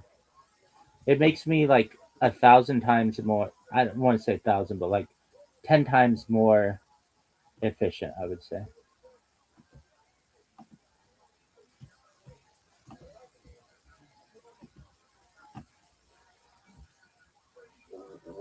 Okay, can I give you a question? You can ask a question. Can I ask you a question, sir? Absolutely, you just did. Let's say you have not the best social footprint, right? Yeah, How can I improve my social footprint? that's what we're doing right now, man. We're gonna make you a nice logo, a nice biography. Everything's gonna be linked. You're gonna create a bunch of different social media accounts. You're gonna connect them all. By the end of the day, you're gonna have a huge footprint, and then that's gonna start getting crawled by Google. And in like a week, when you Google just Pashi, you're gonna be the top 10 results. Wow. Okay. Okay. Yes, sir.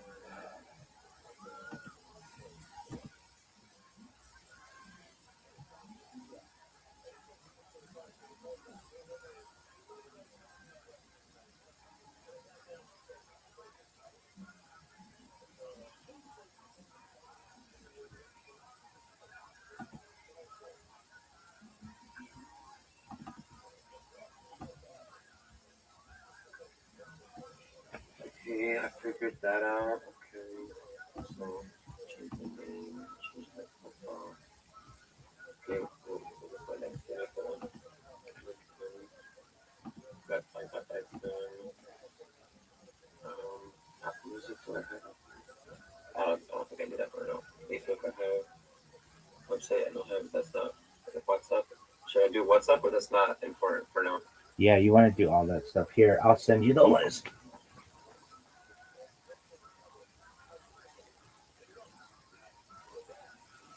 I recommend getting the top 30, and here's why. As you get bigger, you'll get some punk who just steals your name, and you'll be like, darn it, I should have gotten that name when I could. And then you have to pay them to be able to get your name. It's known as username um, squatting. So you want to avoid all that. Okay. Do you have just Pashi at gmail.com? don't. I think I have just Poshy 7. Yeah, that sucks. What about just Pashi? Let me see. That's on my phone.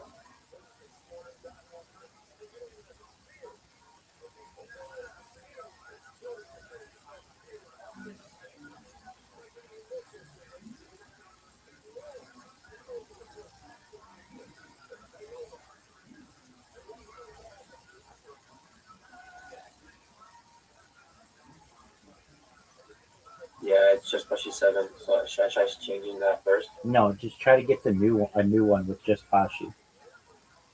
You probably can't, but just try. Oh, okay. My username on my email is a bit different. There's an A instead of it. I'm gonna try getting that the way you were saying. Okay. Just create a new Gmail account and try to get just Pashi. If you can't, then don't worry about it, and then don't create a new one. I'll try to add one real quick right now. Create account. Do I do for my work or my business? You can do for business. That's fine. It doesn't really matter.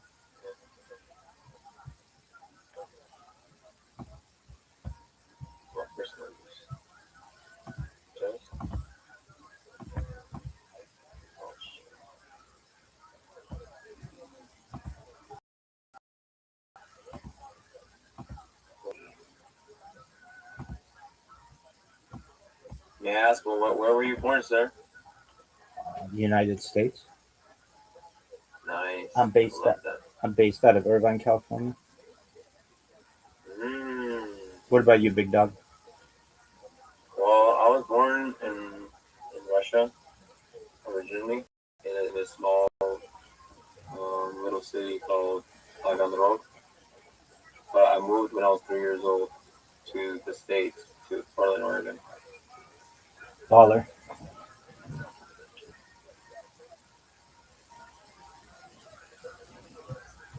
Yeah, okay. It says that username is taken already. All right, don't worry about it.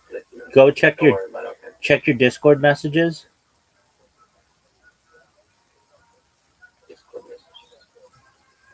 And I sent you the list that you need to go through. Okay, you sent me all the things I need to print. Yes, sir. And Telegram is next. Yeah. Okay. I already have Facebook. I already have Instagram, TikTok. I already have that. Snapchat. I have that. Okay, so I have like half the list already. Okay. Okay, that's good. That's good. So connect all your shit to Linktree, and then also I'm gonna send you, like I've helped. Oh man, probably at this point. What about Pashi Just on the Gmail?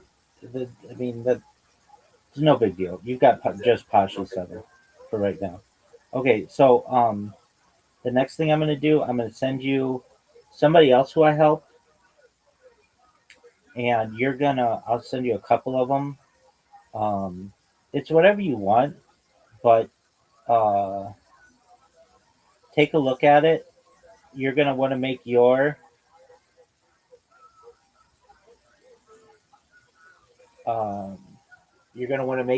logo look something like, yeah. So look at what I sent you. Now these are just some like random people who I met. Right. Yeah, exactly. But you want it to be at the top, just Pashi, and then at the bottom your link tree. Right now, you're just a random Discord. Like honestly, I'll tell you this 100%. I did not give a flying fuck about you, even though you were really nice. Like I mean this like kind of heartedly, because you just had that random Discord emoji or whatever avatar. And if you're like, you judge me by my avatar, dude, I get so many different message requests a day that all the people who are bots or have brand new accounts have what you have, just that random green Discord guy. So what you're going to do is you want to create something that's you, and then it'll make people pay attention to you. Like, oh, this person gives a shit about their account. It's not just the default thing that everybody uses. Does that make sense? Yeah, yes, sir. Yes, sir. Excellent. Now, for just Pashi, do you see the one that I have? Like, it says Giant Judge or whatever. For yours, I would probably make it a capital J in just, and then a capital P in Pashi, and no space, so that when a person reads it, they read it as just Pashi, not just Pushi or whatever. They don't think it's one word. Like people are gonna mispronounce my name, like regardless, right? It's like No, it's pretty easy to. No, it's actually really easy. Just, but if it's all one word in lowercase, then they're gonna have difficulty with it. If it's capital J, UST, and then capital P, OSHI, they'll recognize that it's two words together. Does that make sense? yes, sir. So it's like simplifying it. Exactly. So what you want to do, and you can do this now, is go to ChatGPT. You want to log in. You have to. This is a feature that you need to log in for which you need to log in.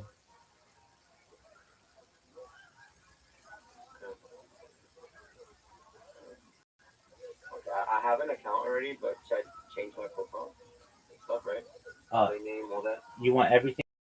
That's the question. Exactly.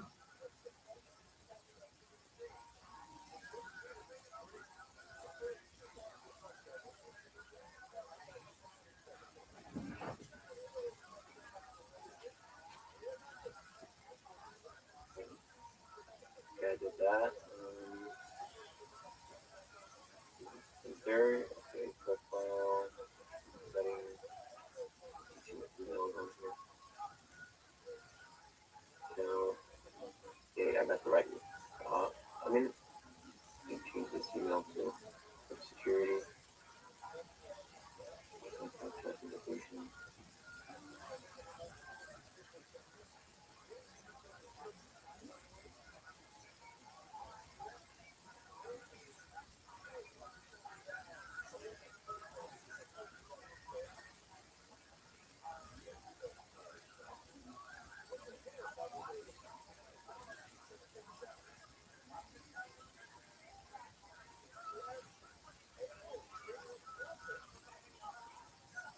So, like, the first step in like content creation is just like putting yourself out there. People need to be able to find you in order to follow you. Let me put it to you this way. If you created these accounts right now and didn't touch them in 10 years, you will have 1,000 followers on every single one of them. Just randomly, people will follow you.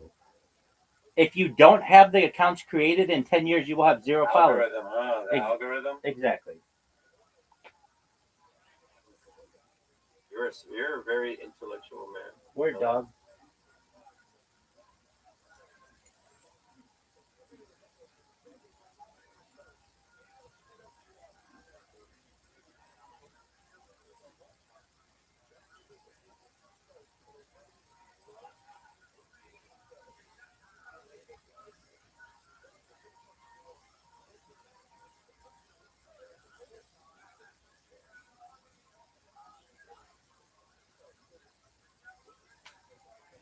I'll be right back. I'm going to use the restroom.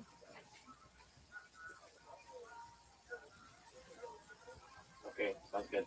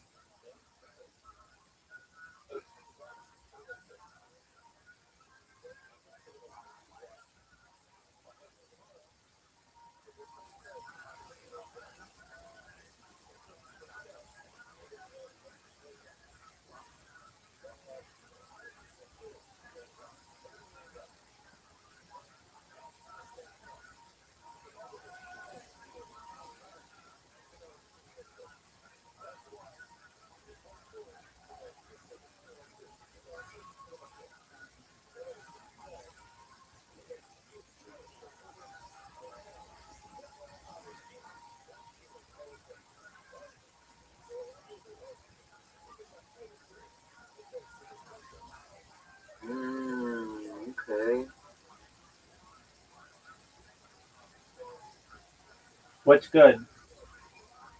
So I put in, you know how you gave me all those different social media platforms? Yeah. I put them into the AI and it categorized them by different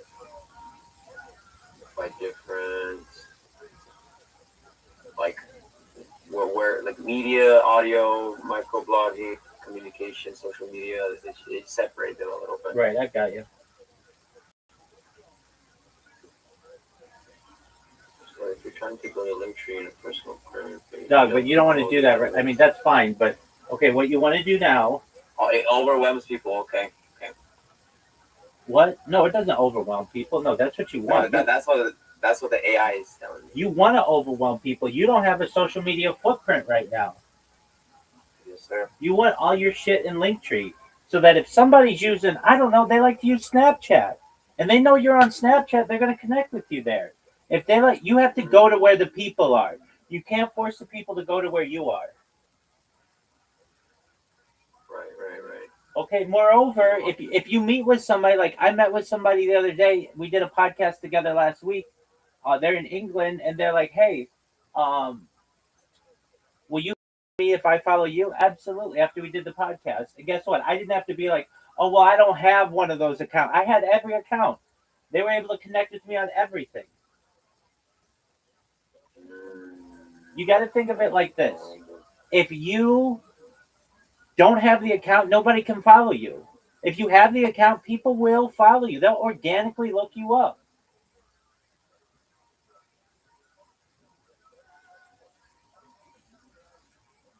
You're right, sir. You're right. All right, so here's what you want to do, though. Okay, so you know how I sent you two examples of pictures or logos or whatever? Yeah. Do you have a picture of your... I have to put my name out there. Like, I mean, I have to create a profile picture, so then once they see the profile pic, it's gonna they'll see my name on there, and that it will click to them. Okay, he has a name. He's a professional. Boom, boom, boom, boom, boom. That's just like the first step, right? Word. Okay, do you have a picture that you like of yourself that you don't mind sharing with the world? Yes, sir. Okay, great.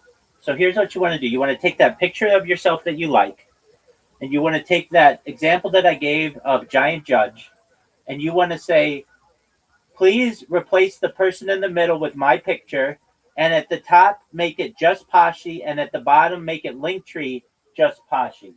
And you want to make sure that you don't have everything all capitalized. It should be capital J, small u, small s, small t, capital P, O, small s, small h, small I. Does that make sense? Yes, sir. Excellent. And then at the bottom, you want the same thing. Capital L for Linktree, linkttree.com / and then capital J, small u, small s, small t, and then capital P, and then small o, small s, small h, small I. So that it reads at the top, just Pashi to anyone, and the same at the bottom. We didn't with Giant Judge because they have they use an underscore, so it's pretty clear anyway. But with you don't. So we need to make sure that's clear to people. And then what's your color scheme? What colors do you want your stream to be? Probably like red, white, and blue. Okay. I like the red, white, and blue. But I do like the configuration of the different colors. So like it could be red, blue, white, or white, blue, red. Do whatever. It doesn't really have to be in that order. Do whatever you want to do. I would say for yours, do whatever you want to do. That works because it's the Russian flag. It also works for the United States flag. It's a cool blending of who you are, and it shows patriotism in the United States. So, how would I do it? So, you're gonna want to tell Chat GPT, make the ring red, the text white, and the Okay, ring. Explain. yeah, I would say make the ring red, the text white, put black border around the text. So I said make a red, the ring is red, the text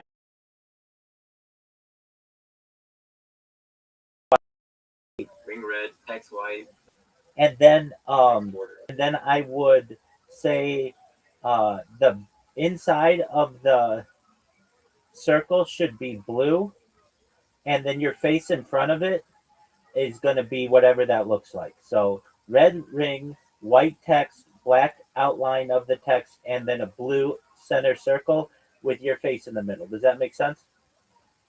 Yes, sir. Excellent. Now it's not going to get it right exactly generally on the first try, but it'll be on its way. Oh, ring red, text white, black border, text border around the text. Inside the circle should be blue. Face in front of it. Uh, And the inside of that circle should be what color is that? Where the face is? So, Inside of that circle. so do you see how giant judges? Circle should be blue. Okay. Inside of the circle should be blue. Yeah, exactly. Giant judge's face is on white. Yours is going to be on blue. Now, blue might be a difficult color because it's depending on the picture that you use. It may work perfectly. We may have to make some changes to it, but let's try that. That gives you your red, white, and blue.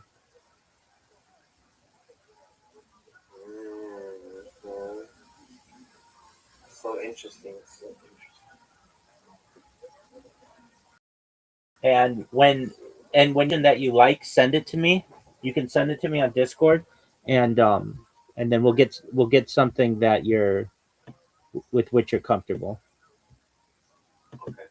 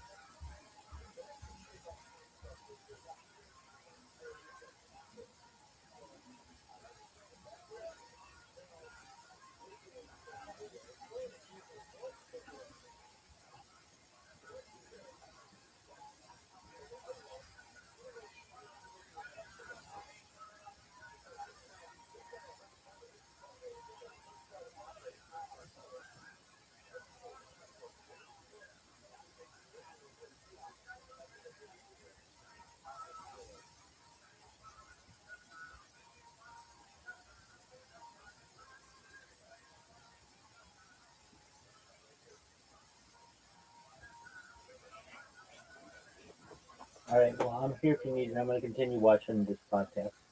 Sounds good. Thank you, sir. You're welcome. I needed So just RAF the right is amount of information. doing things right. It's pure. It's from a good place. Collegiate wrestlers, Olympic level wrestlers, and guys with high caliber wrestling pedigrees have a place they can go on a major platform. On Fox News or whatever, the Fox app. But it's getting a ton of clicks, and they're being compensated heavily. These guys are making six figures. I used to be a wrestler. The worst possible There you thing go, that big could dog. happen is TKO. There you go. That is getting big. It's actually doing better than slap fight or whatever bullshit we're doing. The Zuffa boxing. It is. It's beating both of those. We're gonna absorb this. We're gonna take it. Because then what happens is then the suits get involved. Name a company. Name a band. When they go mainstream, they get better. Name a company. When they go corporate, it gets better. No, it's about the bottom dollar. It's about the shareholders. Look at the UFC now. It's been great lately, but just compared to 10 years ago, it's a shell of what it used to be. And it's making more money than ever, but as a fan, do you care? Yeah. You don't give a fuck. You want the fights, the exciting stuff. You want passion. You want somebody steering the ship who wants this as bad as you do. The worst thing that could possibly happen to RAF for the future of wrestling is they get bought out by TKO. Which, at the rate they're going, it's probably going to happen, kids. Because what happens is then the suits go, cool, thank you, we'll take it from here. How much are you giving these guys? Oh, no, that's not happening. We're going to do a flat fee across the board. We're going to do this. And then the compensation and the elite wrestlers don't have a place to go yet. Oh, you guys have sponsors and stuff? No, not anymore. You're going to wear this singlet. We're going to do these matchups. It'd be a disaster. Because right now, for the most part, some of the matchmakers like McMahon, Ozzy Shelby, they don't fight it. They're passionate about fighting. But then you look at some of the matchups, some of the cards, it's like those are the suits doing that. It's just about a dollar. Right now, so you have people who are passionate about American wrestling, collegiate wrestling, freestyle wrestling, folk wrestling, who want to make this an avenue for wrestling. And it's fantastic they finally have one. Do not sell out. Do not sell out to the UFC. Do not.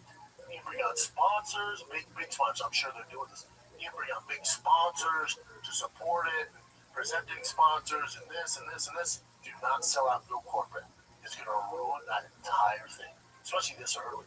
Yeah. But as a business owner, you get it, right? The guys who created it, man, think about it. Man, we're doing this, this, and this. And then TKO comes along hey, here's, I don't know, 200 million, 300 million, 400 million to buy your company. Dude, we started this thing with nothing. So you get why they do it. But if you're a purist, if you're for the love of the game, and I'm sure they're being compensated, they're getting paid good, but you're fucking over wrestling. And those guys will have nowhere to go. They finally have a spot. So please don't sell out. Please don't sell out. Yeah. At least that guy Izzy, that you know, the coach Izzy from whatever, was it Jackson's? Izzy Flow Wrestling? Yeah. He was at Jackson's he's from Izzy School of Wrestling in Chicago. So he's one of the founders of RAF.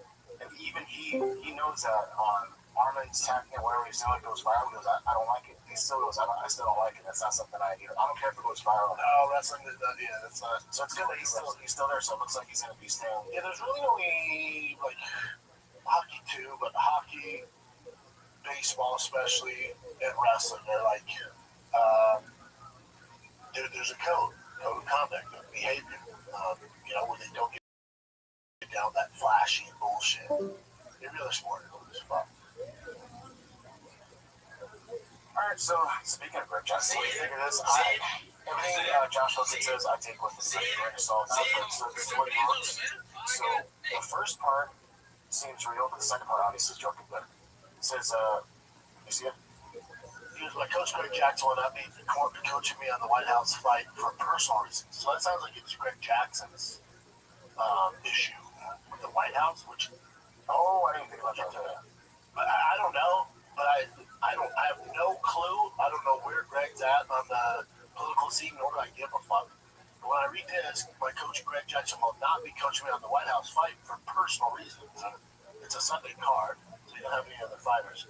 Personal reasons would be maybe he doesn't agree with it, which, dude, that's such an issue. I don't know what his issue is. Ella also, it's Josh Hogan, so who knows what's going on there. He goes, I don't have a coach now. Will the ring girls score to me, please? Tag your first. Yeah, with Hogan, I just don't know what's real. Greg's probably not going to say anything. I don't know. Here's the thing with the White House stuff, too. Just my whole thing on all this, whether you're left, right, in the middle, whatever you are, let's swap, put the shoe on the other foot. And let's say this is whatever, when Biden was in office, or even before that, which was don't forget, but you know what I'm saying? So just anytime there's a president in office, it's controversial. It just so happens that the guy who more than half the public voted for happens to be friends with Dana White. So he's using that relationship to put this special event on for the fans. You can make it political. Oh, the UFC is a right-wing organization. It's like, or he just happens to be boys with this guy, and if he wasn't, there's no UFC White House card event. So paint this politically however you want. Take your hatred for Trump out of it. Take your hatred for Dana out you want out of it.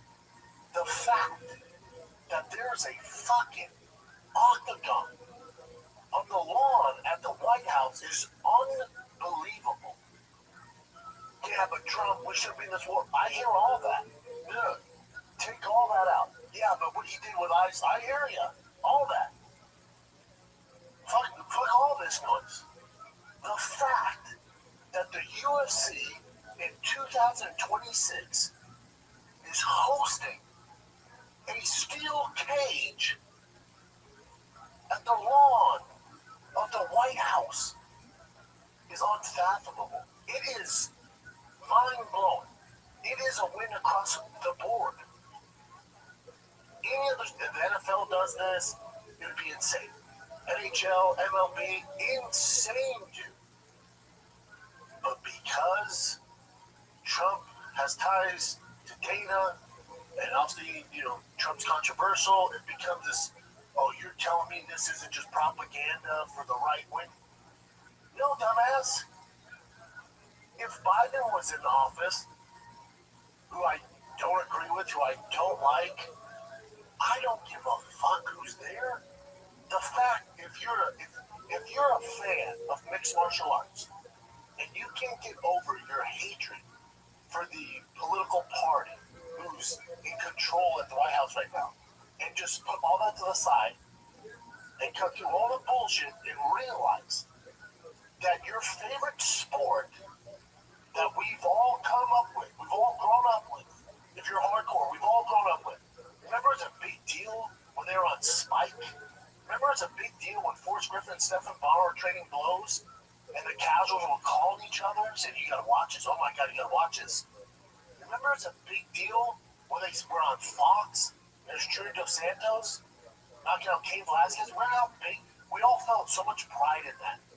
Do you remember when they signed the ESPN deal and we're on the sports ticker?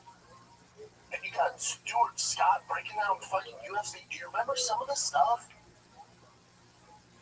And because we get political stuff, so political, and I get all that, I get all, but if you're an actual fan, the fact that Dana White has taken this organization and he's putting an octagon at the fucking White House.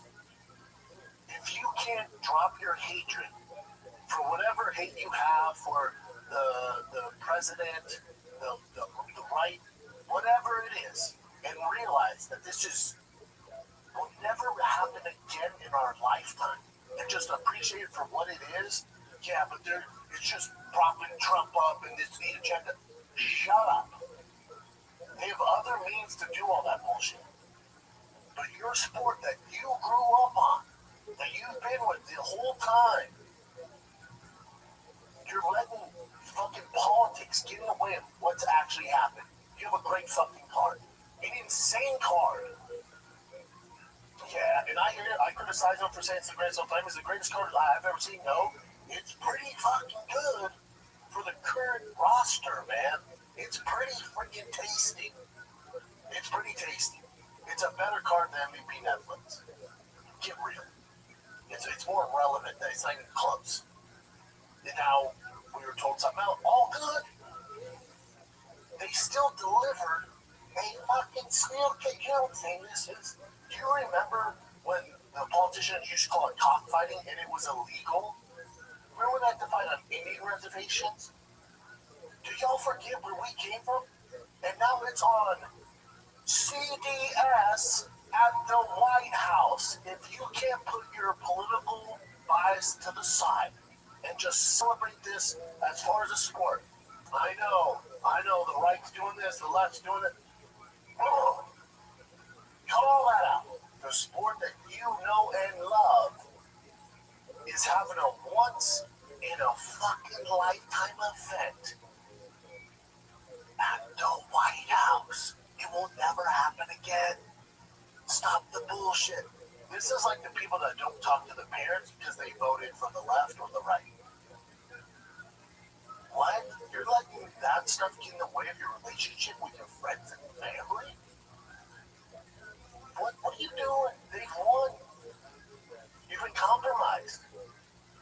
So these people who are in my space, whether they're MMA analysts, whatever, who are all anti-UFC, anti-Trump, oh, this is a far-right propaganda. Oh, you've lost your way. You've lost your way. Remember when you guys were fighting for the UFC to be mainstream? Remember when you're fighting, not getting views on your website, not getting views on your podcasts or your shows, they're getting canceled left and right? Remember when you're fighting for this to be mainstream? And now they pulled off a fucking event at the White House, the most famous house of all time. It will never be done again. And y'all want to hate on it. You don't want to appreciate that. Because you don't like that Trump's doing this or that. What president do you agree with 100%? Which one I'd love to hear? But you're letting all that get in the way of what they have accomplished. Do I have my issues with the UFC? Yeah. I have my issues with the MLB. I have my issues with the NBA, NFL. Yeah, sure. But I don't not watch it. I'm not that big of a pussy where I get offended when the UFC puts stop racism and they're taking knees and doing all this woke shit. Okay.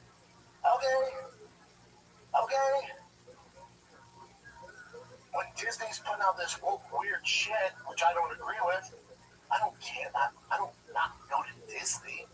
It's not gonna affect my life. It's not that. What?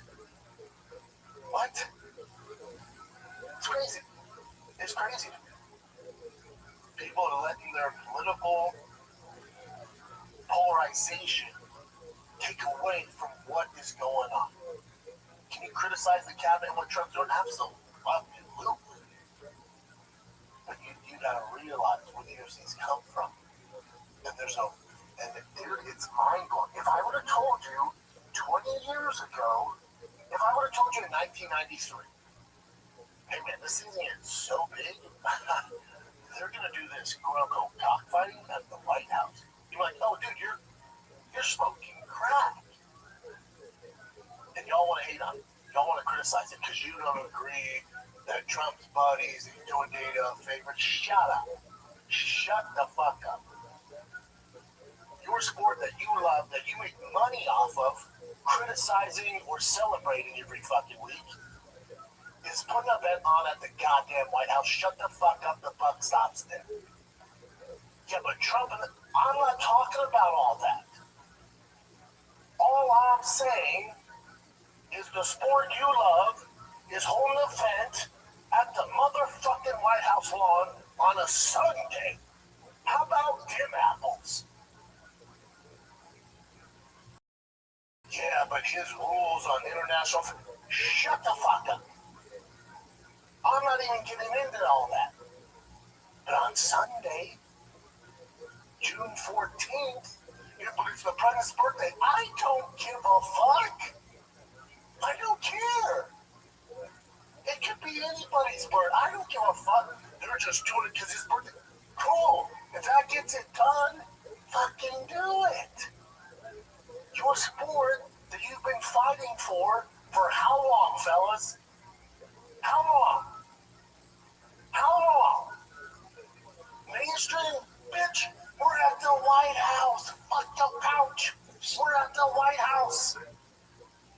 And if you can't put your political bias to the side, I can. I can easily. If Kamala was president, if this term, the Biden term, the Obama term, I don't give a fuck who's at the head of the table, whose birthday it is, why they're doing it. All I know is a sport I fucking love has an event at the White House on a Sunday. We're going sizzling. Yeah, but they're just propping themselves up for 2028. Shut the fuck up. Shut up, man. Shut up. Is that a check? Let's get to some fan questions. I know I said little. But yeah, I did just one thing, sparks the fire, Chin, and then I'm on a rant, buddy. How I know? That's what I do, dude. Yeah, fight night this weekend. We'll get into it on Thursday's show. Aljo has a tough fight against the Moroccan Devil. My God, it's a tough fight for Aljo. These older heads, they're trying to kill off, dude. I'm a huge Aljo fan. Bushesha, my God, that was my dude. Yeah, Dolphin and Bushesha on the same card. Ooh, heavy jiu-jitsu royalty on there. We'll get into this card on Thursday. But let's get to some fan questions. All right, let's get to these fan questions. Chin. And for you guys, on Mondays, you can DM me the questions. I see them on there. I post Mondays and usually every Wednesdays or Thursdays for the fan questions. The best way to get your fan questions answered is in the YouTube comment section. So submit them there. Chin and Nick see them. And when you put a fan question, it makes it super easy on us. So love you guys. Let's get to it for Monday's episode. Who's the most slept up performance trainer, MMA trainer that you'd like to see get more credit? You know, the who's who like Jackson's, people like John Wood out there in Vegas. But I'd like to hear thoughts on some of the low key guys. Dwayne Ludwig, yeah, Ricky Mondell, yeah. Easton BJJ Endeavor, yep. Everyone knows that. We're going to go old school and talk about Pat Belichick. Everyone knows him though too, big dog. Who's the one slept on? Thanks for all you do, Dad King. Yes, sir. Man, I'd say the one who didn't become like the household name was Mark Henry. It was Frank Yeager's, a lot of guys trained. And not to be confused with the WWE giant black guy. Mark Henry is based out of New Jersey. He had a pizza joint. He helped me game plan for the Pro Cop fight. He was Chris Weidman, Frank Yeager, a lot of boys. A lot of guys. He's amazing. Sabit's guy. Oh, he wasn't Chris Weidman. He was Sabit. Barboza, a lot of badasses. Mark Henry, my answer's Mark Henry for 5,000.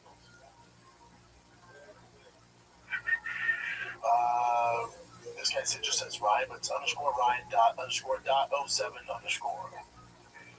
What's up, homie? You just say Ryan for my username. I know, dude. I'll give it to you. We've been really critical of UFC recently, but now they're starting to pick up some steam. Yeah, with Seattle, UFC 327, yeah. Fight nights this week, Kevin tough, and next week before, tough, but, you know, it is what it is. Do you think they're officially back? Miami card was sensational, UFC 328 is amazing, then the White House card is great, and International Fight Week, which we already know will have Gable, most likely Connor. Does the staff at UFC get to drink the coffee now? Because I see coffees from closers. Yeah, they can have a couple cups, you know. They have a couple cups. I don't know if all of them can, but they have a couple cups. Especially after Seattle, UFC 327. This week's, you know, the main event with the Moroccan Devil and Aljo. It's all right card. The following week, you got JDM, Prates, which is a fantastic fight. Hey, thank you, Rabbi. I got some things I gotta take care of right now. You take care of you, baby. I'll join back in a minute. I'm just going through my data.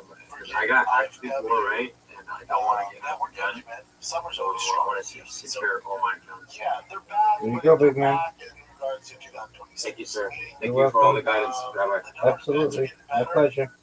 Some of the fight nights in select cities are better, but you still got your apex, because they have to fulfill so many cards. So they're back in regards to 2026. I'll give you that.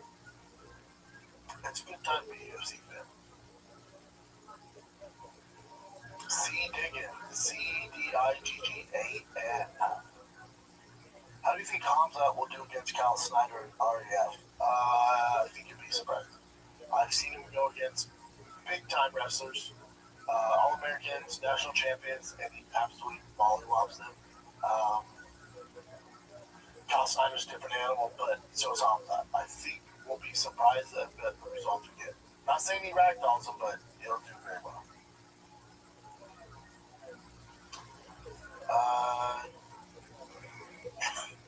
Dagrel Dad HK808. That's DAGRL Dad HK808. Michael Logan is his full name. Have you seen the King of the Streets on Instagram? Is it real or am I getting duped like Callan to AI? Also, short to Joe Rogan. It's everything you want in fighting. After watching it, it's cool. It's not as appealing as cage fighting. Your thoughts? I've never seen it. I look up real quick right ahead. King of the Streets. No rules. No limit. No limit. No rules. Are they in a prison?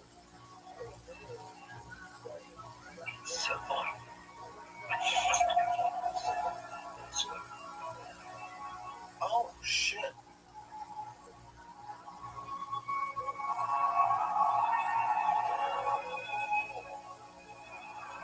Oh. Is it like gang versus gang? Just two on one side, two on the other side? I don't know. Yeah, I guess 2 on 2. Let me see another one. Right into it. That it looks a little AI, right? Yeah. What is that? It's Tigers. Is this real? Oh, so it's fake, but it's just a show, maybe. It's fake, right? I see. That's right there. Let's see this one. 2 versus 2. That was real. I think their problem is they're messing with AI too much, but it's also real, so you think it's all fake. You have to be careful with the AI.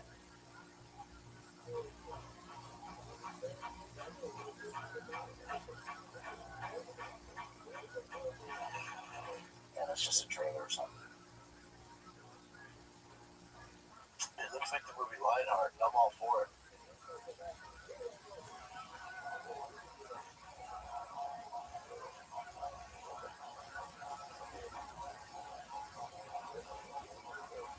I wish you could just fast forward, but yeah, I don't know.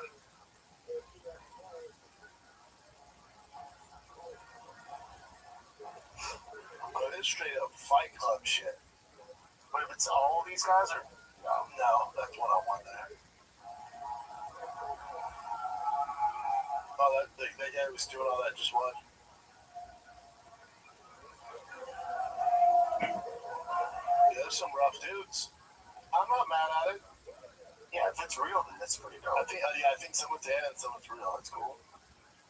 Thanks, man, for introducing me to that. I'll definitely follow that page. That's intense. Hitachi _ Uchata. Hector Jose. Do you think more MMA guys are going to fight for any other league because they're getting paid more money, or do you think it's better to fight in the UFC for less money? The thing with other leagues is, I assume you're regarding like a Netflix MVP thing. You gotta be such a big name, and they're not building names over there, right? So you gotta build your name somewhere. So you gotta go through the grind of UFC, but have success and become a fan favorite in order to get the big boy money from Netflix MVP. So it's a weird route to go. But you got like KSW, you got Cage Warriors, LFA. You can do some work there. Like KSW has their heavyweight champ hasn't lost freaking forever. What's that cat's name? He used to be the UFC. Type in KSW. Oh, Philip DeFreeze, I think. Yeah, Philip DeFreeze. Hasn't lost in how long? that's the toughest fight for Francis Ngannou. As far as guys outside the UFC, that's by far. Yeah, look at his record, dude.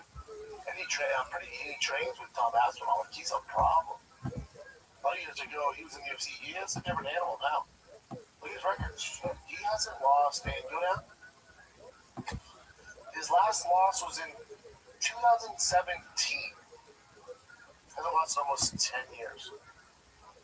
Fighting tough guys. Saki, 16. Todd Duffy, you know, he's just this. If I'm KSW, I would. He's defending his belt. Go down, Jim. He is a. Holy shit. He is a 1, 2, 3, 4, 5, 6, 7. Keep going. 8, 9, 10, 11, 12. Keep going. 13, 14, 15 time defending champion, heavyweight champion. I don't give a fuck what league you're in.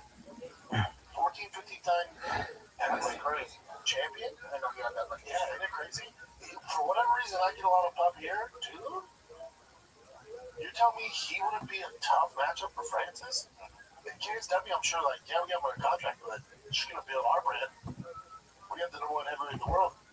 KSW, 15-time defending champion versus Francis Ngannou on Netflix.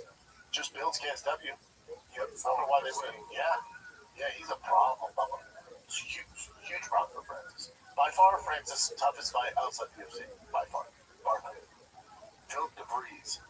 Look him up. Daddy Rambos. Should Laura Sanko stop wearing suits? She's too sexy for that bullshit. I don't mind this suit. I still think it looks good. It still looks sexy. She pulls it off. Now she had a warlock face. We're talking about a different thing. But she's pretty all the way around. No, she looks dope. Don't stop wearing that suit. Makes it different. Big Doc 01. Fake question from Monday's podcast. With MMA being a melting pot of all versions of fighting, making it a true test of skill, if you were to get the current world champion from individual disciplines, boxing, wrestling, BJJ, have them fighting their style against each other like UFC 1, which discipline would ultimately be crowned the champion? Fighters all the same weight class. Just had my third child on Friday. Keeping the dad chats, being realness to the podcast. Sent you a part. Thanks, man. Appreciate it. Shout out to your kiddos. If this is like back in 1993, it's all disciplines. Wrestling. Dominate. Boxing would do the worst. BJJ wouldn't do very well either. Wrestling, a high-level wrestler, and the rest of them know nothing, just their specialty. Wrestling dominates. That's why it dominates today with all the different, kickboxing, boxing, karate, jiu-jitsu, wrestling dominates all of it. Gotta have a wrestling foundation to be a champ. Scotty HD. Fan question. Brock Lesnar just retired from WWE.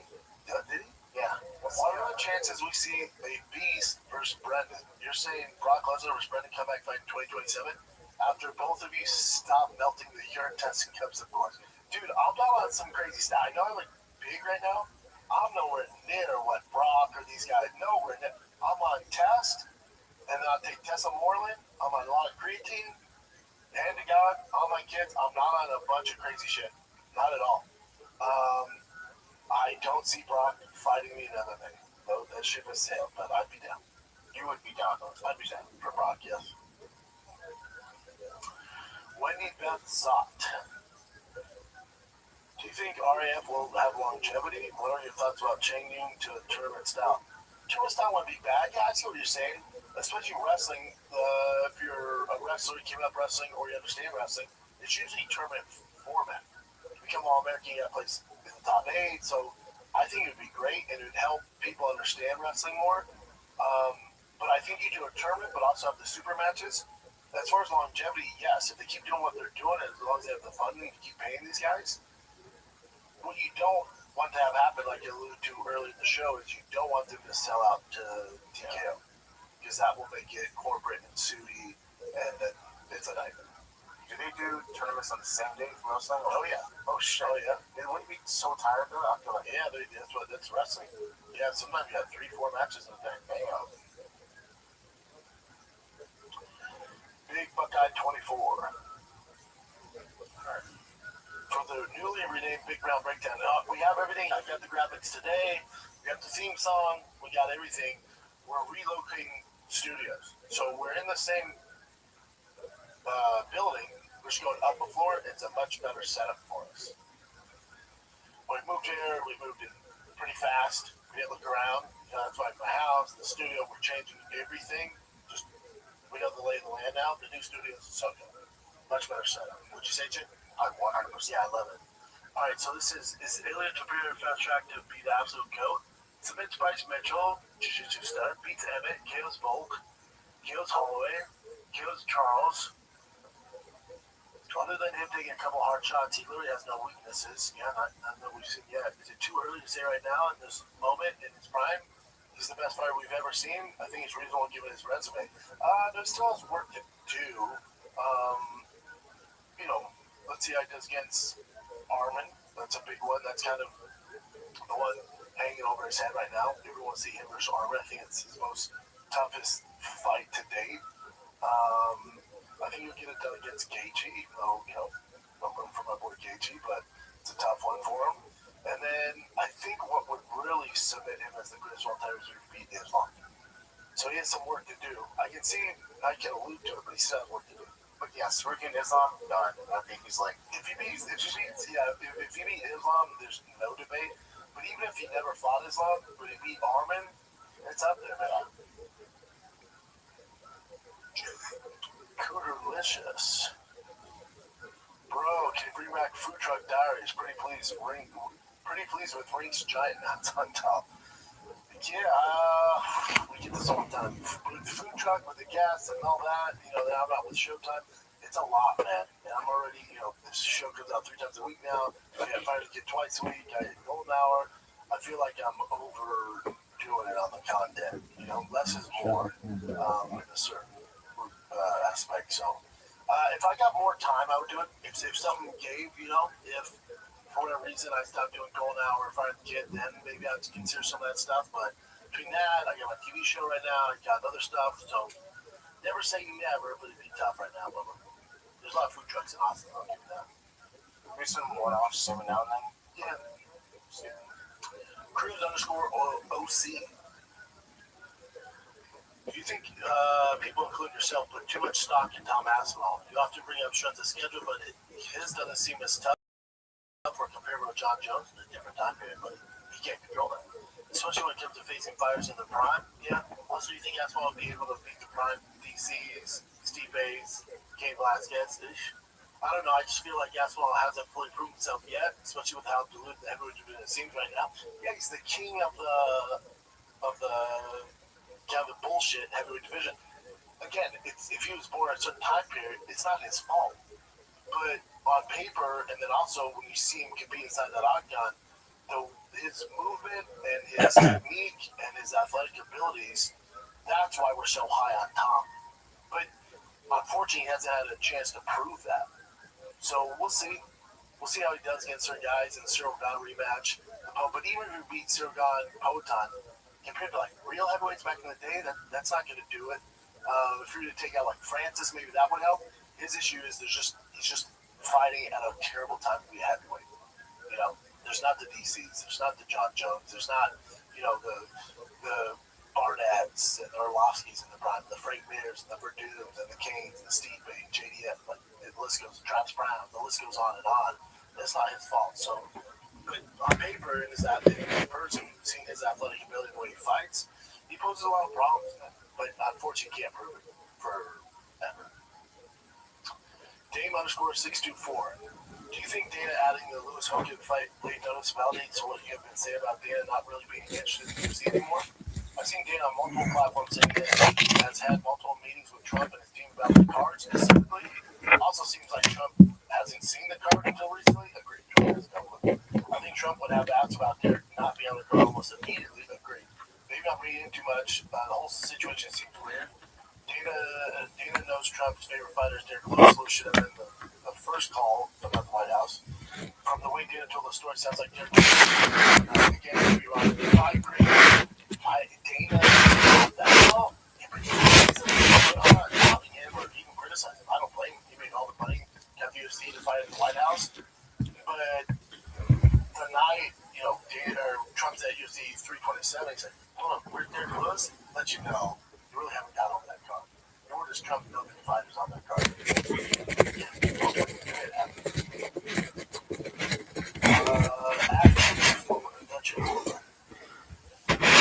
Patty's saying International Fight Week. Co-has alluded to International Fight Week. Could it be? Again, I'm all for it, and I talked about it on the show. I broke it down, but I'm all for it. It makes all the sense. I would have said Patty's gonna fight Connor. I didn't think it'd come to this extent, but I just don't know what you do because Connor's not gonna fight at 55. If he's at 55, no brainer. This is the fight they're gonna make. But if Patty beats him, he goes to 170. If he's come down, what's it really do for Patty's career besides give him a whole new high level of fame, beating the unicorn and Conor McGregor? But at 55 and in the rankings, what's it do? But again, when the UFC 2026, so it doesn't really matter. I do think you get Patty versus Conor. I think they're waiting to announce it once more White House news comes out. They don't want to steal a spotlight from that because that's bigger than any fight on the White House card. Okay. Nolan Khan. So this guy's a big fan. Number one fan question.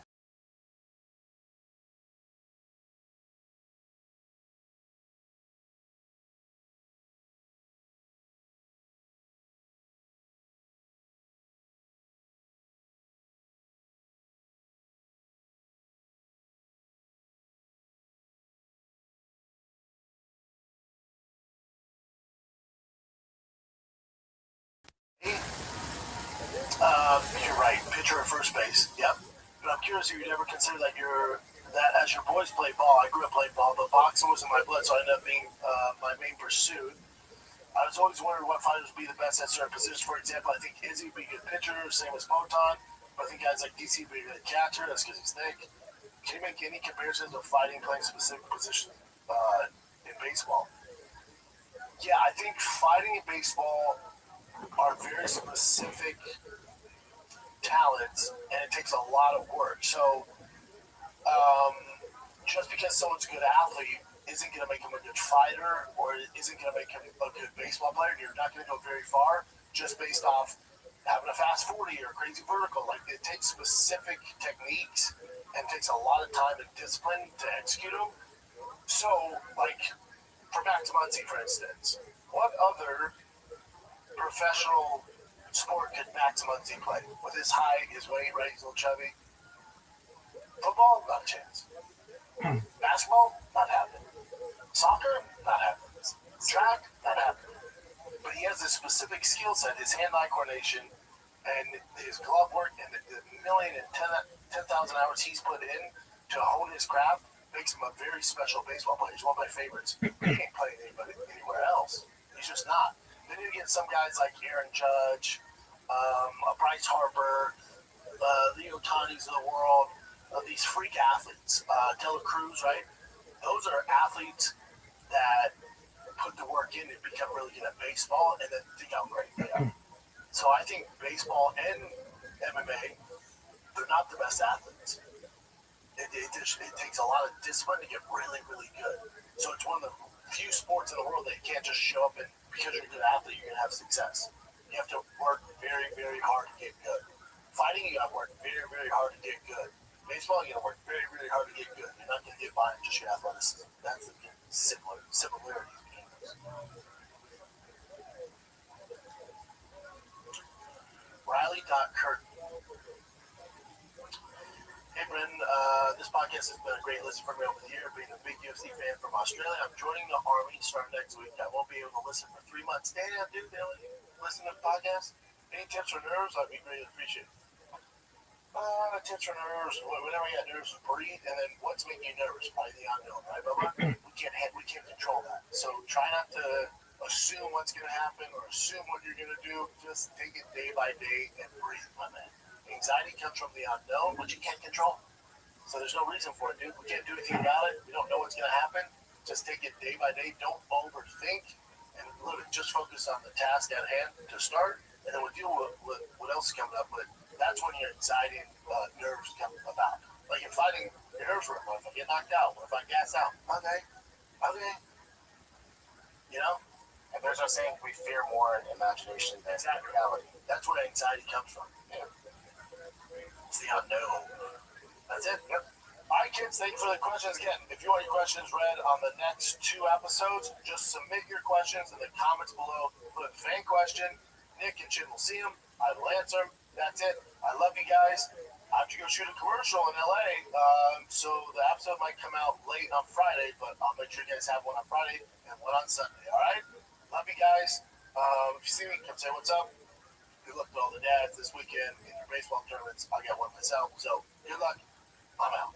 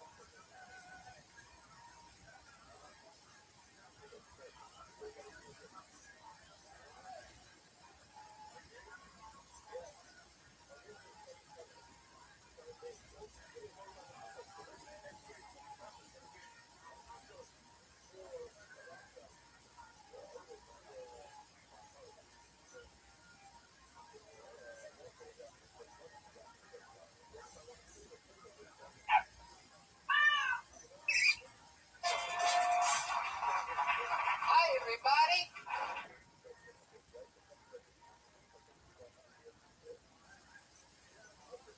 Well, you're like, yeah, fuck him.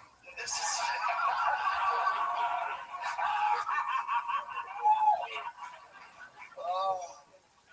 Good point.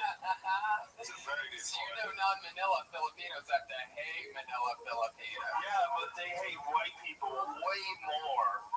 They are really cool. And those Americans are like awesome. They're like so nice. Like Manny Everything. Sunday, how cool. Super friendly. Yeah, they're great. They're the best pool players in the world. Did you know that? They are. No, I'm telling you, they are. Yeah. Effort Reyes, the greatest pool player, arguably of all time, Filipino. Manny Pacquiao is one of the most likable guys. Every time I see him on TV, he's singing karaoke for some reason. Every Filipino I've ever met is like super friendly. Second, They're some of the most friendly, family-oriented people. See how many good things? See how many? Look at that second tightest. That's amazing. Who's the first tightest? There's a lot of different kinds of Asian people, so that's an amazing. Vietnamese. Yeah, but it's from like agency. That's why they. Oh, you motherfucker. Had to ruin a moment.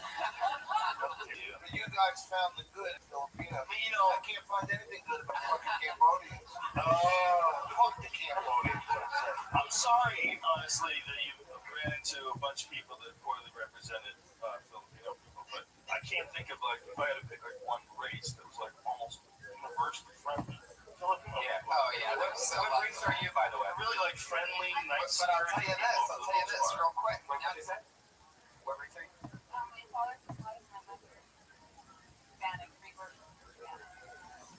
Wait, racist family. What is exactly Hispanic? Like, okay, because like it gets divided. Okay, my mother's father's Basque, 100%. Right. Her, well, that's like the okay. like them either. I don't like that. They're such assholes. No, Forget who So like a but bunch my of mom different is Latin Spanish, right? countries. Well, there was only a few for me.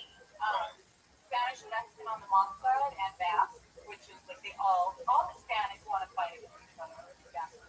I don't know why, but that's just fact. I saw a dude on a t-shirt and said, "I'm not Hispanic, I'm Mexican." I got confused as fuck. I was like, are we micromanaging this shit? Me too. Come on, There's like people. this Latin title, there's Hispanic, and I'm under the umbrella of Hispanic, not 100% Latin. Like, I'm not 100% South American. Because my grandfather's Basque, so I have to be Hispanic. Or someone will correct me, and they'll let me know that I'm not Latin. Oh, wow, that's so crazy. What else are you? All the rules. My dad's Italian. How many times have you... Is that what that question was for you to go A to B? That part's fucking with you, trust me. Italian? Yeah, that part. Look at this guy. He's very aggressive. Yeah. That's the plus one. It's Italians. They're crazy people. Yeah. They come from a mad monkey people who live on wires. That's what they are. I've never been with an Italian girl. It's my people. Yeah. I got rid of them when I was young. I cut that off at an early age. I was like, one of these things is not like the other. I remember that show. They're generic for me. Yeah, they just swing at you and shit. They what? They fucking swing at you. Oh, yeah, exactly. Not all of them. I'm not Yeah. generalizing. Right. The ones who were willing to fuck me at the time. Oh, yeah. We're all They are swinging at me too. And that's like, Bitches. they are. That's an Italian thing. Savages. John Romero, look at that man. It's a product. Yeah. Italian people. Look, don't get me wrong. They make awesome food. Their cars are pretty. Yeah. You know, Really, really there's smart. a lot of great shit about. Great I love artists. it. A lot of Italians are great people. Just I can't handle it. Have you ever punched a guy? 1/4 hour. Really? Okay, that's not true. I was asleep and I was having a bad dream and I swung and I didn't realize that I was swinging in real life and I punched him in the stomach and it was really tough. It was one of my friends dated and I felt so wrong. Just in the stomach? Was Like he just pussy? like just totally just punched If him. a girl hits you as hard as she can in the stomach, you know, how hard would that be from a laying position? Be wide about it? I have no like look on his wall. What kind of ferocious ground and pound do you have, sister? It was kind I'm of gonna sign you up. It's Josh Martin. So you ground and pounded him with like some sort of a rich hand type? I think I actually kind of like came around and bounced. I doubt you did. I have no idea how it came. I would tell you, but based on what I know about the human body, that wouldn't be happening. All I know is that I felt my fist hit his stomach, and I woke up, and his eyes were like popping out of his head, and I was like, oh shit. Did you get turned on by the moment? Like, shit just went crazy? Just a little stare up out of nowhere. Bitch! Turn your bullshit. Oh my god, I can't believe I thought I was dreaming of hitting you. It's so crazy. I was in that dream-like state in the morning. When you wake up because you have to pee. You just wailed right in the liver. If he had broken up with me, I would have understood. I looked at his face and You would have understood. Oh my like, god. I totally was like, this relationship's done. Oh What did my he god. say? Well, he didn't say that much. It sounds like a real push. He like didn't say anything at first. Sounds like a real tool. The first thing he said was he's super nice. This is what he was. Okay, I mean, It's like, what kind of douchebag is this guy? What is he, Mr. Polite? Just goes around Yeah, I thanking like people nice for guys. nothing? Okay, so Thank you. Oh, hello, good day. How are you? Please don't punch me in the stomach. I'm trying to get some sleep. Oh shit. I just buried her ex-boyfriend. He's got a point there. He No, really does I have a know. point. I mean, he wasn't a fighter. He was a golfer. Okay, I mean, he's a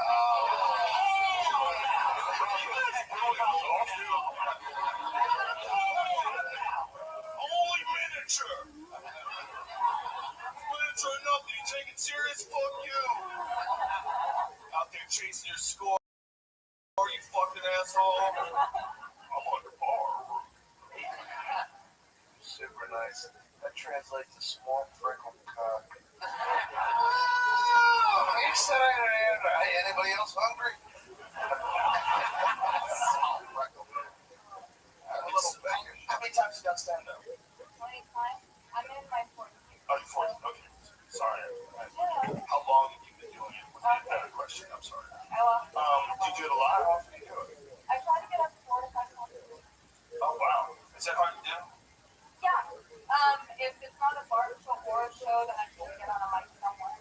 you start in LA?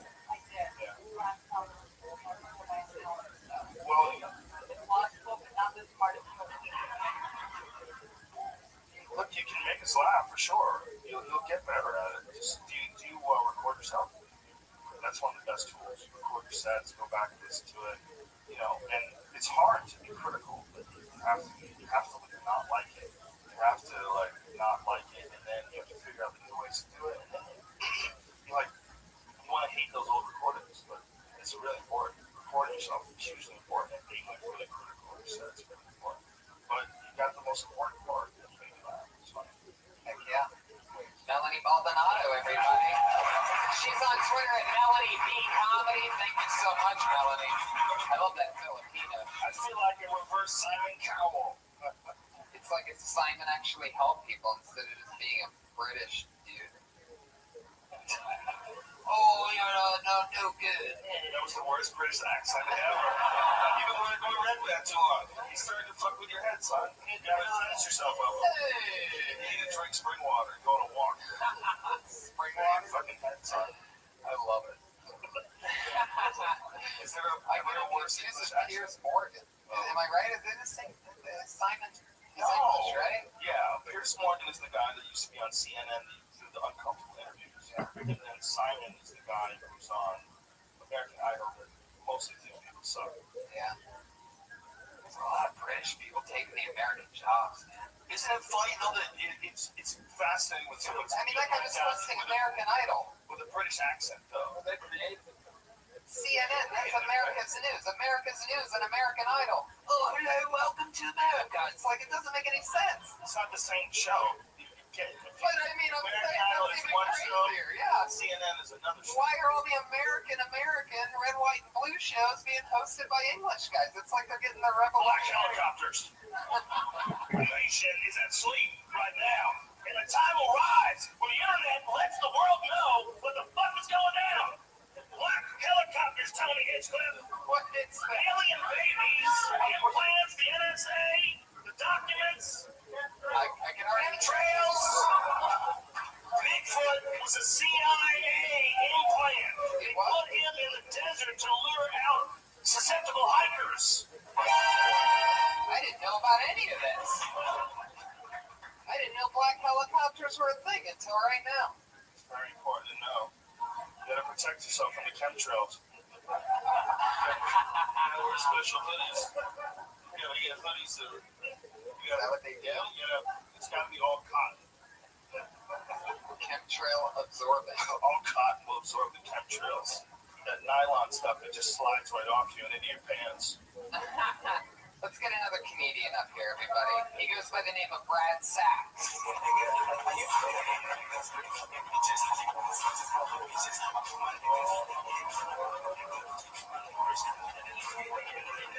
Deep in the lobby, Brad Sachs. I hate it. Like how you fucking fraud. Trying to think bitch out, have a fucking frauds. Alright guys, sorry about that. I always wanted to get a personal license plate on my car. You know where you can put something on your plate. I saw a cool one in Hollywood that had rum and coke as his plate. I was like, that is fucking cool. I killed him a mixed drink on my plate. My very next thought was, put rum and coke. You might as well put kid in trunk. It's the same thing. You ever had anybody call you by the wrong name and they do it so many times after a while? That's happening to me right now. There's this guy that always calls me Russell, and my name's Brad. And he's always excited. He's like, hey, Russell, come here, Russell. Good to see you, Russell. Over here, Russell. Sit down, Russell. But I couldn't take it anymore. I'm like, yo, dude, just call me Russ. It's cool. That's all I got, guys.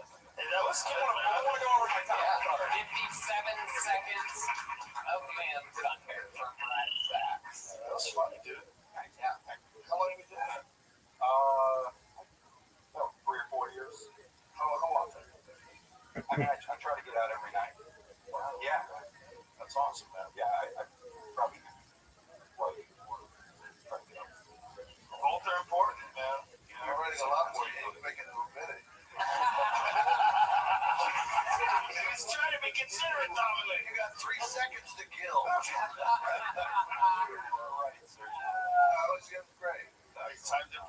that's a true sign of a professional. Now, Brad, we've talked to you before, and you mentioned in a couple bits that you have a wife, and we haven't seen you in a few months. How's that been going? We're still together.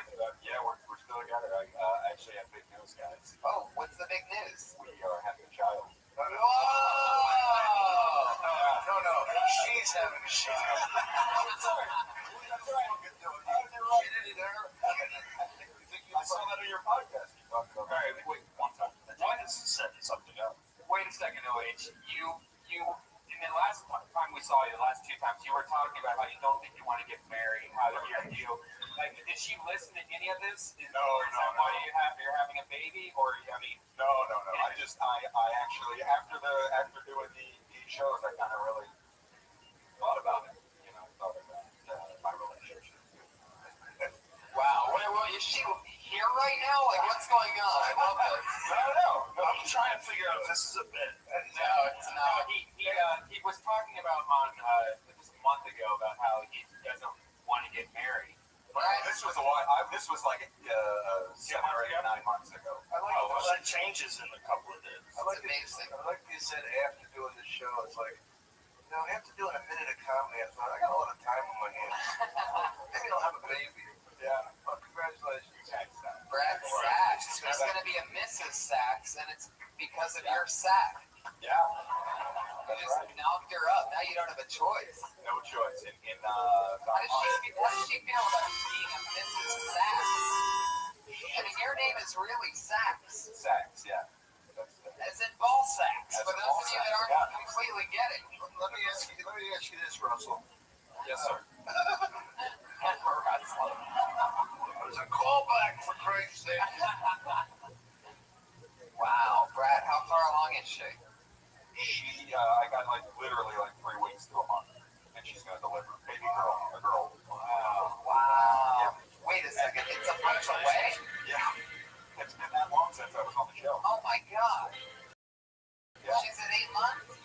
Yes, sir. Did you try all the things at the beginning, like pink and microwave popcorn, a lot, stuff like that? What does that do? Let me ask you this. Do you think the baby is going to take on your look at all, that Ghostbusters 2 bad guy? Oh, Beagle! That look that you have going on? It's possible. Beagle, come alive, Beagle! You have the face of a comedian, sir. Don't let him fuck with you. Of course, definitely. Definitely has the face. My young man's confidence. Brad knows what's up, and congratulations. Your daughter is going to be one funny baby because you're a funny guy, Brad, and hopefully that Sherry's really pregnant. Get attention. Strangest things have happened. It's been 8 months. That's crazy. I'm trying to tell you how long it's been on the show. I'm having a fucking baby. That's how long it's taken me. Yeah. Brad, congratulations. Thank you, John. What are you gonna do? What's the biggest change that you've made since finding out that there's gonna be a new sax? I would probably say the biggest change is I've been eating a lot more medical cannabis since I found. No, I'm just kidding. I started to save more money, of course. That's something. Wait, were you really kidding, or was that the truth coming I out? do both. Simultaneously. Well, then next time, don't do the laugh and say I was kidding. Follow through with it. I got a groan here, Oh, whatever. You give up on it. You're just, the changes that happen from things are things that you can talk about that'll be therapeutic for you, especially now that you're about to go through all that crazy shit. Yeah. Right? True. Yeah. True. So have fun with it. I can't believe I didn't know that you're having a baby, Brad. Yeah. Who's the godfather going to be? Hint? No, I'm kidding. I don't want to be a godfather. I don't even know what that has to do with. I just heard the music and I thought it'd be a funny place to go. But Brad, I'm going to get another comedian up here. Thank you so much. Thank you. Brad Sachs.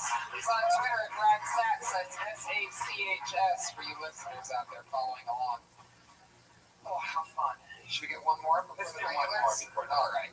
Normally we would move on to our 2 lovely regulars, but instead we're going to pull one more name. So many people came out and traveled so far.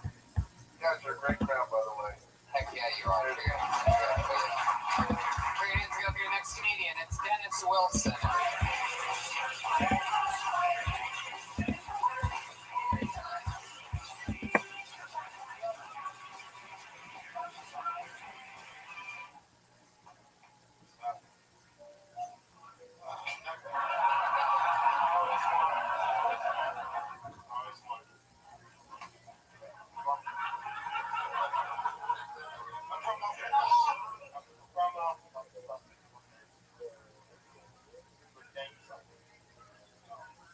Once the murder right from our television,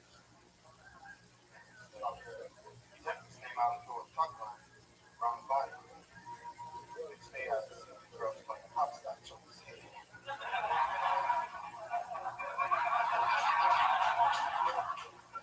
I once got arrested for identity theft. That was a horrible criminal. I thought identity theft was all right front on fraud. I bought a Cadillac with no problem. But apparently black people bought Cadillacs. But the next day, they called the police. I guess black people bought patio furniture.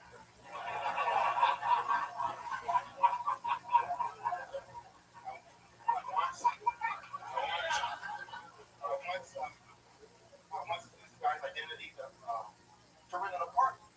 Let's go to rent an apartment. One day he showed up yelling. Somebody come out of there. What was on? So I gave him his mail. Wow, Dennis Wilson, so funny. Oh yeah. How long have you been doing stand-up, Dennis? 4 years. It's good to see you back, man. I'm glad you made it out to Pasadena. On break.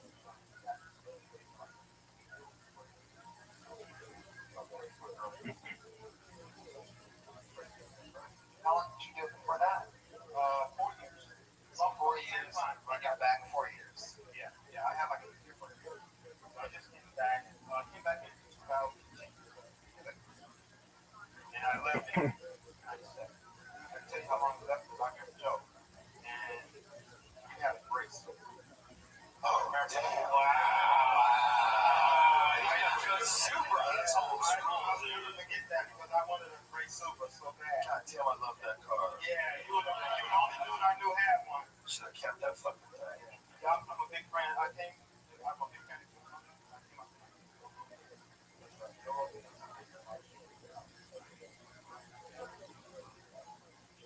I love Freeway Rick. Yeah. Great. Rick Ross. The true Rick Ross. He's not either. That's the beautiful thing about him. Thank you very much. Heck yeah. Thank you, sir. It's funny, right? First of all, I love you. I wish you the best. Thank you for taking care of your daughter. There's nothing, wife. There's nothing funny I can say. Just good luck. Best wishes. Oh, God, you got big fucking hands. You can pop a basketball, right? Oh, shit. Come on. Oh, shit.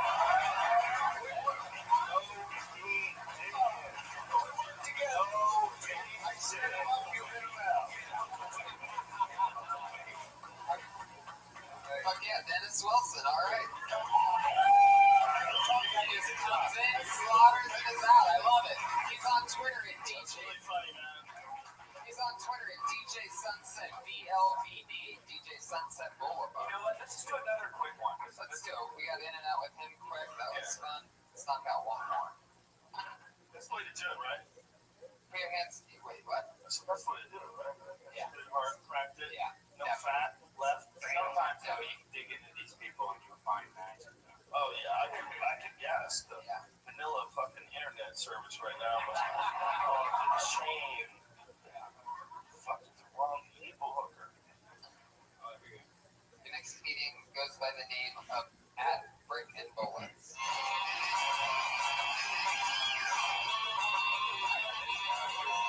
Oh, yes.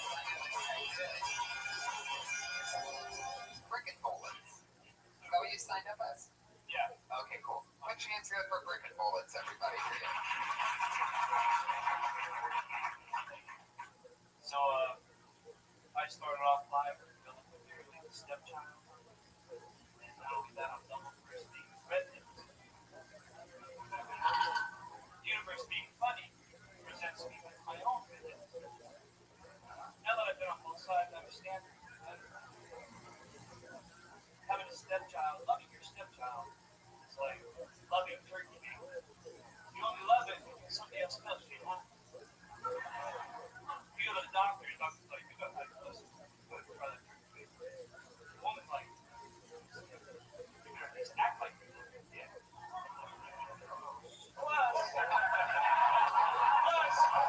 Plus, your stepkids, they don't smell like real kids. They don't smell like real kids. They smell like turkey meat. I'm just saying, then you go kiss them goodbye, and they're like salty. Like, you haven't eaten chips all day? I got bricks and bullets.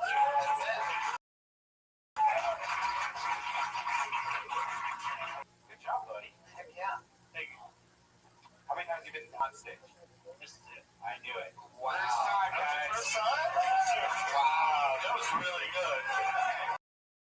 That's really good, man. For a first time, that's very impressive. That's awesome. I support that. What you did was it's the art of saying fucked up shit to get a laugh. And it's art, you know, and you gotta know when a dude's a real legit psychopath or saying something fucked up because it's funny. And there's a fine line there you walk and you never know. But those guys are like some of my favorite comedians ever that made that art of saying fucked up shit. Like, you know, the guy doesn't really mean most of the shit he's saying, but it's funny to say fucked up shit. And people, like, it's a real problem when people would take something that you would say at full face value and say, well, these are statements he's making, right? You're probably a very nice guy. So you're just trying to say fucked up shit. Just trying to. I love it. How long did you prepare that minute for? Did you know that you wanted to come here to start, or like, were you gonna? No, I had actually lived in a concept in my head for a while, and it's actually a lot more delicious than it is chocolate. It's probably 6 weeks. So dark. It's funny, but I'm like, oh shit, they don't smell like your kids. I was like, that's so funny. Did you know it's right? So true. It's funny, man. It's funny, dude. It's dark. It's dark. You went deep. That was hilarious. I'm sorry. On the last Thunder Pussy, he yelled that out as a topic too. Who was the first? Jerry. It was hilarious. Congratulations, man, for your first time. We got. Yeah, that was very, very good. Really good job. Is it brick and bullets? Is that right? Bricks and bullets. Especially for such a dark subject, man. That was really good. Dom, what do you got for bricks and bullets? Lugados. Oh, you don't speak Italian? Oh, do you speak Cambodian? What the fuck? Goodness. I honestly think that it was amazing for the first time on stage. I mean, I know that you do theater in the round, which doesn't have a stage, but I gotta hand it to you. For me, it's like I would have thought it was your second time on stage. Come on, I had to come in with a singer. What's good? You're so much nicer than me. I realize that to me, you're kinder and more gentle. I'm sorry. What the fuck am I? I don't know. But it's funny, keep doing it. Bricks and bullets, congratulations, man. That's so much fun. He's on Twitter at Bricks and Bullets, popping his Kill Tony Cherry. And his shirt's available on your mom's house podcast.com. No bullshit, because it could go horribly wrong for him at any moment from here on for the rest of his comedy career. But that's a stellar start. Is that Yeah. like start? I mean, imagine Did you start off dirty right away? I started off dirty right away. Like, Oh, yeah. Helping you really influenced my first set, and it was just dirty. Well, I think that when you start now, man, you don't know anything else.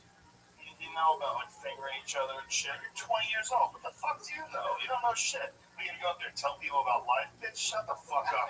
You're 20 years old. But if you're 20 years old, you got a crazy blowjob joke, people will laugh.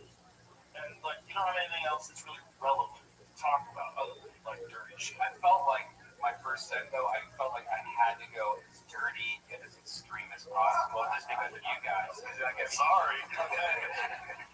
Did you go dirty? Like, I was, yeah, but I wasn't influenced by them as much as I was influenced by the other guys that were in town. And Boston was a town that was really, like, the comedy was, they were trying to go really clean. A lot of guys were trying to go really clean. So I was always really insecure about doing dirty jokes. So I probably tried to morph my act into something that other people liked for a little bit. I don't know how long I did that for, but like even into like my second year, I was still trying. So what do you say when people say like, oh, you're dirty, you're cheating? I figured out a long time ago that those are people that I don't want to talk to. So I just go whatever. Saying bad words and talking about real shit is somehow or another it's out of the intellectual reach. What is it? It's the place where you don't go. It's dirty. Why? Because Misco says so. Selling crackers on the Tonight Show. You goofy fuck. Because it's easier, it's harder to get brilliant dirty, like Robert Schimmel or somebody like that, because you think it's fuck. You know, like anybody can, you know, this twat, but make it really incredible. Like, you know Robert Schimmel is? Yeah. And he had the best fucking dirty jokes ever. First comic ever saw live. Yeah. He was a sweetheart. You know, my favorite thing is a black dirty comic. Because anything they say dirty. That pussy. Man, that pussy was funky. Oh, baby. I said, Mama, you gotta work that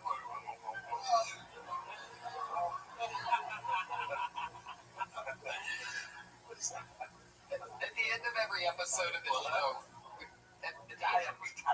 oh yeah, that's right. That's my favorite. What is that again? Mexico? What is that? I don't know. You don't remember? Well, you know, it's in my act. That is in my act. I actually remember. I know what it was. Sevens. About, it's like, How do I actually hear it? These setups without punchline. I was at the bus stop the other day. Bus didn't come. Why didn't go on a motherfucking bus stop when the bus ain't even stopping? What's up with that? And then diabetes line comes in. Like you can do it anything. I was at the restaurant the other day. I said to the waitress, bitch, oh, you motherfucker, the cup of coffee. Bring me 7 sugar. 7 sugar. 7 sugar. 7 sugar. What's she trying to give me? Dial because always on that bitch.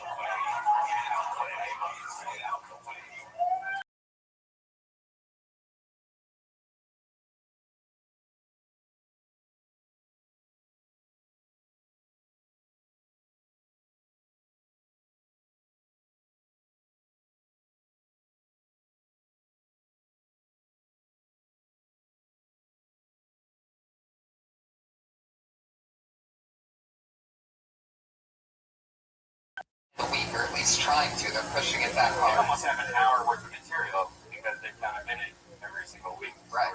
Don't talk to them.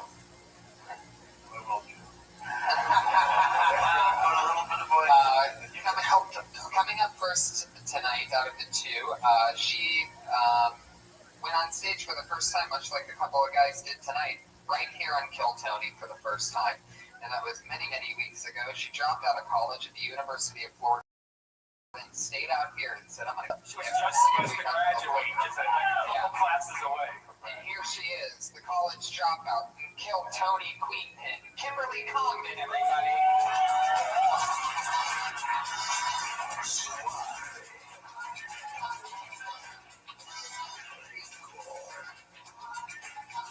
Kim Congdon, everybody, come on! Hey guys, I'm from Compton. I read the other day that a guy went to prison for 4 years for leaving his child in the car, in a really hot car. Way to judge the car on its looks. Right.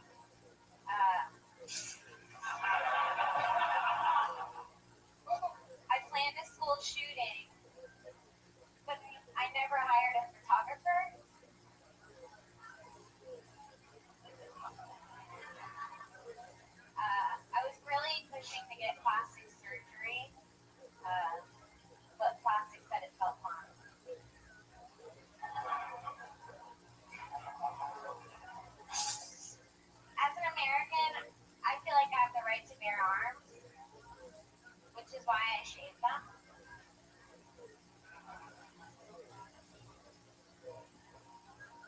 told me he liked my frame, and I was like, I didn't do it. He did. Oh, can I do my last one? Yeah, go ahead. I like to follow the speed limit. Because who likes to do too much speed? Oh, there. Go, get back in there, Angry West Hollywood Bear. Kimberly Condon, everybody. Completely changing style. I don't know how many of you listen to Kill Tony, but I've been listening to her for 50 some weeks, and she's never been a one-liner comedian. What's up with this little test? I was just trying it. I was just trying to. Let me try one-liners. Interesting. The weird episode of interesting. I know. Two real natural comedians on the show, and you went with one-liners. That's okay, right? That's okay. It's fine. It's just I just find it interesting. It's very interesting you doing a whole minute a week. What is that? How challenging? It's really hard. It's really hard because when I go to open mics, I also want to work on my material that I want to show. And that's interesting. And then I have to get, this extra round of everything out. Like, this Monday, Friday. How much time do you usually get an open mic set? 5 minutes. I do 2 a night during the weekdays, and I do 3 Saturdays. Wow. Dedication. Yeah. That's awesome. It's funny. Hey. Got good delivery. Hey, guys. It's weird enough. What's up? Dom, what do you think of Kim Condon? It's very courageous too. Like Stevie Wright's retarded daughter. Don't you think it's courageous doing a new bit every week? Okay, imagine. It's hard. Imagine if you wrote a minute a day. Oh my God, 365 days. Forget how hard. You might, if you're lucky, get a minute with the seeds. You gotta spend time growing those fuckers and turning into jokes. Yeah, those were all very fun and being laughed at happies. And that, I mean, They were terrible? No, they weren't. They were actually really, really good. But your style and all the timing and stand-up that you've worked on is all talking about real stuff so far. So your timing with those jokes wasn't on. But the jokes were extremely well written. But you don't know how to really, I mean, it's not that you don't know how, it's just you haven't done. you think if you could take those jokes and you could say them funny though? I don't think so. I think they were very bad. Oh, I know. What? Oh, they're laughing. Such a fucked up way of putting it. Oh, you think they can take those jokes and make them funny? No, I know. That's exactly what I just showed you to do. Oh, yeah. Exactly. Say one of them again. I planned a school shooting, but I never hired a photographer. I planned a school shooting, but I never hired a photographer. That's how I'm hiding. You know me, dog. Old school. I'm from North Bergen, New Jersey. We know how to hide in the bushes. Just keep going. It'll be fun. Yeah, Joey needed this one. You'd be like, what? A school shoot? Are we laughing at a school shoot? I just, You guys can talk about anything in there. I ain't shooting nobody at school. It's great. I feel like we just have a good point of, what you want to do is you just want to let it rip. If you, my delivery. No, listen, I don't think you did anything wrong. Right. You're doing a minute a week. It's fucking hard. Some of those jokes aren't going to make it. I would go back to your normal style. Some of them will make it, some of them aren't going to make it. It's how it always is. But if you're making a minute every week, that's just how it goes. That's I think you did really good. yeah. I got 2 words for you. Forrest Gump. Oh my goodness. There's an idea. How dare you? Nobody else is talking about it. You're going to be at the top of Hollywood in no time, kid. How dare you? Root for a Forrest Gump bit. You can do it, young lady. Thank you. Now sit on Daddy's lap and watch her into the show.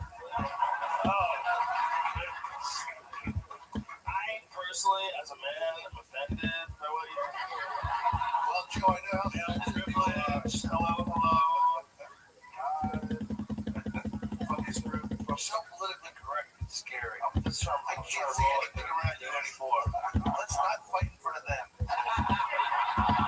Can we wait till we get home? Oh, sorry. Don't listen to them. Yeah, it was great. I mean, was shocking because I'm not really used to that. I felt weird for me too. Yeah. It's interesting. I was freaking out, and I put my phone in here and I was peeking. Because I'm just so used to telling a story where it just comes out naturally and I'm just talking about, like being a crazy girl or something. See, that feels real to me when you say that. And when it was like, I felt like I don't feel like you were ever actually going to give surgery to a piece of plastic. However, you being a crazy girlfriend, I could totally understand in a heartbeat. They're giving you a hard time. You do it a minute a week. That's a very good. Totally, absolutely. No, she's a I've warrior. never seen you do stand up before, so for me, this is the only time I've ever seen it. So for me, I thought it was good enough. Perfect. It's hard. A minute a week is very commendable. Yeah. Right time we're out for religion, right? Very hard. Right, Brady? Thank you. Thanks so much. She did. I mean, it's been a year, right? So it's been a cool undertaking. It's interesting. It's been a year, right? A little bit over a year. A new minute each week. Yeah. There you go. Do you take all that stuff and go over it and like mine for players? I just started to learn to listen to it. I record every set. I record every set. That's so crazy. I'll start and then I'll start fixing it. Yeah. Or something. You gotta treat it. I knew that was coming. It was like watching a drunk friend get knocked out. Like, oh, shit. No. Jesus, what did you think about that set?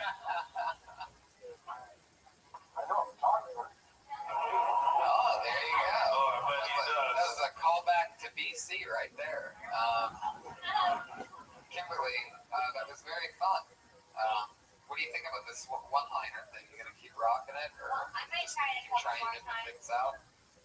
Switch it up. You can do a little of that, a little of this. Yeah. Do whatever you want. It'd be fun to see you do a minute of crowd work sometime. That might be fun. I was gonna do that last week, but You're just trying to steal my awesome idea. Anyway, No.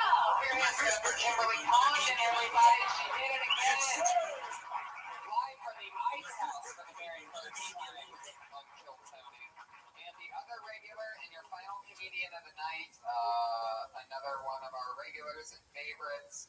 She is a regular on Kill Tony and the Dysentery podcast. Very funny, goofy sense of humor. Usually takes something small, a topic, and blows it up into big proportions. We're good to see any of that tonight. He's always goofy, always funny. So why don't you shine?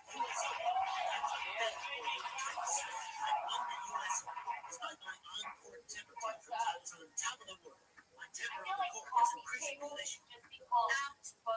Are you serious? You cannot be Who's like, hey, that table over there, let's associate it with coffee. smashing rackets when things didn't go my way. Of course, back then we didn't Come have on, multiple let's rackets, so I was talk. forced to play. Coffee table, let's play And in coffee 2001, table at book. the U.S. Open, my first serve hit a plane, causing it to go know tragically off course and hit a middle.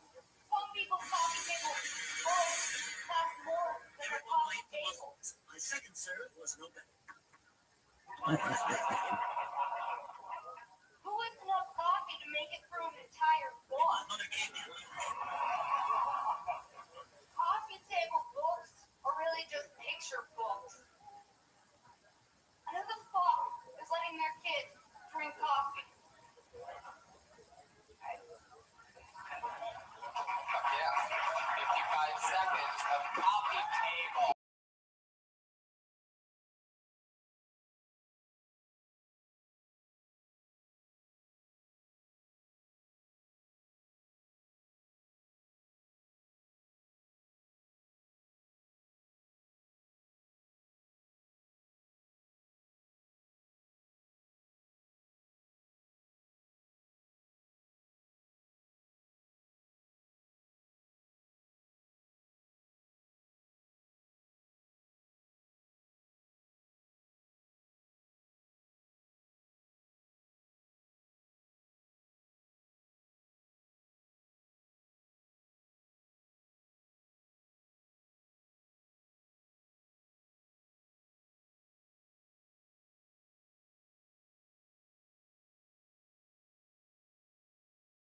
It's important to not have like not make things too spell out obvious shit, Right. extra words.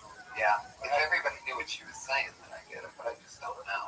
I have to withdraw from commenting on this because I take it very personally. That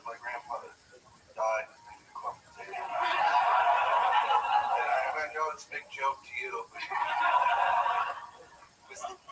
I'm guessing he was killed by a Cambodian while he was there. I was reading a book about I'm trying to figure out where this. Cambodians who moved to Manila. I would think ordinarily, I would think you definitely would be right, but I think coffee table is such a common reference that it would be totally unnecessary to waste some extra seconds. Yeah, that's like saying you don't know what a living room is. Yeah, it's a little silly.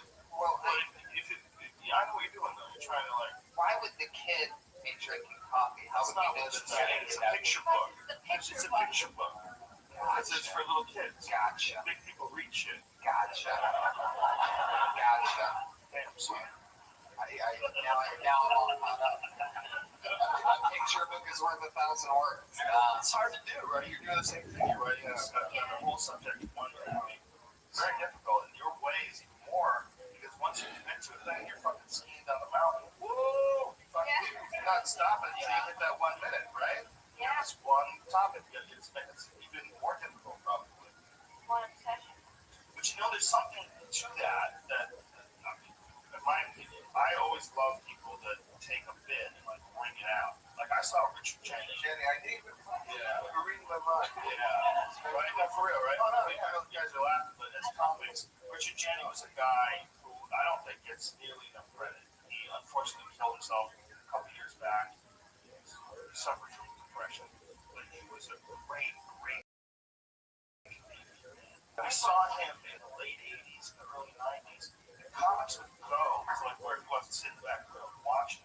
And one of the things he was awesome at, he was doing a bit like on Jaws. And he had everything on his Jaws was the best one. He wrung that fucking thing down and you were crying by the end of it. Just see, and what you did is kind of what you're trying to do is kind of similar in a way. Yeah, but you're doing out of it. Yeah, you're getting by choosing a subject every week. It's a big thing. Creative to have it. Like you'll set like a thing going off in a person's mind where you're taking them on like a little journey. So instead of like a one-liner here or there, which is also great, Mitch Hedberg is one of my all-time favorites. But the type of comedy that like Richard Jenny did, or Chappelle does great, tells these big long pieces. You know, they drag you into something and pull all this comedy out of it while you're there. It almost seems like more specialized that's happening. So like what you do is I think the most difficult way. It always feels the best thing when I watch it. That kind of comedy. Which was so old school, like young and hip. Yeah. Like I had him on profile time. And one of the lines he said was, no matter how much I practice tennis, I realize like other people to the wall. My favorite is the banana one. It goes, someone said, do you want a frozen banana? I said, no, but I want a regular banana later. So, yes. That is just, I used to do drugs. I still do, but I used to too. I like the UPS driver because he is a drug dealer and he does not know it. Wow. Crazy. One-liner, maybe 3 one-liners right there. They just destroyed this one. He was a rare cat. He was very unique. He was very uniquely him. You know? He would do a joke about the name Doubletree. He'd be crying laughing. Every week you are very negative, and you tried one week to be really the exact opposite. Have you tried that again? Have you tried mixing it up? Because I mean, I just want to know what a 15-minute set for you is, because it feels like I would just want to kill myself after the end. You just seem to be attacking everything that. Yeah.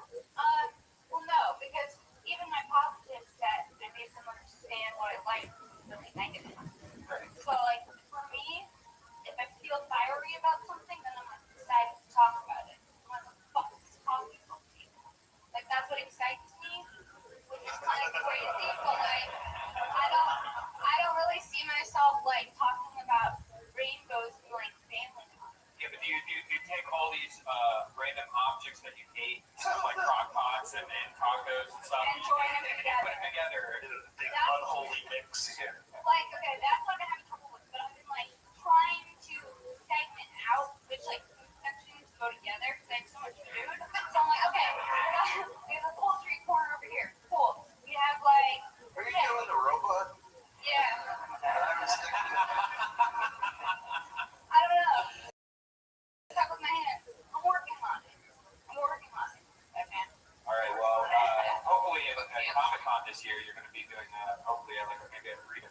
sense to it. You went to him, so that'd be good to see it. How long have you been doing comedy? 3 years. How often you do?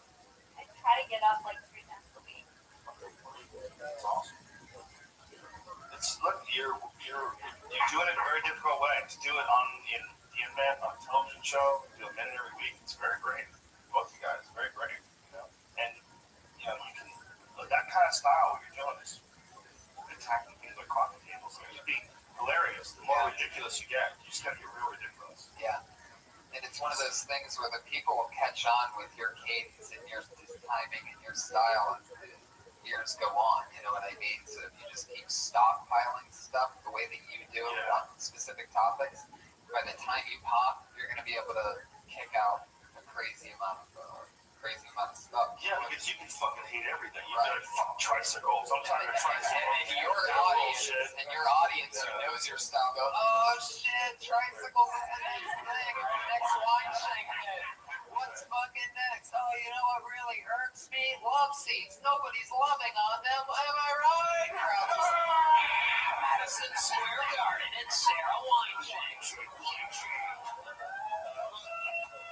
Jim Collington's great too. I mean, these girls are fucking knocking it out. You know what I mean? And it makes me very happy. It was interesting when you said the thing about coffee tables when you were fucking around. It was much more an investment than when you did it in your act. When you did it in your act, you were acting like, do you think this is funny?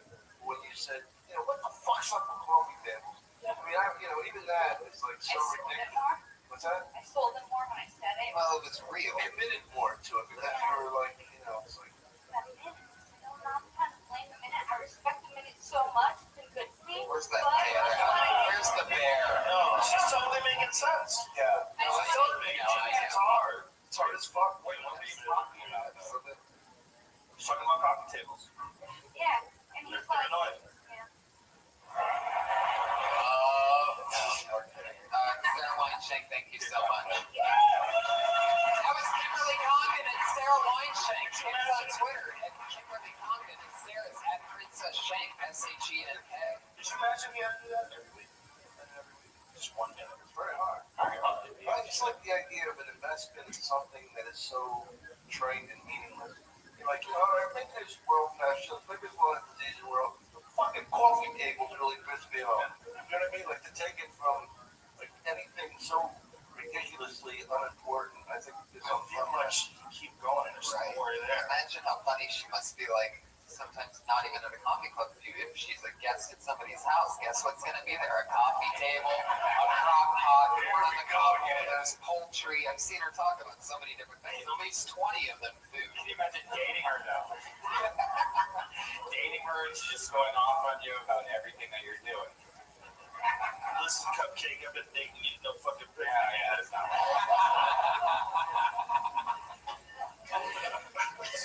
Well, guys, we did it. Yeah. That's Kim Cody. Thank you, guys. Joe Rogan, Dom Irera, thank you guys so much.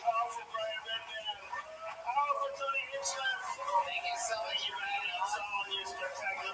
So much fun, Dom, as always, a blast. The great Dom Irera. You know that Dom Irera live from the Laugh Factory. Joe's on a couple of episodes. It's great. Were you on the end? Yeah. Brian told some of the most hilarious perverts of all time.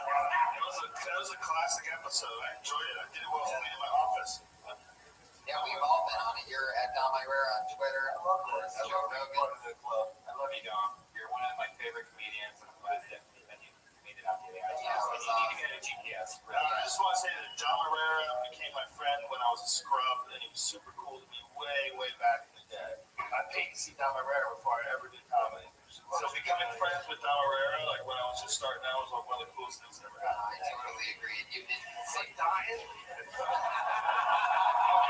somebody knows someone. I didn't want to say anything, but there's a Cambodian right behind you right now. Viva la Philippines. Jesus Christ, everybody is on Twitter. Kevin Lee Light, he was the Patriot tonight. Live audience, Pasadena, we did it. We made history. Celebrity Skill Tony in Pasadena. Big thanks to our clever producers, Josh Gordon. You can find him on Twitter, Josh Gordon Comic. Guys, we're going to be at Comic-Con 2014, July 23rd and 24th at the American Comedy Club. We want to thank our sponsor, Squirt, The Thirst Quencher.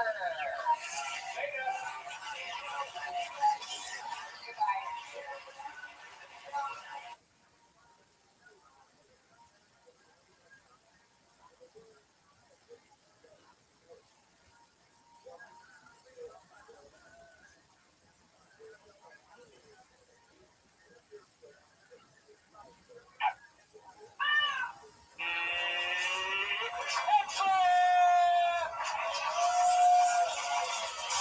my goodness, how exciting. How you guys doing tonight?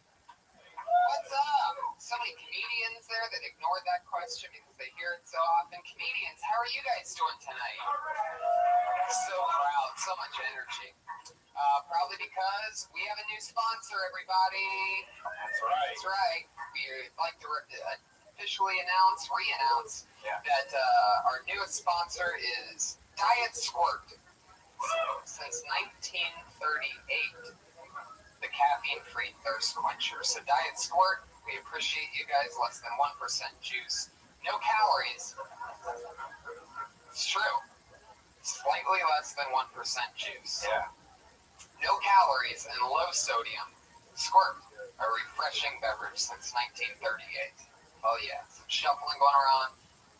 Who's having a wonderful Monday so far? I'll tell you, I am. It's a great Monday for me.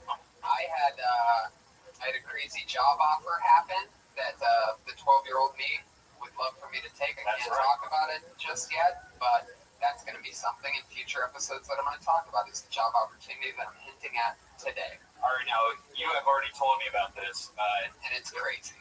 All right, because we can't maybe talk about. No. All right. We're gonna save it. It's gonna be great. I didn't even know KinderCare was still in business.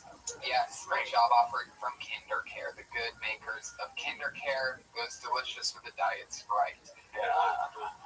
Squirt out of KinderCare. Oh yes, Diet Squirt.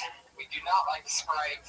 Fuck. We probably just lost them. You just lost Squirt. We've had it for 2 episodes. Oh my god.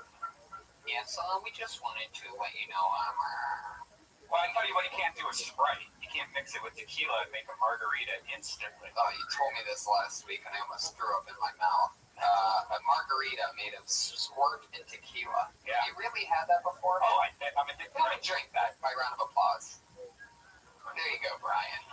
There you go. Just to let you know like you're living. No, I mean, like, really, it's if you mix drinks a lot, like myself, you get sick of something a lot. Like, I got sick of Jack and Coke. I went to 7 and 7s for a while. I went to turkey and ginger. And then I got into tequila. And there's not really much you can do with tequila except, maybe make a margarita out of it or drink a press out of it.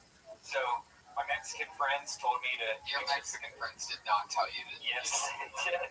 It's a poor person margarita is what they said. It does the job. You mix it with tequila. It tastes great. We could actually do it today if you wanted to. We could have Josh get us some Patron. Okay. Yeah. But I do love, without tequila, a delicious Diet Squirt.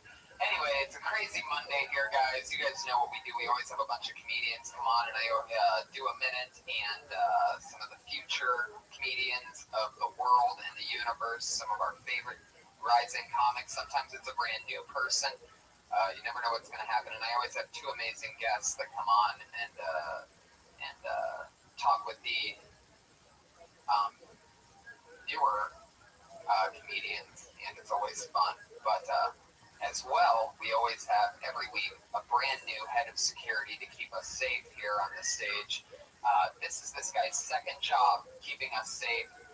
Put your hands together for Autistic Thunder, Josh Meyerowitz, aka the Autistic Patriot.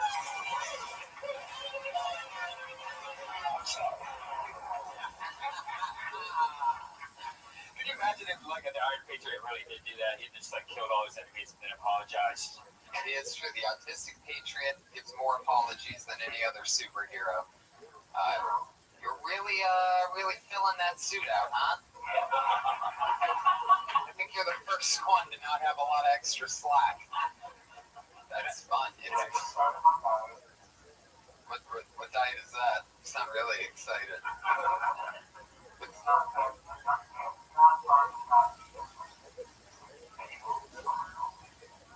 Do you hear your shoes squeaking when you do that? Yeah. Yeah, don't do that anymore. It's very annoying. Back to you, Diet Man. The sound of shoes squeaking. Are you really on a diet? Like Weight Watchers? No. I just the best I can do is 1 step at a time, eat less. The This sounds like a guy that has no diet plan whatsoever. Just one step at a time. I leave a couple bites of the In-N-Out burger that I eat daily. Do you eat bad or do you just eat a lot? I eat a lot. Okay. But not bad.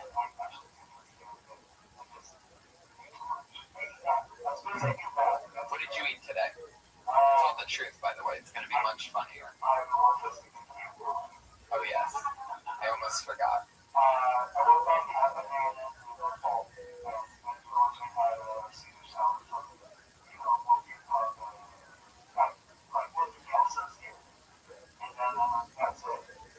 Really? Oh my goodness. Well, it seems like maybe you are sticking to your diet. Now I sort of feel bad for you. Hey, next time you have a salad like that, though, put the dressing on the side and dip your fork into it instead of pouring it on top of your salad. You'd save about half the calories. Heck yeah. Do you usually toss your salad? There's a little picture in your minds for all of you. Have you ever tried to suck your own dick?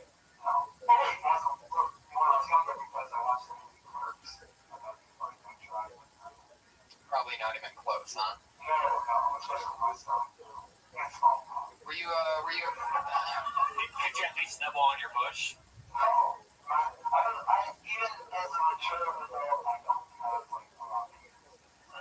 A lot of pube? Well, since you said that in the singular, I'm guessing you have about one. Just one thick pube. To this very day, I just don't have very many pube. You're 30? Oh my goodness. Period's gonna be the biggest 11-year-old I know, turning 30. Love it. And you must be excited